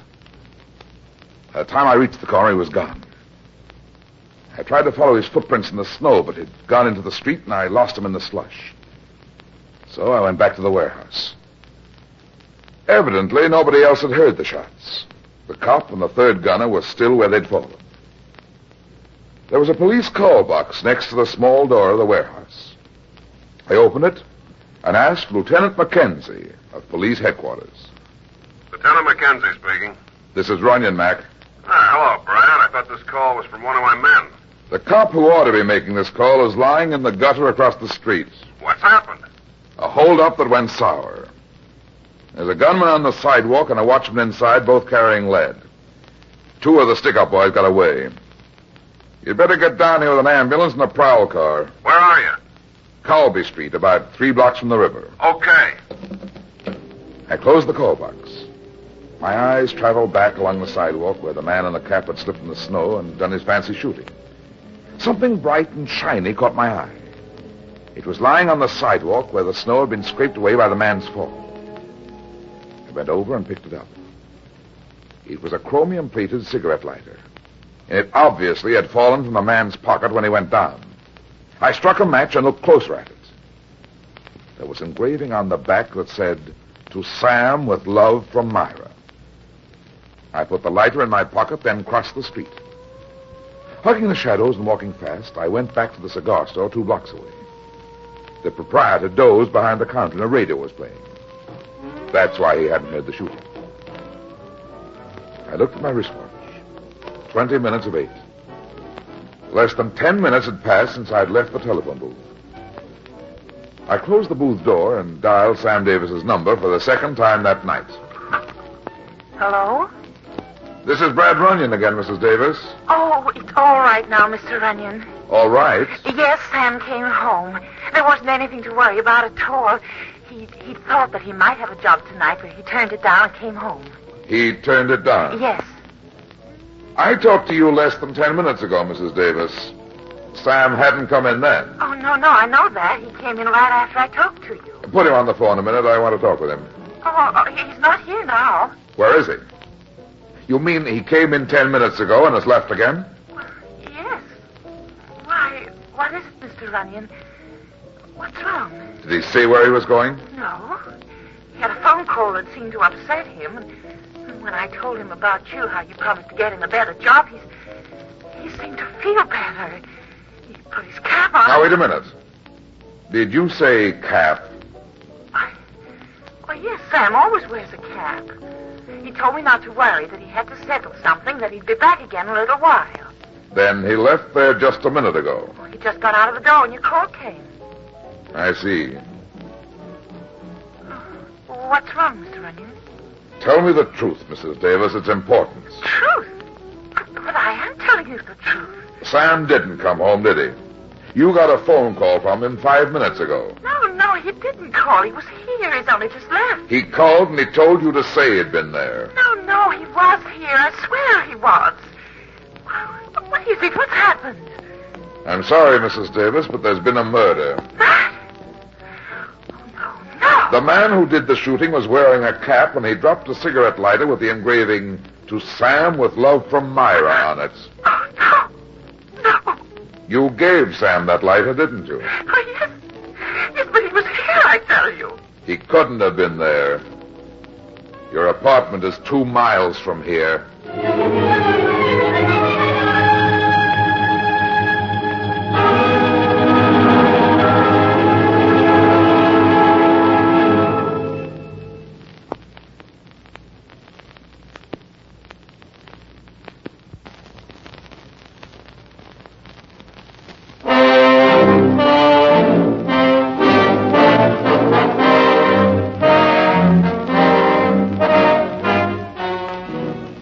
I stepped out of the cigar store. 2 prowl cars and an ambulance stood in front of the warehouse. 4 cops stood around in the glare of a searchlight. I should have gone up and joined them, but I didn't. Somehow I wasn't quite sure. There was the lighter, the man in the cap, Myra's scared, flustered voice. It should have added up, but somehow it didn't. Maybe it was because I didn't want it to. I headed back to Kelly's pool room. As I walked, I brought out Davis's lighter and looked at it. I realized I was holding more than just a lighter in my hand. I was holding a man's life and a woman's happiness. That's a lot to hold in your hands. I quit thinking about it and remembered that I was a licensed detective. As I entered Kelly's, the bartender glanced up and nodded. I took a seat where I could watch the door and also the game of pool. The clock above the bar said 7:45. The door to the street opened, and a man wearing a cap came in. He was young, not more than 25 or 6. Slim, about 5'10", neatly dressed, and rather good-looking. He looked round the room as if he were searching for somebody. Then he reached in his pocket and took out a pack of cigarettes. From force of habit, his hand reached toward the pocket for a match or lighter, then stopped as if he remembered. I knew it was Sam Davis. He turned to the bartender and walked toward him. I took the lighter from my pocket and followed him across the floor. Got a match, Joe? Oh, hello, Sam. Sure. Here you are. Keep 'em. Thanks. Never mind the match, Sam. I'll light it for you. Huh? Here you are. Why, thanks. Where did you get that light? I thought you might be interested. Who are you? Never mind that. I want to talk to you. Talk to me? What about? Is there a room around here, Joe, where we can have a private talk? Yeah, right back there beyond the tables. It's the boss's office, but he ain't in tonight. Nobody with any brains will be working tonight. I ain't got no brains. Come on, Sam. It ain't locked. Just go right in. Okay.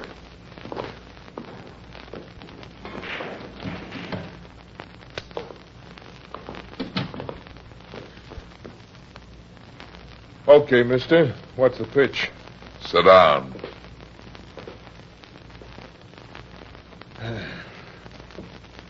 Who are you, and where did you get that lighter? I found the lighter where you dropped it tonight. Where I dropped it? I didn't drop it. It's no good, Sam. The cop died. The cop died? Hey, what are you talking about? Where were you at 7:30 tonight? I was home. I can prove it by my wife. I've already talked to your wife. She can't prove anything. But she saw me. She can tell you. She's your wife, Sam. She loves you. You shouldn't have let her down like that. And listen, you gotta believe me. I don't know who you are or what you're talking about. You said a cop died. I don't know nothing about it. I didn't go with him. I swear I didn't. So, you didn't go with him, eh? What I mean is, I don't... That doesn't sound like you don't know anything about it. Who are you? You a cop? I'm Brad Runyon. The fat man? That's right. Myra told me about you just a little while ago. When you called her on the phone. I didn't call her. I went home. I left there about 25 minutes ago. Why did you go out again so soon, then? I know it'll sound screwy. It all sounds screwy, but there was something I had to attend to, something I had to explain. Something like shooting a cop? No. I tell you, I didn't shoot anybody. Now, listen to me. You gotta believe me. You gotta tell me, that lighter of mine, where did it come from? I saw the stick-up tonight. I was standing in a doorway across the street. The man who shot the cop was wearing a cap like yours. He was your size, and he dropped this lighter when he slipped in the snow. It wasn't me. I swear it wasn't, Runyon. I didn't even know Keep talking. I'd like to believe you, Sam. I liked your wife. And I heard about that kid of yours. Now, listen, Runyon, I don't know what your angle is in this or why you're interested, but it looks like I'm in a jam. A big jam. Now, look, I'll come clean with you if you'll help me. Keep talking. Well, the job I've got's no good, see. I don't make any dough. It's hardly enough to get along. Well, I watched the bills pile up, and Christmas was coming. Other guys give their wife and kids nice presents. I couldn't. I know all that. What happened tonight? Well, there were some guys. I met them a couple of days ago. Got in a pool game with them, one of them. I thought I'd win a little money, but instead I lost. I couldn't pay, so I gave this guy my lighter. You've got to do better than that, Sam. But it's the truth. That was 2 days ago. You said something about going with them tonight. I'm coming to that. Now, you got to believe this. This afternoon, I ran into them again. They said that they had a job I could do. What was the job? I was driving a truck for them. They offered me $100. That's a lot of money for driving a truck. Now, not for this kind of driving, and I needed the money. But I've never been in trouble, so I backed out. I went home instead. About 5 minutes after I got home, a call came from one of the guys. He told me to meet him here right away, so I left and came back. It's not so good, Sam. It's true, I tell you, all of it. You don't believe it, do you? Can you prove you went home, Sam? I mean by anybody else other than your wife. Why, no, I didn't see anybody. But I did go home, I swear it, Runyon. Hey, what are you going to do? Keep sitting down, Sam. This gun's loaded. Now, wait, Runyon. Who are you calling? Police? No, don't do it, please. Don't you see? Shut up. Get me Lieutenant Mackenzie. Tell him Brad Runyon is calling. Now, give me a break. I know it looks bad, but there must be some way I can prove I'm telling the truth. That's the way guys get railroaded, don't you see? All I can see, Sam, is that there's been a murder. Maybe you were railroaded. Hello, Mac? Never mind where I've been. I'm in Kelly's pool hall on the corner of Carter and Colby Street, and I think I've got something for you in connection with the killing of the cop tonight. I'll explain when you get here, so hurry. You're not going to railroad me, not if I... That was a mistake, Sam.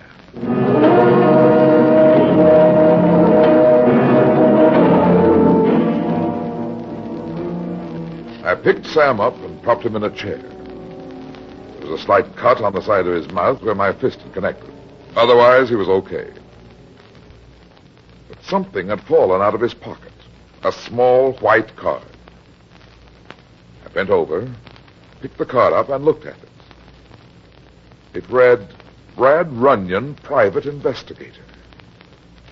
It was the same card I'd given his wife when I took her home.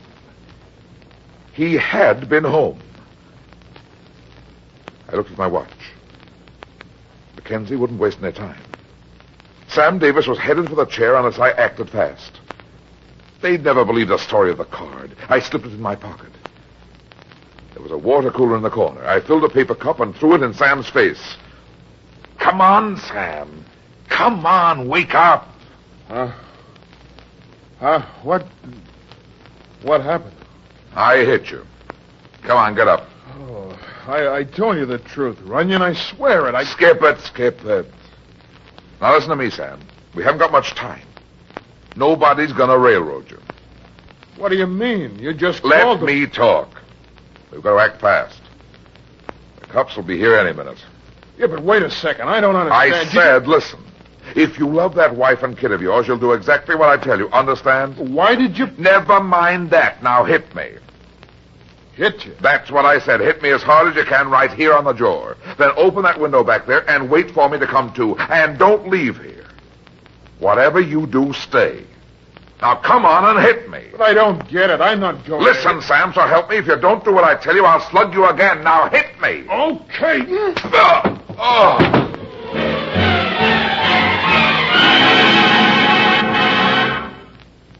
He was good. The fist exploded in my face, and I went out like a light. I don't know how long I was unconscious, and at first I couldn't remember where I was when I started snapping out of it. The back of my head ached, and my jaw felt like a flat iron had hit it. Gradually, a blurred face began making sense in front of my eyes. It was Mackenzie.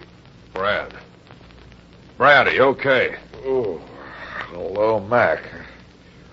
Oh, yeah. Yeah, I'm okay. No, don't worry, Brad. I got him. He was still here when I came in. You got him? Oh, great. Yeah. Yeah, there he is over there with the handcuffs on. There. So he's in on the holdup, huh? Oh, hold it, Mac. That's not the guy. Huh? Hey, what are you talking about? He was standing here right over you when I came in. I said he's not the murderer. But who is? Well, I guess he got away after slugging me. Maybe he went out through the window back there. You must be slipping, Brad. It couldn't be that you're getting soft, could it? What about this guy here? Who's he? Oh, he's a friend of mine named Sam Davis. He was outside and must have come in to help when he heard the row. I guess he got slugged, too. Look at his jaw. Yeah. By golly, the mark on his jaw is almost good enough to be one of yours, Brad. Yeah. So you know this kid, huh? Yeah, he's a truck driver. Works for the Hinkle Company. Take the cuffs off him, Mac. And by the way, Sam, don't forget to drop in my office. I think I can fix you up with a better job. I'll be there. And thanks a lot for everything. Scabbard. Come on, Mac. I can't get over you letting that guy slug you and get away. Don't worry about it. My friend Sam Davis and I will get him and the rest of the gang. Hey, what's going on? It's okay. Go on back to your game. Robbery or what? Hey, what's going on?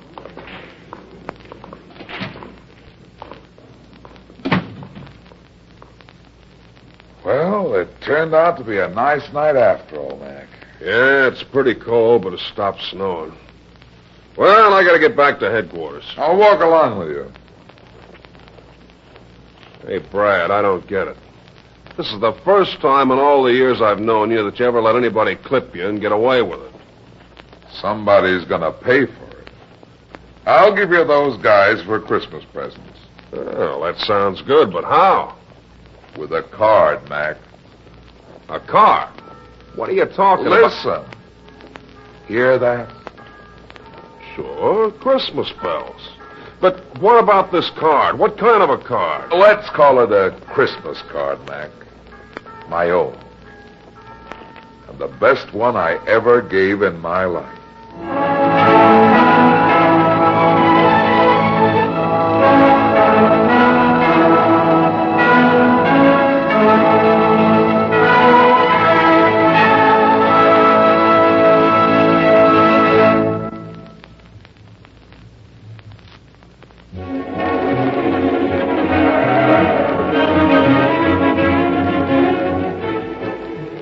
That's that. It seems I spend my life getting into trouble and getting out of it. But at the same time, I generally manage to get some other people in and out of trouble, too. Be seeing you again. So long.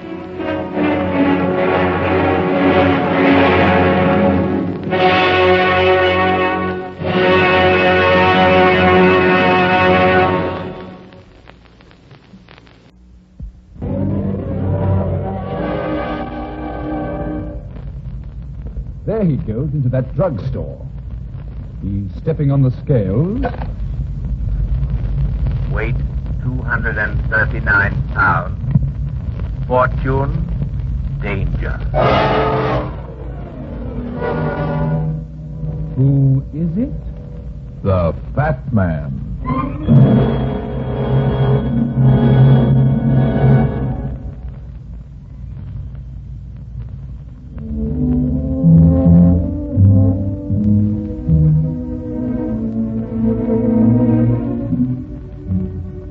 And now here's the Fat Man in Murder Finds a Coffin.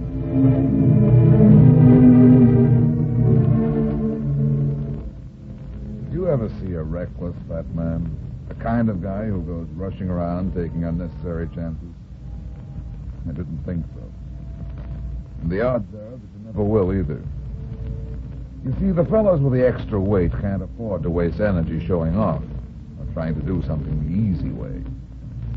So they learn to be careful and patient. And that's just one more advantage a fat man has in this business of catching criminals. Because when fools rush in to grab a killer, they very often don't come out. I don't, as a rule, like working in my office at night. For one thing, the elevator stops running, and 5 flights of stairs is no joke.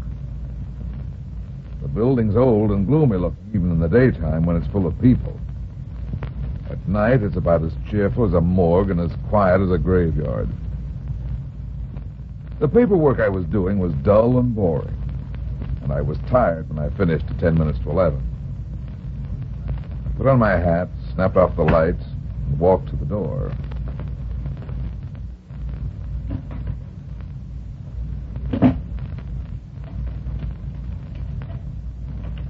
The corridor was dark and quiet. I locked the door. Then I heard it. Far off and faint, but coming closer every minute. Somebody was running down the stairs from the floor above. I walked quietly to the staircase and waited in the shadows. What's the matter? What's wrong? Why the hurry? Oh, you frightened me. What else scared you?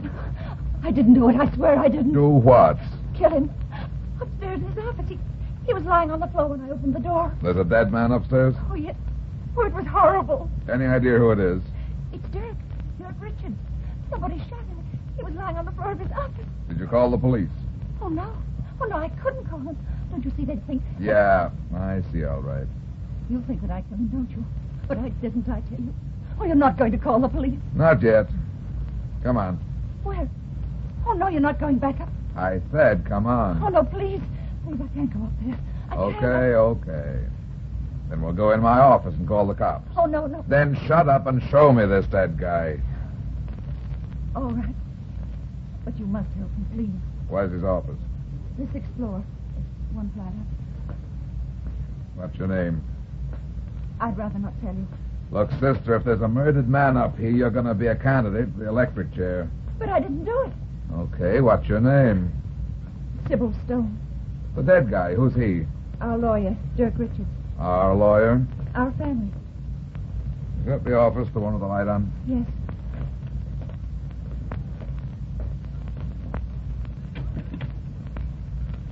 There, on the floor by the desk. Yeah.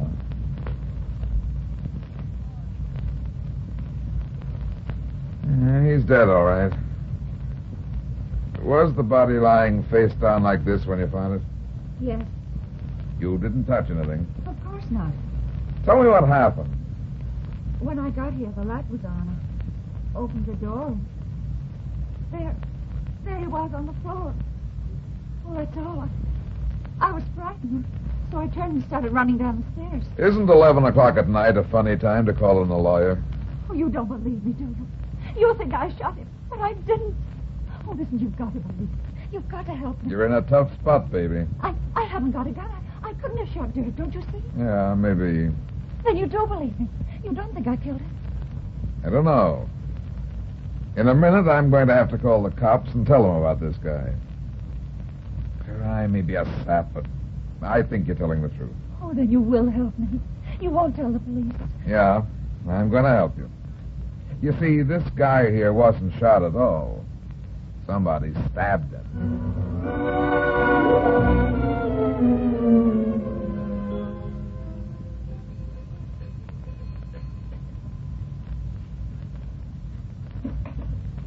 Why, Miss Stone, Christopher, my brother Wade and my cousin George.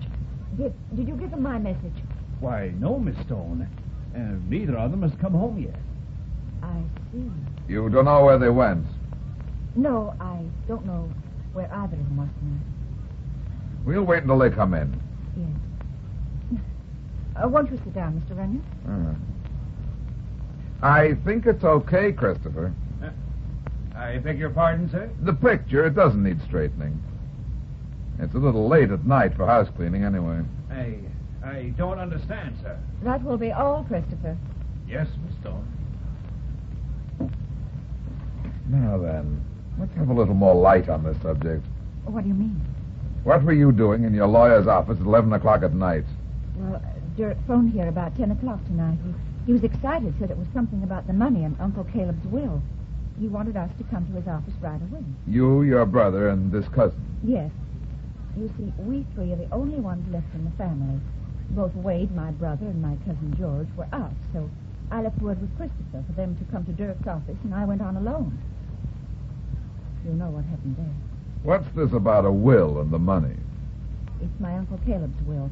He was my father's only brother, and he lived in Australia. My father never spoke of him, and I gathered there must have been some sort of trouble between them. What sort of trouble? Oh, I don't know, but whatever it was, he must have forgotten about it after Father's death. Why do you say that? Well, it was right after VJ Day that we got the letter from Uncle Caleb. He said he was getting old and that he was sick. His life had been lonely, and his only living relatives were my brother and I and my cousin. He said he realized that his death was near and he had a lot of money. He had made a will to be opened 1 year after his death, in which he was leaving all his money to us. Why should he stipulate that his will wasn't to be opened for a year? I don't know. But that wasn't the only stipulation. His body was to be brought back and buried in the family vault. His old trusted servant, Christopher, you saw him a moment ago, was to accompany the body, and we were to take care of Christopher. 3 months later, we received word of Uncle Caleb's death. What happened to the will? It was sent to Dirk Richards, our lawyer. He was to keep it until it was time for it to be opened and read. As far as you know, you three are the only beneficiaries. Yes. There's no one else. Are you thinking that... You little sneak. Wait, please. Christopher just told me where you went tonight. What are you trying to pull anyway? If you think you can find out what's in the will that way, you make Dirk phoned the house tonight. Didn't Christopher tell you that, too? He wanted us all to come to his office. You weren't here when he phoned. How obliging of him to phone the minute I'm out of the house. Oh, Wade, stop talking like a fool. I'm no fool, Sybil. And don't you forget it. You couldn't have by any chance been in Dirk's office tonight before I got there, could you? Of course not. Where were you? Who are you, anyway? I'm a detective. A detective? That's right. Where were you tonight? Wait a minute. What is this, anyway? What's the matter? Are you sure you don't already know? You better tell me where you were tonight, Stone. Why, I went to the theater. Who with? With? Why, nobody. I went alone. Your cousin George wasn't with you. No, he wasn't with me. As a matter of fact, George was dining tonight with Dirk Richards.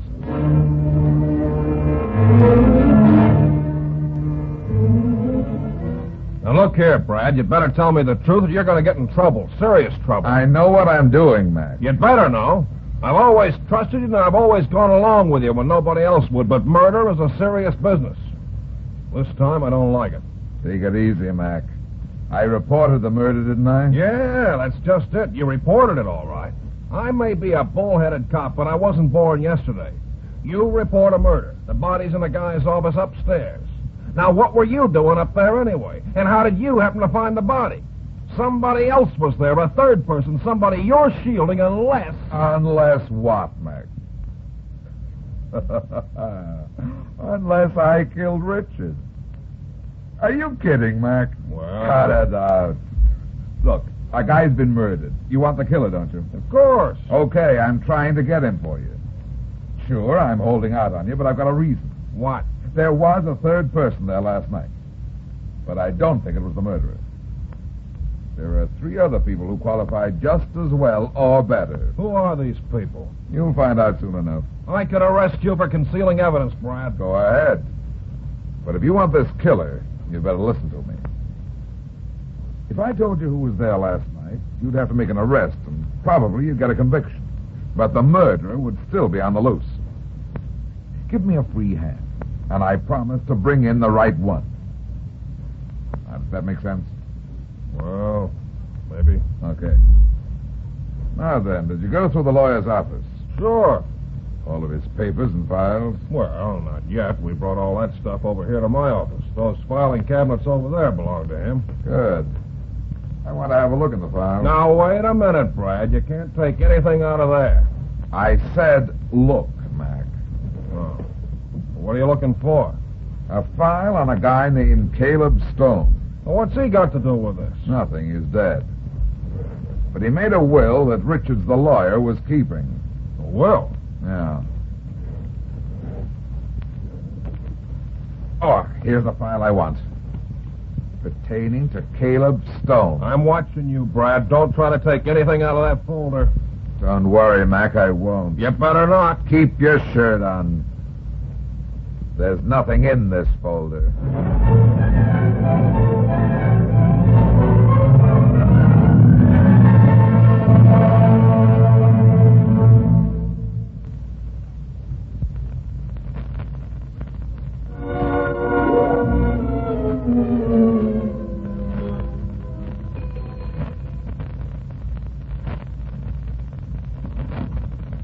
Yes, sir. Hello, Christopher. I beg your pardon, sir. Whom did you wish to see? I want to see you. See me, sir? I want to talk to you. But I don't know whether I can... It's okay. You know there was a murder last night? A lawyer named Dirk Richards? Why, yes, sir. I heard Miss Stone and her brother talking about Mr. Richards' death. You brought Caleb Stone's body back to the States, didn't you? Yes, sir. How long did you work for the old man, Christopher? About 15 years, sir. You must have known him pretty well. Yes, sir. I believe, if I may say so, that I knew him as well as anyone in the world. He was a strange man with few friends. Did you ever hear him mention any trouble he might have had with his brother? Oh, no, sir. He wasn't a demonstrative man, but I believe he was quite fond of his brother. He often expressed sorrow at the great distance that separated him from his only living relatives. I'm sure that's why he wished his body to be buried here. And yet the 2 brothers never wrote to each other. Didn't that ever strike you as peculiar?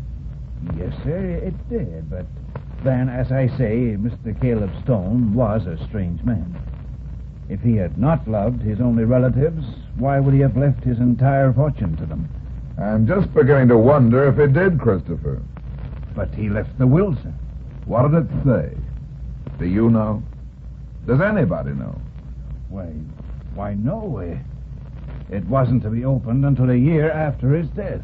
You've been here for a couple of months now, haven't you, Christopher? Yes, sir. You like it here? Yes, I like it very much. How do the brother and sister and cousin get along? I don't quite understand, sir. They seem to like each other. Well, I hardly think it's my place. Look, Christopher, there's been a murder. Do they like each other or not? Well, sir, I don't want to cause any trouble for them, but, well, the truth of the matter is that they don't get along very well. What seems to be the trouble? Oh, nothing serious, sir. It's just that there are continual quarrels and jealousy. You see, both Mr. Wade and Miss Sybil seem to resent Mr. George's presence here. In fact, sir, I might almost say that... Christopher, where's... Who are you? Brad Runyon. The detective? Uh-huh. That will be all, Christopher. Yes, sir. What do you want here? Can't you guess? You mean it's about Dirk's murder? Yeah. Your cousin Wade said you had dinner with Dirk last night. Wade told you that? Yes. He was lying. I haven't seen Dirk in over a week. I didn't have dinner with him. He's trying to pin Dirk's murder on me. Why would he want to do that? I'll tell you why. Because he hates me. They've always hated me, both he and Sybil. Why don't you ask Wade where he was last night? Mr. George, Mr. George, come quickly. What's the matter, Christopher? It's Mr. Wade. What about Wade? He's lying in the hall outside his bedroom door, dead.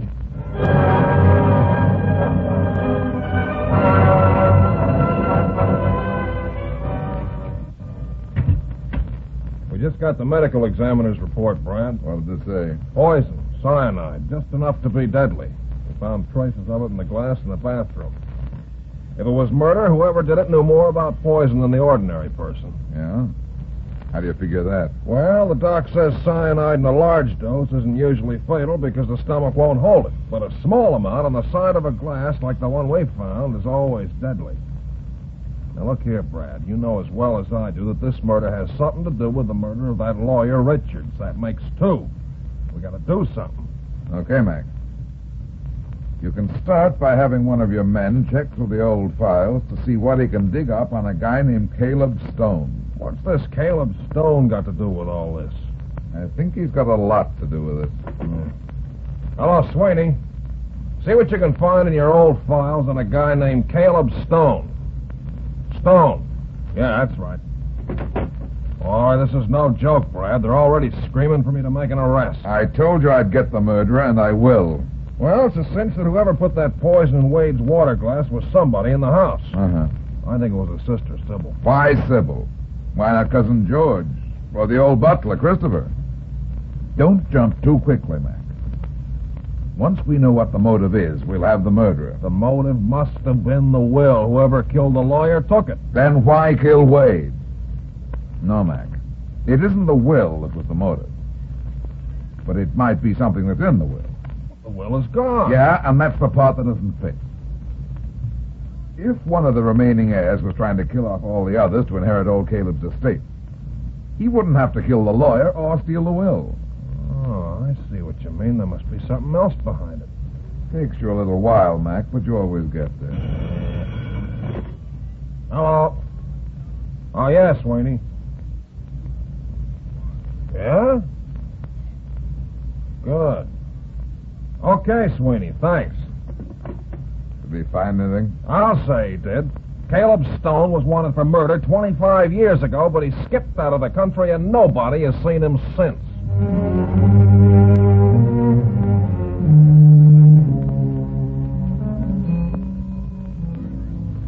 You're really going to mess things up this time, Mac? You just let me worry about that.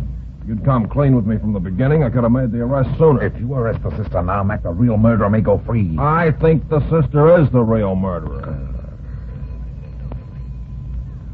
The house is pretty quiet. Maybe nobody's here. Probably in bed. Oh, somebody's coming. Mr. Runyon. Yeah, this is Lieutenant Mackenzie of the police, Miss Stone. Oh, come in. Has something else happened? And what did you think might happen? Oh, why, I don't know, but since Wade's murder, I'm frightened, Mr. Runyon. I don't blame you. What do you mean by that? You killed Richards, didn't you? Oh, no, And then you poisoned your brother so we'd think he'd murdered the lawyer and committed suicide. Oh, no, I didn't. Why would I kill Dirk? Because you weren't mentioned in your uncle's will. You had to get that will and destroy it, so you killed the lawyer. Then you killed your brother.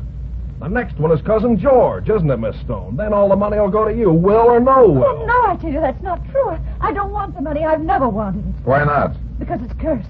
There's a curse on all of us. I've felt it for years. I've known it ever since I found that note. That's why I never told anybody. What note? What are you talking about? I found it in Father's papers after he died. I never told anybody until I showed it to George tonight. Who was it from? It was from Uncle Caleb to my father. And it must have been written years ago, soon after Uncle Caleb went to Australia. Where is the note? Here it is. Dear brother, you are so kind I shall not forget. You had best remember, too, that under a curse such as this, even the dead won't die. What does that mean? Don't you see it? We're cursed, the whole family. And my uncle knew it. I always felt there was something. The fact that my father never spoke of Uncle Caleb. The fact that we never heard from him. And all these years it's been there, hovering over us, waiting to strike. And now it has. These murders. It's in our blood, don't you see? I was afraid that George, that he... What? Well, but if he knew about it, he might realize that he... That he was insane. Yes. Both my uncle and my father must have known that this murderous strain was in our blood. Hey, if that's true, Brad, it'll explain about Caleb Stone. Yeah, maybe. Well, I'm sorry, Miss Stone, but I've... Hold it, Mac. Come with me. Hey, what's the matter with you? I told you I was gonna... We've got to get out of here quick. But you... We'll see you later, Miss Stone. All right, Mr. Runyon. Now, what's the idea, Brad? Don't be a sap. That note explains something, all right, but it's not what you think. What? The last 4 words, Mac. The dead won't die. I'll get it. You will. Come on. Where to? The cemetery. Cemetery? Why? I want to have a look in the Stones family vault.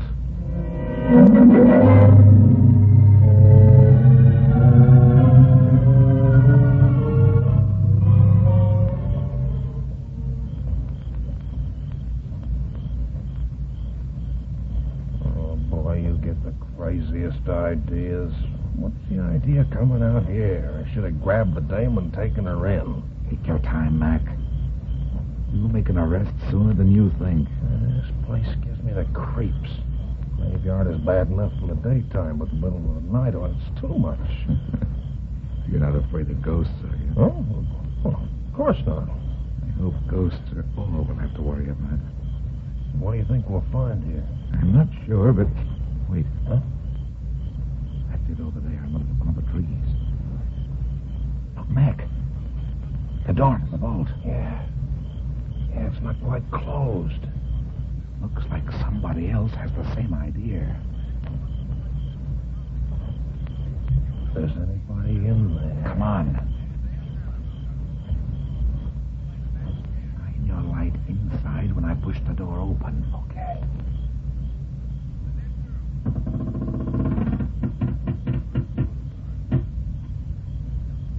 I don't see anybody. It's empty. Shine that light around up where the coffins are. Okay. Whoever was here must have been... What's wrong? I tripped over something here on the floor. Brad, it's a body, look. Yeah. It's the cousin, George Daniels. There's a knife sticking in his back. But how could he... Shine the light on the coffin. You want to find out Look there, Brad. That coffin next to the bottom. It's been pulled out and the lid's been tampered with. You're right, Mac. It's Caleb Stone's coffin. May I handle these clamps? What for? I want to open the coffin.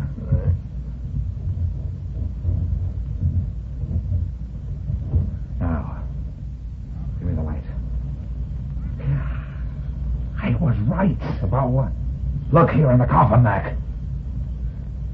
I don't see anything in there. That's just it, Mac. Caleb Stone's coffin is empty.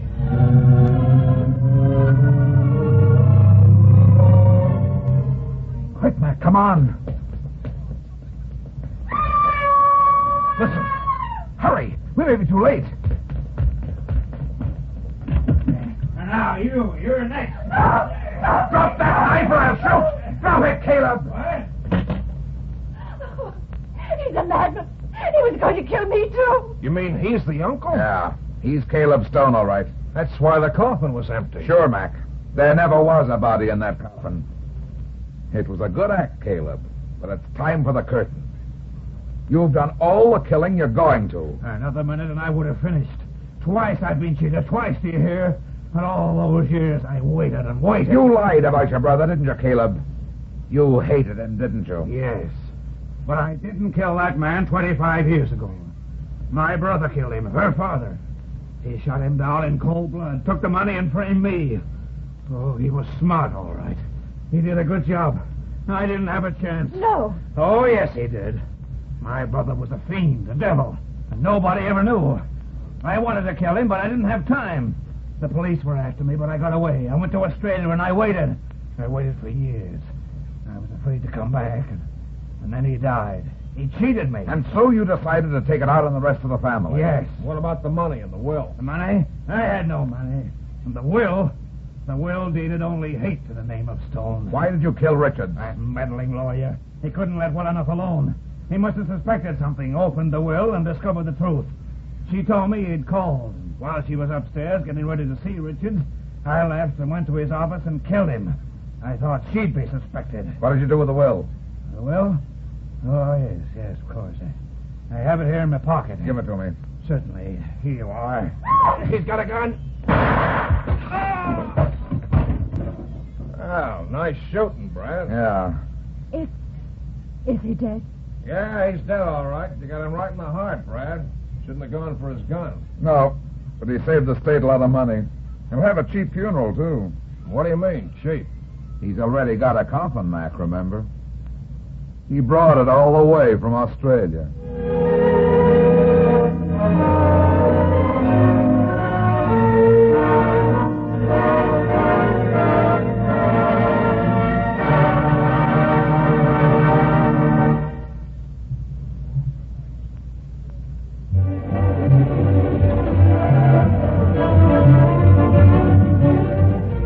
Well, that's that. It seems I spend my life in getting into trouble and getting out of it. But at the same time, I generally manage to get some other people in and out of trouble, too. Be seeing you again. So long.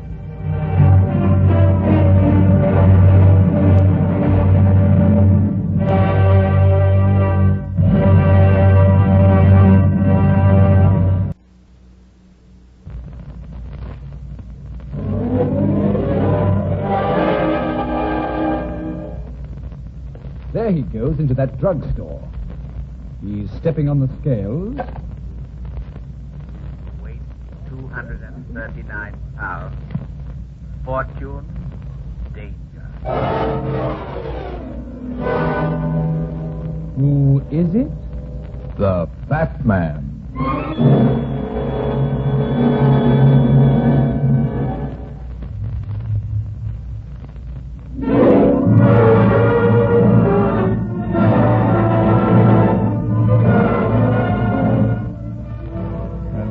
Here's the Fat Man in Murder by Mail.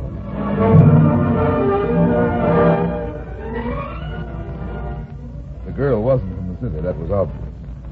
She was a big girl, almost as tall as I am, but she wasn't fat. She wasn't pretty either, but with the right clothes and beauty aid, she would have been striking.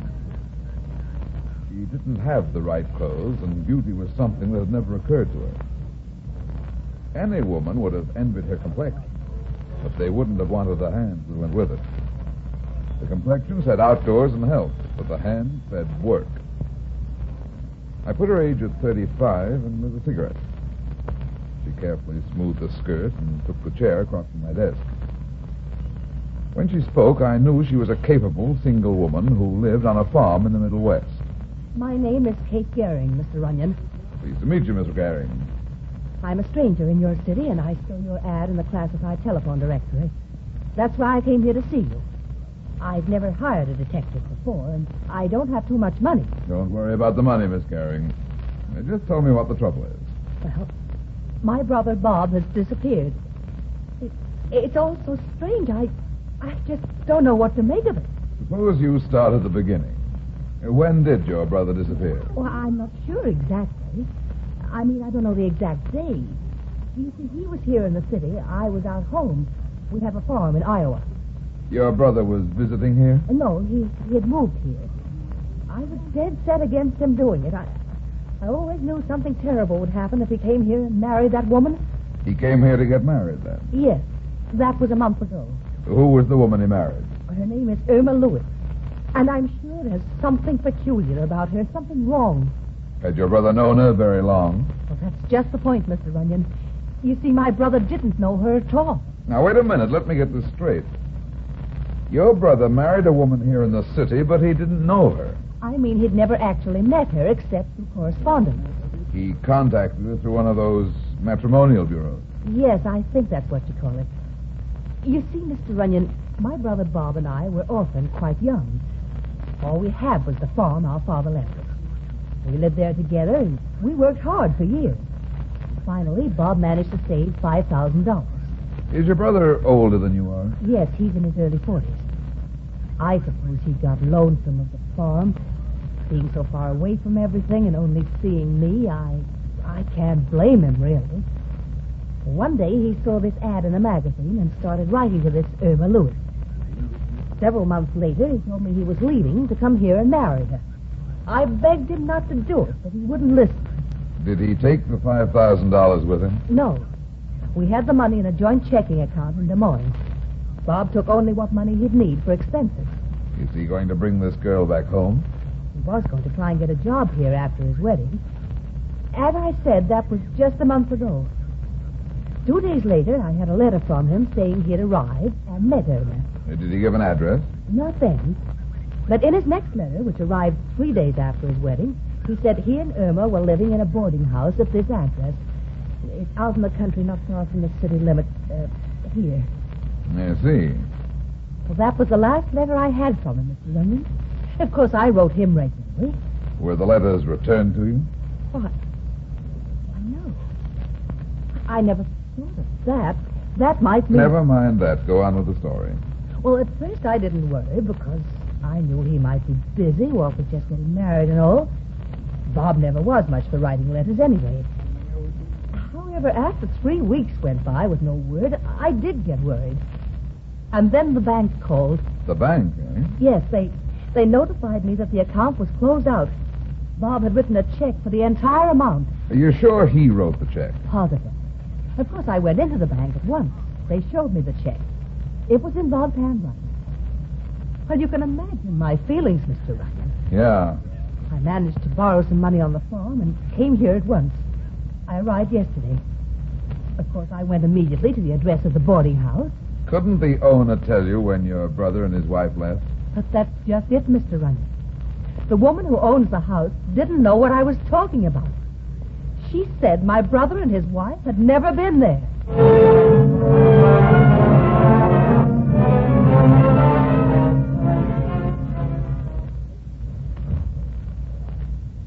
This is the house, Mr. Runyon. It's a gloomy-looking place. Yes. And there's something about the woman who owns it that I don't like. I want you to look at her carefully, Mr. Runyon. When she looks at you, it's frightening. What's her name? Mrs. Shumway.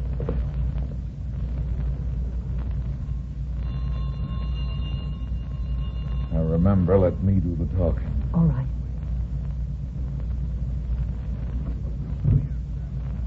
Yes? Is Mrs. Shumway at home? If it's a room you're looking for, we ain't got any. Just a minute. Let go of that door. We're not looking for a room. What do you want? I said we want to see Mrs. Shumway. Mrs. Shumway ain't seeing anybody. Who is it, Bertha? It's a man and a woman, Mrs. Shumway. Show them in, Bertha. Yes, ma'am. Step this way, please. In here, Bertha. In the parlor. Move this door. So dark in here you can hardly see. Sometimes I prefer the gloom of shadows. Please sit down. You must forgive me. I'm fond of sitting here in my parlor in semi-darkness. It brings my memories closer. I have many memories. I don't believe I know you. Why have you come to see me? I talked to you last night. Remember?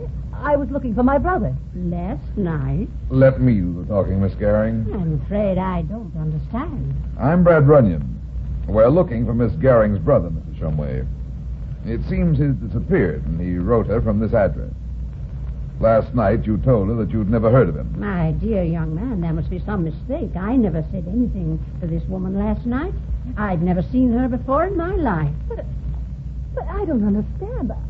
I was here last night. You know you told me that. My brother Robert Gehring did write from here. Robert Gehring? You know the name? Oh, but of course. He and his wife have a room here. He's here? But you said you'd never heard of him. Just a minute. I believe they're in now. Mr. Gehring? Mr. Gehring?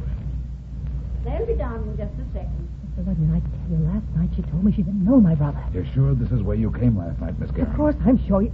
Wait a minute. You don't think... I don't know. They'll be down in a minute, Mr. Bunyan. A charming couple, the Gehrings. So you're his sister. Why are you lying? You know very well I was here last night. You called us, Mrs. Shumway. Yes, Mr. Gehring. Your sister's here. Sister? Bobby never told me you had a sister. Mr. Runyon. What's the matter, Miss Gehring? Mr. Runyon, that man. He's not my brother, Bob.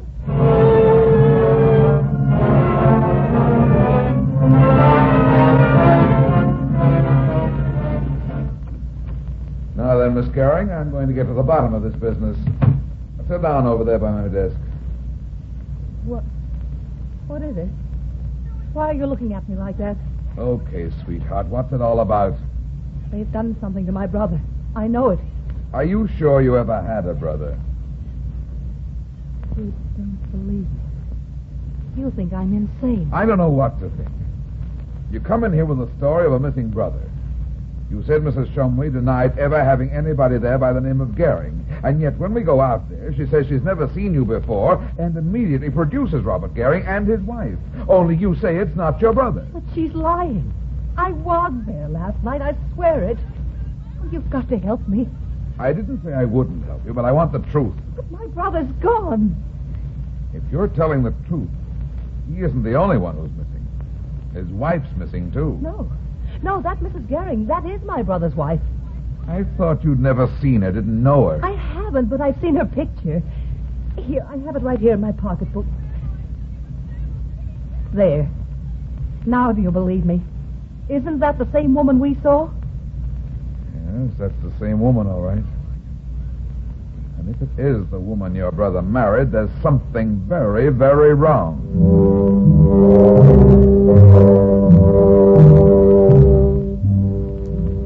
I sent the girl back to her hotel and told her to stay there until she heard from me. Then I sat down to think. It didn't make sense, any of it. Here was a girl who said her brother had married a woman he'd never even seen and then disappeared. But had he disappeared? There was a Robert Gehring and his wife living at the brother's last address. If the girl Kate was lying, what was her angle? What was she up to? And if she were telling the truth, what was Mrs. Shumway's game? Why had she denied knowing of any Robert Gehring and then on the second visit immediately produced him and his wife? Was Kate insane? She didn't look crazy. She looked and acted just like any other healthy country girl. And then there was that picture. I lit a cigarette and decided it was just one of those cases where I'd have to develop my own theory. 3 hours later, I was still smoking cigarettes. It was dark outside. I was no nearer the answer than before. The clock on the tower building began striking 8. I ground out my cigarette, reached my hat, and the telephone rang. Hello? Mr. Runyon? Yeah? You were with a woman named Gehring today? That's right. Who is this? Bertha Meir. Who? Mrs. Shumway's maid, Bertha. What do you know about Miss Gehring? I know something that might interest you. What? I'm a poor working girl, Mr. Runyon. I get it. I can't talk long. I haven't got much time. How much do you want? $500. Okay, where are you? I'm talking on the downstairs phone at Mrs. Shumway's. The others are upstairs. They might come down any minute. You'll bring the money tonight? Yeah. Where can I meet you? Leave your car a couple of 100 yards down the road and walk up to the house. I can only leave for a few minutes, so I can't go far. You know the trees at the side of the house? Yeah. There's an old well there, about 30 yards from the house. It's dark among the trees. If you're quiet, nobody can see you. I'll be there at 9:30 tonight. Is this information something about Miss Gehring's brother? Miss Gehring doesn't have a brother, Mr. Runyon.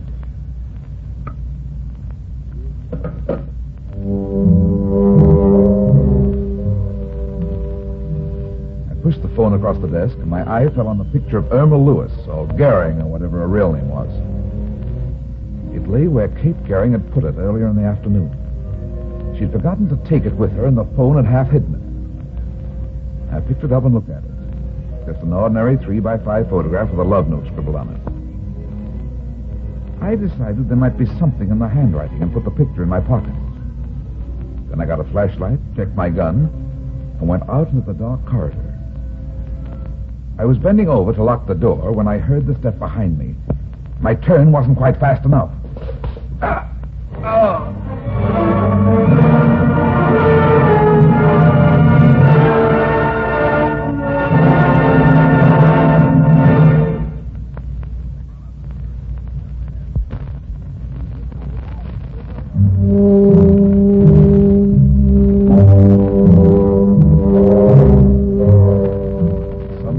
I opened my eyes and thought my neck had been broken.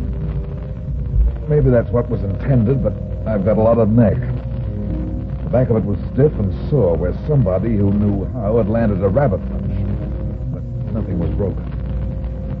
I was lying on the floor of my office. The light was on, and I was alone. I got to my feet and went to my pockets. The gun was to where it belonged, and so was the flashlight and all my money. But the picture of Irma Lewis was gone.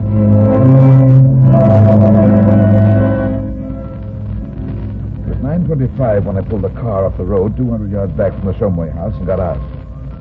I stood for a minute listening and letting my eyes get accustomed to the dark. The night was black and quiet. Great black clouds rolled across the sky, hiding the moon, except for occasional quick glimpses. I crossed the road and walked quietly down toward the house. Its outline loomed dark and forbidding in the gloom. Lights glowed from 2 windows on the second floor. 50 yards away, I stopped again and listened. There was no sound. Walking carefully, I made my way slowly up through the trees and found the old pump. Bertha the maid wasn't there. I leaned against one of the trees and waited. 15 minutes passed and still she didn't come. An uneasy feeling began coming over me and I pressed closer against the tree.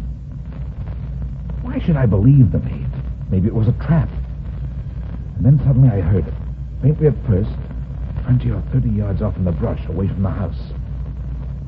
Something was moving stealthily through the light underbrush. Something I couldn't see. I drew my gun and waited. Whoever it was digging at the brush and ground. I decided they didn't know I was there and began easing slowly toward the noise. My breath and stopped. It was a dog. The flashlight was already in my left hand, but the moon saved me the trouble of lighting it by choosing that moment to break through the clouds again. It only stayed a second, but it was long enough for me to see the figure of a dog crouching on top of a neat oblong mound of earth. Suddenly, the dog knew I was there. Easy, old boy, easy. I'm not going to hurt you there. That's a good boy. That's the boy. What is it? That's the dog. I don't believe it. There must be someone. Who's there? Go down there and see if it's over here. I took 2 steps backward and my foot hit a pile of brush. It was the guy who claimed to be Bob Garing, and the bullet hit a tree 10 feet away. The window banged down and the dog headed for the house. I headed for the road again, running low through the trees. After all, I was trespassing on private property, and I had no proof that anything was really wrong. 20 yards up the road, I heard the front door of the house bang open. I ducked into the woods and went back to where I left the car. I got in and looked back toward the house. A light was bobbing around in the trees near the pump. A couple of minutes later, the light moved back to the house and went out. I waited another 5 minutes and then started the motor and drove back towards the city. 2 miles away, I found a filling station with a telephone. I went in and dialed the number of Kate Garing's hotel. Good evening, Hotel Bond. Will you please ring Miss Kate Garing's room? I'm sorry, but Miss Garing is out. You know if she left a message for Mr. Runyon? Oh, are you Mr. Runyon? Yeah. Oh, there is a message for you. Just a second. Her message reads, Mr. Runyon tried to reach you. Something important has happened. I've gone to Mrs. Shumway.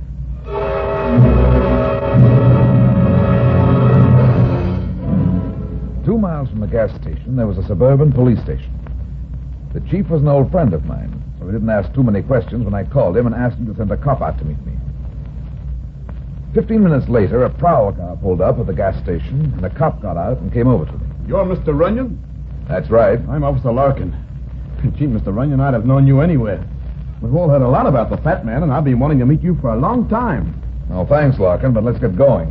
We haven't got much time. What's it all about, Mr. Runyon? The chief just said you wanted a policeman. That's way on the way. Come on, let's go in your car. I'll leave mine here.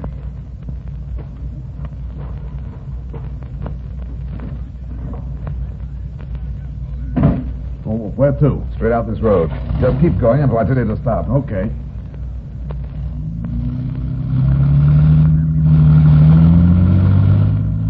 By the way, Larkin, have you got a shovel in the back of this car? Yes, sir. We always carry one for emergencies. What do you want with a shovel? We might do a little grave digging.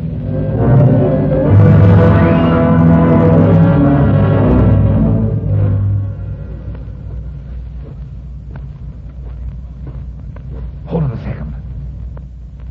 There's the house back there in those trees. There are no lights on at all now. No. Maybe they've skipped out. Maybe. Come on, but watch your step through this underbrush. I've got a hunch they're still in the house, and I don't want them to hear us. Okay.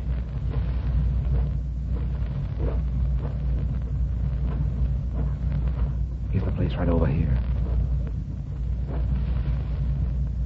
Oh, it's so dark I can't see anything. Want me to use the light? No. Give me the shovel and I'll dig. The mound is right here. Yeah, I see it. Now turn on the flashlight and sweep it around. You're right about it being a garage. It's a Hold car. it! Oh, what's... There's somebody sitting in the front seat of that car. They've got you covered. Don't move. Are you sure you saw somebody? Yeah, give me that light. Here and watch that door into the house. Is there anybody there, Mr. Runyon? Yeah. A dead man. Then there really was a body buried out there in the woods. Yeah. They brought him in and propped him up against the steering wheel. Here. Hold the light on him a second. Who is he? I don't know, but I think he's Kate Gehring's missing brother, Bob. Hey, Mr. Runyon. Look here on the floor in the back of the car. What is it? It's another dead body, a dame. Here, let me see. Yeah, she's dead, all right. Do you know her? Yeah. It's Mrs. Shumway's maid, Bertha. Come on, Larkin. Get your gun out. We're going into the house. Keep as quiet as you can.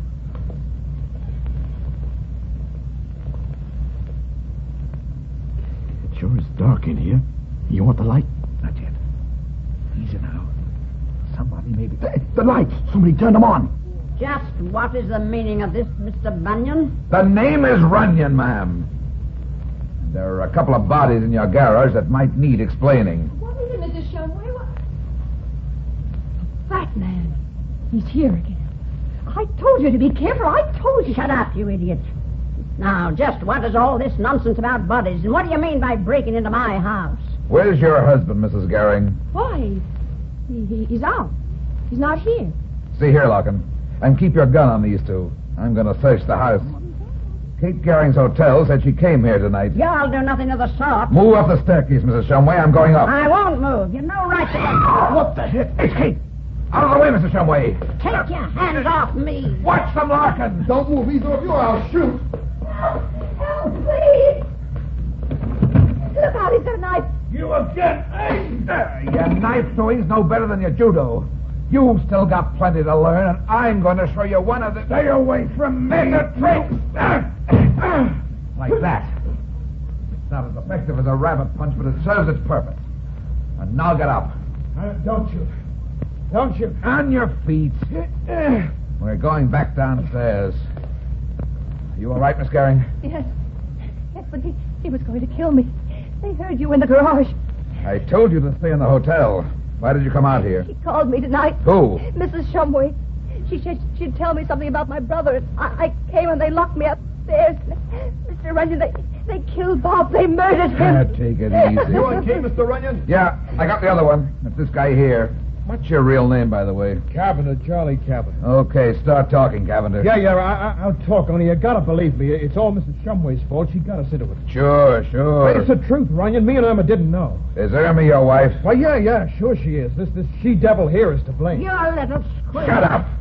Watch her, Larkin. Well, we didn't know it was going to be murder. I swear we didn't. We thought it was robbery. We figured to fleece this country guy, Gehring, after Irma went through a fake marriage ceremony. Nice, clean little record, huh? Well, she killed Gehring. She did it herself and made us help bury him. Why was Bertha killed? Well, she found out about Gehring. Mrs. Shumway was afraid she'd tell somebody. Okay, Larkin, let's take him in. No, you can't take me. I told you the truth. You gotta believe me, right? Pipe down, come on. No, you won't. I'm not letting You want a real lesson, don't you? Go. Okay, baby, try this rather punch my side.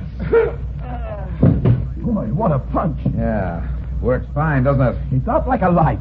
I owed in that one. Okay, Larkin, you go on out to the car with the women. I'm going to have to carry this baby. It's a cinch he won't be doing any walking for at least an hour.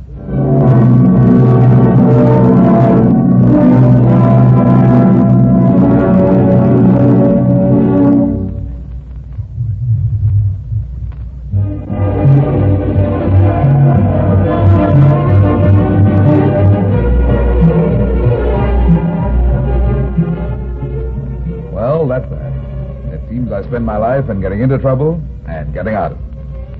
But at the same time, I generally manage to get some other people in and out of trouble, too.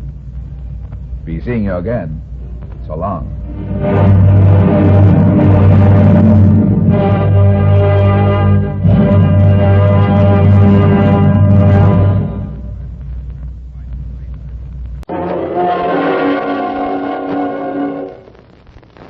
There he goes into that drugstore.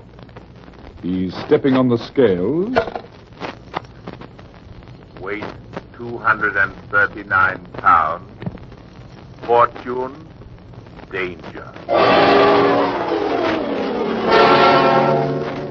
Who is it? The Fat Man.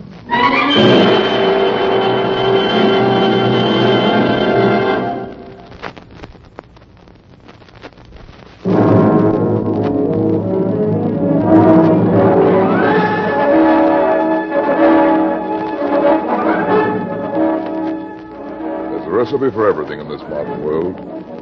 Take some flour and stuff, mix them and bake them, and you've got hot biscuits. Take some uranium and assorted neutrons, split them down the middle, you've got atomic energy.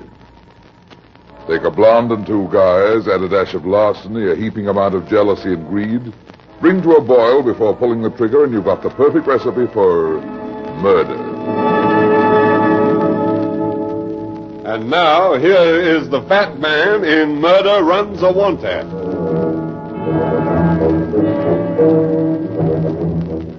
With 20,000 restaurants between the Bronx and the Battery, a New Yorker can spend a lifetime rounding out a full life of a gourmet and also rounding out his waistline. The night I bumped into Dwight Burgess, I'd had a yen for ravioli and green noodles. So I'd spent 2 hours in Vanini's in Greenwich Village. I left there around 9:30. As I made my way along a dark passageway street just off McDougal Street, a door suddenly opened and somebody blundered right into my $4 dinner. Watch where you're going. Here, get out of my way, can't you? Take it easy, Mac. You're not in the subway yet. If you don't get out of my way... Don't swing, pal. You might regret it. Let go of my arm! Come over here. Under the lights. Now, listen, I'm warning you. Wait a minute. Aren't you Brad Runyon? Now guess my weight. How'd you know me? I've seen you around. Hey, listen, Runyon, you've got to help me. Help you do what? Prevent a Class A hangover? No, it's more than that. It's Leela. Who's Leela? My wife. Here, come inside.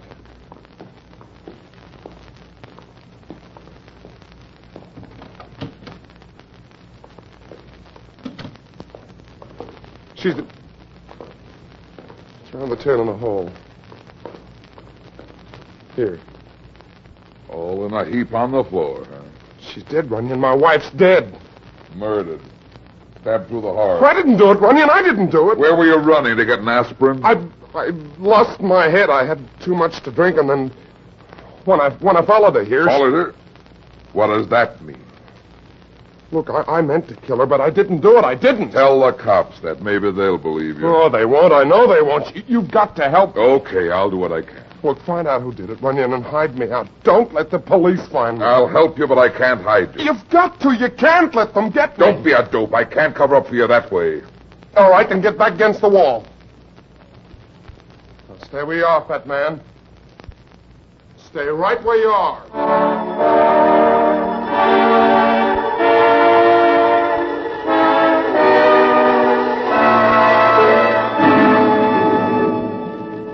Nobody with all his marbles argues with an automatic, so I let him go. Then I turned to the murdered woman on the floor. Even in death, she had a selfish, handsome face. I went through her purse and came up with loose change, lipstick, compact, a driver's license. A name, Leila Burgess, address, Sutton Place. All this plus a typewritten letter signed H.M. Smith arranging an appointment at the address where she'd been murdered. I called homicide and then caught a cab to Sutton Place. It was possible Widower Burgess had run back home. When I entered his apartment building... Oh, excuse me. Excuse me, ma'am. Oh, not at all. It was my fault entirely. Anything I can do for you, ma'am? I don't reckon so. I came to see Dwight and Leila Burgess, but they don't seem to be home. I reckon you came a long way to see them. How can you tell? All the way from North Carolina. I only came across town, but it's still a long hike if I'm going to miss them. Oh, you know Dwight, too? We're great pals. Too bad nobody's home. Such a shame. And the evening's still young. Yeah. My name's Brad Runyon. You think we might find someplace where we can talk and have a drink? Well, now, Mr. Runyon. My name's Betty Lou. Betty Lou Barlow. Just lead the way.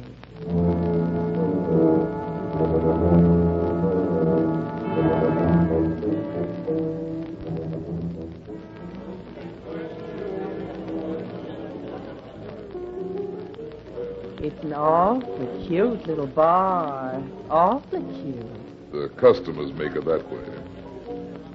Some of the customers. Why, thank you, Brad. If you don't mind if I call you... Brad, go right ahead. You in New York on business? I surely am. How'd you guess? I read the tea leaves in my last old-fashioned.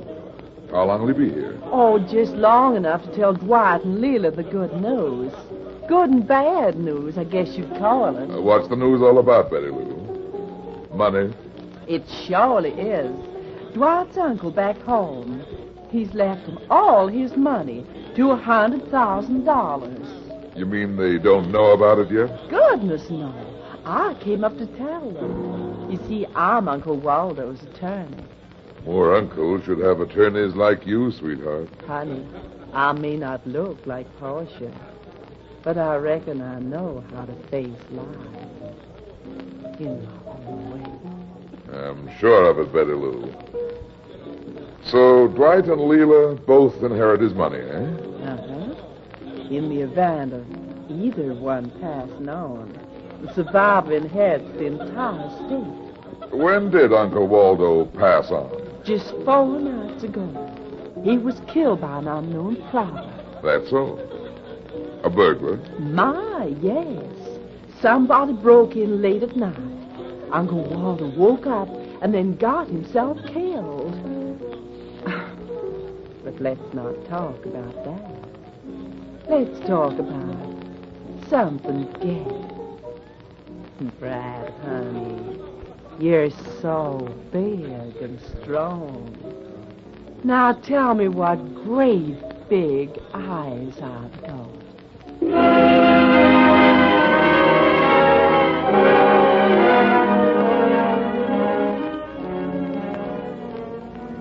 Conversation developed into basic baby talk after that. It was 3 a.m. before I dropped Betty Lou off at her hotel. 4 hours later, I was jerked out of sleep by some goon leaning against my door buzzer. Oh, go away. Oh, beat it. Okay, take it easy. I'm coming. Brad Runyon? My office hours don't start until 9. I know it's a rugged hour to get anybody up, but I've got to see you. My name's Frank Guthrie. Okay, Guthrie, come on in. Thanks. Now, what can I do for you? It's not for me. It's a friend of mine. In trouble? Well, I guess so. His name's Dwight Burgess. Burgess? What's he want? Well, I don't know, Runyon. He got me out of bed an hour ago, said he was in a jam, gave me this sealed envelope for you, and then beat it. That's all he told you? He didn't stay more than 2 minutes. Hey, what's wrong with him? Has it got anything to do with Leela? Let me see the envelope first. Thanks.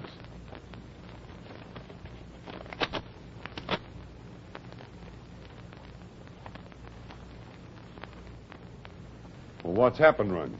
He encloses $200 cash and the key to his office. And he doesn't want me to talk to anybody about the trouble he's in. Well, you can tell me. The Burgesses are my best friends. They happily married? Well, yes. They've been married 4 years now. Came here from North Carolina. What business is Burgess in? He runs a small brokerage office. How'd you happen to meet them? Why all the questions? I am in the same business. Now, what's happened to him? Sorry, Guthrie. Burgess asked me to keep it to myself. I can't betray a client's confidence. Okay. Well, now I go and find out from Leela. She'll tell me what's happened.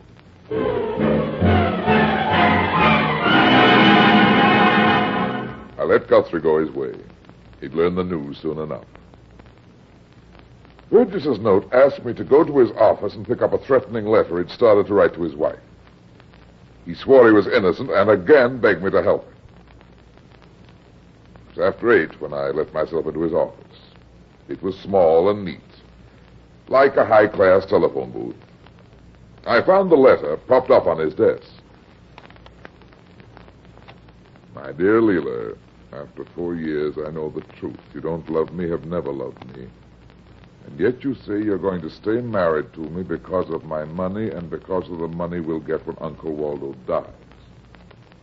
Well, you're wrong, Leela. We won't stay married. I won't be made a fool of, and I give you fair warning that... Hello? Hello, Dwight? That you, Dwight? No, it isn't. Who's calling? Oh, I reckon I must have the wrong number. No, you haven't, Betty Lou. Well, I declare. Who in the world? This is Brad Runyon, sweetheart. For goodness sake. Is Dwight there with you, honey? No, he isn't. Well, I just don't know what's happened. I tried to call Dwight and Leela at their apartment, and a strange man answered. I simply hung up on him. You did, huh? Well, the cops will trace your call. Cops? Brad, honey, what's going on here? I take it you haven't seen the papers yet. Of course not, silly. I'm not even dressed. Well, I mean to say, I'm still up here in my room. Better get dressed, baby, then go buy yourself a paper. Why, for goodness sake? Why, sure. I've got a visitor. See you later, Betty Lou. But Brad, honey...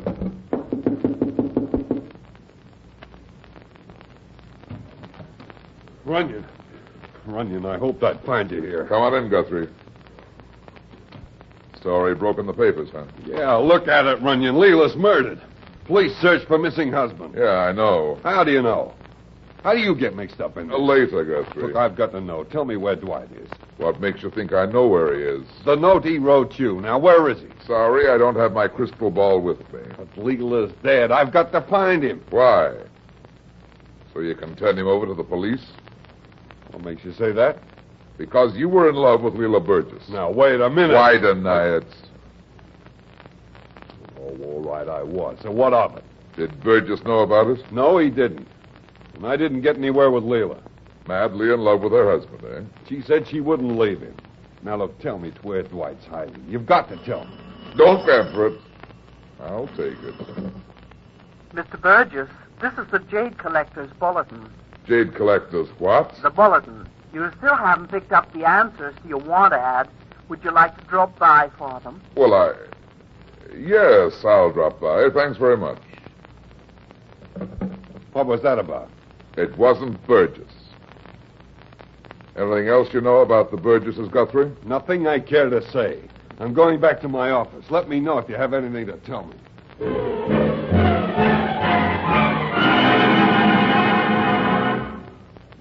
went through Burgess's desk before I left his office.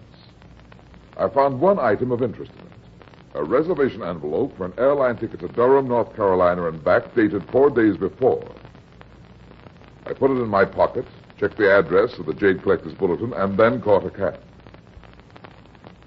The Bulletin's office was on the 9th floor of a broken-down office building on Lower 4th Avenue. A tall brunette in a tailored suit and harlequin glasses stepped out of the elevator with me.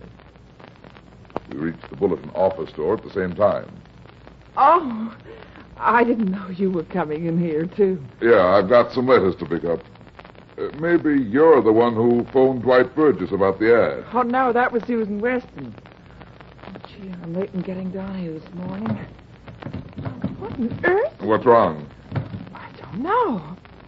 The door's locked. Here, let me try my key. There you are. Thank you. Susan. What? Susan!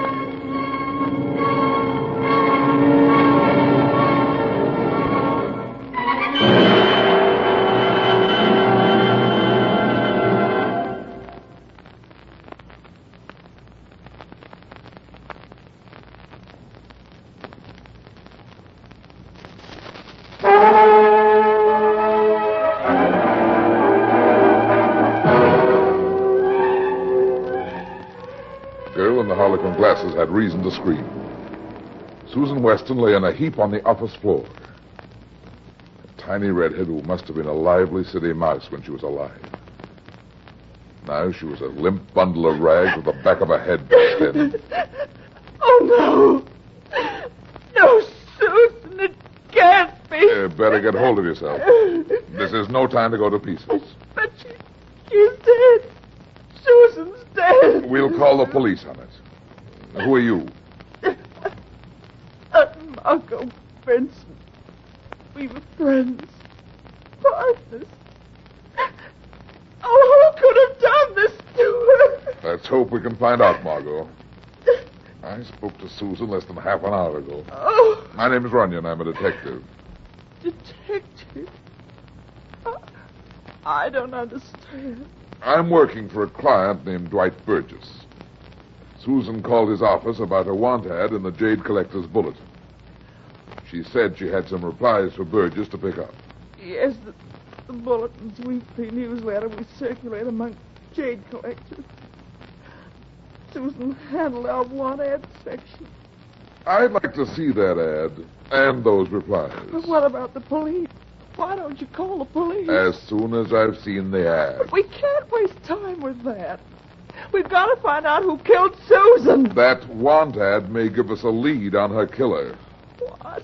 Oh, quit stalling, sweetheart. Get me that ad. Well,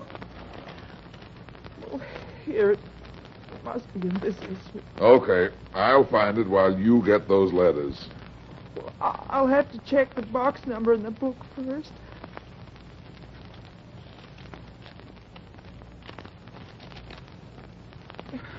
Yes. Here it is. Box HF. A blind ad, huh? And Dwight Burgess paid for it? Yes, that's the name. Okay. Here's the ad in this column. Get those letters for me now, huh? All right. All right. They'll be in this box. Yeah. A real blind ad. Need money quickly. Will sell my very rare Chinese jade necklace to right buyer. Right box, HS for appointment. Mr. Runyon! Mr. Runyon! Now what? The letters, the answers to the ad, they're gone!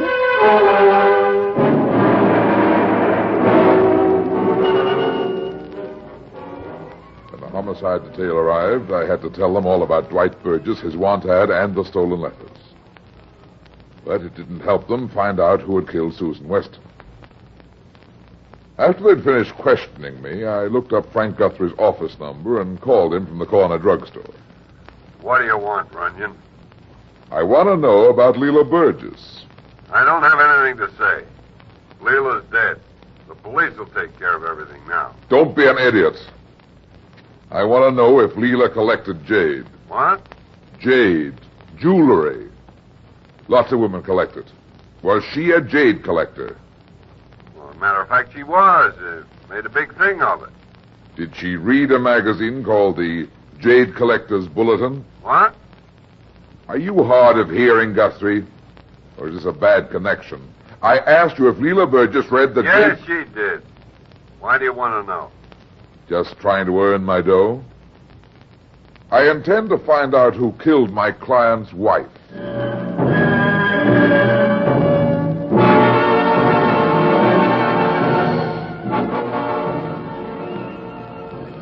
After hanging up on Guthrie, I called the airline office to check on the ticket Burgess had bought to North Carolina.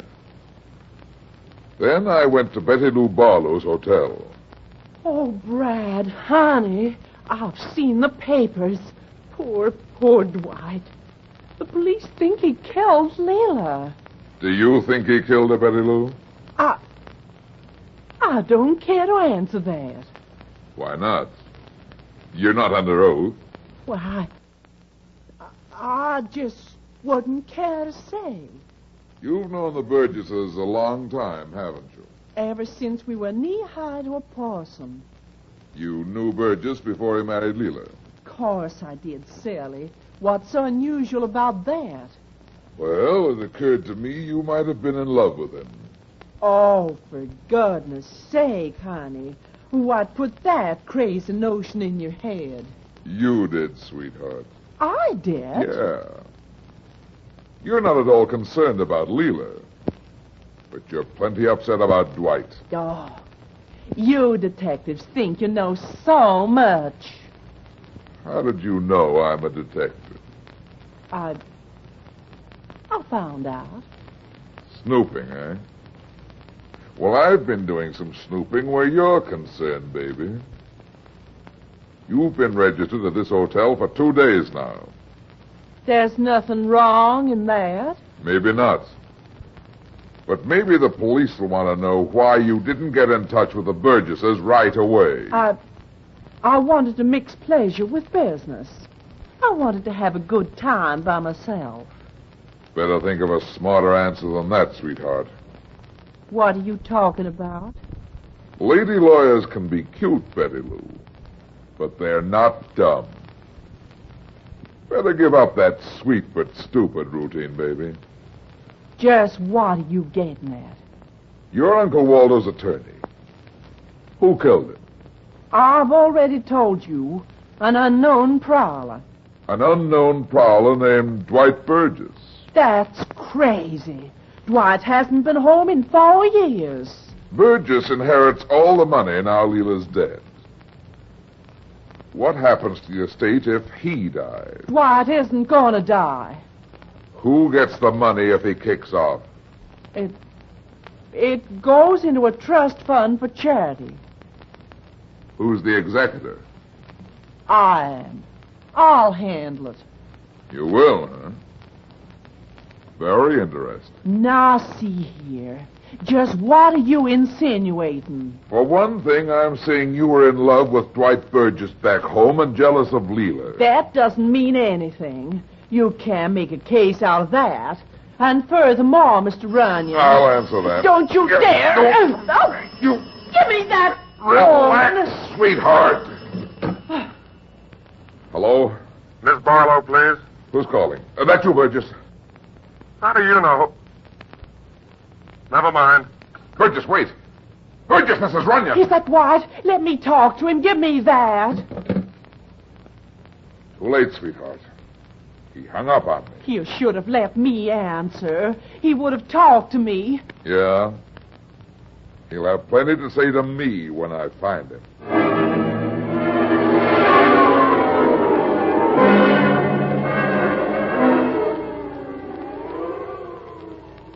I told the hotel operator to trace the call, but it got lost in a welter of incoming and outgoing switchboard calls.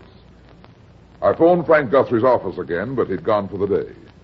At 11:30 in the morning.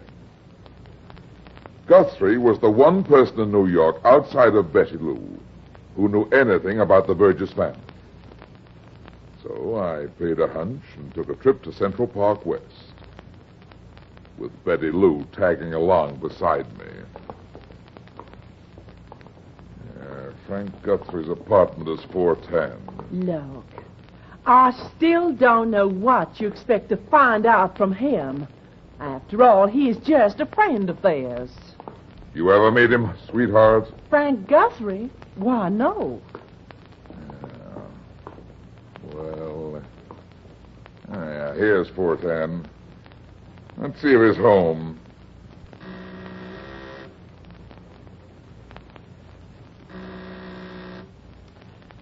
I don't know why you didn't phone him first. I did. Not just the office, at home. Hold it. There's someone coming.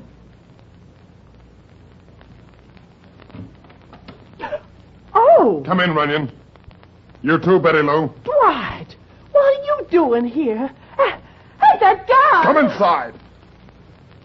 Now, shut the door. Dwight, I just don't understand, honey. Stay where you are. Both of you. I had a hunch I'd find you here, Burgess. Couldn't ask for a better hiding place, could you? What have you found out, Runyon? Tell me. I'm not so sure you'll want to hear it. Tell me. Okay, pal, here it is. I found evidence that proves you killed your wife. Oh, honey, no. And you killed a girl named Susan Weston. You've got the evidence that proves that? Your wife read the Jade Collector's bulletin, didn't she? She read it. And you knew she'd answer that wanted. I told you last night. That's why I followed her there. But she was already dead when I got there. You'll have a tough time making the cops believe that, Burgess. Especially after that want ad was paid for in your name. Ah, you're out of your mind. Am I? The girl who took the ad was murdered this morning, and the answers to the ad were stolen. You think you're going to tell the police that? They already know it. And they'll know about your trip to North Carolina. You're not going to frame me. I won't let you. Dwight, no, you can't. Get out of the way, Betty Lou. Stop it, Dwight. I'll shoot if you move. Frank! Yeah. Came in the other door. Thanks for the interruption, Guthrie. I guess you know you can be held for harboring a fugitive, though. Well, he was my friend. I thought he was innocent. You mean now you think he's guilty? Well, I heard what Runyon found out. You'll have to give yourself up, Dwight. No. You can't make me any of you. You've got 2 murders chalked up against you, Burgess. 3. Counting that trip to North Carolina, he must have killed his uncle, too. You won't frame me. I won't let you. Runyon, look out! No, you don't!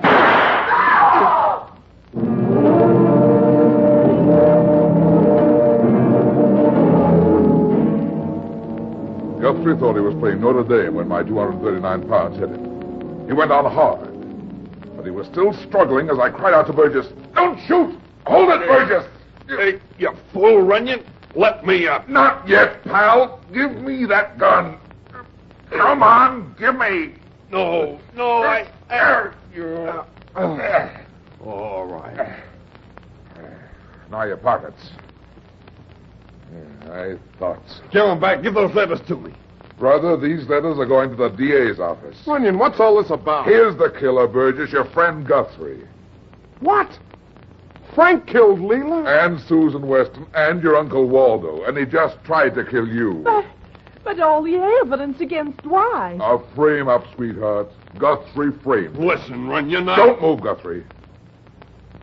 You inserted that ad in Burgess's name, and you bought that ticket to North Carolina in his name. Then you planted the ticket envelope in his office. But why? Why did you do it, Frank? Because he was in love with your wife. He killed your uncle for her, then she double-crossed.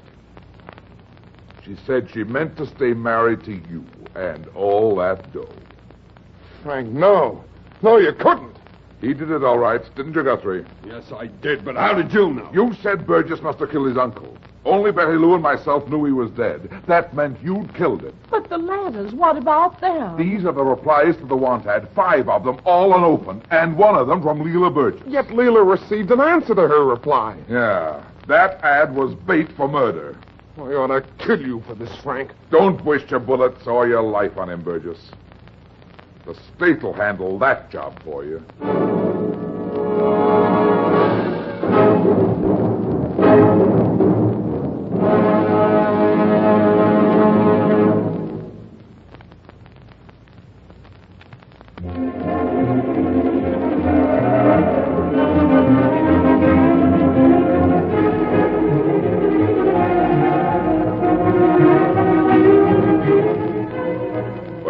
that fast. It seems I spend my life in getting into trouble and getting out of it. But at the same time, I generally manage to get some other people in and out of trouble, too. Be seeing you again. So long.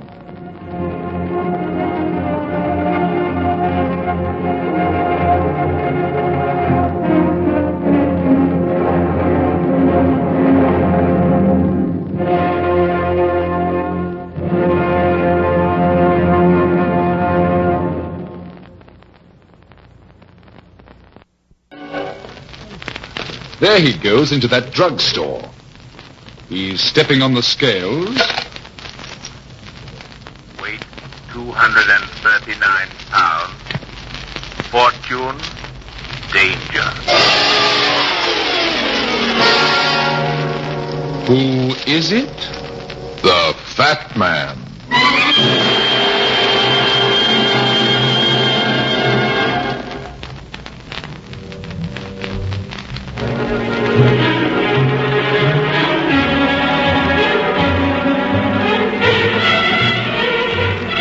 And now here's the Fat Man in Murder Makes the King's Coffin.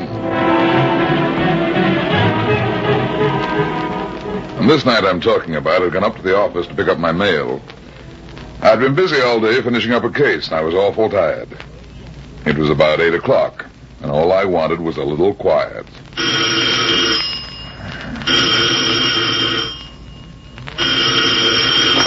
Hello?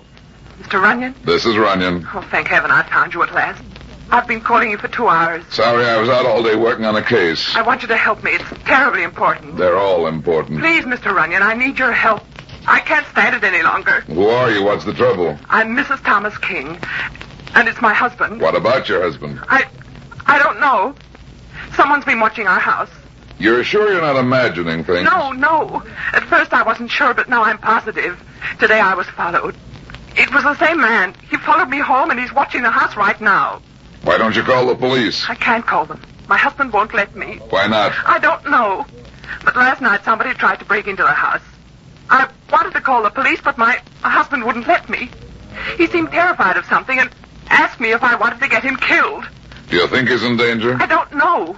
I'm sure he's keeping something from me. I want you to find out what's behind it all. What's this fellow look like, the one watching the house? Well, he's tall, sort of tough-looking, not too well-dressed. What's your address? 1440 Locust Avenue. Anybody know you called me? No, my husband hasn't come home yet. Good. I'll pay you well, Mr. Runyon, if you'll only help me. Okay, start out right now by putting $200 in an envelope and mailing it to me here at my office. But I'll pay you when I meet you. You're not going to meet me. At least not yet. What are you going to do? I'm going to watch the guy who's watching you.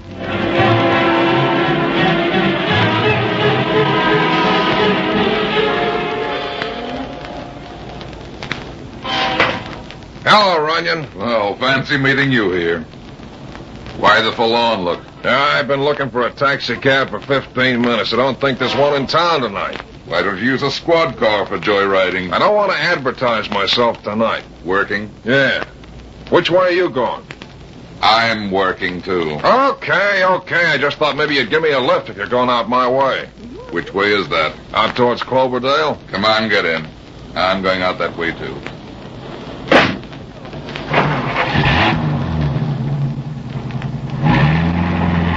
Boy, I hope I'm not too late. I wasted too much time already. What's the rush? Well, we got a tip tonight that a guy we've been looking for is hanging around acting suspicious out on Locust Avenue. Locust Avenue? Yeah, somewhere around the 1400 block. Who is this guy? Fellow named Cole, Steve Cole. He's been out of sight for 4 or 5 years. We figured he was probably dead. Then tonight we get this tip, and it sounds like Cole, so... Hey, watch it, there's a red light. Hey, Runyon! Hey, somebody's yelling at you. Who is it? It's Sammy Sampson, the reporter on the Daily Mail. Yeah, I wonder what he wants. Oh, what a break. You're going to do me a favor, fat man. What's the matter, Sammy? Take me out of 1440 Locust Avenue. Why? There's a big fire out there. The house is burning down.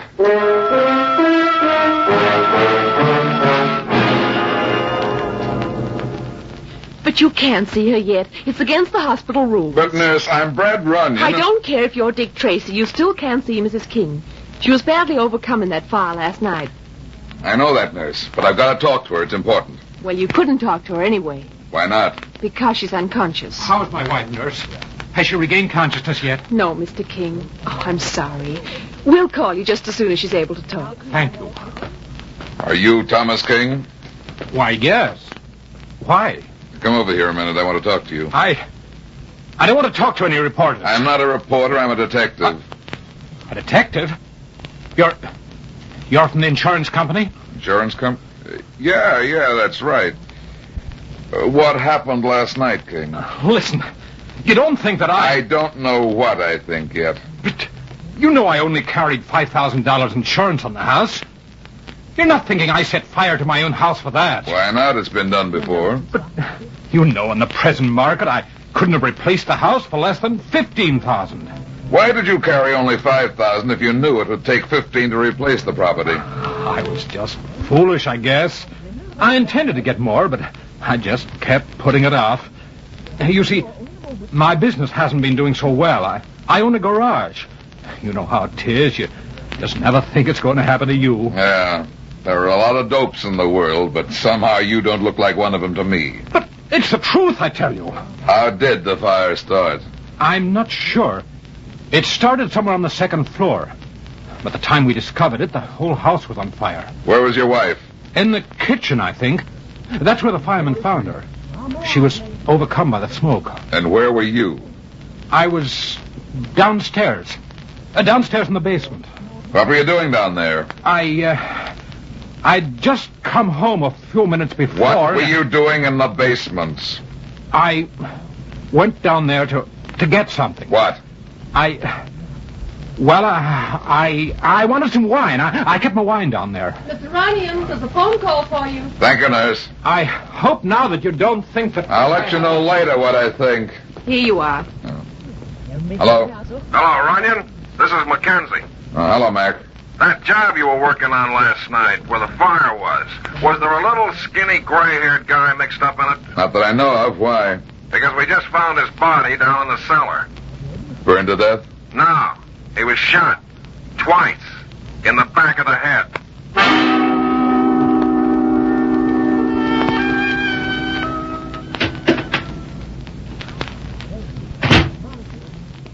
Hello. Yeah? Is this Mr. Runyon's office? Are you... Yes, I'm Runyon, but I'm just going out. I'm busy. You're not too busy to help me, are you? Yeah. Oh, please help me, Mr. Runyon. I'll make it worth your while. Look, honey, if I stopped to help every beautiful girl who thinks she needs it, I'd never get anywhere. I've got a murder on my hands. Maybe we have something in common. You're not as coy as you act, are you? Maybe not. Sit down, Miss... Barry. Irene Barry. Why did you come in here, Miss Barry? I want you to find something that was stolen from me. At least I think it was stolen. Don't talk in riddles. What was stolen? An emerald necklace worth $32,000. Ooh, that's a lot of money. It's a lot of necklace. No police? No police. Why not? The necklace was smuggled into the country. I'm sorry, but in that case I can't help you. Listen, the necklace belongs to me. I haven't got it. When I get it, I'll pay the duty on it. Any idea who stole it? Maybe. Meaning? Meaning that was stolen from the man who smuggled it in for me. Where is he? In the morgue. With 2 bullet holes in the back of his head. You got around, don't you? Want to tell me about it? Will you help me? It'll cost you. I don't have much money. You're pretty well dressed. But I don't have too much money. Give me your pocketbook. I will not. Hey, take your hands off my bag. Take it easy, beautiful, and sit down. You've got no right to open my bag. Oh, broke, huh? $500 to $1,500. Here's $500 for you. You took $1,000. You can't give that money back to me. Want to call the police? But $1,000. I'm expensive. But that's all. Okay, then. I won't take the case. Here's your bag. No, wait. Please keep it. I guess I can't afford it. That's better. Now tell me about it. Where did this necklace come from? From Shanghai. I was there before the war. And the guy with the bullet holes in his head? His name was Charlie Griffin. He said he would smuggle the necklace in, and we made a deal. He gave me an address here in the city and told me to meet him there. What was the address? 1440 Locust Avenue. A man named Thomas King lived there. Go on. When I got there, the house was burning down. This morning, I read in the paper about the body found in the basement. I went to the morgue. It was Griffin. Stop lying. You were watching the house night before last. All right, I was lying, but only a little. I did go out there, but I was afraid to go in, so I watched to see if Charlie might come in or out. He didn't. There was a man watching the house, too. What about him? Man? I didn't know. What man? A thug named Steve Cole. Know him? No. No, I don't know him. He must have killed Charlie and taken the necklace. And you expect me to believe that story? Why would this Griffin give you the address of a stranger? A stranger? Mrs. King was Charlie Griffin's sister.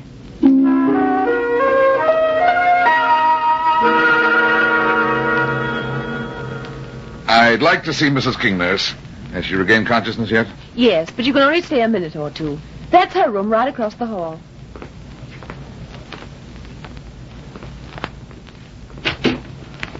I beg your pardon. Get out of my way. Take it easy, brother. Yes. Who is it? Brad Runyon, Mrs. King. Mr. Runyon. The detective. Uh-huh. The one you hired last night before the fire, remember? Oh, yes, of course. How are you feeling? Much better. They say I can leave the hospital soon. Good. Why didn't you tell me the truth, Mrs. King? What do you mean? Why didn't you tell me about your brother? Poor Charlie. Oh, what happened, Mr. Runyon? Suppose you tell me. I don't know. I only just heard. Who was the man that left here just as I came in? I don't know. But he was the man who was watching the house. What did he want? He said he was a friend of Charlie's. He said Charlie had a package that belonged to him. He thought I knew where it was. Do you know? No. I don't know what it all means. When did Charlie show up? About 4 days ago. I hadn't seen him for 5 years. He acted strangely. Seemed afraid. And my husband... What about your husband? I think he knew something about Charlie. And it frightened him. Who killed your brother, Mrs. King? I don't know. Was he in the house when the fire started? I don't think so. Did you kill him? No. Why would I kill Charlie? He was my brother. I loved him. Did your husband kill him? I don't know. He knew something. There was something. Oh, Mr. Runyon, that man who was here. I'm afraid he's going to... What? I don't know, but I'm afraid, terribly afraid. Where is your husband? He's gone to the undertaking parlor to see about my brother's funeral. Is my husband in danger? No, Mrs. King. But somebody else may be. Who? A good-looking girl named Irene Barry.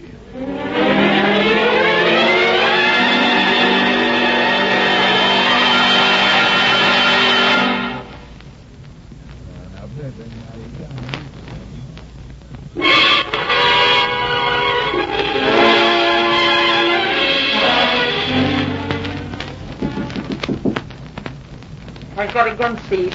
If you try to come in again, I'll kill you. Open up, sweetheart. It's me, Runyon. Mr. Runyon, you... Yeah. Come on, open the door. I'm glad you've come. I tried to call. You always greet visitors with a gun? Who sucked you in the eye? Hey, what happened? This room looks like an unmade bed. That rotter. He came here. He wanted the necklace. Why did you lie to me? Was it Steve Cole? Yeah, that rat. Save it. Sit down there now and tell me the truth. How'd you find me? How did you know where I was staying? I saw your hotel key in your bag this afternoon when you paid me. Oh. Come on, baby, start talking. You do know Cole, the guy who was watching King's house, don't you? Yeah, I know him. We came back to the States together. He was going to help me get the necklace. But when you got here, you thought you'd do better on your own. That isn't true. He tried to ditch me. He wanted to get it for himself. What happened tonight? He came here to my hotel room. First, he was nice and tried to explain his running out. He thought I had the necklace, and when I told him I didn't, he hit me. Did you have the necklace? No. I told you Charlie had it. You've told me a lot of things. But that's the truth. I swear it is. Did Cole kill Charlie Griffin? Yes, he must have. But he didn't get the necklace? No. Then there's only one other person who could have it. Who? King. And Steve Cole must have guessed that by now. Come on. Where are we going? To the funeral parlor.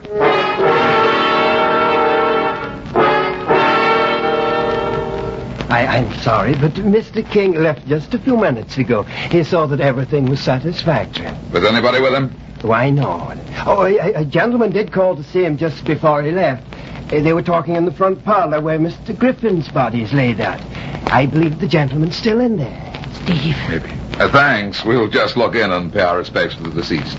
Right through that door over there. Be careful. Don't worry. What? That's not Steve. No. What are you doing here, Mac? Well, I came over here to talk to King. Who's this girl? A client of mine. She mixed up in this business? Maybe. How many clients have you got in this case? What's he talking about? Nothing, sweetheart. He's a cop. Where did King go, Mac? He had a call from the hospital saying his wife was dying. Dying? Give me that phone. Huh? I just left her a couple of hours ago. She was ready to be released. Who you calling, Brad? Hospital. Alcott General Hospital. I'd like to talk to Mrs. Thomas King. She's in room 708. Just a moment. I'm sorry, sir, but... Is she too ill to talk? Why, no, sir, she isn't here. She was released from the hospital over an hour ago.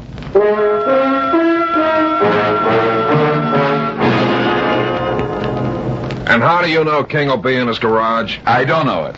But when a man's home is burned down, it seems to me that his office is a good place to look for him. Oh. Well, there's an attendant. Yeah. Hey! Yeah? We're looking for Mr. King. Have you seen him? Oh, yeah. He's upstairs in his office. Came in about half an hour ago. I was working under the car there, and I just happened to look up and see the two of them. The two of them? Was somebody with him? Why, yeah, there was... Come on, Mac.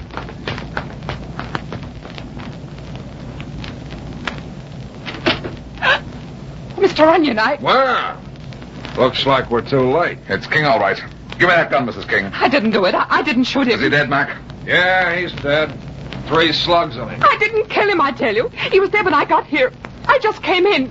The gun was lying on the floor beside him. What were you doing with the gun in your hand? I don't know. I heard you coming up the stairs, and I thought... What did you think? I was frightened. I thought the murderer was coming back. You'd better think of a better story than that. It's the truth. What are you doing, Runyon? I'm looking for something that King should have had on him. What? He doesn't have it. Where is it, Mrs. King? What? What are you talking about? The necklace. Necklace? I don't know what you mean. What's this about a necklace, Runyon? Never mind. Come on, Mrs. King, give it to me. But I don't understand. I haven't any necklace. Never mind about the necklace, Mrs. King. You're under arrest for the murder of your husband.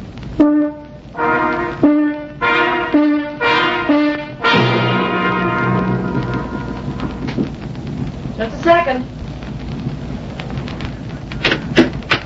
No gun this time. Why, Mr. Runyon, I didn't expect you at this hour. You keep late hours, don't you? I thought you'd be in bed. I wasn't sleepy. I thought I told you not to open the door without knowing who was outside. I guess I forgot. Not afraid anymore? Why, I guess not. Mind if I come in a minute? No, I don't mind. You look tired. I am tired. Would you like a drink? Uh-huh. Maybe a drink would help. Why did you come up to my room? Where did you go after you left Mackenzie and me tonight? Why, I came here to my hotel. Why, what happened? What's the matter? King was murdered tonight. Murdered? You dropped a glass. Who killed him? I thought maybe you did. Me? You don't think Did that you? No, of course I didn't. Don't lie to me. If you killed him, I want to know. But I didn't. I swear I didn't. You've got to believe me. You do believe me, don't you? Yeah. Yeah, I believe you. Get me that drink. The police have arrested Mrs. King. Did she kill him? I don't think so. Well, it must have been Steve Cole. Yeah, Here's the drink. thanks. Sit here on the sofa with me. You trust me, don't you? Why? Maybe it's because I've got to, or maybe it's because I think you're too beautiful to be mixed up in anything like murder. Then you don't really think I'm so bad, do you? You're an awful liar, sweetheart. You haven't come clean with me yet. Maybe you haven't come clean with me either. What's that supposed to mean? You're nice. I like you. Yeah. Kiss me. It's nice perfume, baby. You know, you and I could do all right if we played square with each other. Maybe we could. I'll make you a proposition. I'll split 50-50 with you if you'll give me my necklace. You think I've got it? You know where it is. You're wrong, baby. I know where it isn't. What do you mean? King didn't have that necklace. But he must have had it. How do you know?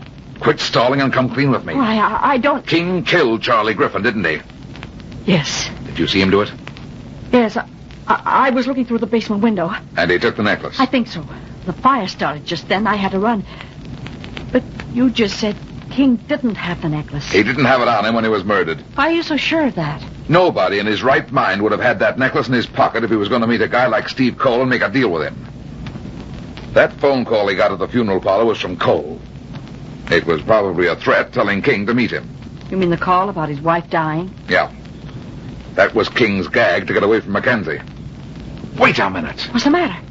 What a dope I am. Come on, honey. Where are we going? Back to the funeral parlor.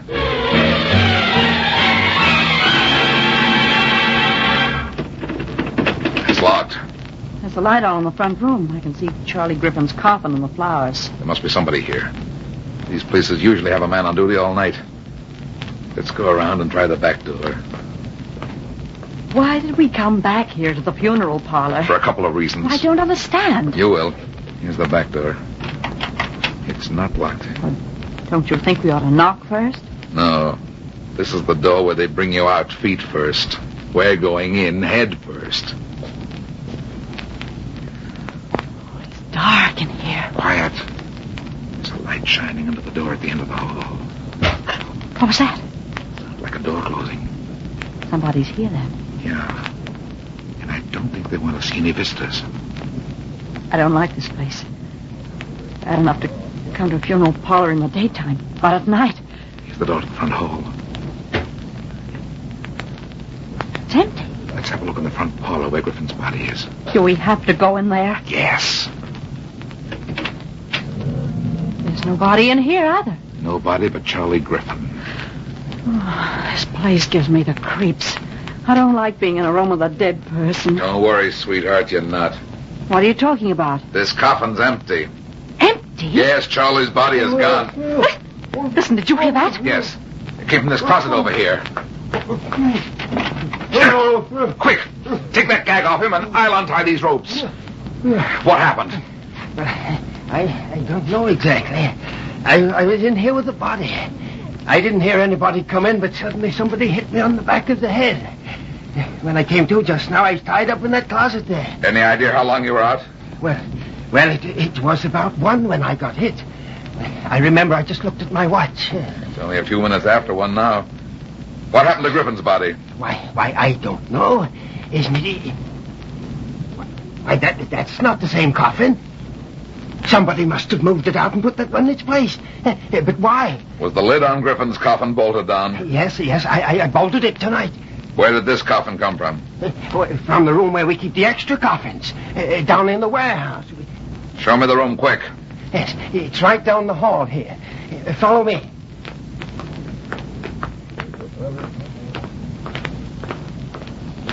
Here it is. You turn on lights in there from out here in the hall. Switch it here by the door. Nobody in here. What? Why, there's Mr. Griffin's coffin over there. Yeah. Somebody was trying to open it. But why would anybody... Can you open this coffin? Why, yes, certainly. It's easy if you know how to slip the bolt. Open it up, then. But I don't know what... Come on, open it. There you are. Is Griffin in there? Yeah. He's here, all right. Yeah, just as I thought. What? This was in the coffin, too. The necklace? But... Well, how'd it get in there? King dropped it in there this afternoon when he got that phone call from Cole. He intended to get it out before Charlie was buried, but he was killed before he had a chance to do it. Then Cole was... Look at that coffin behind you. Something on that coffin just moved. Look out! It's Steve Cole. There's a gun in his hand. It won't be there long. Oh, my hand! It broke my hand! Let me out! Let me out! Give me that gun on the floor. Let me out! Here it is. Who's that in the coffin? It's the guy who socked you. He was hiding in here. Now, hand me that phone over there. Yes, sir. You all right, baby? Yeah, I guess so. You want to sit on top of the coffin with me? It's kind of a hard seat. No, thanks. Hello, operator. Get me police headquarters. Right. Give me the necklace, Mr. Runyon. Not yet, sweetheart. But it's mine. Give it to me. Wait a minute, baby. You'll get everything that's coming to you. Hello, Mackenzie. Yeah, that you, Runyon? I've got your murderer here. You can turn Mrs. King loose now. Where are you? Sitting on top of the coffin. A coffin? Yeah. Your murderer's inside. His name is Steve Cole. Remember him? Is he dead? No, not yet. He's just getting used to his new home.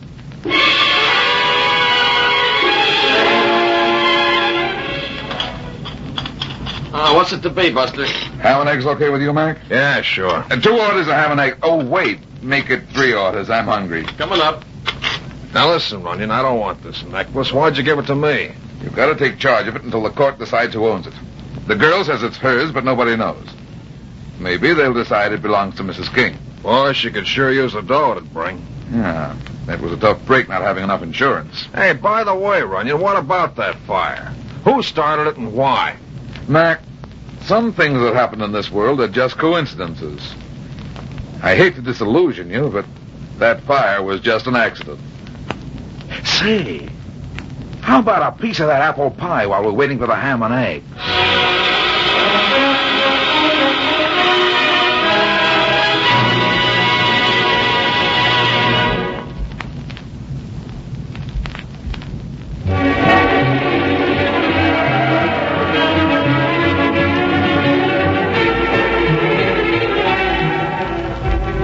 That. It seems I spend my life in getting into trouble and getting out of it. But at the same time, I generally manage to get some other people in and out of trouble, too. Be seeing you again.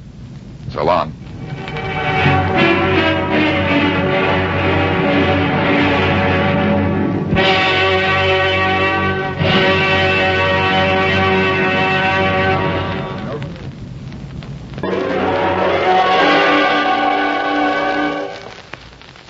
There he goes into that drugstore. He's stepping on the scales. Weight 239 pounds. Fortune, danger. Who is it? The Fat Man.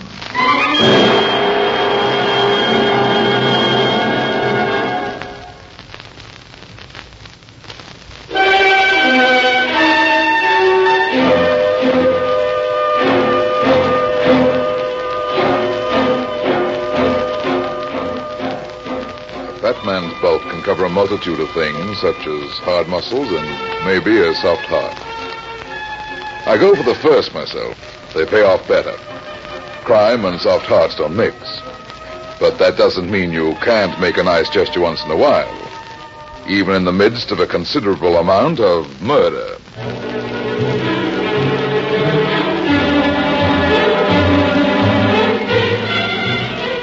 And now here's the Fat Man in Murder Plays the Horses.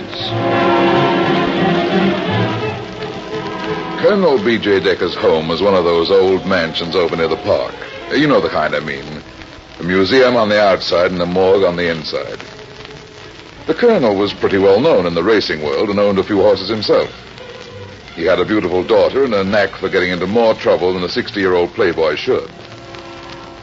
I'd done a couple of minor jobs for him when some of his chorus girl sweethearts got a little too rough.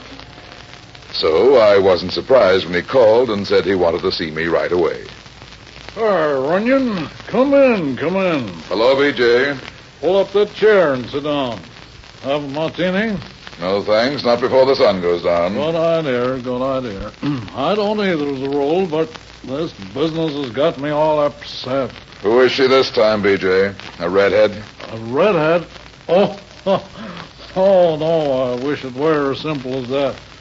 Runyon, this is serious. I didn't think anything was more serious than a redhead unless it was a horse. It is a horse. In fact, it's more than one horse. And it's also my daughter, Ethel. Your daughter, eh? Okay, start at the beginning. Well, it was several weeks ago. One of my horses was running at Pimlico. She was the favorite and should have won in a walk, but she didn't. Coming into the back stretch, she threw a shoe and took a bad fall. A tough break, B.J., but it's happened before. Oh, I know that, of course. But 3 days later, another one of my horses took sick just before the race. It was something in the feed. Yeah? What next? A week later, it was a shoe again. And then yesterday afternoon, I got a phone call. From one of your horses? Oh, stop it, Brad. This is serious. It was a man's voice. He said, "If you love your daughter, Ethel, you'll keep Snowflake out of the Kingston Handicap." You didn't tell the police? No, I had nothing to go on. The Kingston Handicap is day after tomorrow, and Snowflake is the favorite. The purse is over $100,000. You didn't recognize the voice on the phone? No. And now you're going to scratch Snowflake? I'm afraid not to. Okay, B.J., I'll see what I can do. Well, here's $50. $50? Who are you trying to kid, B.J.? Oh, I don't mean that's all I'm going to pay you. That's just all the cash I have in my pocket. I don't mind a check. Oh, what's the matter with you anyway, Runyon? I'll pay you whatever you want. You know that. Now quit acting like a schoolboy and help me. Okay. Any idea who might be behind this business? Well, I do have, but... Don't stall. If you know something, tell me. Look here, Runyon, I don't want to point suspicion at anybody without being positive. Okay, B.J., it was a nice chat. I'll be seeing Now, you. wait a minute. You've got to help me. All right. Who's behind it? Well, I don't like to jump to conclusions. I think I know, but I like the boy, and he does a good job. He works for you? Yes. He's Eddie Burns, my jockey.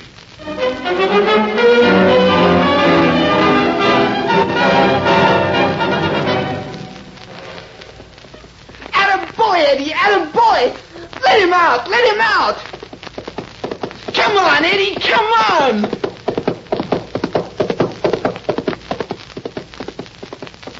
Nice horse. Nice? Who you trying to kid, mister? That's Snowflake. Yeah? Good horse, eh? There ain't no better. Who's the exercise boy? Exercise, boy? Are you kidding? You ain't been around much, have you, mister? That's Eddie Burns, the best jockey in the business. Oh, Eddie Kearns. Not Kearns, Burns. Oh, brother, you're a real square, aren't you? Not if you're observant. You a jockey? No, not yet. I work 'em out. They give me the plugs. But I'm learning fast, and Eddie's talking me up. I'll get a break pretty soon. What's your name? Pete? Okay, Pete. See that tall, thin fellow leaning against the rail over there? Yeah? What about him? Who is he? I don't know. I seen him talking to Eddie a little while ago. I guess it's some pal of his. See you later. I want to talk to Eddie's pal. I thought I smelled something besides horses around here, Deacon. It couldn't be a fat detective, could it? It might be a tin-horn gambler. I know a fellow once who had a wonderful nose. It was so good he just had to go around using it all the time. But he had an accident. What a shame. Yes, wasn't it? They found him in an alley without his nose. Know any more bedtime stories, Deacon? Yes, lots of them. Tell me one about a jockey. A jockey? Yeah. A jockey named Eddie Burns. You know, it's a curious thing, but I don't know any Eddie Burns stories. How about the Three Bears? Let's skip that. I'd almost bet you knew at least one Eddie Burns story. You'd make more betting on a horse. Okay, Deacon, let's go. I got Hello, Sneed. Remember me? What's this two-bit dick doing here, huh? He's being too inquisitive. Oh. That's not so healthy, fat man. You know, Deacon, you ought to be more careful in picking friends. Somebody might get the wrong idea. Why, Cut you it, big... Sneed.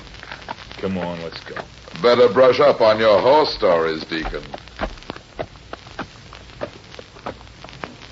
Take him, Pete. Okay, Eddie. Boy, oh boy, he's really looking good, ain't he? Like a dream.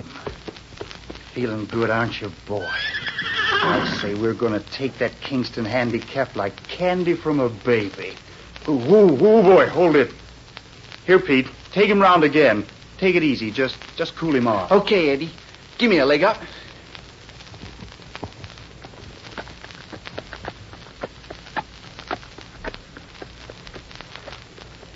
I hear there's a big purse in the Kingston handicap, Eddie. Here.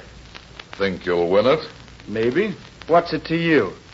Some funny things have been happening to Colonel Decker's horses lately.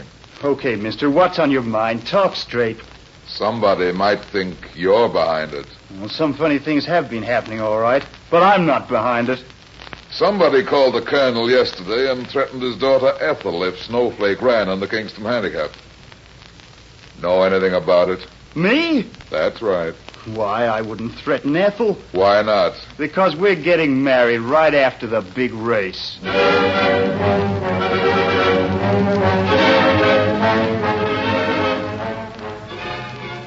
Eddie's crack slowed me up a bit. While I was figuring my next approach, Eddie turned quickly and headed for the stables. I wanted to straighten this angle out, so I drove back to town, had me a breakfast, and hustled over to see Colonel Decker. It was still only 10 o'clock, but the colonel was up and through breakfast when I called. Now, let me get this straight, B.J. You said it was your jockey, Eddie Burns, who phoned you and threatened Ethel. Ed, where's Eddie, I tell you? But he says he loves Ethel and they're getting married the day after the race. Why, that's ridiculous. Eddie marry Ethel? Well, I might have known it. Now, stop. If you want me to help you and protect your daughter, you've got to come clean or I quit right now. All right, Runyon, I'll tell you the whole truth. It's about time. I was foolish, perhaps, but, well, it looked like a sure thing, and I couldn't resist the temptation. What are you talking about? A few weeks ago, two gentlemen that I know got in touch with me. They had some money. They wanted to bet on a long shot, and they wanted to spread it around without too much suspicion. So they asked me to bet $25,000 for them. Who were these gentlemen? Two men named Deacon and Sneed. And you took the money but didn't place the bet? That's right. It was a 7-1 shot. I didn't think the horse had a chance, so I decided to take the bet myself. But the horse won, so you owed them $175,000. Yes. Go on. When I told them I couldn't pay, that they'd have to wait, they threatened me. I told them I could pay after the Kingston handicap if Snowflake won, but that wasn't good enough. They wanted collateral. The only thing I had to give them was the deed to a gold mine I own. Which is worth more than the money you lost. Exactly. Now you see why I've got to win the Kingston handicap tomorrow. Yeah. Why didn't you tell me the truth to start with? Why all the business about Eddie Burns? But Eddie is mixed up in it. They're trying to keep Snowflake out of the race, and they've gotten to Eddie. Bought him off. Oh, excuse me. Hello?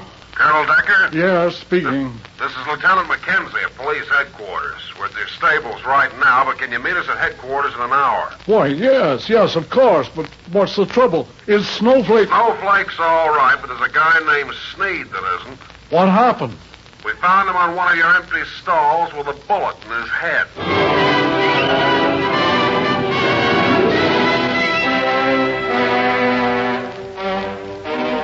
The colonel told me about the phone conversation and said that the police figured that Sneed had been murdered around 8 that morning. Right after I'd seen him, by the way. We killed a little time over a cup of coffee, then I drove the colonel down to headquarters, where, after a few questions, he was sent home. I was just about to leave when they brought in Sneed's pal, the Deacon. Hello, Deacon. Got a good one in the fourth tomorrow? What are you doing here, fat man? Too bad about your pal, Sneed. Yes, very unfortunate. Your mourning is very touching. He was a nice guy, and I liked him. He was old enough to know what he was doing. Took his chances like everyone else, but he drew the wrong card. Have you got any idea who might have been gunning for him? Lieutenant, why don't you ask Runyon here? Perhaps he knows. What do you mean by that, Crack? I mean that... Wait a minute. Lieutenant McKenzie. What? Okay. Hold the deacon till his lawyer springs him. Okay, sir. You want to come along, Brad? What's up, Mac? Colonel Decker's stables are on fire.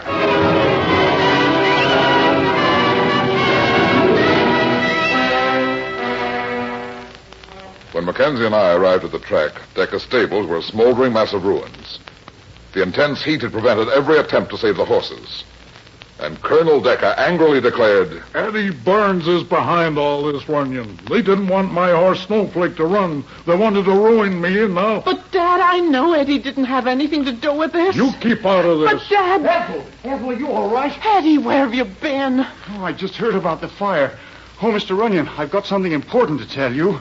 What are you doing with that gun, Eddie? Well, that's what I wanted to tell you. I found it down near the Madison stables. Let me have it. It's been fired, Eddie. You see, Runyon, I told you Just all a second, along... Colonel, just a second. Where were you this morning, Miss Decker? I went out riding. Who with? Why, I went alone. Now, look here, Runyon, you surely Miss don't... Decker, I'd advise you to keep close to your home for a while. And as for you, Eddie, I'm going to turn you over to the police to answer a few questions. Oh, there's no question about his guilt. He murdered Sneed and started the fire that killed Snowflake. Snowflake's all right. What? He wasn't in the stable. Where is he? Oh, he's down in the Madison stables.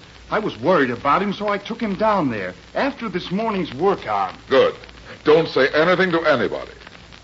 If we can keep it out of the papers, it may save a lot more trouble.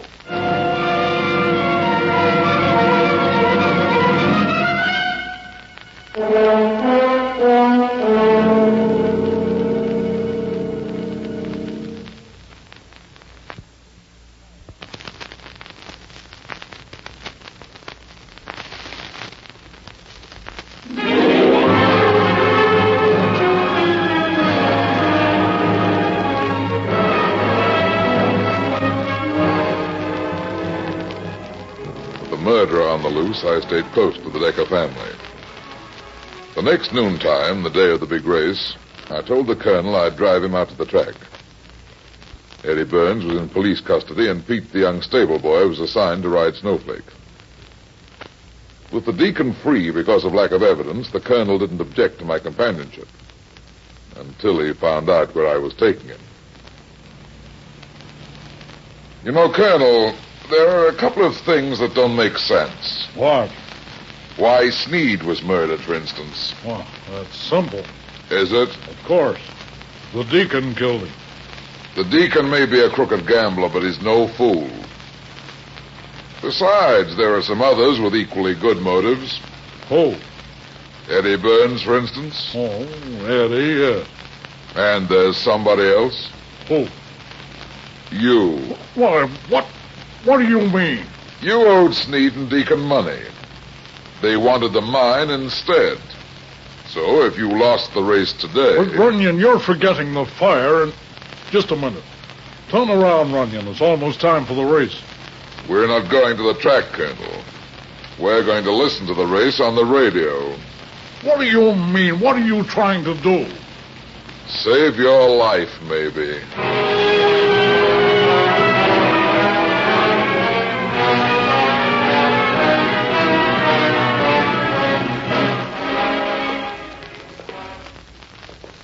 But I told you, Runyon, I want to be at the track. Whose house is this? A friend of mine. Come in and relax. Come on, Colonel. Sit down and be comfortable. I'll turn on the radio. I won't sit down. Have it your way, but you're not leaving. Don't worry about Pete.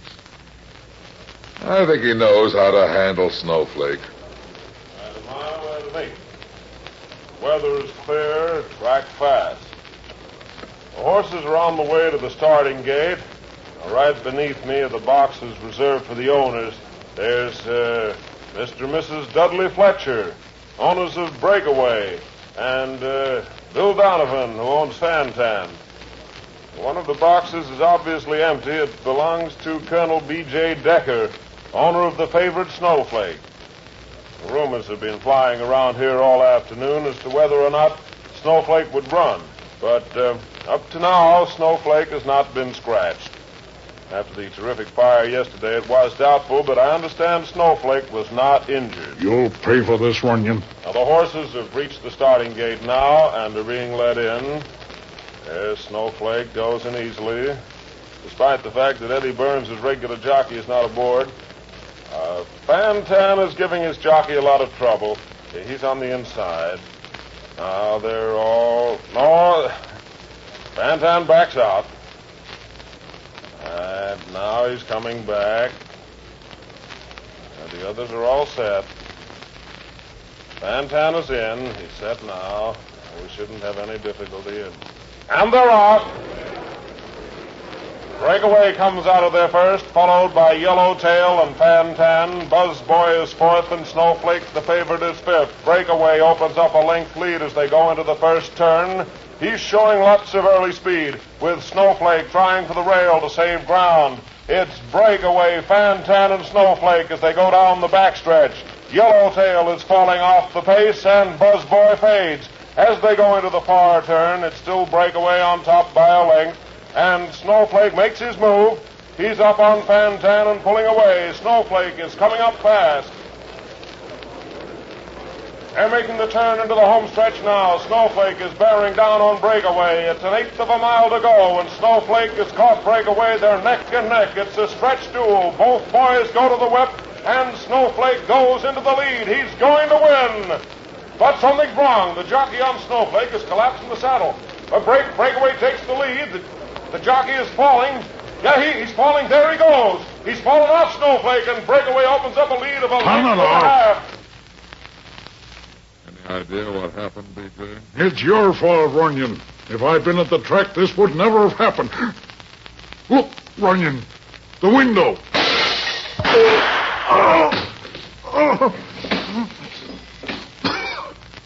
He got away before I could see him. Who was it, B.J.? Could you see him? Try, B.J., try. Who was at the window? Eddie. It was Eddie. It was...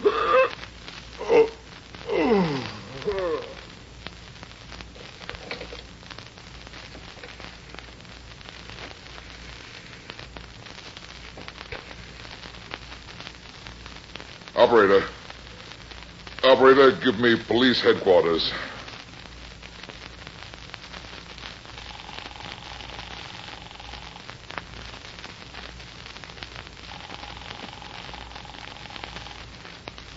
Police headquarters. Get me Lieutenant Mackenzie. Hello, Mackenzie speaking. Mac, this is Runyon. Colonel Decker has just been murdered. Murdered? Who did it? Why did you let the jockey go, Mac? What are you talking about? Eddie Burns is still locked in a cell here at headquarters.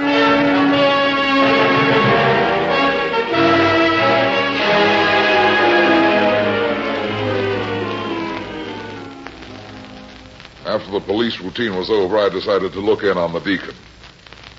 So I drove down to Times Square, parked, after quite a search, and went up to the Deacon's hotel room.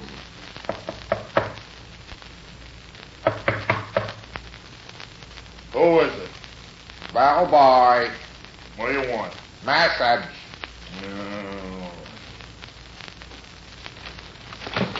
What the... Why, Runyon, yeah. What's the idea of saying you're a bellboy? I wasn't sure you'd want to see any visitors, Deacon. Why not? I've got nothing to hide. I'm not so sure about that. Packing, huh? Going someplace? Yes, I am. I don't like this hotel. Why? They aren't particular enough who they let in. Deacon, how'd you cut your finger? Opening a can of soup. Why? Somebody smashed the window this afternoon. Window? I don't understand. You will. Somebody stuck a gun through it. That is the good story. Yeah. I've got another one, too. Somebody doped a jockey named Pete, and he fell off a horse named Snowflake just when he had the race in the bag. Snowflake? But Snowflake... Snowflake is dead. He couldn't run. It's a good act, Deacon, but it won't work. But the fire, I thought he was... You mean that's what you hoped. But Burns took the horse out before the fire. Someone started that fire for you, didn't they, Deacon? No, Runyon, so help me, I didn't. I swear I didn't. It's no good, Deacon. I really thought Snowflake was dead. Then you weren't at the races, were you? He was. No! Why not? I'll tell you. Because you followed Decker and me and shot him through the window. Right, that finishes the story, Runyon. Don't reach for your gun, Deacon, or I'll put a period to the story.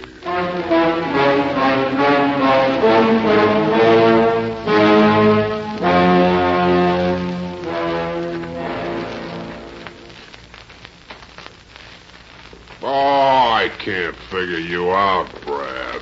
What's the idea of bringing me out here to the racetrack so early in the morning? There's somebody here I want to see, Mac. Oh! I'll show you in just a minute. But, Brad, it's an open and shut case. You said so yourself.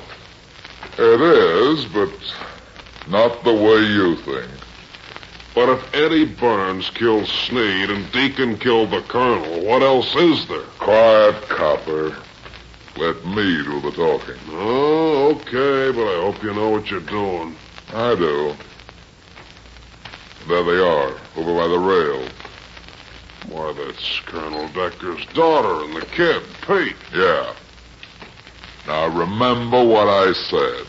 You'll have to exercise Snowflake now, Pete, and take care of him. Don't you worry, none, Miss Decker. I'll take good care of him. Good morning. Mr. Runyon, what are you doing out here? I wanted to see you.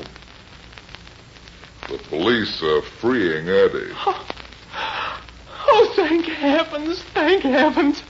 I knew Eddie wasn't a murderer. I knew he wouldn't. And you can get married right away. I knew Eddie wasn't guilty. That's right, Pete. But, Runyon, what are you... Pete, you'd better take Miss Decker home so she can welcome Eddie. Yes.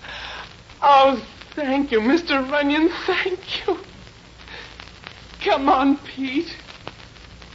What's the matter with you, Brad? You've lost your mind. What's the idea of telling that girl that Eddie Burns is going to be let out of prison? Listen, Mac. For once in your life, you're going to forget that you're a cop.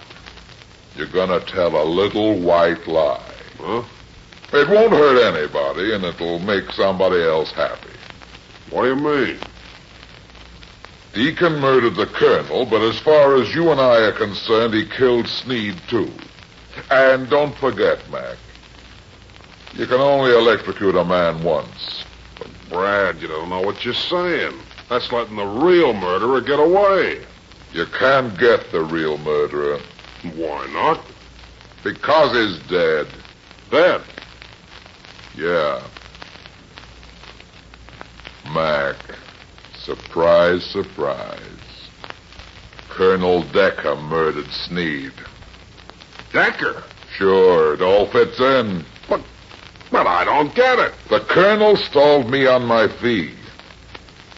That made me suspicious, so I looked into his financial affairs. So? I found out the mine Decker gave Sneed and Deacon as collateral was worthless, and Decker knew it. Oh, then he didn't really want Snowflake to win the Kingston. Right. It was a sort of double cross. Sneed and Deacon didn't want Snowflake to win either, because they thought the mine was worth a fortune.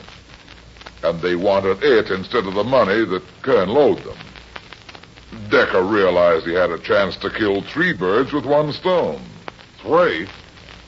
He wanted to keep Eddie from marrying Ethel, so he decided to frame him. Make it look as if the gamblers had bought him. Ah, then the Colonel monkeyed with his own horses to throw suspicion on Burns, and he was behind all the other funny business of the track. Yeah. He saw a chance to clear his debt with a worthless mine by burning the horses and collecting the insurance. Decker was literally broke. But, why did he kill Sneed? Sneed learned the truth about the mine too soon, so the colonel had to kill him. Deacon found it out from Sneed. That's why he killed the colonel. Oh, so that's it. Yeah. The colonel's dead, and his daughter doesn't have to know what a louse her old man really was. You know, I never suspected you of being soft-hearted. Well, a soft heart's better than a soft head if you don't overdo it. Maybe. Hey, by the way, Brad, you know any good horses for tomorrow? Yeah. I got a couple of fillies in my little black book.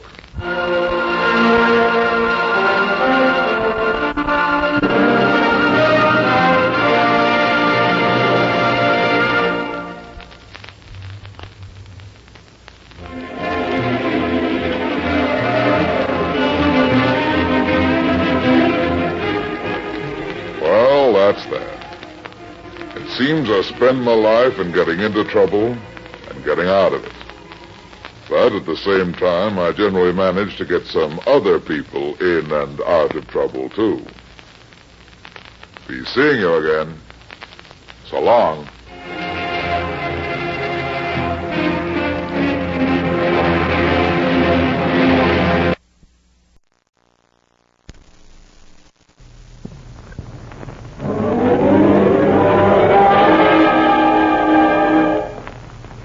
There he goes into that drugstore. He's stepping on the scales. Weight 239 pounds. Fortune, danger. Who is it? The Fat Man.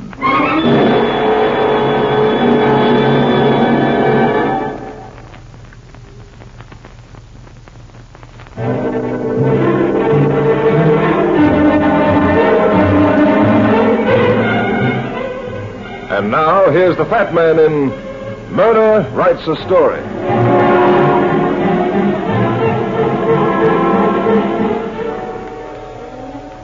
I like to read the personal columns of the newspapers. Call it a hobby if you want to. I never do anything about following them up.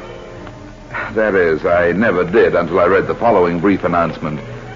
$5,000 reward for the murderer of L.A. Lamont, killed October 2nd, 1937. No telephone. Address, Mrs. Costa, 413 Coleman Street. For some reason, it didn't look like a phony message or code. I decided to look Mrs. Costa up. It was late afternoon when I got to Coleman Street. Most of the numbers on the buildings were either hidden or missing. I stopped in front of the tenement that should have been 413 and looked vainly for the number. A flashily dressed girl stood nearby looking up at the same house. Suddenly, the door of the house opened and a big blond guy with hard eyes came out. He looked sore about something. The girl started toward him as he came down the steps. Well, how about it? Was it Chink? No, it wasn't Chink. Just an old dame with a beef. Come on. But, Joe, maybe it's a blind. I said, come on. Pardon me, but is the number of this building 413? 413? Yeah, that's the number. Thanks. Stranger around here? In a way. Why? Nothing, I just wondered. Come on, Lola. Mrs. Costa lived on the 4th floor rear. She must have been sitting near the door because she opened it almost as soon as I knocked. She was a small, stooped, tired little old woman with graying hair and bony, work-worn hands. Only her eyes looked alive. They were big and black, and they were filled with pain and suffering.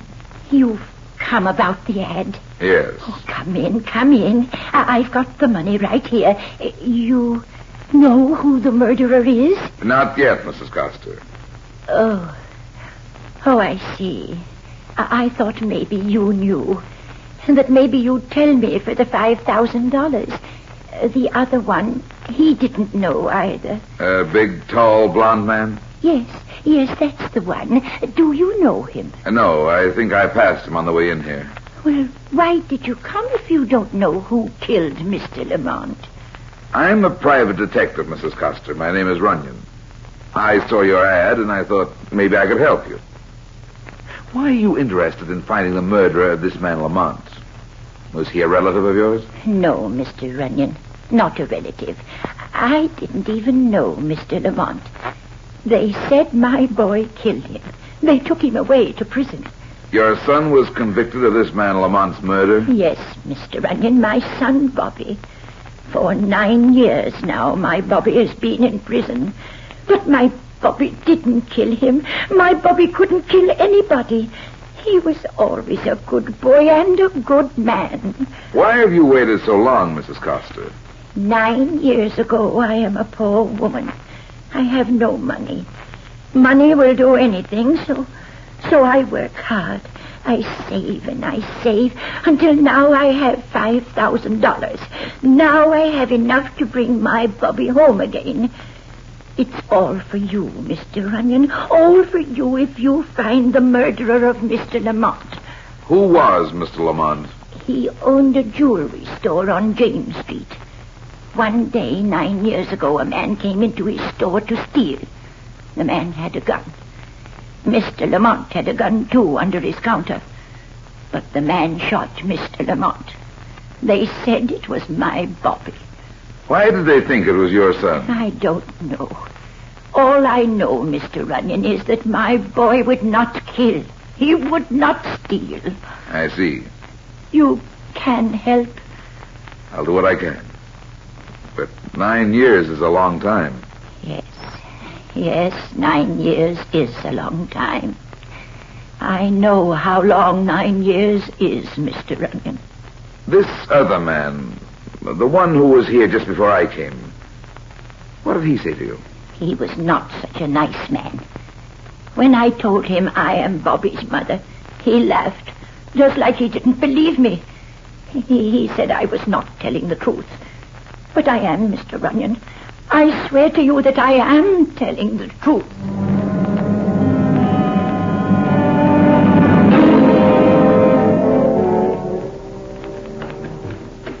Did you find it, Mackenzie? Yeah, here it is, Brad.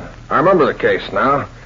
Didn't cause much of a rumpus, just another one of those robberies where a jeweler reached for a gun instead of the ceiling. How much loot did the killer get? Nothing. He ran after shooting Lamont, didn't stop to take anything. And got away? Yeah, but there was a couple of witnesses. Several people saw him running, and there was a dame in the store at the time of the killing. How did they happen to pick up young Coster? Yeah, let's see. Yeah, here it is. He was picked up that night in the pool room along with some other guys. Just a routine pickup of suspicious punks. They had the witnesses to the jewel robbery down for the lineup. Now, one of the witnesses said this Coster looked like the guy. Naturally, he denied it. Did he have an alibi? Only his mother. She swore he was home at the time of the holdup, but then she was his mother, you know. Yeah, I know.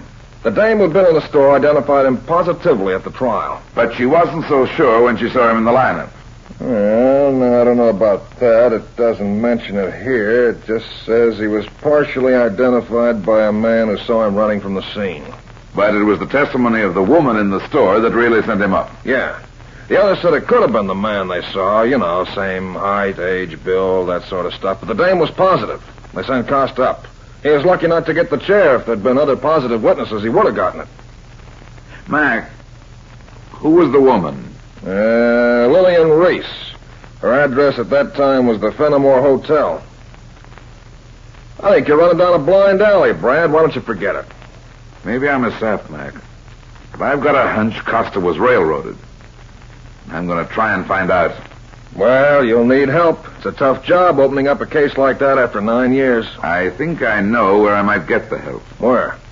Felix McDonald, the newspaper publisher. Yeah, maybe you got something there. He sure causes up enough trouble yelling about injustice. You know, I suppose a paper like that is really a good thing, but sometimes I wish old Judge Hanley hadn't sold out to him 5 years ago. Now, try not to embarrass the police too much, Mac. You'll have to have a lot more than you got now before you embarrass anybody. Don't worry, Mac. I've got something else to go on besides a mother's love for her son. What? A tough blonde guy named Joe and a good-looking girl. And they're both looking for a man named Chink.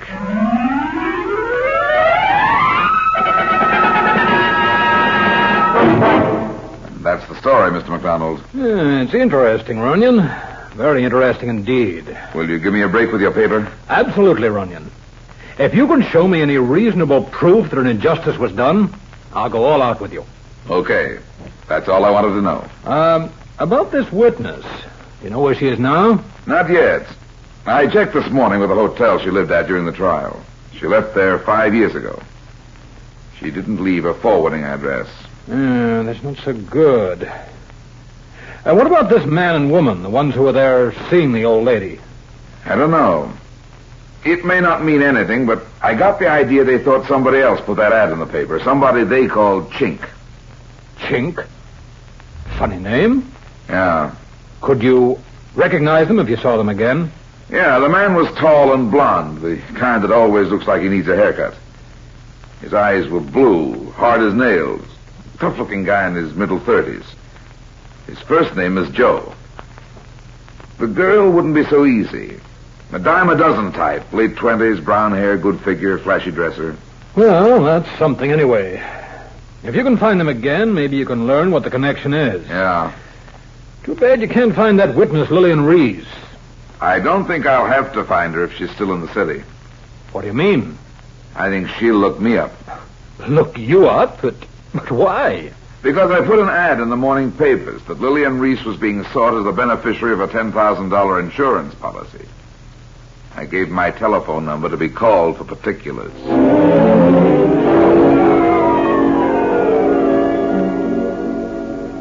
I left McDonald and went back to my office. There wasn't anything to do now but wait and wonder. I did plenty of both while the hands on my desk clock swung slowly round. And then at 5:22, the phone rang. Hello? There was an ad in one of the papers this afternoon about some insurance. Oh, yes. You have some information concerning Miss Lillian Reese? I'm Lillian Reese. Where can we find you, Miss Reese? The ad said a $10,000 policy. I didn't know about any policy. Who left me this money? In that case, perhaps there's been a mistake. There must be another Lillian Reese. I'm sorry. No, wait. It's possible that I wouldn't know. Couldn't you give me the details now? I'm afraid I'd have to see you personally, Miss Reese. Naturally, there's the matter of positive identification. But I tell you, I'm Lillian Reese.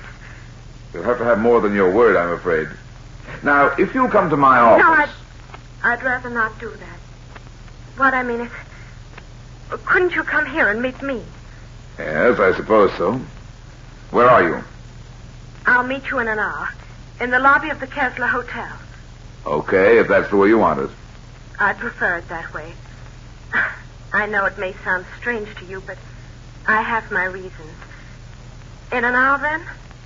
Have your identification with you? I will. How will I recognize you? I'll be wearing a red hat, and I'll be sitting in the little alcove near the big windows on the 50th Street side. I looked at my watch. It's nearly 5:30. That meant she'd be waiting at 6:30. The Kessler was about 8 blocks away, not more than a 10-minute walk. More time to kill. I opened the small cabinet on the side of my desk. There were 2 guns inside, a small pocket-sized .32 and an Army .45. I took out the .32, checked it, and put it in my hip pocket. Then the phone rang again. Hello? I'm calling about an ad that appeared in the paper this afternoon. Yeah? This telephone number was given. That's right. You have some information as to the whereabouts of Miss Lillian Reese? Yes.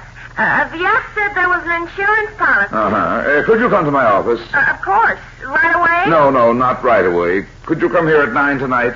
Yes. Where is your office? The Landis Building. 6th floor, room 608. I'll leave the door unlocked. If I'm not here, come in and wait. All right. Are you a close friend of Miss Reese? A closest possible friend. I am Lillian Reese.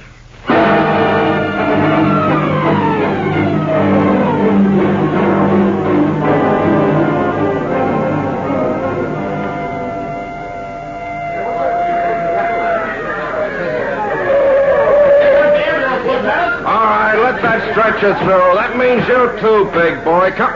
Hey, Brad. What's happened, Mac? Some mess. A dame just got chopped in two by a Tommy gun. Who was it? How do I know who she is? She was sitting over there in the alcove, according to witnesses, when a car stops outside and somebody lets go with a Tommy gun right through the plate glass windows. Was she wearing a red hat, Mac? Yeah, she was. Hey, wait a minute. What are you doing here anyway? Do you know this dame? I had a date with her, Mac. She said she was the missing witness in the Costa case. The woman called Lillian Reese.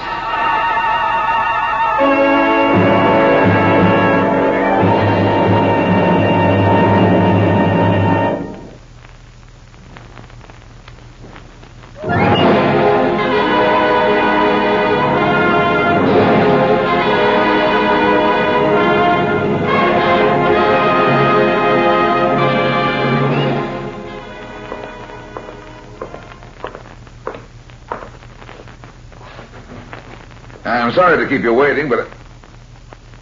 Well.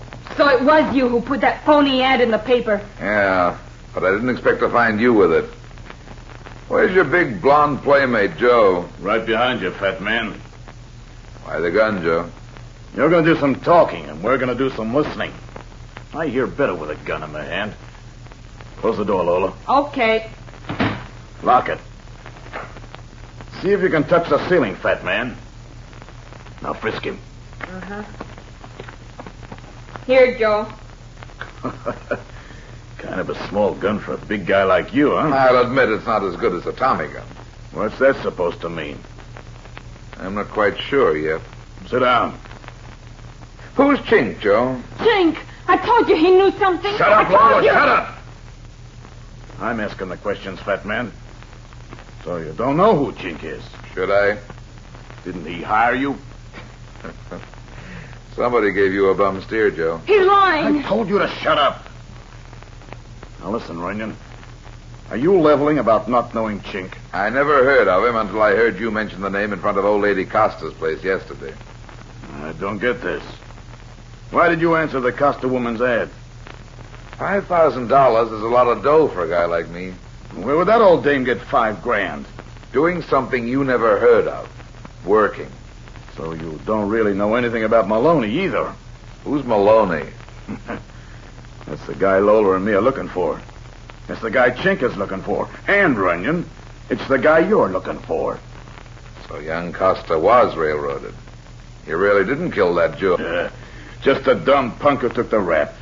What's your angle, Joe? Now, listen, Runyon. You're a pretty smart guy. Maybe we can make a deal. What do you want? Oh, you must know something. You wouldn't have put that phony ad in the paper for Lillian Reese. Did she show? Talk some more, Joe. Joe, be careful. I tell you, this guy is dynamite. Now, listen, baby, I told you twice to shut up and stay out of this. I ain't gonna tell you again. Go on, Joe. I'm listening. Okay. You're looking for the guy who really killed that jeweler 9 years ago. I'm looking for the same guy, only for another reason. What's your reason? That's my business. The point is, we both want this guy. Now then, you want to tell me what you know if I lay my cards on the table? Sure, Joe. That's fair enough. Good. Did you find Lillian Reese? Uh-huh. Where is she? On a slab in the morgue. In the morgue? Yeah. Murdered tonight in the lobby of the Hotel Kessler. She was waiting for me, but somebody got there first. Maloney. He's here, Joe. He's here. He killed her. Now it's your turn. Start talking. Okay. This guy Maloney was a penny ante stick-up man 9 years ago. The dame Lillian Reese was his shill. Things are beginning to make sense. Sure. Maloney and Lillian worked together. She'd go into a store and pretend to buy something. Then Maloney would come in with a gun. No wonder she was the witness that put the finger on Costa. That was a cinch. Nobody suspected nothing at all. There wasn't nothing to tie Maloney and the dame together, and he got away clean after the killing. Naturally, they hauled her in as a witness.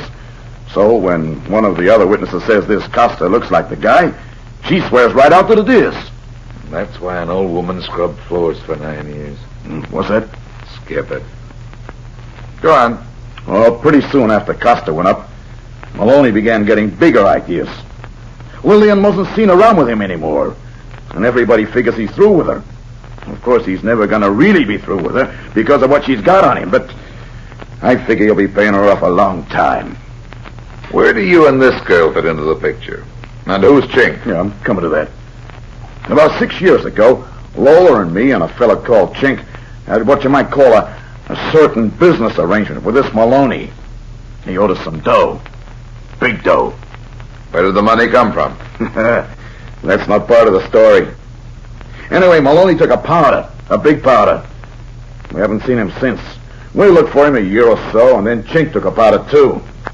When we saw that ad about the reward for the jeweler's real murderer, we thought it was Chink. And then when you showed up and put in the ad about Lillian, we thought Chink had hired you.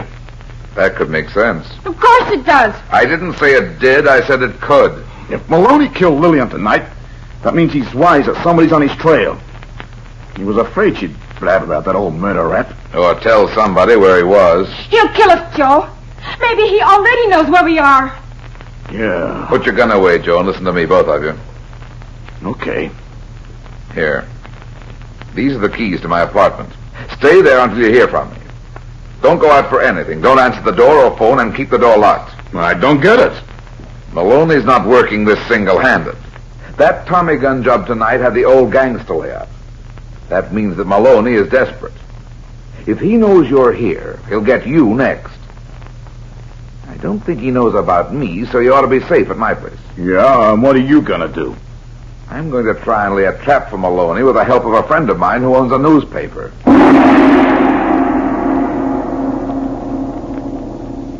You got it straight, McDonald? Yeah, I think so. Front page story on this woman, Lillian Reese. All about the fact that she was the key witness in the Costa case 9 years ago. Lay it on thick. You know, why was she murdered? Was it because she'd been bribed to send Costa up, or had she double-crossed somebody? Tell how she disappeared for 5 or 6 years. And then be sure and put in the fact that she was living in room 716 of the Kessler Hotel. Was that where she lived? No. But I want this fellow Chink to think it is. But why? Because I've got a hunch he'll come to give the room a going over. And when he comes, I'll be waiting for him. And what would he be looking for? Joe, the girl Lola, and Chink were looking for Maloney and the dead girl. It had something to do with money. Probably a double cross in the holdup. Maybe Chink will think some of the money's still there. Or he may think he can get a lead on Maloney. It's a long shot. I think it'll work. Okay, Runyon. I'll have the story in the next edition. By the way, what about this Joe and the girl? They'll be okay. They're hiding out in my apartment, and we pick up Maloney and Chink.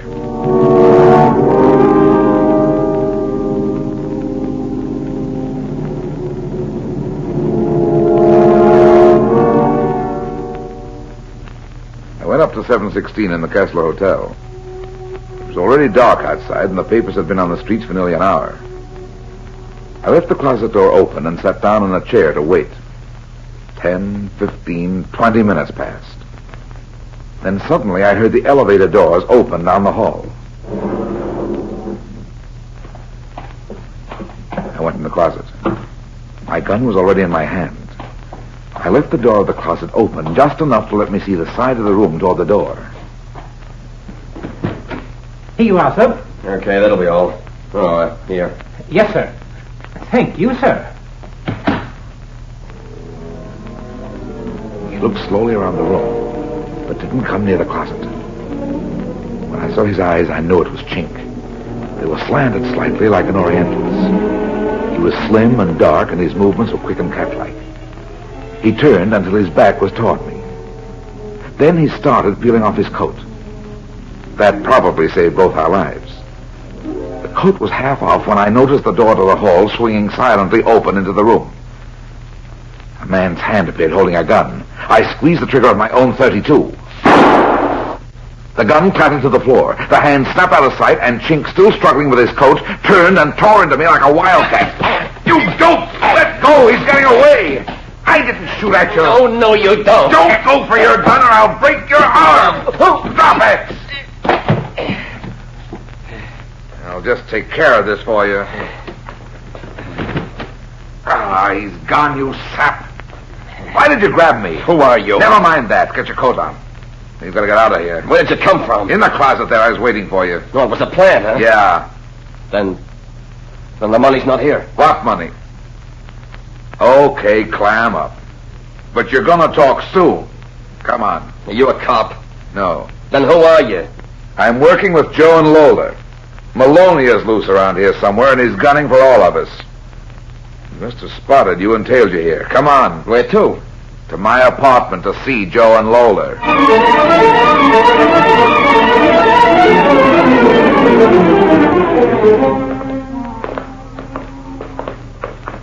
Yeah, this is my apartment. Wait a minute. I told them not to open the door unless they heard... What's wrong? It's not locked. Oh, they must have gone. Yeah. They're gone, all right. Look there on the floor. What? Both of them? Yeah. And they've got enough bullets in them to sink a battleship.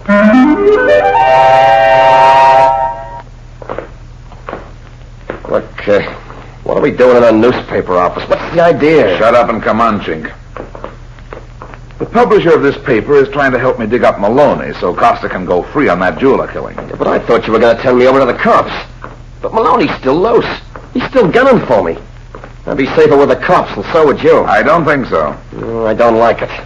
Chink, how long has it been since you saw Maloney? Oh, about 6 years. Why?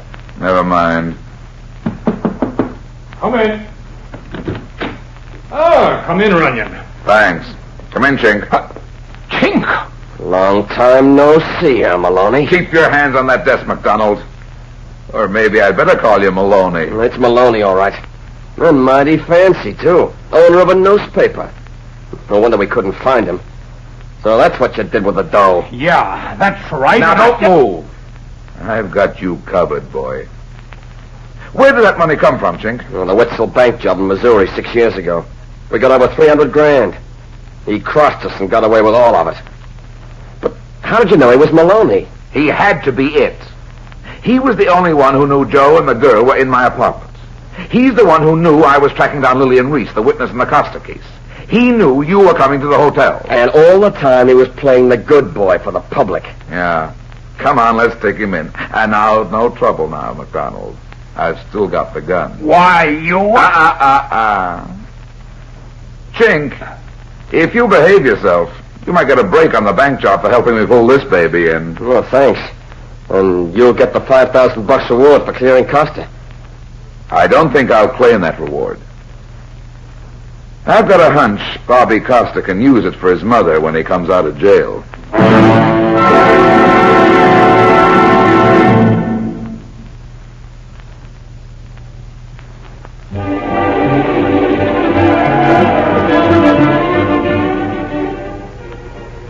Well, that's that. It seems I spend my life in getting into trouble and getting out of it. But at the same time, I generally manage to get some other people in and out of trouble, too. Be seeing you again. So long.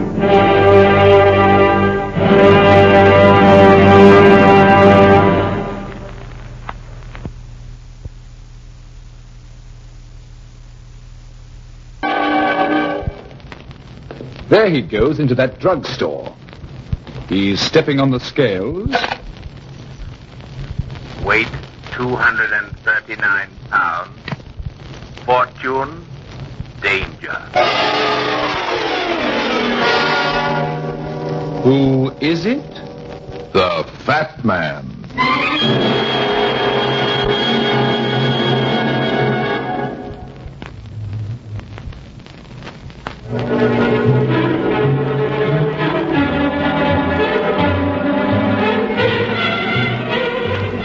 And now, here's the Fat Man in Murder Shows an Unfamiliar Face.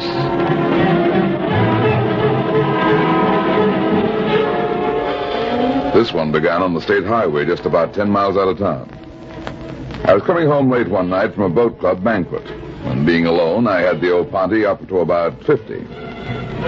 It was plenty dark that night. As I came round a curve, my headlights picked out a woman standing right in the middle of the road. She was waving her arms, trying to flag somebody down. So I slowed up and pulled over to the side of the pavement. Right away, I could see that she was kind of cute. Waving at me, sister? Yes. Oh, yes, I was. Thanks so much for stopping. What's the trouble? Nothing. I just wondered if I could hitch a ride. Sure, get in. Which way you headed? Your way, back to town. Fine.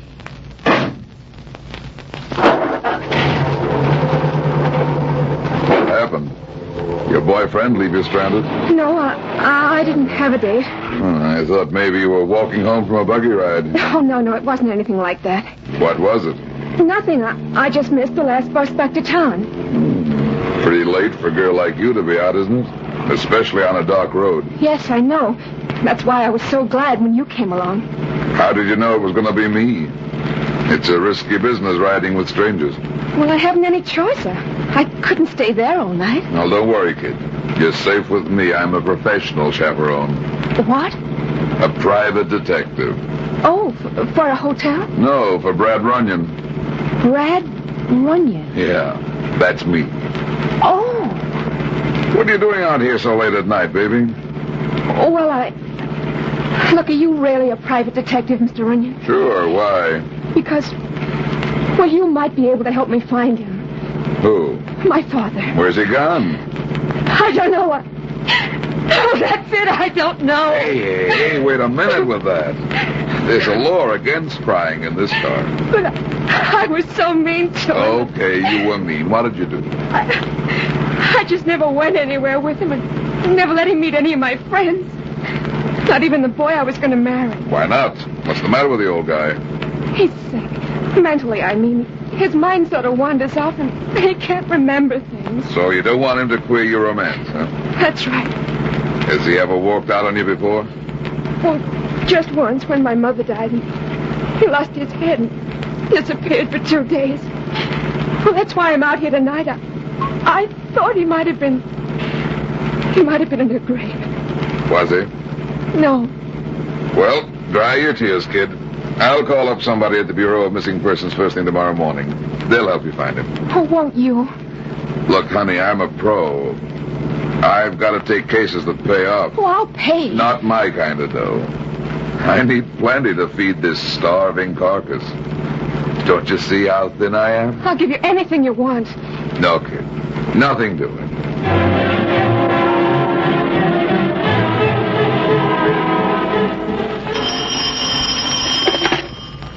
Hello?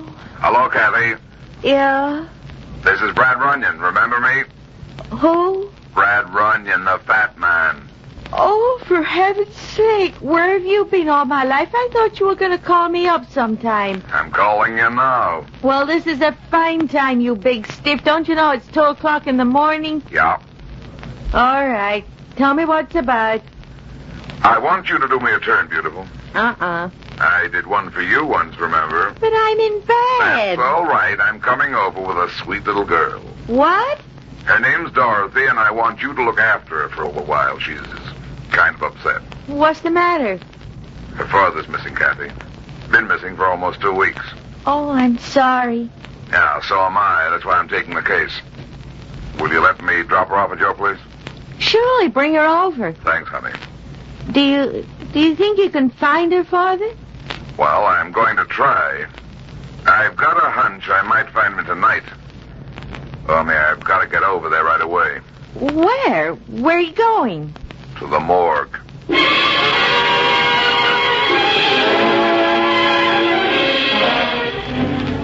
Look, Len, I know it isn't exactly cricket to ask you a lot of questions. Okay, get to the point. Well, I'm looking for a man about 60 years old, gray hair, blue eyes, and not a mark of identification on him. Uh-huh.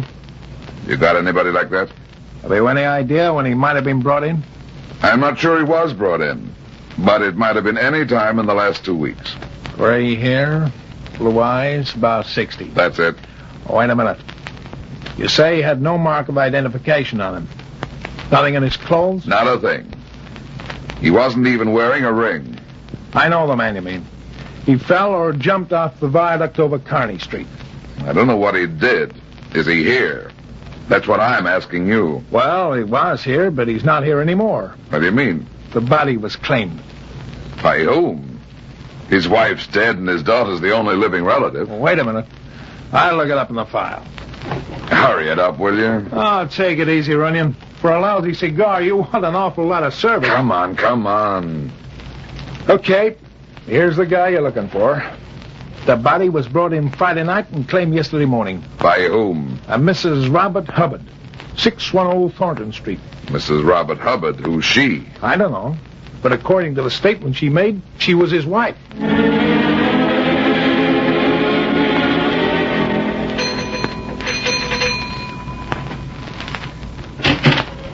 Yes? Good morning, Mrs. Hubbard.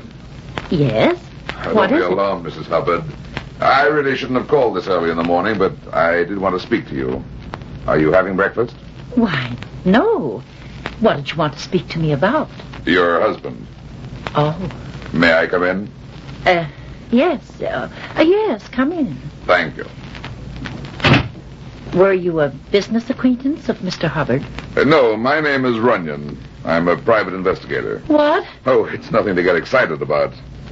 I just wanted to ask you a few questions about What seems to be the trouble, Alice? Oh, it's nothing, Gordon. What do you mean it's nothing? Who is this man? A private investigator. Investigator? What do you want? He wants to ask a few questions about Robert. Well, this is a fine time to come here. Young man, do you realize it's only 2 days? Gordon, please. Let him go on, Mrs. Hubbard. Confound it, haven't you detectives any sense of decency? This poor woman has just lost her husband. And for 2 days now, you people have been cross-examining her like a common criminal. Gordon, for heaven's sake. I don't care. I'm fed up with this nonsense. And I'm not going to put up with it any longer. Oh, now. That sort of attitude never got anywhere. You really must excuse my brother-in-law, Mr. Runyon. He's suffered a great loss, too. You see, Mr. Hubbard was his only brother. Well, in this case, I think he's right. I'll come back some other time, Mrs. Hubbard. Oh, no, you stay. I want you to. But... No, I want to know what questions you were going to ask me. Oh, just the usual things. How long were you and your husband married, Mrs. Hubbard? 26 years. And you lived together all the time? Oh, yes. We were very much in love. He'd never been married before, had he? No, of course not. Well, just one more question, then. When you claimed his body yesterday, Mrs. Hubbard, you had it taken to a funeral parlor. Yes? Why? I thought I might stop in and see it, if you don't mind. Why? Well, I just want to find out how much he resembles a man I'm looking for. I'm afraid that's impossible. Impossible? For me to see the body? Yes. Mr. Hubbard was cremated last night.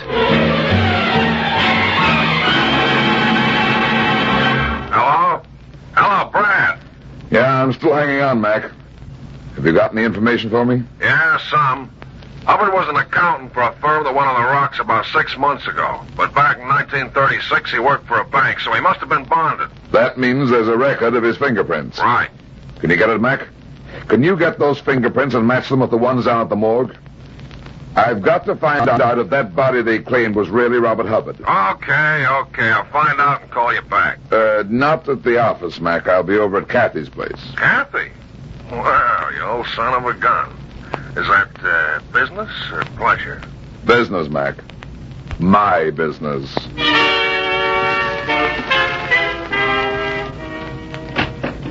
Hi, Kathy. Hi. Am I in time for breakfast, or have you had it? Had it? Just my luck. I came over here on an empty stomach. Oh, is that the way it looks when it's empty? Hey, no cracks. Oh, sorry, I couldn't resist it. I'll get you some toast, Brad. Good. And while you're at it, throw a couple of eggs on it. Okay, this way to the kitchen. Thanks. Where's the kid? Dorothy? Yeah. Oh, she'll be back in a minute. She just went down to the corner with her fiancé. Fiancé? Yeah, she called him up this morning, and he came right over. He said he had something important to tell her. So you let her walk out with him? Shouldn't I? How do I know? I told you to keep an eye on her, didn't I? But nothing. I want that kid to stay put till I work this thing out. Well, don't yell at me, sweetheart. I'm not yelling. I'm just a little steamed up about this case. And if I don't hang on to that girl, I won't have anything. Oh, don't worry about... There she is now. I'll get it. Dorothy? Yes. Oh, I forgot you had company. Oh, this is my fiancé, Mr. Runyon. Carl Weldon. How do you do? How do you do? Any news about my father? Not yet, kid, unless you have some. Well, we do have a kind of clue. At least Carl does. Yeah? Tell him about it, Carl. Yeah, tell me. Well, it's all kind of strange, Mr. Runyon. I've never met Dorothy's father, so I can't really be sure, but Well, it must have been him, or he wouldn't have spoken the way he did. Who? What are you talking about? Well, this man. He stopped me on the street and said he was Dorothy's father.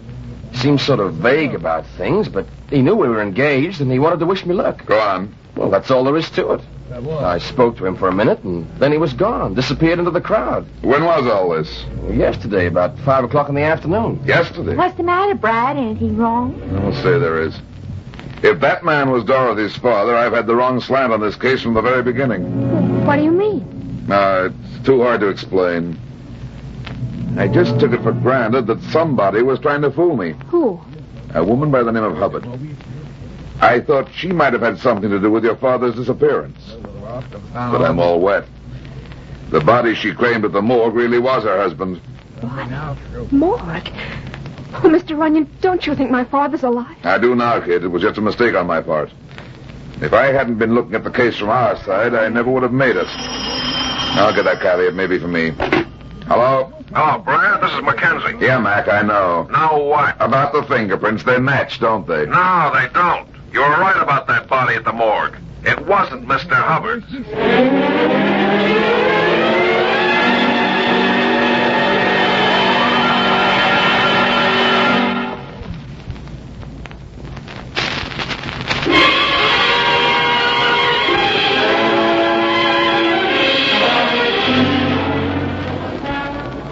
Why did you leave her in my apartment, Brad? Because that's the safest place for her.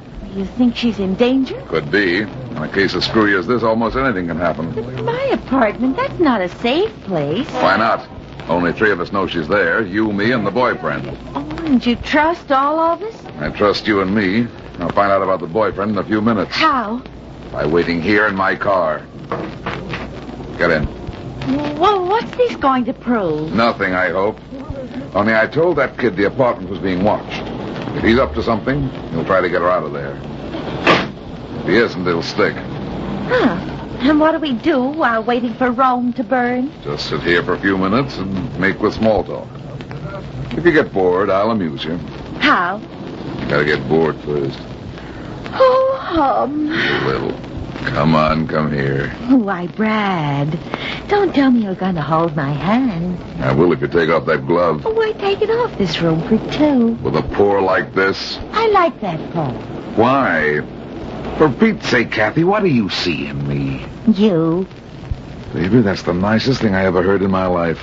I'm going to kiss you for that. Oh, Brad, no, not here. I can't wait till we get someplace else. Oh, but it's... Look out, baby, quick, get on. Oh, good heavens, what happened? Somebody threw a stone at us. A stone? Yeah, with a note attached to it. Probably came from a passing car. What's on the note? Let me look. Dear Mr. Runyon, if you drop the case you're working on, there's $500 in it for you. If you don't, there's a slab waiting for you at the morgue. Oh, Brad. Don't get excited, chick. I've had notes like this before. What are you going to do? What do you think? Take the 500.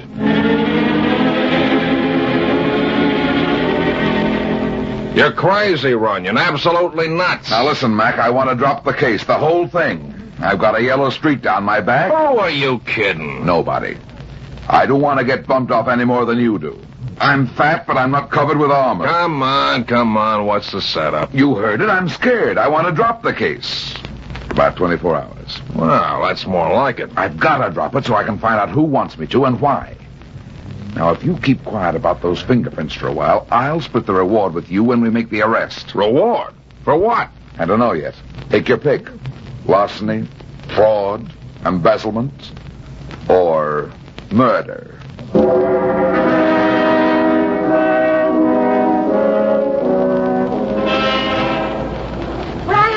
Brad! Kathy, what are you doing here?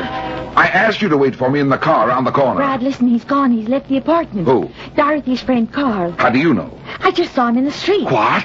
He passed by right in front of the car, so I got out and followed him. Kathy, for Pete's sake, will you... It's all right, he didn't see me. Was he alone? Yeah. Where'd he go? Come on, I'll show you. Hurry up, there's something awfully screwy about all this. You said that once before. This time I mean it. I'm beginning to think that note we got wasn't on the level. What do you mean? Nobody's trying to buy me off this case. That $500 offer is just a stall. For what? Time. While I'm running down that note, the guy who wrote it is covering up his tracks. His or hers. No. This way, Brad. He went through this alley and down those basement stairs. Okay. Hold it up a second. What's the matter? Just want to unbutton my overcoat. Oh, Brad, what are you doing? Putting the gun on the outside. You stay here, baby. I'm going down those stairs. But Brad, you can't... Do as I tell you. If I'm not out in 2 minutes, don't come after me. Get Mackenzie. All right, Brad. Don't look at me, kid. Get your watch out. I've got it.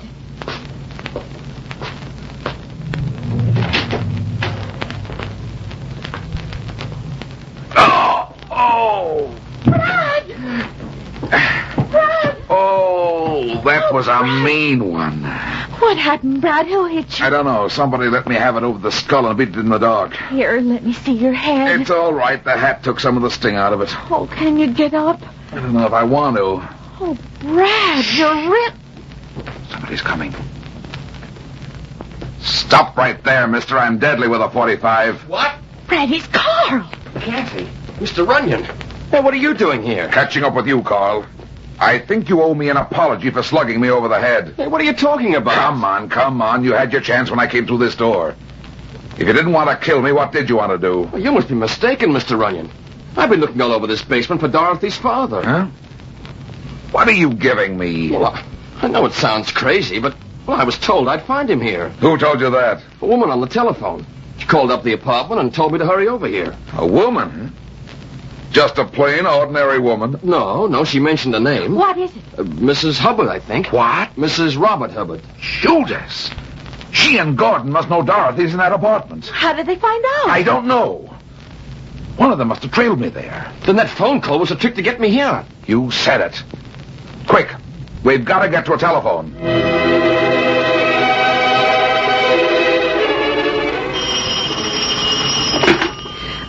Hello? Well, Dorothy, this is the fat man. Oh, hello, Mr. Runyon. Are you all right, kid? Why, yes. Nobody tried to break into the apartment or get you out of it? No. Funny. You'd better bolt the door, kid, and keep away from the windows. Why? What's wrong? Never mind. Just stay where you are till we get there. Don't even answer the phone. But... Do what I tell you, Dorothy. There's a guy named Gordon Hubbard on the loose, and he's not afraid of murder. All right, Mr. Runyon. I'll stay here till you come. Good. We'll be there in less than 20 minutes. Goodbye, kid. Goodbye. Well, now what do you want me to do, Mr. Hubbard? Put the receiver down. Look, you can't hold me at the point of that gun forever, Mr. Hubbard. They'll be here in 20 minutes. That's all the time I'll need. Sit down, Dorothy. I want to talk to you. What about? Your father. Do you know where he is? Yes. He's dead, Dorothy. Oh, no. Yes. He fell off a viaduct about 3 days ago. Well, how do you know? I saw his body at the morgue. No. Dorothy, you've got to listen to me. You've got to be brave about this because it means so much to Mrs. Hubbard. What are you talking about? She doesn't know about your father. She thinks the body we claimed at the morgue really was her husband. Your father and he resembled each other enough to fool her. But who would want to fool her? I would. I did, in fact. Why? Because I wanted to keep something from her. The fact that her husband was burned to death in a fire about a week ago. What? His charred body was found in the apartment of another woman. And I didn't want Mrs. Hubbard to know. So you claim my father's body in his place? I didn't know he was your father, Dorothy. I didn't know who he was until I followed Mr. Runyon to this apartment and listened outside the door. Oh, I see. You just went to the morgue and claimed an unidentified man. Well, I'd been looking for someone who might pass for Mr. Hubbard. When your father was brought in, I fooled Mrs. Hubbard into thinking it was her husband. You mean she still doesn't know? No, but she will if you continue this investigation. She'll know the whole story about Robert and this other woman. Won't you keep my secret? Mr. Runyon can't be bought off. It's all right, Mr. Hubbard. I'll make him drop the case. Not on your life, sweetie. I'm not dropping this case until I find out if that story he told you is true. But I believe him, Mr. Runyon. So do I. The part about your father, anyway. But the other part stinks to high heaven. Why? Because I got slugged on the head. What do you mean, Brad? Figure it out. You didn't do it, did you? Carl says he didn't. And Mr. Hubbard couldn't have because he was right here in this apartment when it happened. Then who did hit you? Mrs. Hubbard. And if she's in on this deal, her brother-in-law's story doesn't stand up.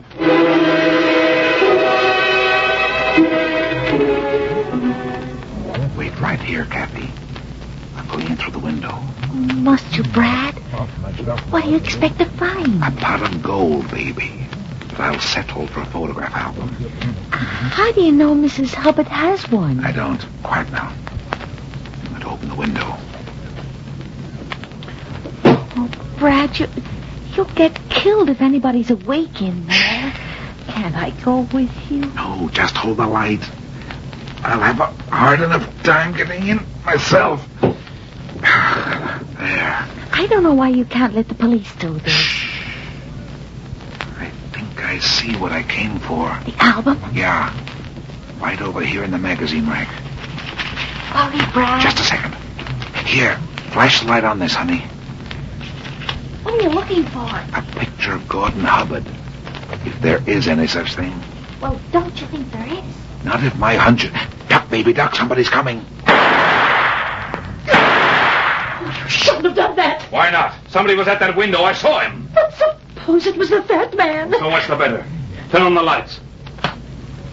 Gordon, it is the fat man. You killed him. Stay where you are, Alice. He's faking. Not faking, Mr. Hubbard. Just giving my assistant a little more time to get to the police. What assistant? What are you talking about? You'll find out. So will you. Get up. What's the matter? Can't you kill me lying down? I'm not going to kill you. I'm just going to have you arrested for breaking into this house. I plead guilty. What's your plea, Mr. Hubbard? I don't believe I'm on trial. You will be when I find out how much insurance your brother carried. Oh, Gordon. Shut up. What's the matter, Mr. Hubbard? You're not the beneficiary, are you? No, I'm not. Then Mrs. Hubbard is. Naturally. What's wrong with that? Nothing. If her husband is really dead. Runyon, please. If you know what I told Dorothy, please don't repeat it. Not in front of Mrs. Hubbard, please. The story I know, Mrs. Hubbard knows, too. You're her husband, Gordon. No. You must be. It's the only way you both can be in on it. You're trying to collect insurance on a man who never died. You're crazy. Am I? You needed money, Mr. Hubbard, badly. So you went to a plastic surgeon and had your face made over. The scars still show underneath your sideburns. Oh, Gordon. Thanks for the confirmation, Mrs. Hubbard, but I don't really need it. If he's the man he says he is, there ought to be a picture of him in this album I'm sitting on. Get up. Give me a left. Get up or I'll kill you. Okay, Mr. Hubbard. Oh, you pulled the rug. Drop that gun or I'll shoot it out of your hand. Robert! What did you call him, Mrs. Hubbard? Oh, You called him by his right name, Robert. You can't prove it. Maybe I can't, Mr. Hubbard. But your fingerprints will. Well, Mac, what's the story? He's a man, all right. His fingerprints are the same as Robert Hubbard's. And that washes it up as far as I'm concerned. The police ought to be able to carry on from here. what about Dorothy's father? What do you mean? Did they kill him or just claim his body at the morgue? Hey, you got something there. She has at that. My little assistant is learning fast. Oh, am I your little assistant? You ran for the cops, didn't you?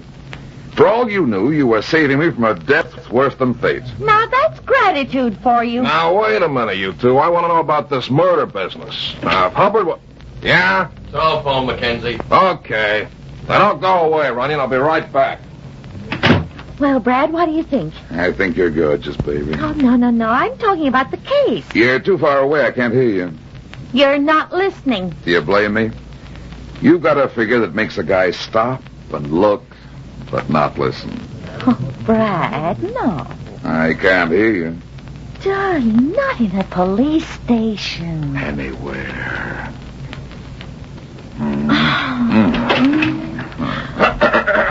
Brad. Oh, stop coughing and come in, Mac. You know how I feel about Kathy. Well, I know you're not interested, but Hubbard didn't murder that girl's father. He just claimed the body of an unidentified man. How do you know? The kid just called me. Her father's still alive. What? Yeah. He'd been walking around in a daze for a while, and when it cleared up, he remembered who he was and went home. Oh, that's wonderful. Well, that's this business for you, Kathy. If he hadn't been lost, Mr. Hubbard would never have been found.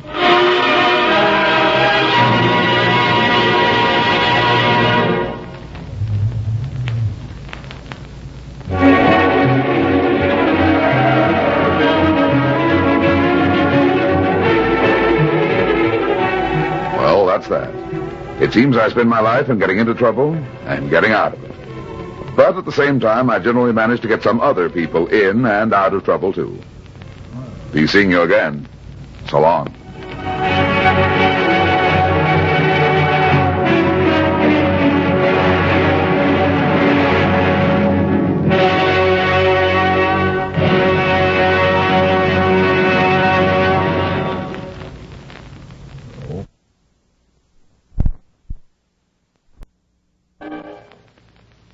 There he goes into that drugstore. He's stepping on the scales. Weight 239 pounds. Fortune, danger.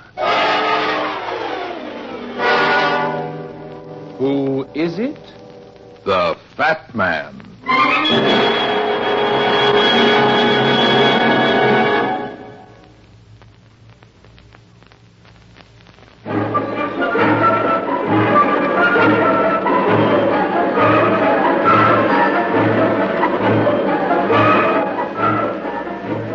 And now, here's the Fat Man in Murder Makes a Hen.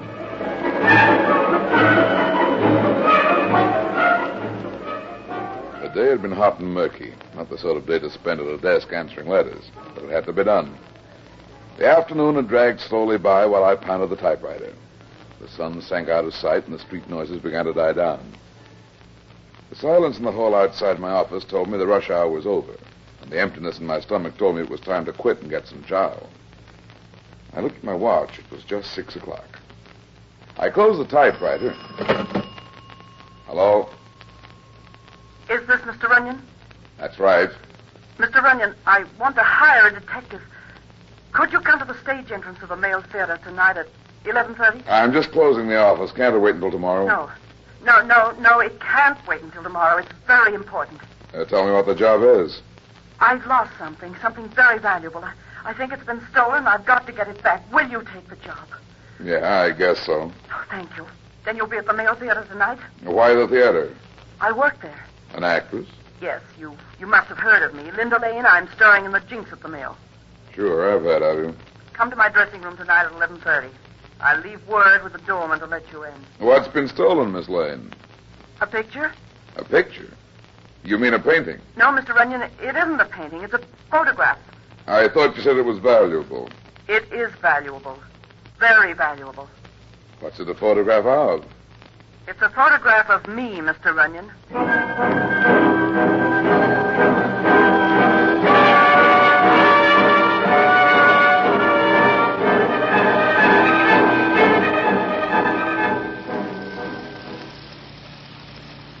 Hey, driver. Yeah? Somebody dropped $100 bill on the seat of your cab. Yeah, it belongs to you. Pull up, Santa Claus.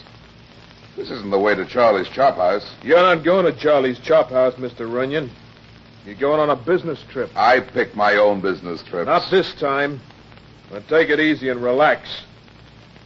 Stick the century note in your pocket. There's a lot more where that came from. Nothing will happen to you if you just keep nice and quiet. And if I don't?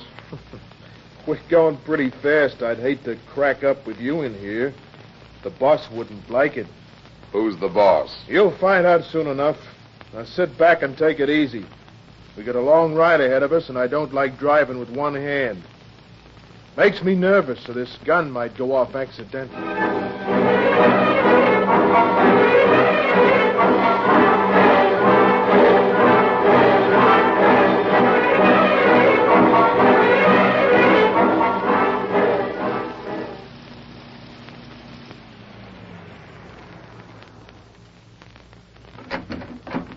This is it.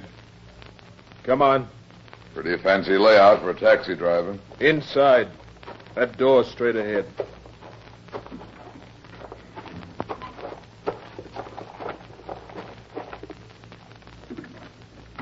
That's locked. It's probably stuck. Here, let me... Oh, my foot! Let's have that gun. Let go my arm. Oh, there. Now, let's have a look at you. I think you broke my foot. You're lucky it wasn't your head. I don't like gun toters, and I don't like missing my dinner. You dumb dick. You're getting a break and you don't know it. I'll decide that. For such a wise guy, you're a pushover for an old trick. Now, let's go in, and this time you lead the way. Right down this hall.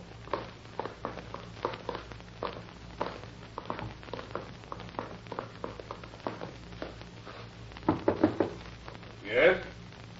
Mr. Runyon's here. Bring him in. After you, son. Good work, Bert. I What happened? Sit down, both of you. He got my gun.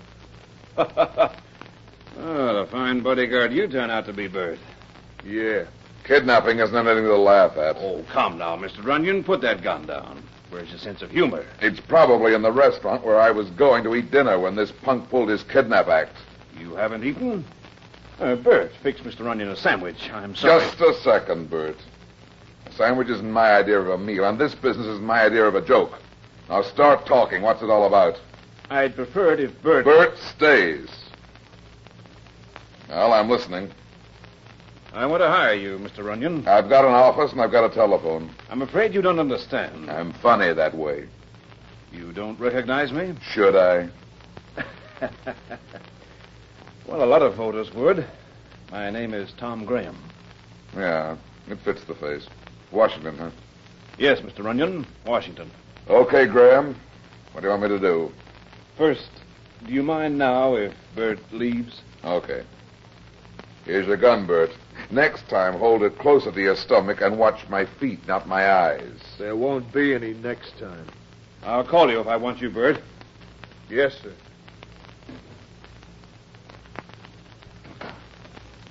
I'm being blackmailed, Runyon.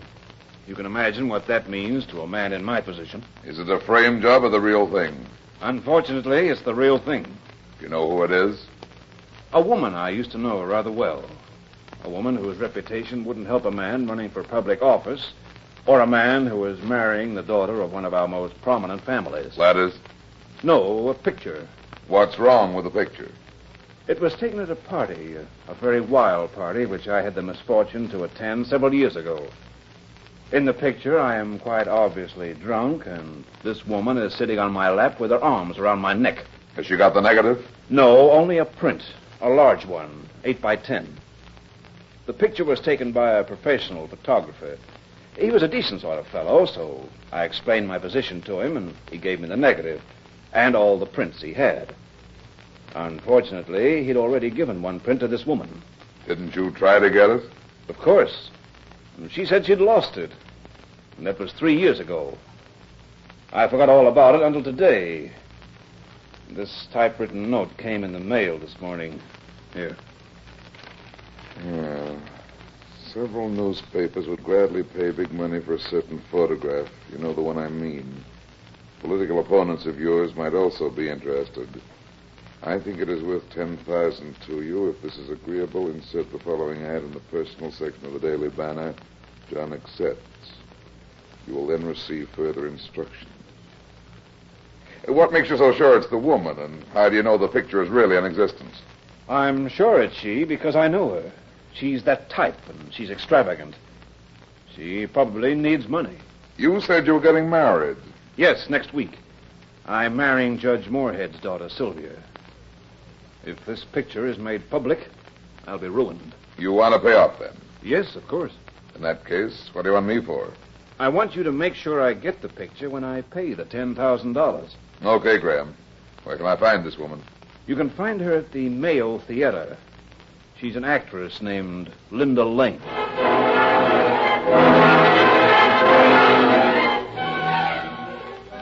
Miss Lane wasn't expecting you until 11:30 at the final curtain. It's okay. I have to come early. I guess you can wait in her dressing room. She comes off stage for a few minutes pretty soon.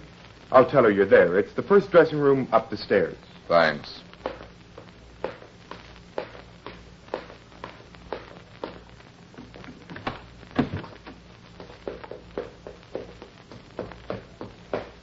Mr. Runyon. Yeah. You shouldn't have come early. I told you 11:30. Yeah, I know. Come on in here and close the door. Well, I've only got a minute or two. It won't take long. Tell me about this photograph. I didn't tell you the entire truth, Mr. Runyon. It wasn't just a picture of me. There is a man in the picture, too, a very prominent man. Why did you keep a thing like that? Well, I didn't intend to, really. It was taken several years ago, and I thought I'd lost it. A couple of days ago, I was going through this trunk, and I found it. I was going to tear it up, but... But what? Well, it must have slipped my mind. This afternoon, I came to the theater to get it, and it was gone. Why didn't you tear it up when you first found it? I told you It couldn't have been because you thought of using it to blackmail this guy, could it? Of course not. But don't you see that's just exactly what I'm afraid is going to happen now? Somebody saw that picture and recognized the man. They saw a chance to make some money, and so they stole the picture. That's why we must get it back. It's going to be tough. Do you suspect anybody? No, I don't know who it might be. You see, so many people come in and out of here. My maid, the doorman, friends. Okay, I'll give it a whirl, but don't be too hopeful. By the way, how well did you know this prominent man, and who is he? Well, of course, this is confidential. Of course. The man is Thomas Graham, and I knew him very, very well at one time. How did you break up? What do you mean? Were you sore at each other? Oh, no, we just called it a day, that's all. I'm still very fond of Tommy. That's why I'd hate to have anything happen that might hurt him. I'm sure you understand, Mr. Runyon. Yeah, I understand. I've got to dash. I've only got 30 seconds to get on. You'll hear from me. Yes, thank you. I'm sorry I have to rush off.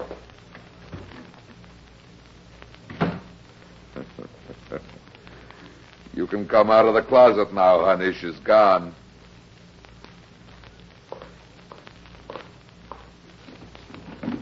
I said you can come out now. She's gone. How did you know I was in here? You left your pocketbook on the chair. Her initials are LL. The ones on this pocketbook are SM. That could mean Sylvia Moorhead, does it? Yes. Yes, it does, but how did you know? I'm psychic. Do you think she saw the pocketbook? No, I sat on it. You looking for the photograph? Yes. She's lying to you. What makes you think she's lying about the picture being stolen from her? You didn't find it, did you? No, it's not here, but she's got it somewhere. How do you know? Well, why else would she send me this note? Let me see it. Here. There is a certain photograph of your future husband in my possession. If it should fall into the right hands, it would ruin him. I'm sure you'll want to buy it for $10,000. If so, place the following ad in the personal column of the Daily Banner. George, come home, and you'll receive further instructions. What makes you think Miss Lane typed this note? Well, I wasn't sure when I first got it this evening, but I know more about Tom's past than he thinks I do. I knew about this actress, and I came here to get the picture. Don't you see? She's only hired you as a blind. Are you going to put the ad in the paper? No, I'm not sure yet, but I can tell you one thing. I'll never pay her a cent of blackmail. I'll kill her first.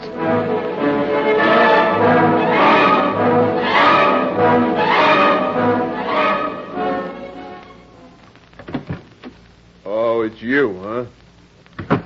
How's the footwork? I haven't forgotten it. Is your boss here? Yeah, he'll be down in just... Come in, Runyon. Come in. I've been waiting for you.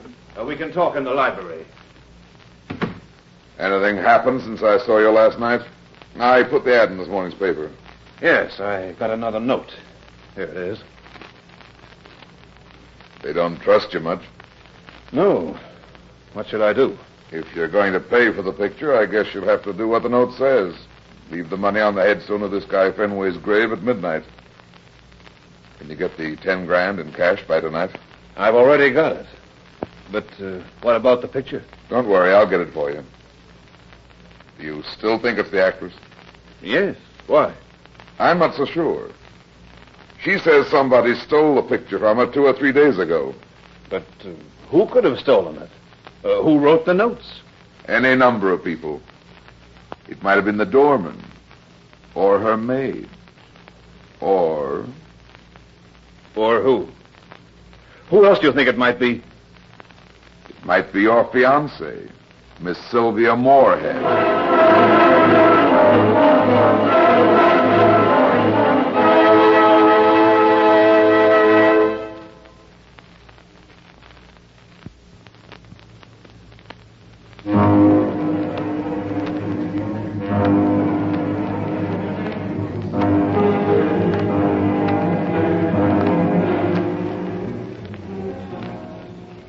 Trouble, Graham, finding the grave?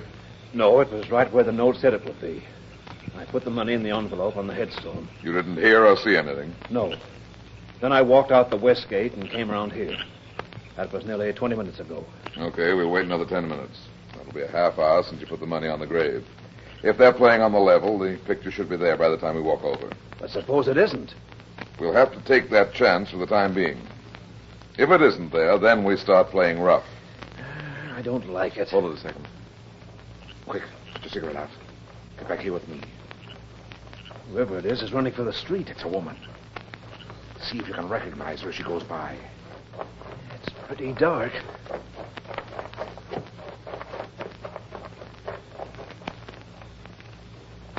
Could you recognize her? Yes. Yes, I recognized her. The actress? No, Runyon. It was Sylvia.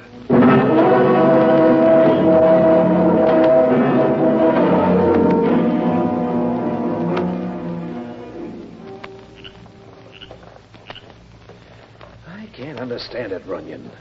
If Sylvia's behind all this, what's the reason? There could be only one reason, Graham. What? Money. But that's absurd. The Moorheads are very wealthy. Does she have money of her own, or is it just the family? I don't know. I never thought about it that way. If she has to go to her father for money, and if she has some dirty linen of her own... But not Sylvia. She's not that sort of girl. Look deep enough, Graham, and you'll find out that everybody has at least one secret. You're not alone with your past. I can't believe it of Sylvia. We should have stopped her back there, Runyon. I think it's better this way. First, let's see if the picture is there. We can always find Sylvia. The grave should be near here. Yes, it's right over behind that crypt, near the big tree. Okay. Wait here a second, and I'll take a look.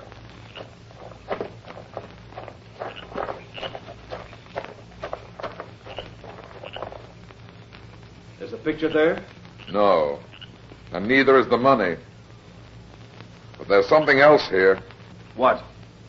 The dead body of your friend, Linda Lane.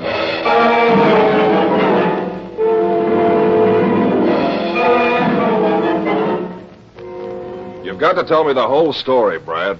Well, Mac, I found the body. She was a client of mine. I don't know who killed her or why yet.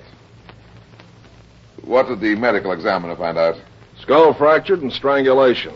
Death could have come from either one. She put up a terrific fight. The killer is probably marked. Scratched? Yeah, the doc found skin under her fingernails. Who was with you when you found the body, Brad? I can't tell you that, Mac, but I don't think it was the murderer. Was it another client of yours, too? Yep.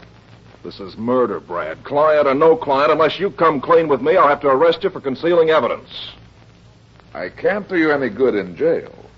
Look, there's a lot more in this business than you think. Yeah, it's messy, all right. Blackmail always is. Oh, so that's it. That's it. The names involved are top bracket.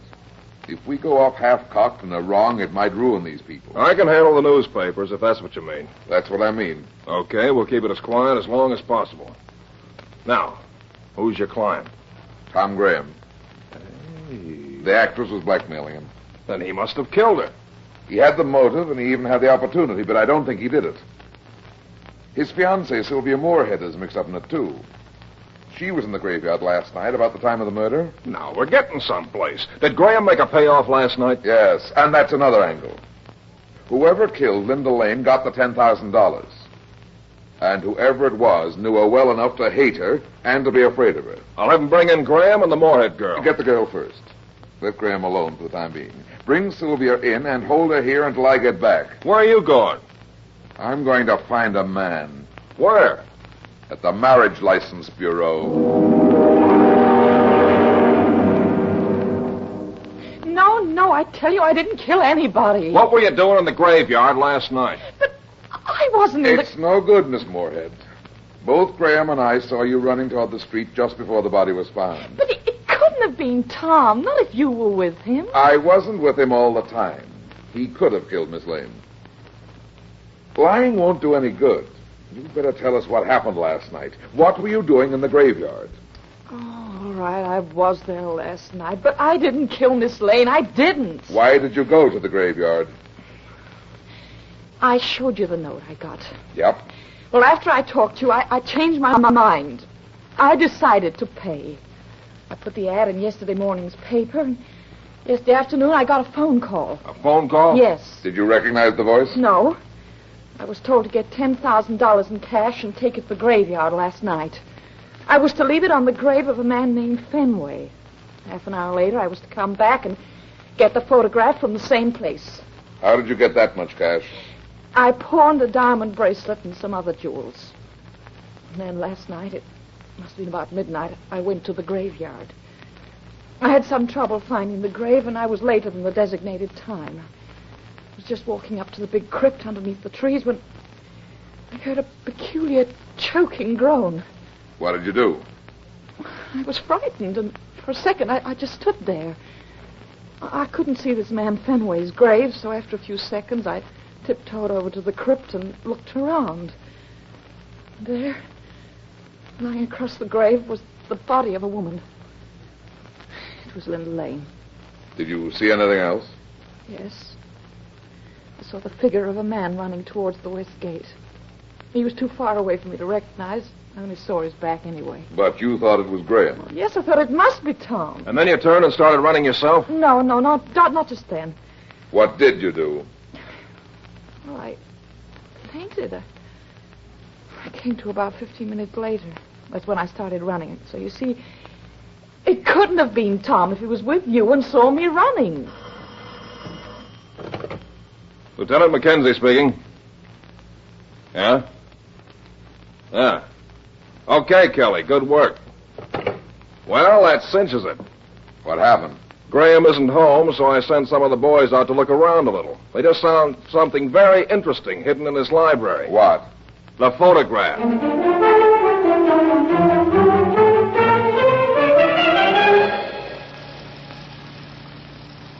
I wish you'd hold off on this arrest a little longer, Mac. It's too pat.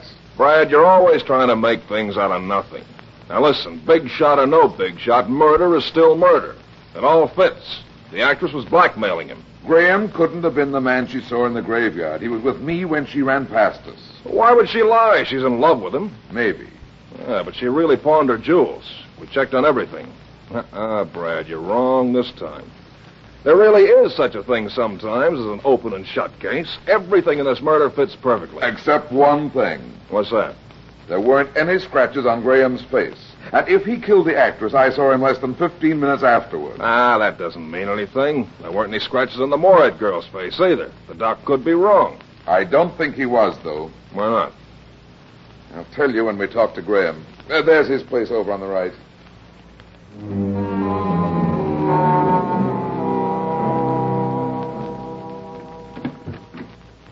Back again, huh?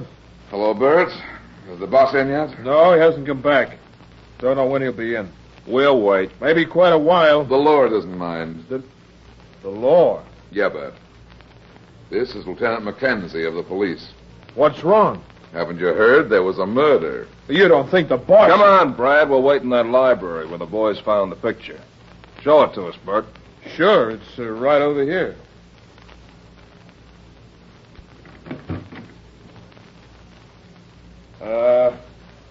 Maybe you'd like a drink or something while you're waiting. Yeah, maybe we would. I'll fix it for you. Here's where they found the picture. Uh-huh. What were you going to tell me out there in the car a minute ago? Why don't you ask me what I found out at the Marriage License Bureau? Well, what did you find? What are you doing here, Runyon? What's happened? Lieutenant Mackenzie here is about to arrest you for murder. Me? But you can't. I didn't kill Linda. I swear I didn't. Mr. Graham, you're under arrest for Wait a minute, Mac. Here's Bert with the drinks. Don't you want that first? Here you are. Thanks. Are you out of your mind, Runyon? Not at all. Graham didn't murder anybody. Did he, Archie? What? Archie? Watch, Mac.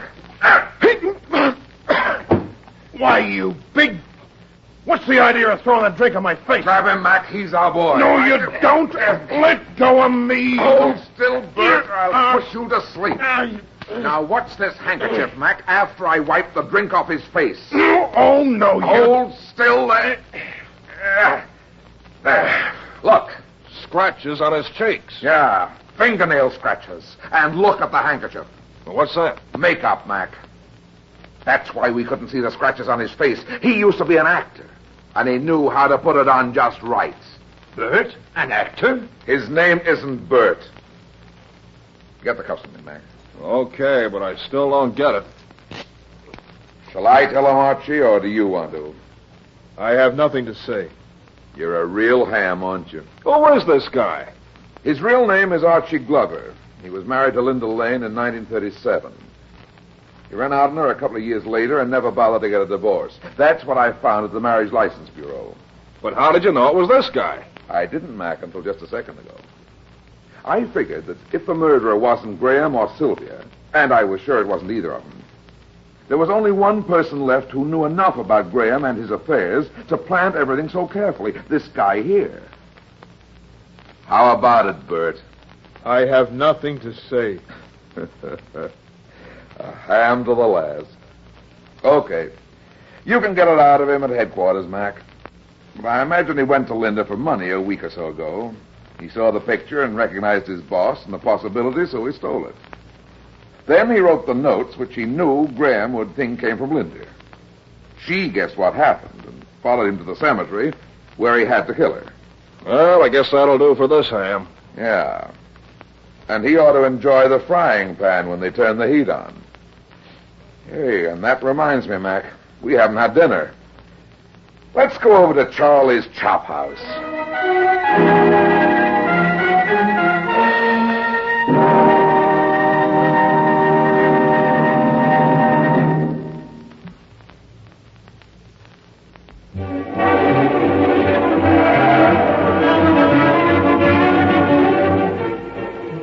Well, that's that. It seems I spend my life in getting into trouble and getting out of it. But at the same time, I generally manage to get some other people in and out of trouble, too. Be seeing you again. So long.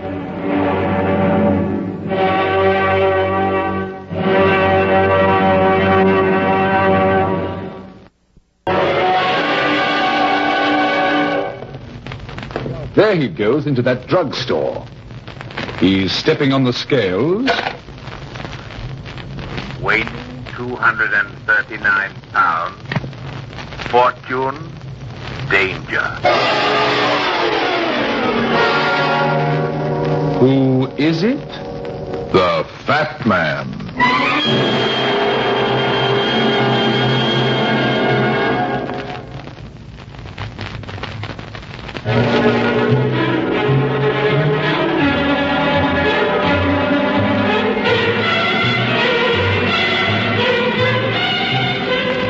And now, here's the Fat Man in Murder Makes a Black Moon.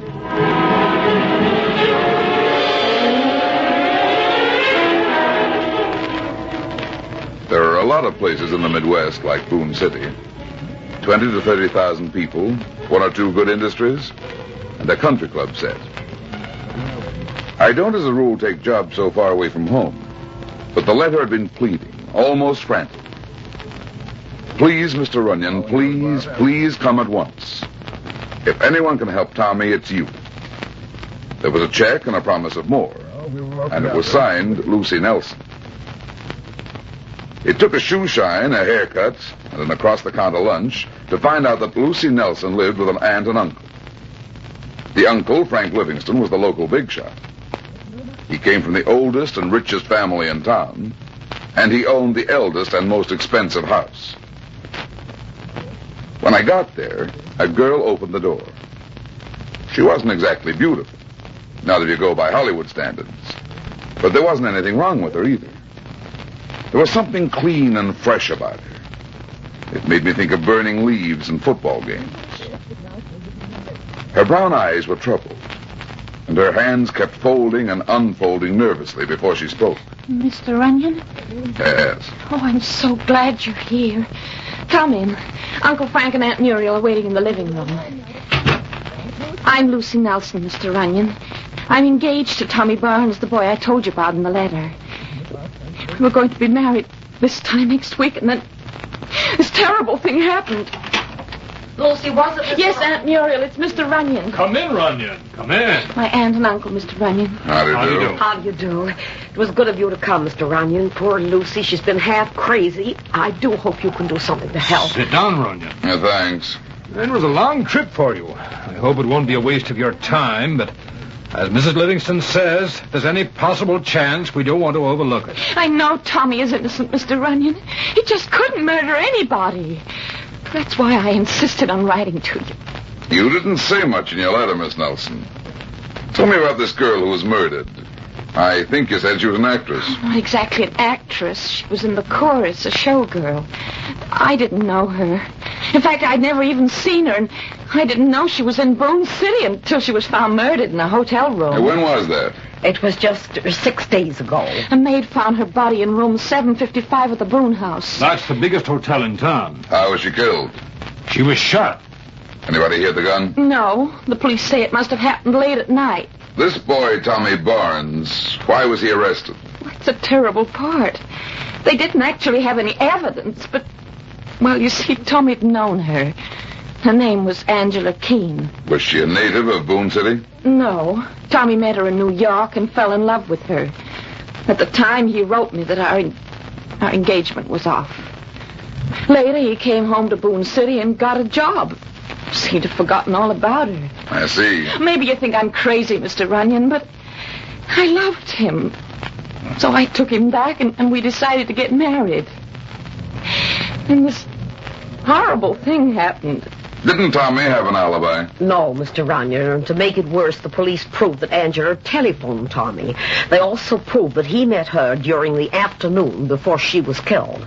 Did he deny meeting the girl? No. He said she called him to say hello and asked him to come down and have a drink for old time's sake. He said he left her at 5:45 and didn't see her again.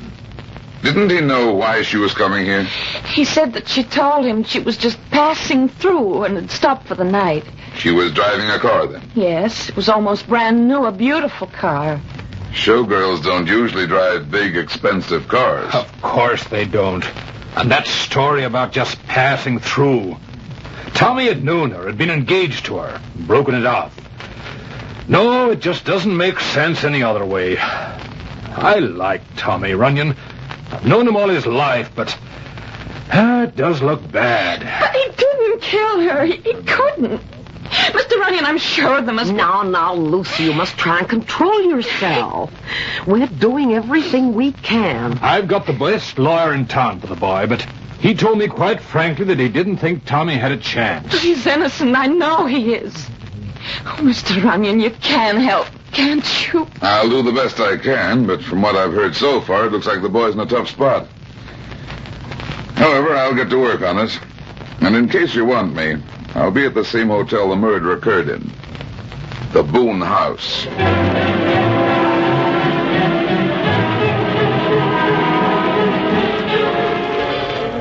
Here, Mr. Room 750.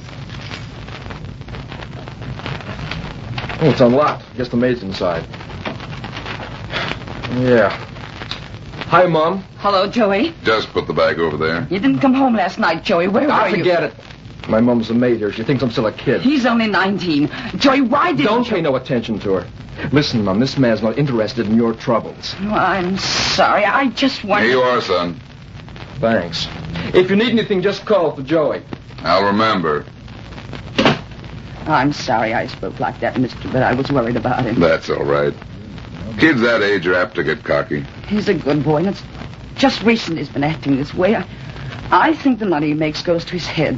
Bellboys don't make much money. No, but he gambles a lot, and he's been awful lucky. I found 3 brand new $100 bills in his shirt pocket the other night. New $100 bills don't usually come from bellboy poker games. Oh, don't worry about him. He looks like a nice kid. I'll have a little talk with him the next time he comes up. Thank you, mister. Understand you had a little excitement here last week. Yes. And about the murder? Yeah. Oh, it was terrible. I found her in a room when I went in to clean. It was that room right across the hall, 755. Funny nobody heard the shot. Well, Joey says there was a drunken party going on in one of the rooms on this floor. They were making an awful lot of noise. Joey was on duty that night. Yes. The police did a lot of questioning, but nobody heard a thing. Anyway, they got the man that did it. She was such a pretty girl, too. So I heard. I'm talking my head off, and I've got work to do. You won't forget to speak to Joey? I won't forget. Thank you, mister.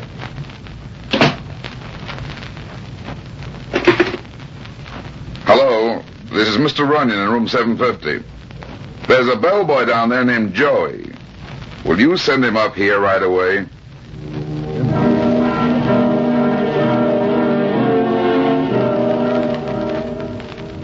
Got the right boy, mister. What can I do for you? Sit down. Sit down? I want to talk to you. What kind of... Oh, I get it. The old lady's been talking to you. Well, listen, she's nuts. She's getting old and screwed. I don't think so. Go on, sit down. Look, I ain't a kid. I work here and I got no time to be sitting around listening to lectures. If you want something, speak up or else I'm leaving. I want something, all right. I want to know where you got the money. What money? The brand new $100 bills. So she told you that. Why, that knows it. That is no way to talk about your mother. Now sit down. Get your hands off. What do you think you're... Now, where did you get the money? That's my business. The FBI might think it's their business. The FBI? What are you talking about? The murder in room 755. Remember it? Sure, I remember it. It was a local job. The FBI don't meddle in local jobs. Oh, you're a sap, Joey. The girl came from New York, didn't she? Yeah, but... New York's not in this state, is it? You mean that makes it federal? What do you think? Look, I'm trying to give you a break. Now, where did you get the money? I won it.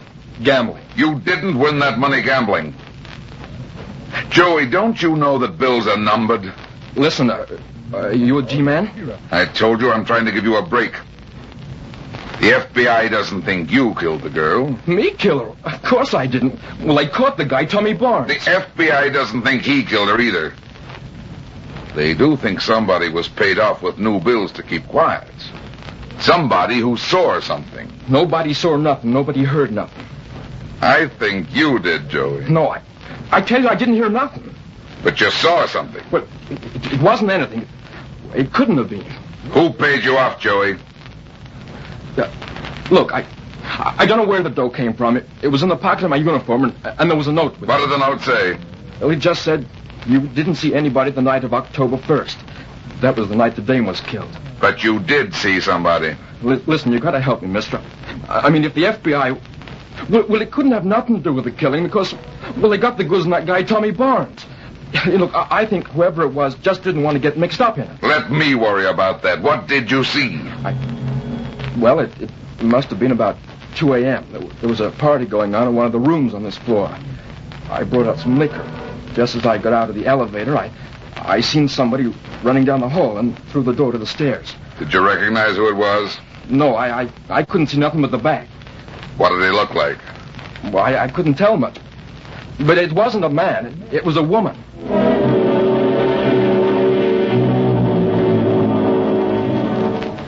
What is it, Mr. Runyon? Have you learned something? Yes, Miss Nelson. It might be important or it might not mean anything. Where's your uncle? Well, just a second, I'll call him. Uncle Frank? Yes, Lucy? It's Mr. Runyon. Could you come downstairs? Just a minute. Well, what have you found out? Where were you, Miss Nelson, at the time of the murder? Well, I was here at home in bed. Could you prove it? Prove it? Well, I don't know. I was in my room. Well, what do you mean? I mean that somebody saw a woman running down the hall of the 7th floor of the hotel at about the time of the murder. But you don't think that... It could have been you. But... Oh, why, that's absurd. I was here at home asleep. What is it, Runyon? You've made some progress? I think so. I found a witness who saw a woman running away from the murder room. A woman? But I don't understand. Why didn't this witness come forward when Tommy was arrested? Somebody bribed him to keep quiet. Who? He said he didn't know where the money came from. But I think he was lying. Who was the witness? A bellboy in the hotel. Didn't he recognize the woman? He said he didn't. But I've got a hunch he'll be able to identify her if he sees her again.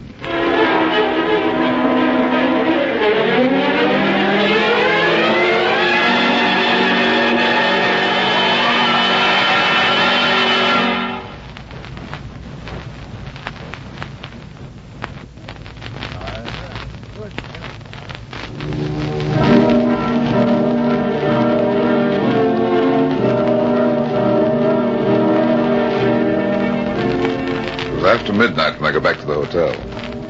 On the way to my room, I stopped in front of 755, the room where Angela Keene had been murdered. I stood there a minute listening. No sound came from inside, so I took out a ring of passkeys, found one that fitted, and went in.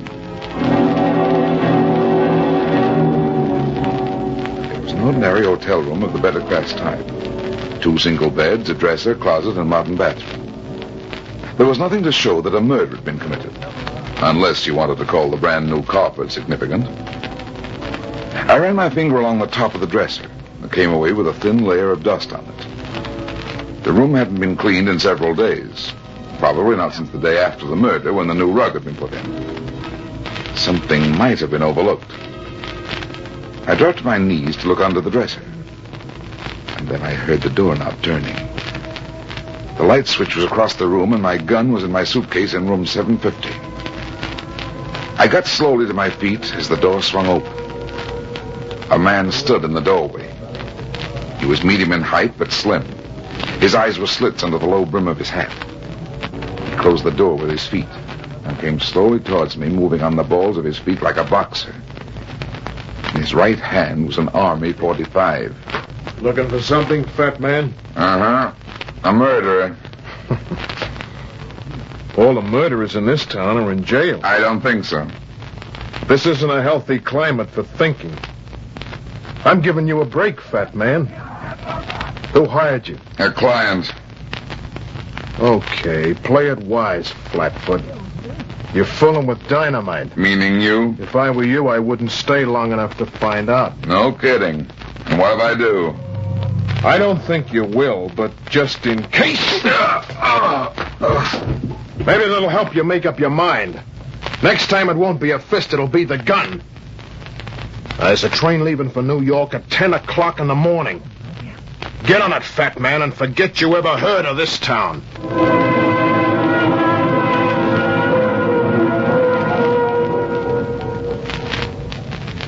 I had a visitor last night. A visitor? Somebody with a gun and a good left hook. Drive to number 410 Foster Street. But this man last night, did he... A tough boy. Took a crack at me and told me to get out of town on the 10 o'clock train this morning. I don't understand. Why would... That's the easy answer. Your boyfriend didn't murder Angela Keene, but somebody is pretty anxious to pin it onto him. Do you know who the man was? I'm a stranger in town, sweetheart. I mean, did you see... Well, what did he look like? Dark complexion, about 5'10", slim. His hook isn't as good as it was 10 years ago, but he still knows how. He's in his late 30s, and I think he was a pro boxer at one time. Brass. What? He must have been Luke Brass. Who's Luke Brass? He's a local racketeer. Everybody knows him, and nobody does anything about him. Seems to have a hand in everything. He was a boxer once. Good one, too. You're telling me. But why would he threaten you? Unless he killed Angela Keene. Do you think... Maybe. But if Luke threatened you, he means it. Oh, he's dangerous. Look, it's only 9 o'clock. You can catch that train. I thought you wanted me to prove your boyfriend's innocence. Of course I do, but don't you see that there really isn't any need for you to stay now anyway? When Uncle Livingston told me this morning that the FBI was interested, I felt that they would clear it up. I see. Just the same, Miss Nelson, I think I'll stay. Is this Foster Street? Yes. Where are we going? To call on a bellboy named Joey. I want to see if he can identify the woman he saw running down the hotel hall the night Angela Keene was murdered.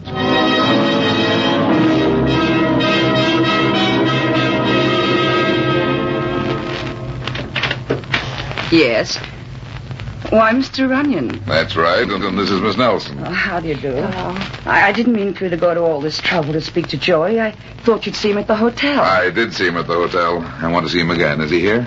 Why, yes, but he's asleep. I'm afraid I'll have to ask you to wake Joey up. But he gets mad if I disturb him. Then I'll wake him. What's wrong?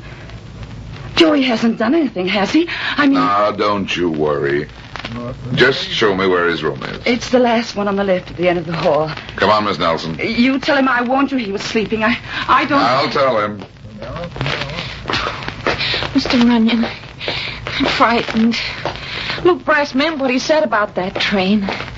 Look, why don't first, you... let's talk to Joey. Here's his room. Joey.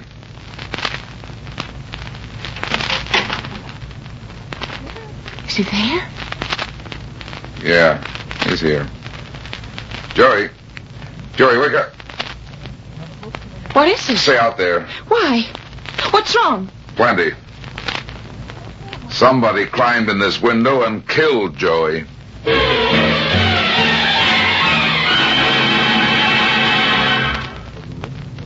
You should have taken that train, Mr. Runyon. It's too late now. But the police, you could have asked them for protection. You could have told them that you were threatened. I know what I'm doing. The police don't think there's any connection between the bellboy's murder and the murdered girl Angela Keene. When the kid's mother gets through babbling about his gambling, the police will be sure he was killed over a bad debt. What are you going to do? I'm going to get out at the next corner and send you home. No, I'm not going to leave you alone. I got you into this, and if you insist on going ahead, I'm staying with you. You're going to do as I tell you. There have been 2 murders already. Whoever's behind this business isn't kidding. I'll be better off without you around, and so will you. Now, pull over and let me out. All right. Well, I hope you know what you're doing. I do. Drive back home and stay there. Oh, and by the way, tell your uncle to stick around, too. I may need all the local influence I can get in a little while.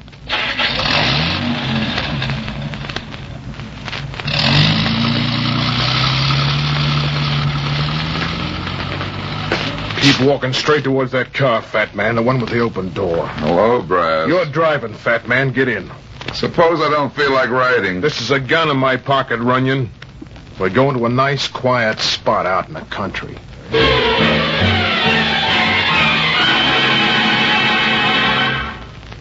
Now keep your hands behind your back and walk down towards the creek. This is a suck-up play, Brass. Yeah, and you're the sucker. I gave you a break, fat man. You should have gotten on that train. I haven't forgotten what you gave me. Did you kill that bellboy? You want to know too much, fat man. I help it if I'm inquisitive. That's a big mistake in this town. Who killed the chorus girl, Brass? Who are you covering for? It's not the Nelson girl, is it? Okay, that's far enough. Turn around. I didn't think it was the girl. You're a sap, Brass. Don't you see what he's doing? He? Sure, don't you get it? What are you talking about? He's gonna make you the fall guy. Not this, baby. That's why you're taking the long count. Nobody's throwing me to the FBI. Oh, I told you were a sap, Brass. That's a gag. The FBI isn't interested in this business. You're lying. Use your head. The girl was from out of the States. So what? That's not a federal offense, is it? Yeah, but... Don't you see now why he told you the FBI was in it? He knew you'd kill the bellboy and me. Then he could throw you to the cops for everything. Wait a minute. How do I know you're not lying? Let's go see him. Yeah, let's go see him. Maybe that's a good idea. Maybe if he's that kind of a rat, it'll... Why, you... A little judo, Brass. Nice gun, Brass. I'll keep it to replace the one of mine you threw away back there. Listen, Runyon, give me a break. I gave you one. Sure, I'll give you a break. The boss lied to me about the FBI. He didn't know he was lying. What do you mean? That's how I knew he was behind it. I told the bellboy that stuff about the FBI. The boy got scared and told Livingston. He paid off the bellboy, didn't he? Yeah. Livingston got scared, too. If he'd used his head, he'd have known the FBI wouldn't be interested. So he got you to kill the boy. He must have had something on you. It was an old bank job that the federal boys were still interested in. He's been holding it over me for years. I knew that if the FBI came prowling around about this other business, they might stumble on something, so I did what he wanted. The FBI was never interested in the murder of Angela Keene. When Livingston told his niece this morning that the FBI were in it, I knew he must have talked to the bellboy. You said you'd give me a break, Runyon. Yeah, I'm putting this gun in my pocket. What are you talking about? I don't like to get hit without hitting back. Okay, fat man. Maybe you're the one who's a sap after all. No, just a sucker for a left hook when I'm not expecting it. You're telling me? You're good, Luke. You're fast. But you haven't got the steam anymore. How's this? You like that one? That's the 239 pounds. Why don't you say something, Luke? I'll say something, you beat me. Not that way. This way, Luke. You've got a tough juror, Luke. I'll bet you were pretty good 10 years ago. Now, come on, baby. We're going to take another ride. This time to the police station.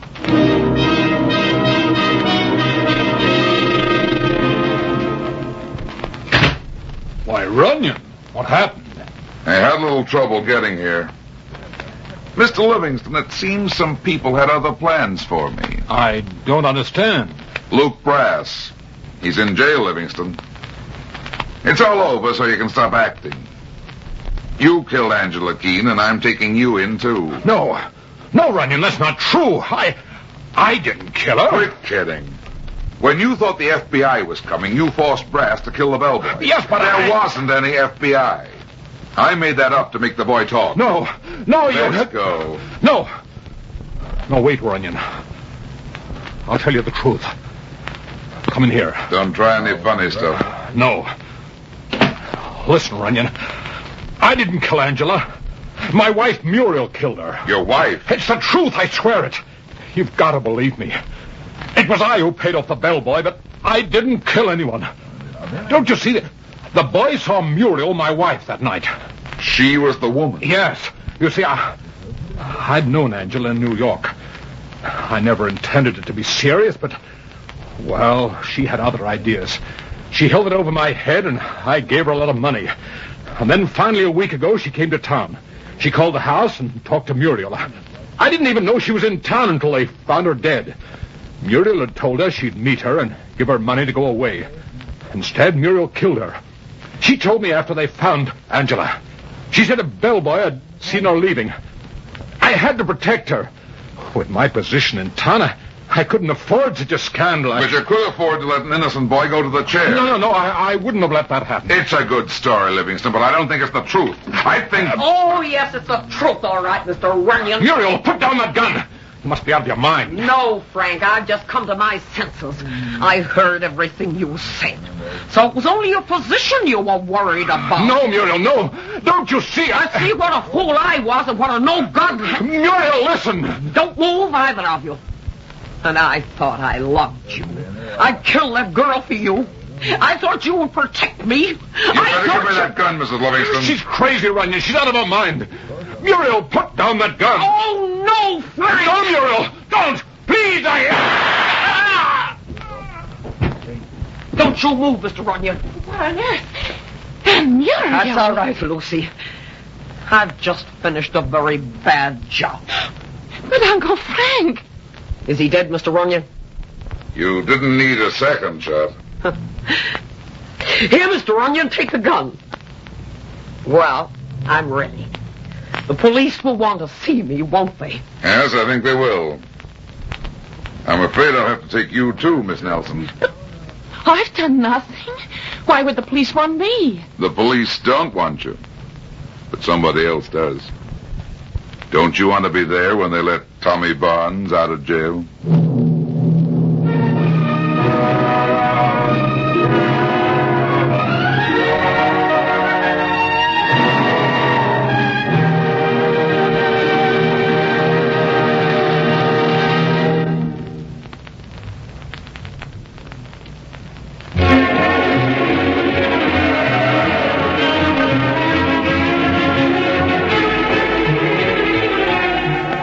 Well, that's that.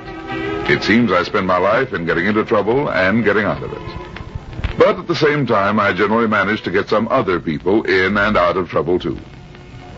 Be seeing you again. So long.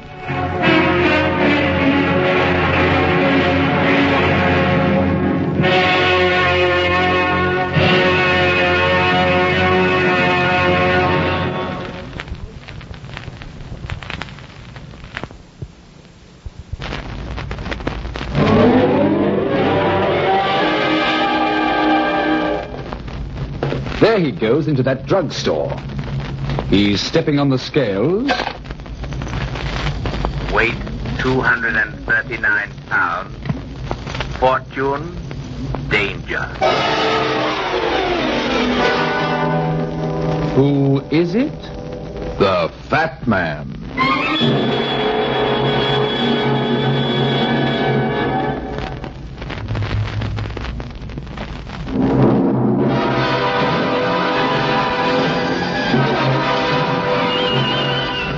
And now, here's the fat man in Murder Makes Music.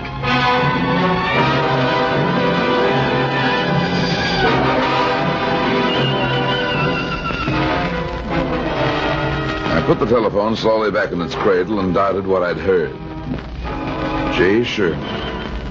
Would I please see Mr. Sherman at 2 o'clock? That's what the secretarial voice had said. My memory took a backward dive to an autumn day in 1929 when the world went crazy, and the tinsel of ticker tape and paper profits came tumbling into Wall Street with a globe-shattering crash. Through it all, the name J. Sherman stood out like a beacon on a stormy night. He had been smart. While other fortunes were swept away, he built one. While the mob was selling, he was buying. It was the beginning of the J. Sherman legend, the original rags-to-riches story of the uneducated country boy who started as a runner on the floor of the exchange and went on to become the czar of Wall Street and the husband of one of the wealthiest social beauties of the middle 30s. The boy plunger, they'd called him in those days. The boy wonder. He wasn't a boy anymore. He must be on the downhill side of 40 by now. I lit a cigarette and wondered why the mighty J. Sherman needed a private detective. Hello? Is this Runyon? Yeah? Runyon, this is J. Sherman. My secretary called you a little while ago. 2 o'clock is fine, Mr. Sherman. I told you, Secretary. Never mind that. Something has just happened. Could you meet me right away? I guess so. What's it all about? I just left my office. I'm in a public phone booth downstairs. I'll be brief and frank, Runyon. That always makes it easier. It's my wife. What about her? She's in love with another man, a music teacher named Arthur Winthrop. You want me to check up on her? Originally, that was what I wanted you to do. As I said, something just happened that I don't quite understand. What was it? Somebody telephoned me and said, if you're interested, your wife is in Arthur Winthrop's studio right this minute. Did you recognize the voice? No, it was a woman. I asked who it was, but she said, a friend, and hung up. I thought maybe if you would meet me, we could go to Winthrop's studio and confront them together. Where is this studio? It's in an old brownstone on West 56th Street. I'll be waiting for you on the corner of 56th and 7th. Meet me there at 11 o'clock. Okay, Sherman.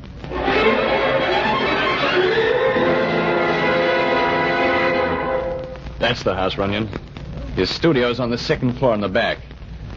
I hope my wife is still there. Would you rather I went in alone? No.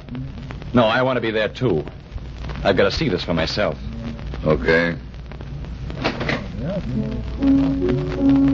Yeah, she's upstairs all right, Runyon. How do you know?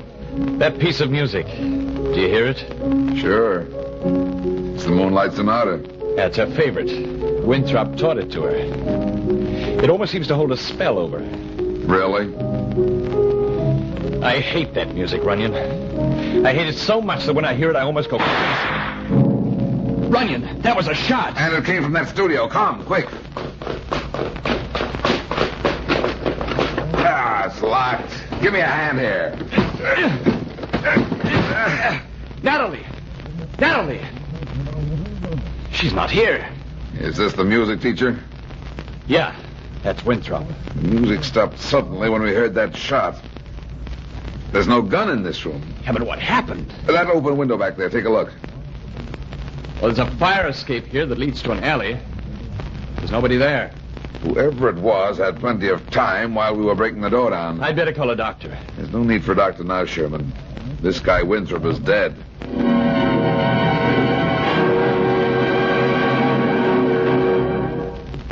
Come into the library, Runyon.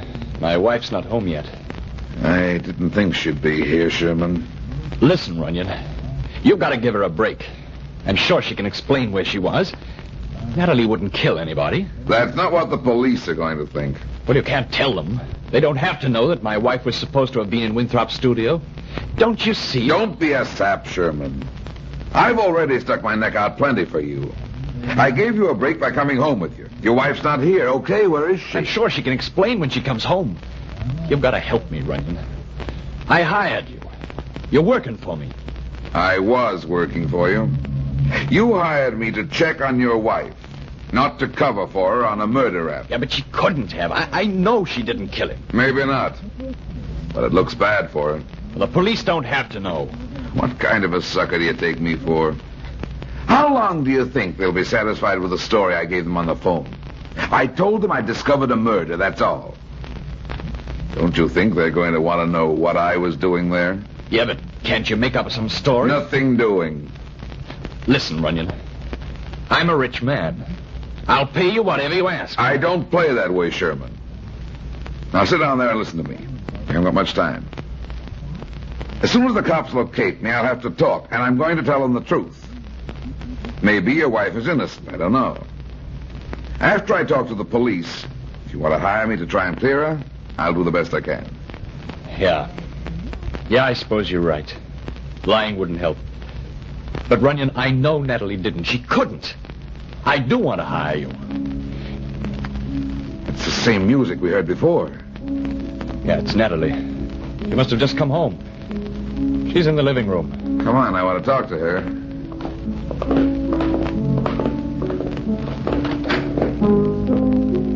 Natalie.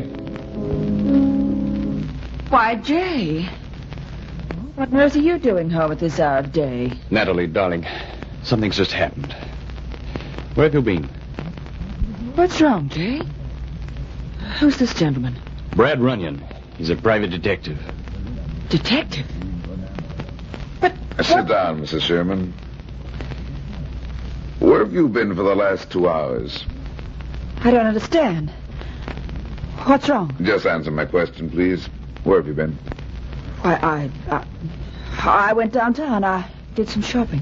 Could you prove it, Mrs. Sherman? Did anybody see you? Anybody who could prove where you were shortly after 11 o'clock? I don't know.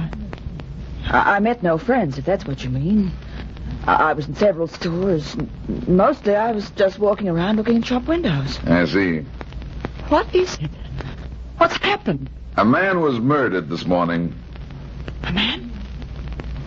Who? Arthur Winthrop. Arthur?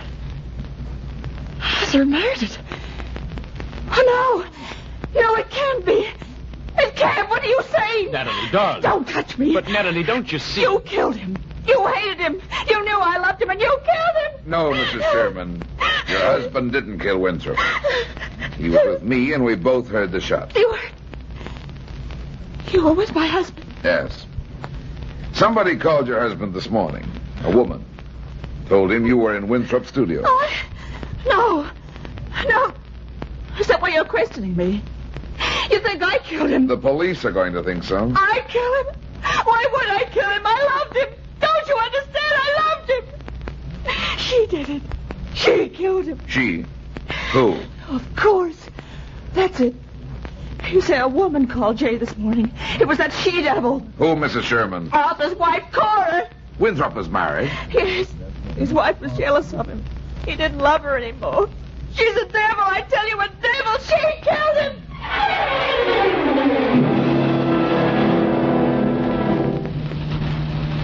I don't like it, Brad. Why didn't you give me the whole story when you first reported the murder? I told you, Mac. Sherman was a client of mine. I wanted to talk to his wife first. We can't hold her unless we get more evidence than we got. If she's guilty, what's her motive? Her husband's got more motive than she had. Yeah, but he didn't do it. Don't forget, he was with me when the murder was committed. I know. I hope this Winthrop dame hasn't taken a powder. She's had plenty of time to get away. Soon find out. Pull it, Mac. I think this is where she lives. Yeah.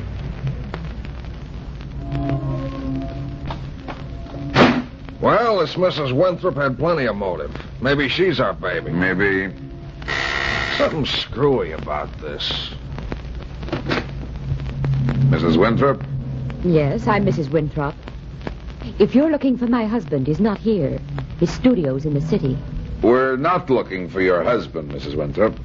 We want to see you. Well, who are you? What do you want? I think we'd better go inside. Is something the matter? Thinking of taking a trip, Mrs. Winthrop? What do you mean? The suitcase is here on the floor. Who are you? This is Lieutenant Mackenzie of the police. My name is Runyon. I'm a private detective. The police? Then there is something wrong. Yeah, there's plenty wrong, all right. Where were you going, Mrs. Winthrop? Well, as a matter of fact, I'm leaving my husband. I'm going away. Why? I don't see what business that is of yours. I don't love him anymore. There's another woman and... Well, what is it? What's the matter? What's happened? Mrs. Winthrop, your husband was murdered this morning. What? Murdered? Arthur, dead? Yeah.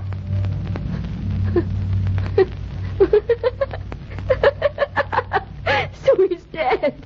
He's really dead. We don't think it's so funny. Funny.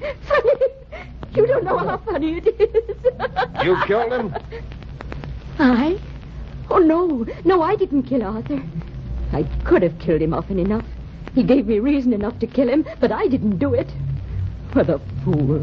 I warned him. I told him to stay away from that woman, but he wouldn't listen. Are you trying to say that Mrs. Sherman murdered your husband? No, of course not. I'm saying that her husband, Jay Sherman, did it. Why do you think it was Sherman? Why? Because he told Arthur a week ago that if he didn't leave his wife alone, he'd kill him.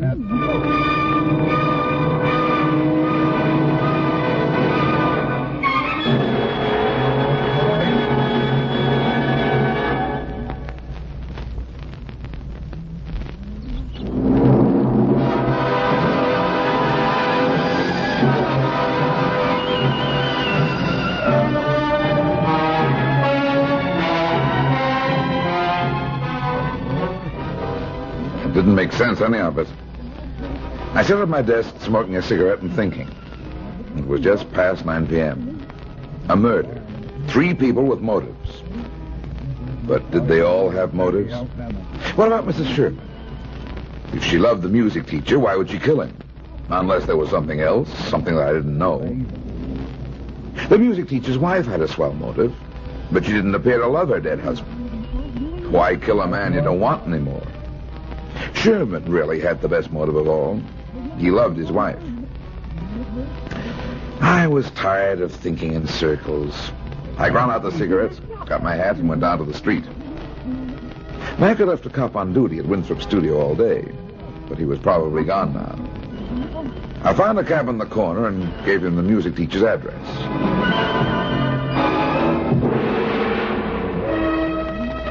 The street was quiet and deserted. I kept twisting the puzzle round in my mind when suddenly I realized I was about to pass Winthrop's studio. I climbed the steps and tried the front door. It was unlocked. The hall was dark, and I stood for several seconds waiting for my eyes to get accustomed to the blackness. The dim outline of the stairs slowly came into view.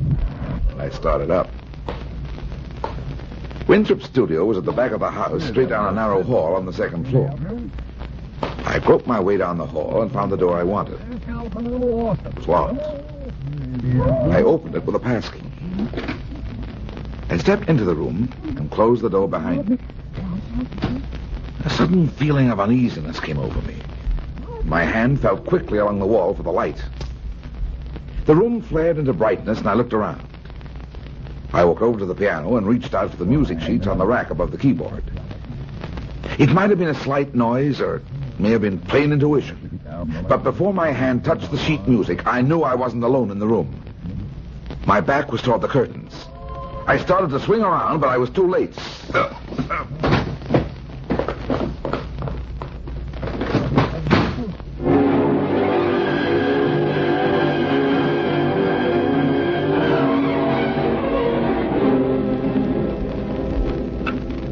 Hello, Brad. Hello, Mac. Yeah, I tried to get in touch with you a little while ago. I just got home. I'm sitting here with an ice pack on my head. An ice pack? Hangover, huh? Somebody slugged me tonight in Arthur Winthrop's studio. What were you doing there? Playing a hunch that was evidently right. We overlooked something in that studio, Mac. Something that was so important the murderer had to go back after it. We went over that place with a fine-tooth comb. What could they have been looking for? I don't know. But whatever it was, they've probably got it now. Why were you trying to get in touch with me? We had to let the Winthrop woman go. I thought you'd want to know. Who could have slugged you, Brad? I don't know. But I can tell you one thing. It wasn't a woman. Nobody but a man could have hit that hard. Sherman? Could be. But why? He's not the murderer. We know that. Why would he go there? Maybe he was covering for his wife. She might have left something in the studio if she killed Winthrop. Oh, yeah. There's always the possibility that it was a fourth person, too. Somebody that we don't know anything about. I should have left the cop on duty there, but I was sure we'd been over everything. No use worrying about that now. I'll see you in the morning, Mac. Okay. Ooh, my head. When I find the guy who gave me this, I am going to... Hello. Mr. Runyon? Yeah? This is Natalie Sherman. I must see you immediately. Where are you? At home. Please. Please hurry. Hey, what's wrong? It's important. Please hurry. What is it? I've discovered something about... Mrs. Sherman. Mrs. Sherman.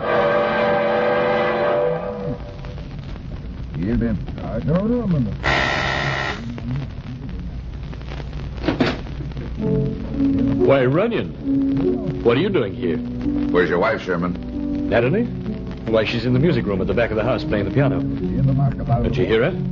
That's the same piece we heard this morning. Yeah, I can't stop her, Runyon. She's been like an insane person ever since they let us come home. She won't talk to me. All she does is sit there and play that piece. It's driving me crazy. I was just about to go out. I can't stand much more of that. She called me a little while ago. Natalie called you? What for? She said she'd discovered something. I think it was something about Winthrop's death. But she didn't tell me. Are you sure it was Natalie who called? Yeah. Let's go talk to her. All right. Oh, that music. If only she'd stop playing. Natalie! Come on! Natalie! Natalie! They've shot her, Runyon. They've shot her. She's dead, Runyon, dead. Wait, where are you going? Somebody's running toward the front of the house. Quick, see if you can head them off out the front door. Right.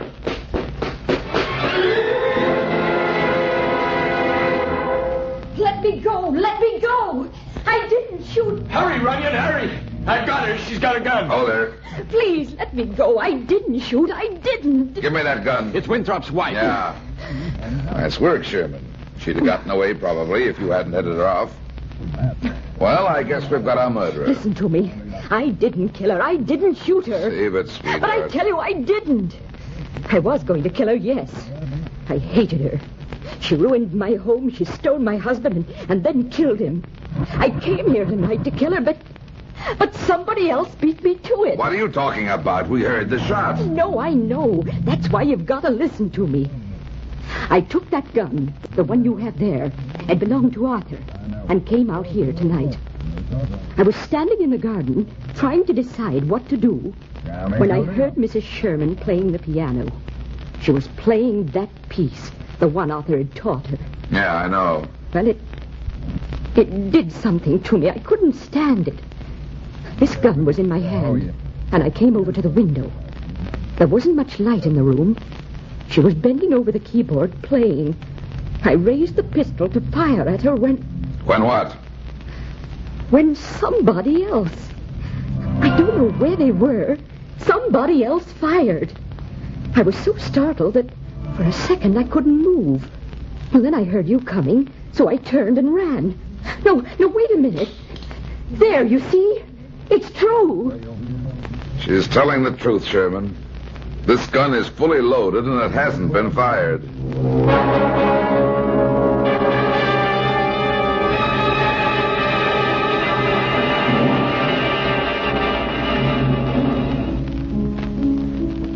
Yeah, Kelly. Okay. Thanks for calling me. If you want me again, I'll be here at Runyon's place.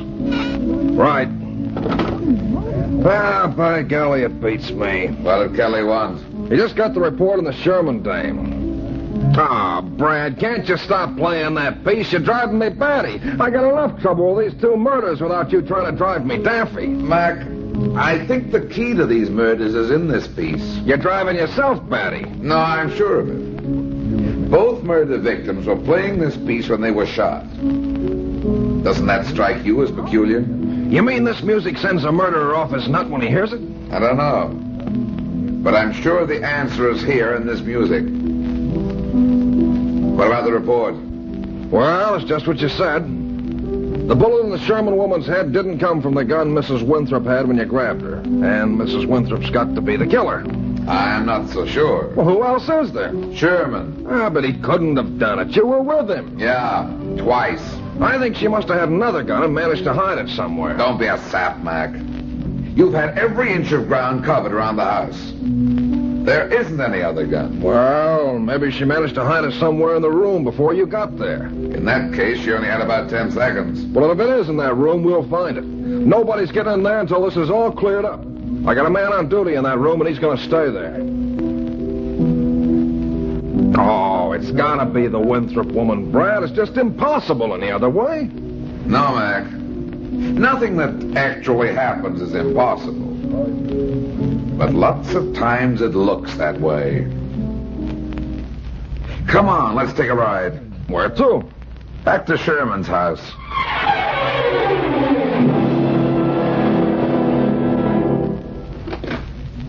Hello, Lieutenant. Hello, Mr. Runyon. How are you, Murdoch? Anything happen around here, Murdoch? No, Lieutenant, not a thing. Not a soul been here except me. Where's Sherman, Murdoch? I think he's upstairs in his room. Boy, is that guy a bother. What do you mean? Oh, nothing much. He won't let me alone. Keeps hanging around outside in the hall. If he's tried to come in here once, he must have tried 20 times since last night. Did he say why? Once he wanted a book. I gave him one out of the bookshelves there. Later, he wanted to know if I wanted something to eat. I told him I couldn't leave the room, so he brought me a sandwich. Then he said he was lonesome and wanted to talk. I told him he couldn't come into this room, and that made him sore. Said it was his house, and he'd come and go as he pleased. I had to get a little rough with him that time. Yeah. Close that door, Murdoch. Okay. Hey, what are you going to do, Brad? Just look around a little. 2 and 2 are beginning to make 4 again. What are you talking about? Sherman. After the first murder, the killer came back to the studio and hit me over the head when I interrupted him. He came back for something, Mac, and he got it. After this second murder, nobody's been allowed in this room. That's right. But Sherman's been trying to get Murdoch to let him in here. Why? You mean that Sherman's the murderer, but he can't be. You were with him when both murders occurred. It's impossible. I told you once, Mac, that's just because the thing looks impossible. That doesn't make it so. What do you expect to find on those bookshelves? Nothing in particular, just looking around. Yeah, nice library he's got here. Yeah. Sherman goes in for detective stories, especially the suave armchair variety. What do you mean? See here? He's got the whole Van Dyne collection here. Who's he? The guy who wrote the Philo Van stories. Yeah. Hey, what's wrong, Brad? I've got it, Mac. Huh? Wait a minute. Mac, open that phonograph up over there. Are you nuts? No, Mac, go on, open it. Is there a record on there? Yeah. St. Louis Blues. Murdoch, have you been playing this phonograph? No? Why? I'll show you. Turn it on, Mac. Now, what do you want to hear the St. Louis Blues for? Turn it on. Hey, that's not the St. Louis Blues. No, Mac. Don't you see? Wait a minute. You mean Exactly.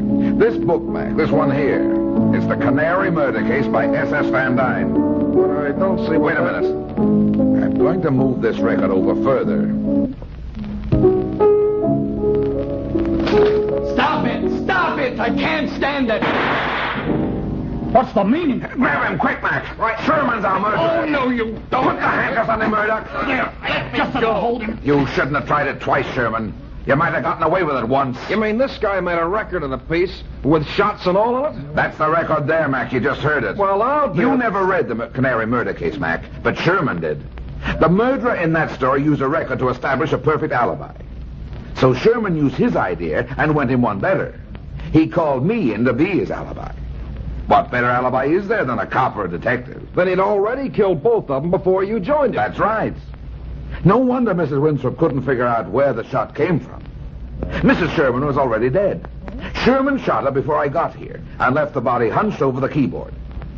When he heard me drive up, he started the record. Take him in, Murdoch. Tell him to let Mrs. Winthrop go. Okay, Lieutenant. Come on, Bud. So he planned the whole thing. Sure. He didn't get any phone call yesterday morning. He made that up. He was planning to kill them both all along. If it hadn't been for the fact that Mrs. Winthrop decided to kill Sherman's wife at the same time he did, we might never have guessed the truth. And that was the thing that made it look impossible. Oh, boy, the DA will never believe it. That's okay, Mac. If he's skeptical, just lean over and whisper to him that the whole business is strictly off the record.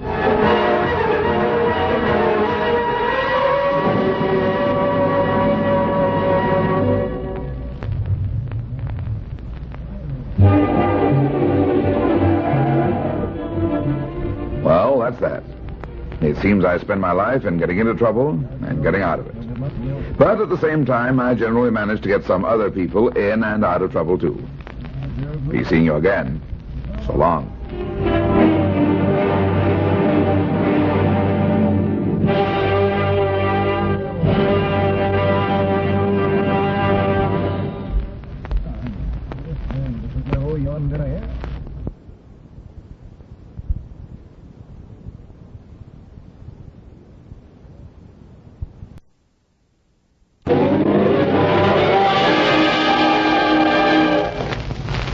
There he goes into that drugstore.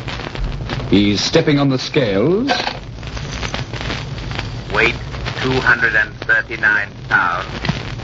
Fortune, danger. Who is it? The Fat Man.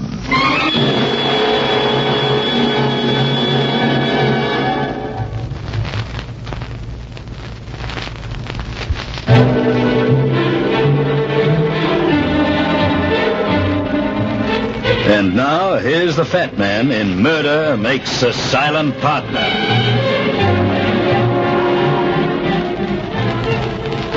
This one began in my office on one of those sleepy Monday afternoons when a fat man wishes he could be lying down instead of working at a desk. But the work had to be done, and I was poring over it when the door opened and a guy came in.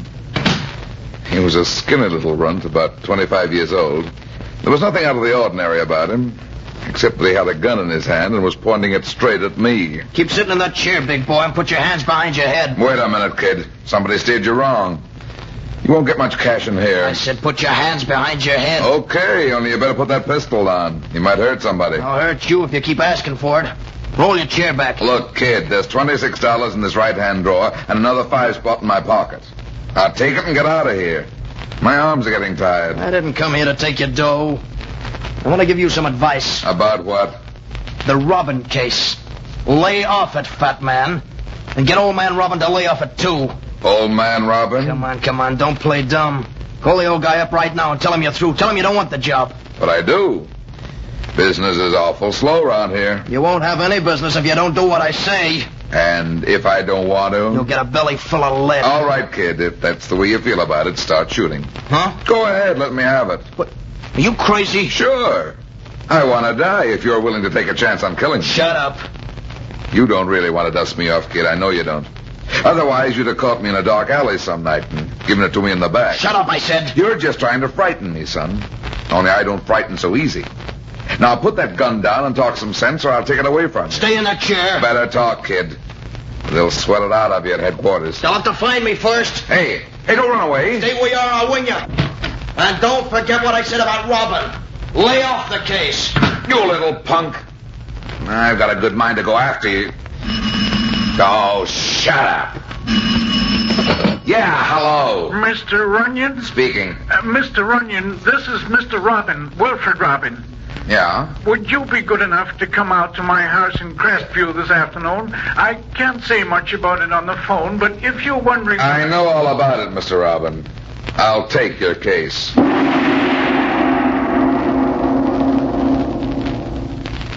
on with your story, Mr. Robin. It's very interesting. From the light of what happened in my office this afternoon. What happened? Oh, just a little intimidation. Somebody with a gun advised me to lay off this case. In fact, he wanted you to lay off it, too. Desmond. Chuck Desmond. He's the man I was telling you about. The gambler? Yes, gambler and heaven knows what else. Well, what made him think I was already working on this case? I told him, Mr. Runyon. Told him you'd hired me? Yes, I said that because I wanted to frighten him. I thought if he knew there was a detective on his trail, he might tell me where he's hiding my daughter. When did she disappear, Mr. Robin? Oh, about 5 weeks ago. And you haven't told the police? Well, I wanted to, but you see, this isn't the first time it's happened. She's run away from home before. Even so, it's a serious business. I know, Mr. Runyon, but if I call in the police, it'll be in all the papers. And if they do find Dorothy, I might lose her forever. How do you mean? I mean, she might hate me for bringing her back. She might even refuse to come back. Why? Well, she's a strange girl, Mr. Runyon. Always had her own way, always been terribly independent, and for some reason or other, she's always been attracted to men like this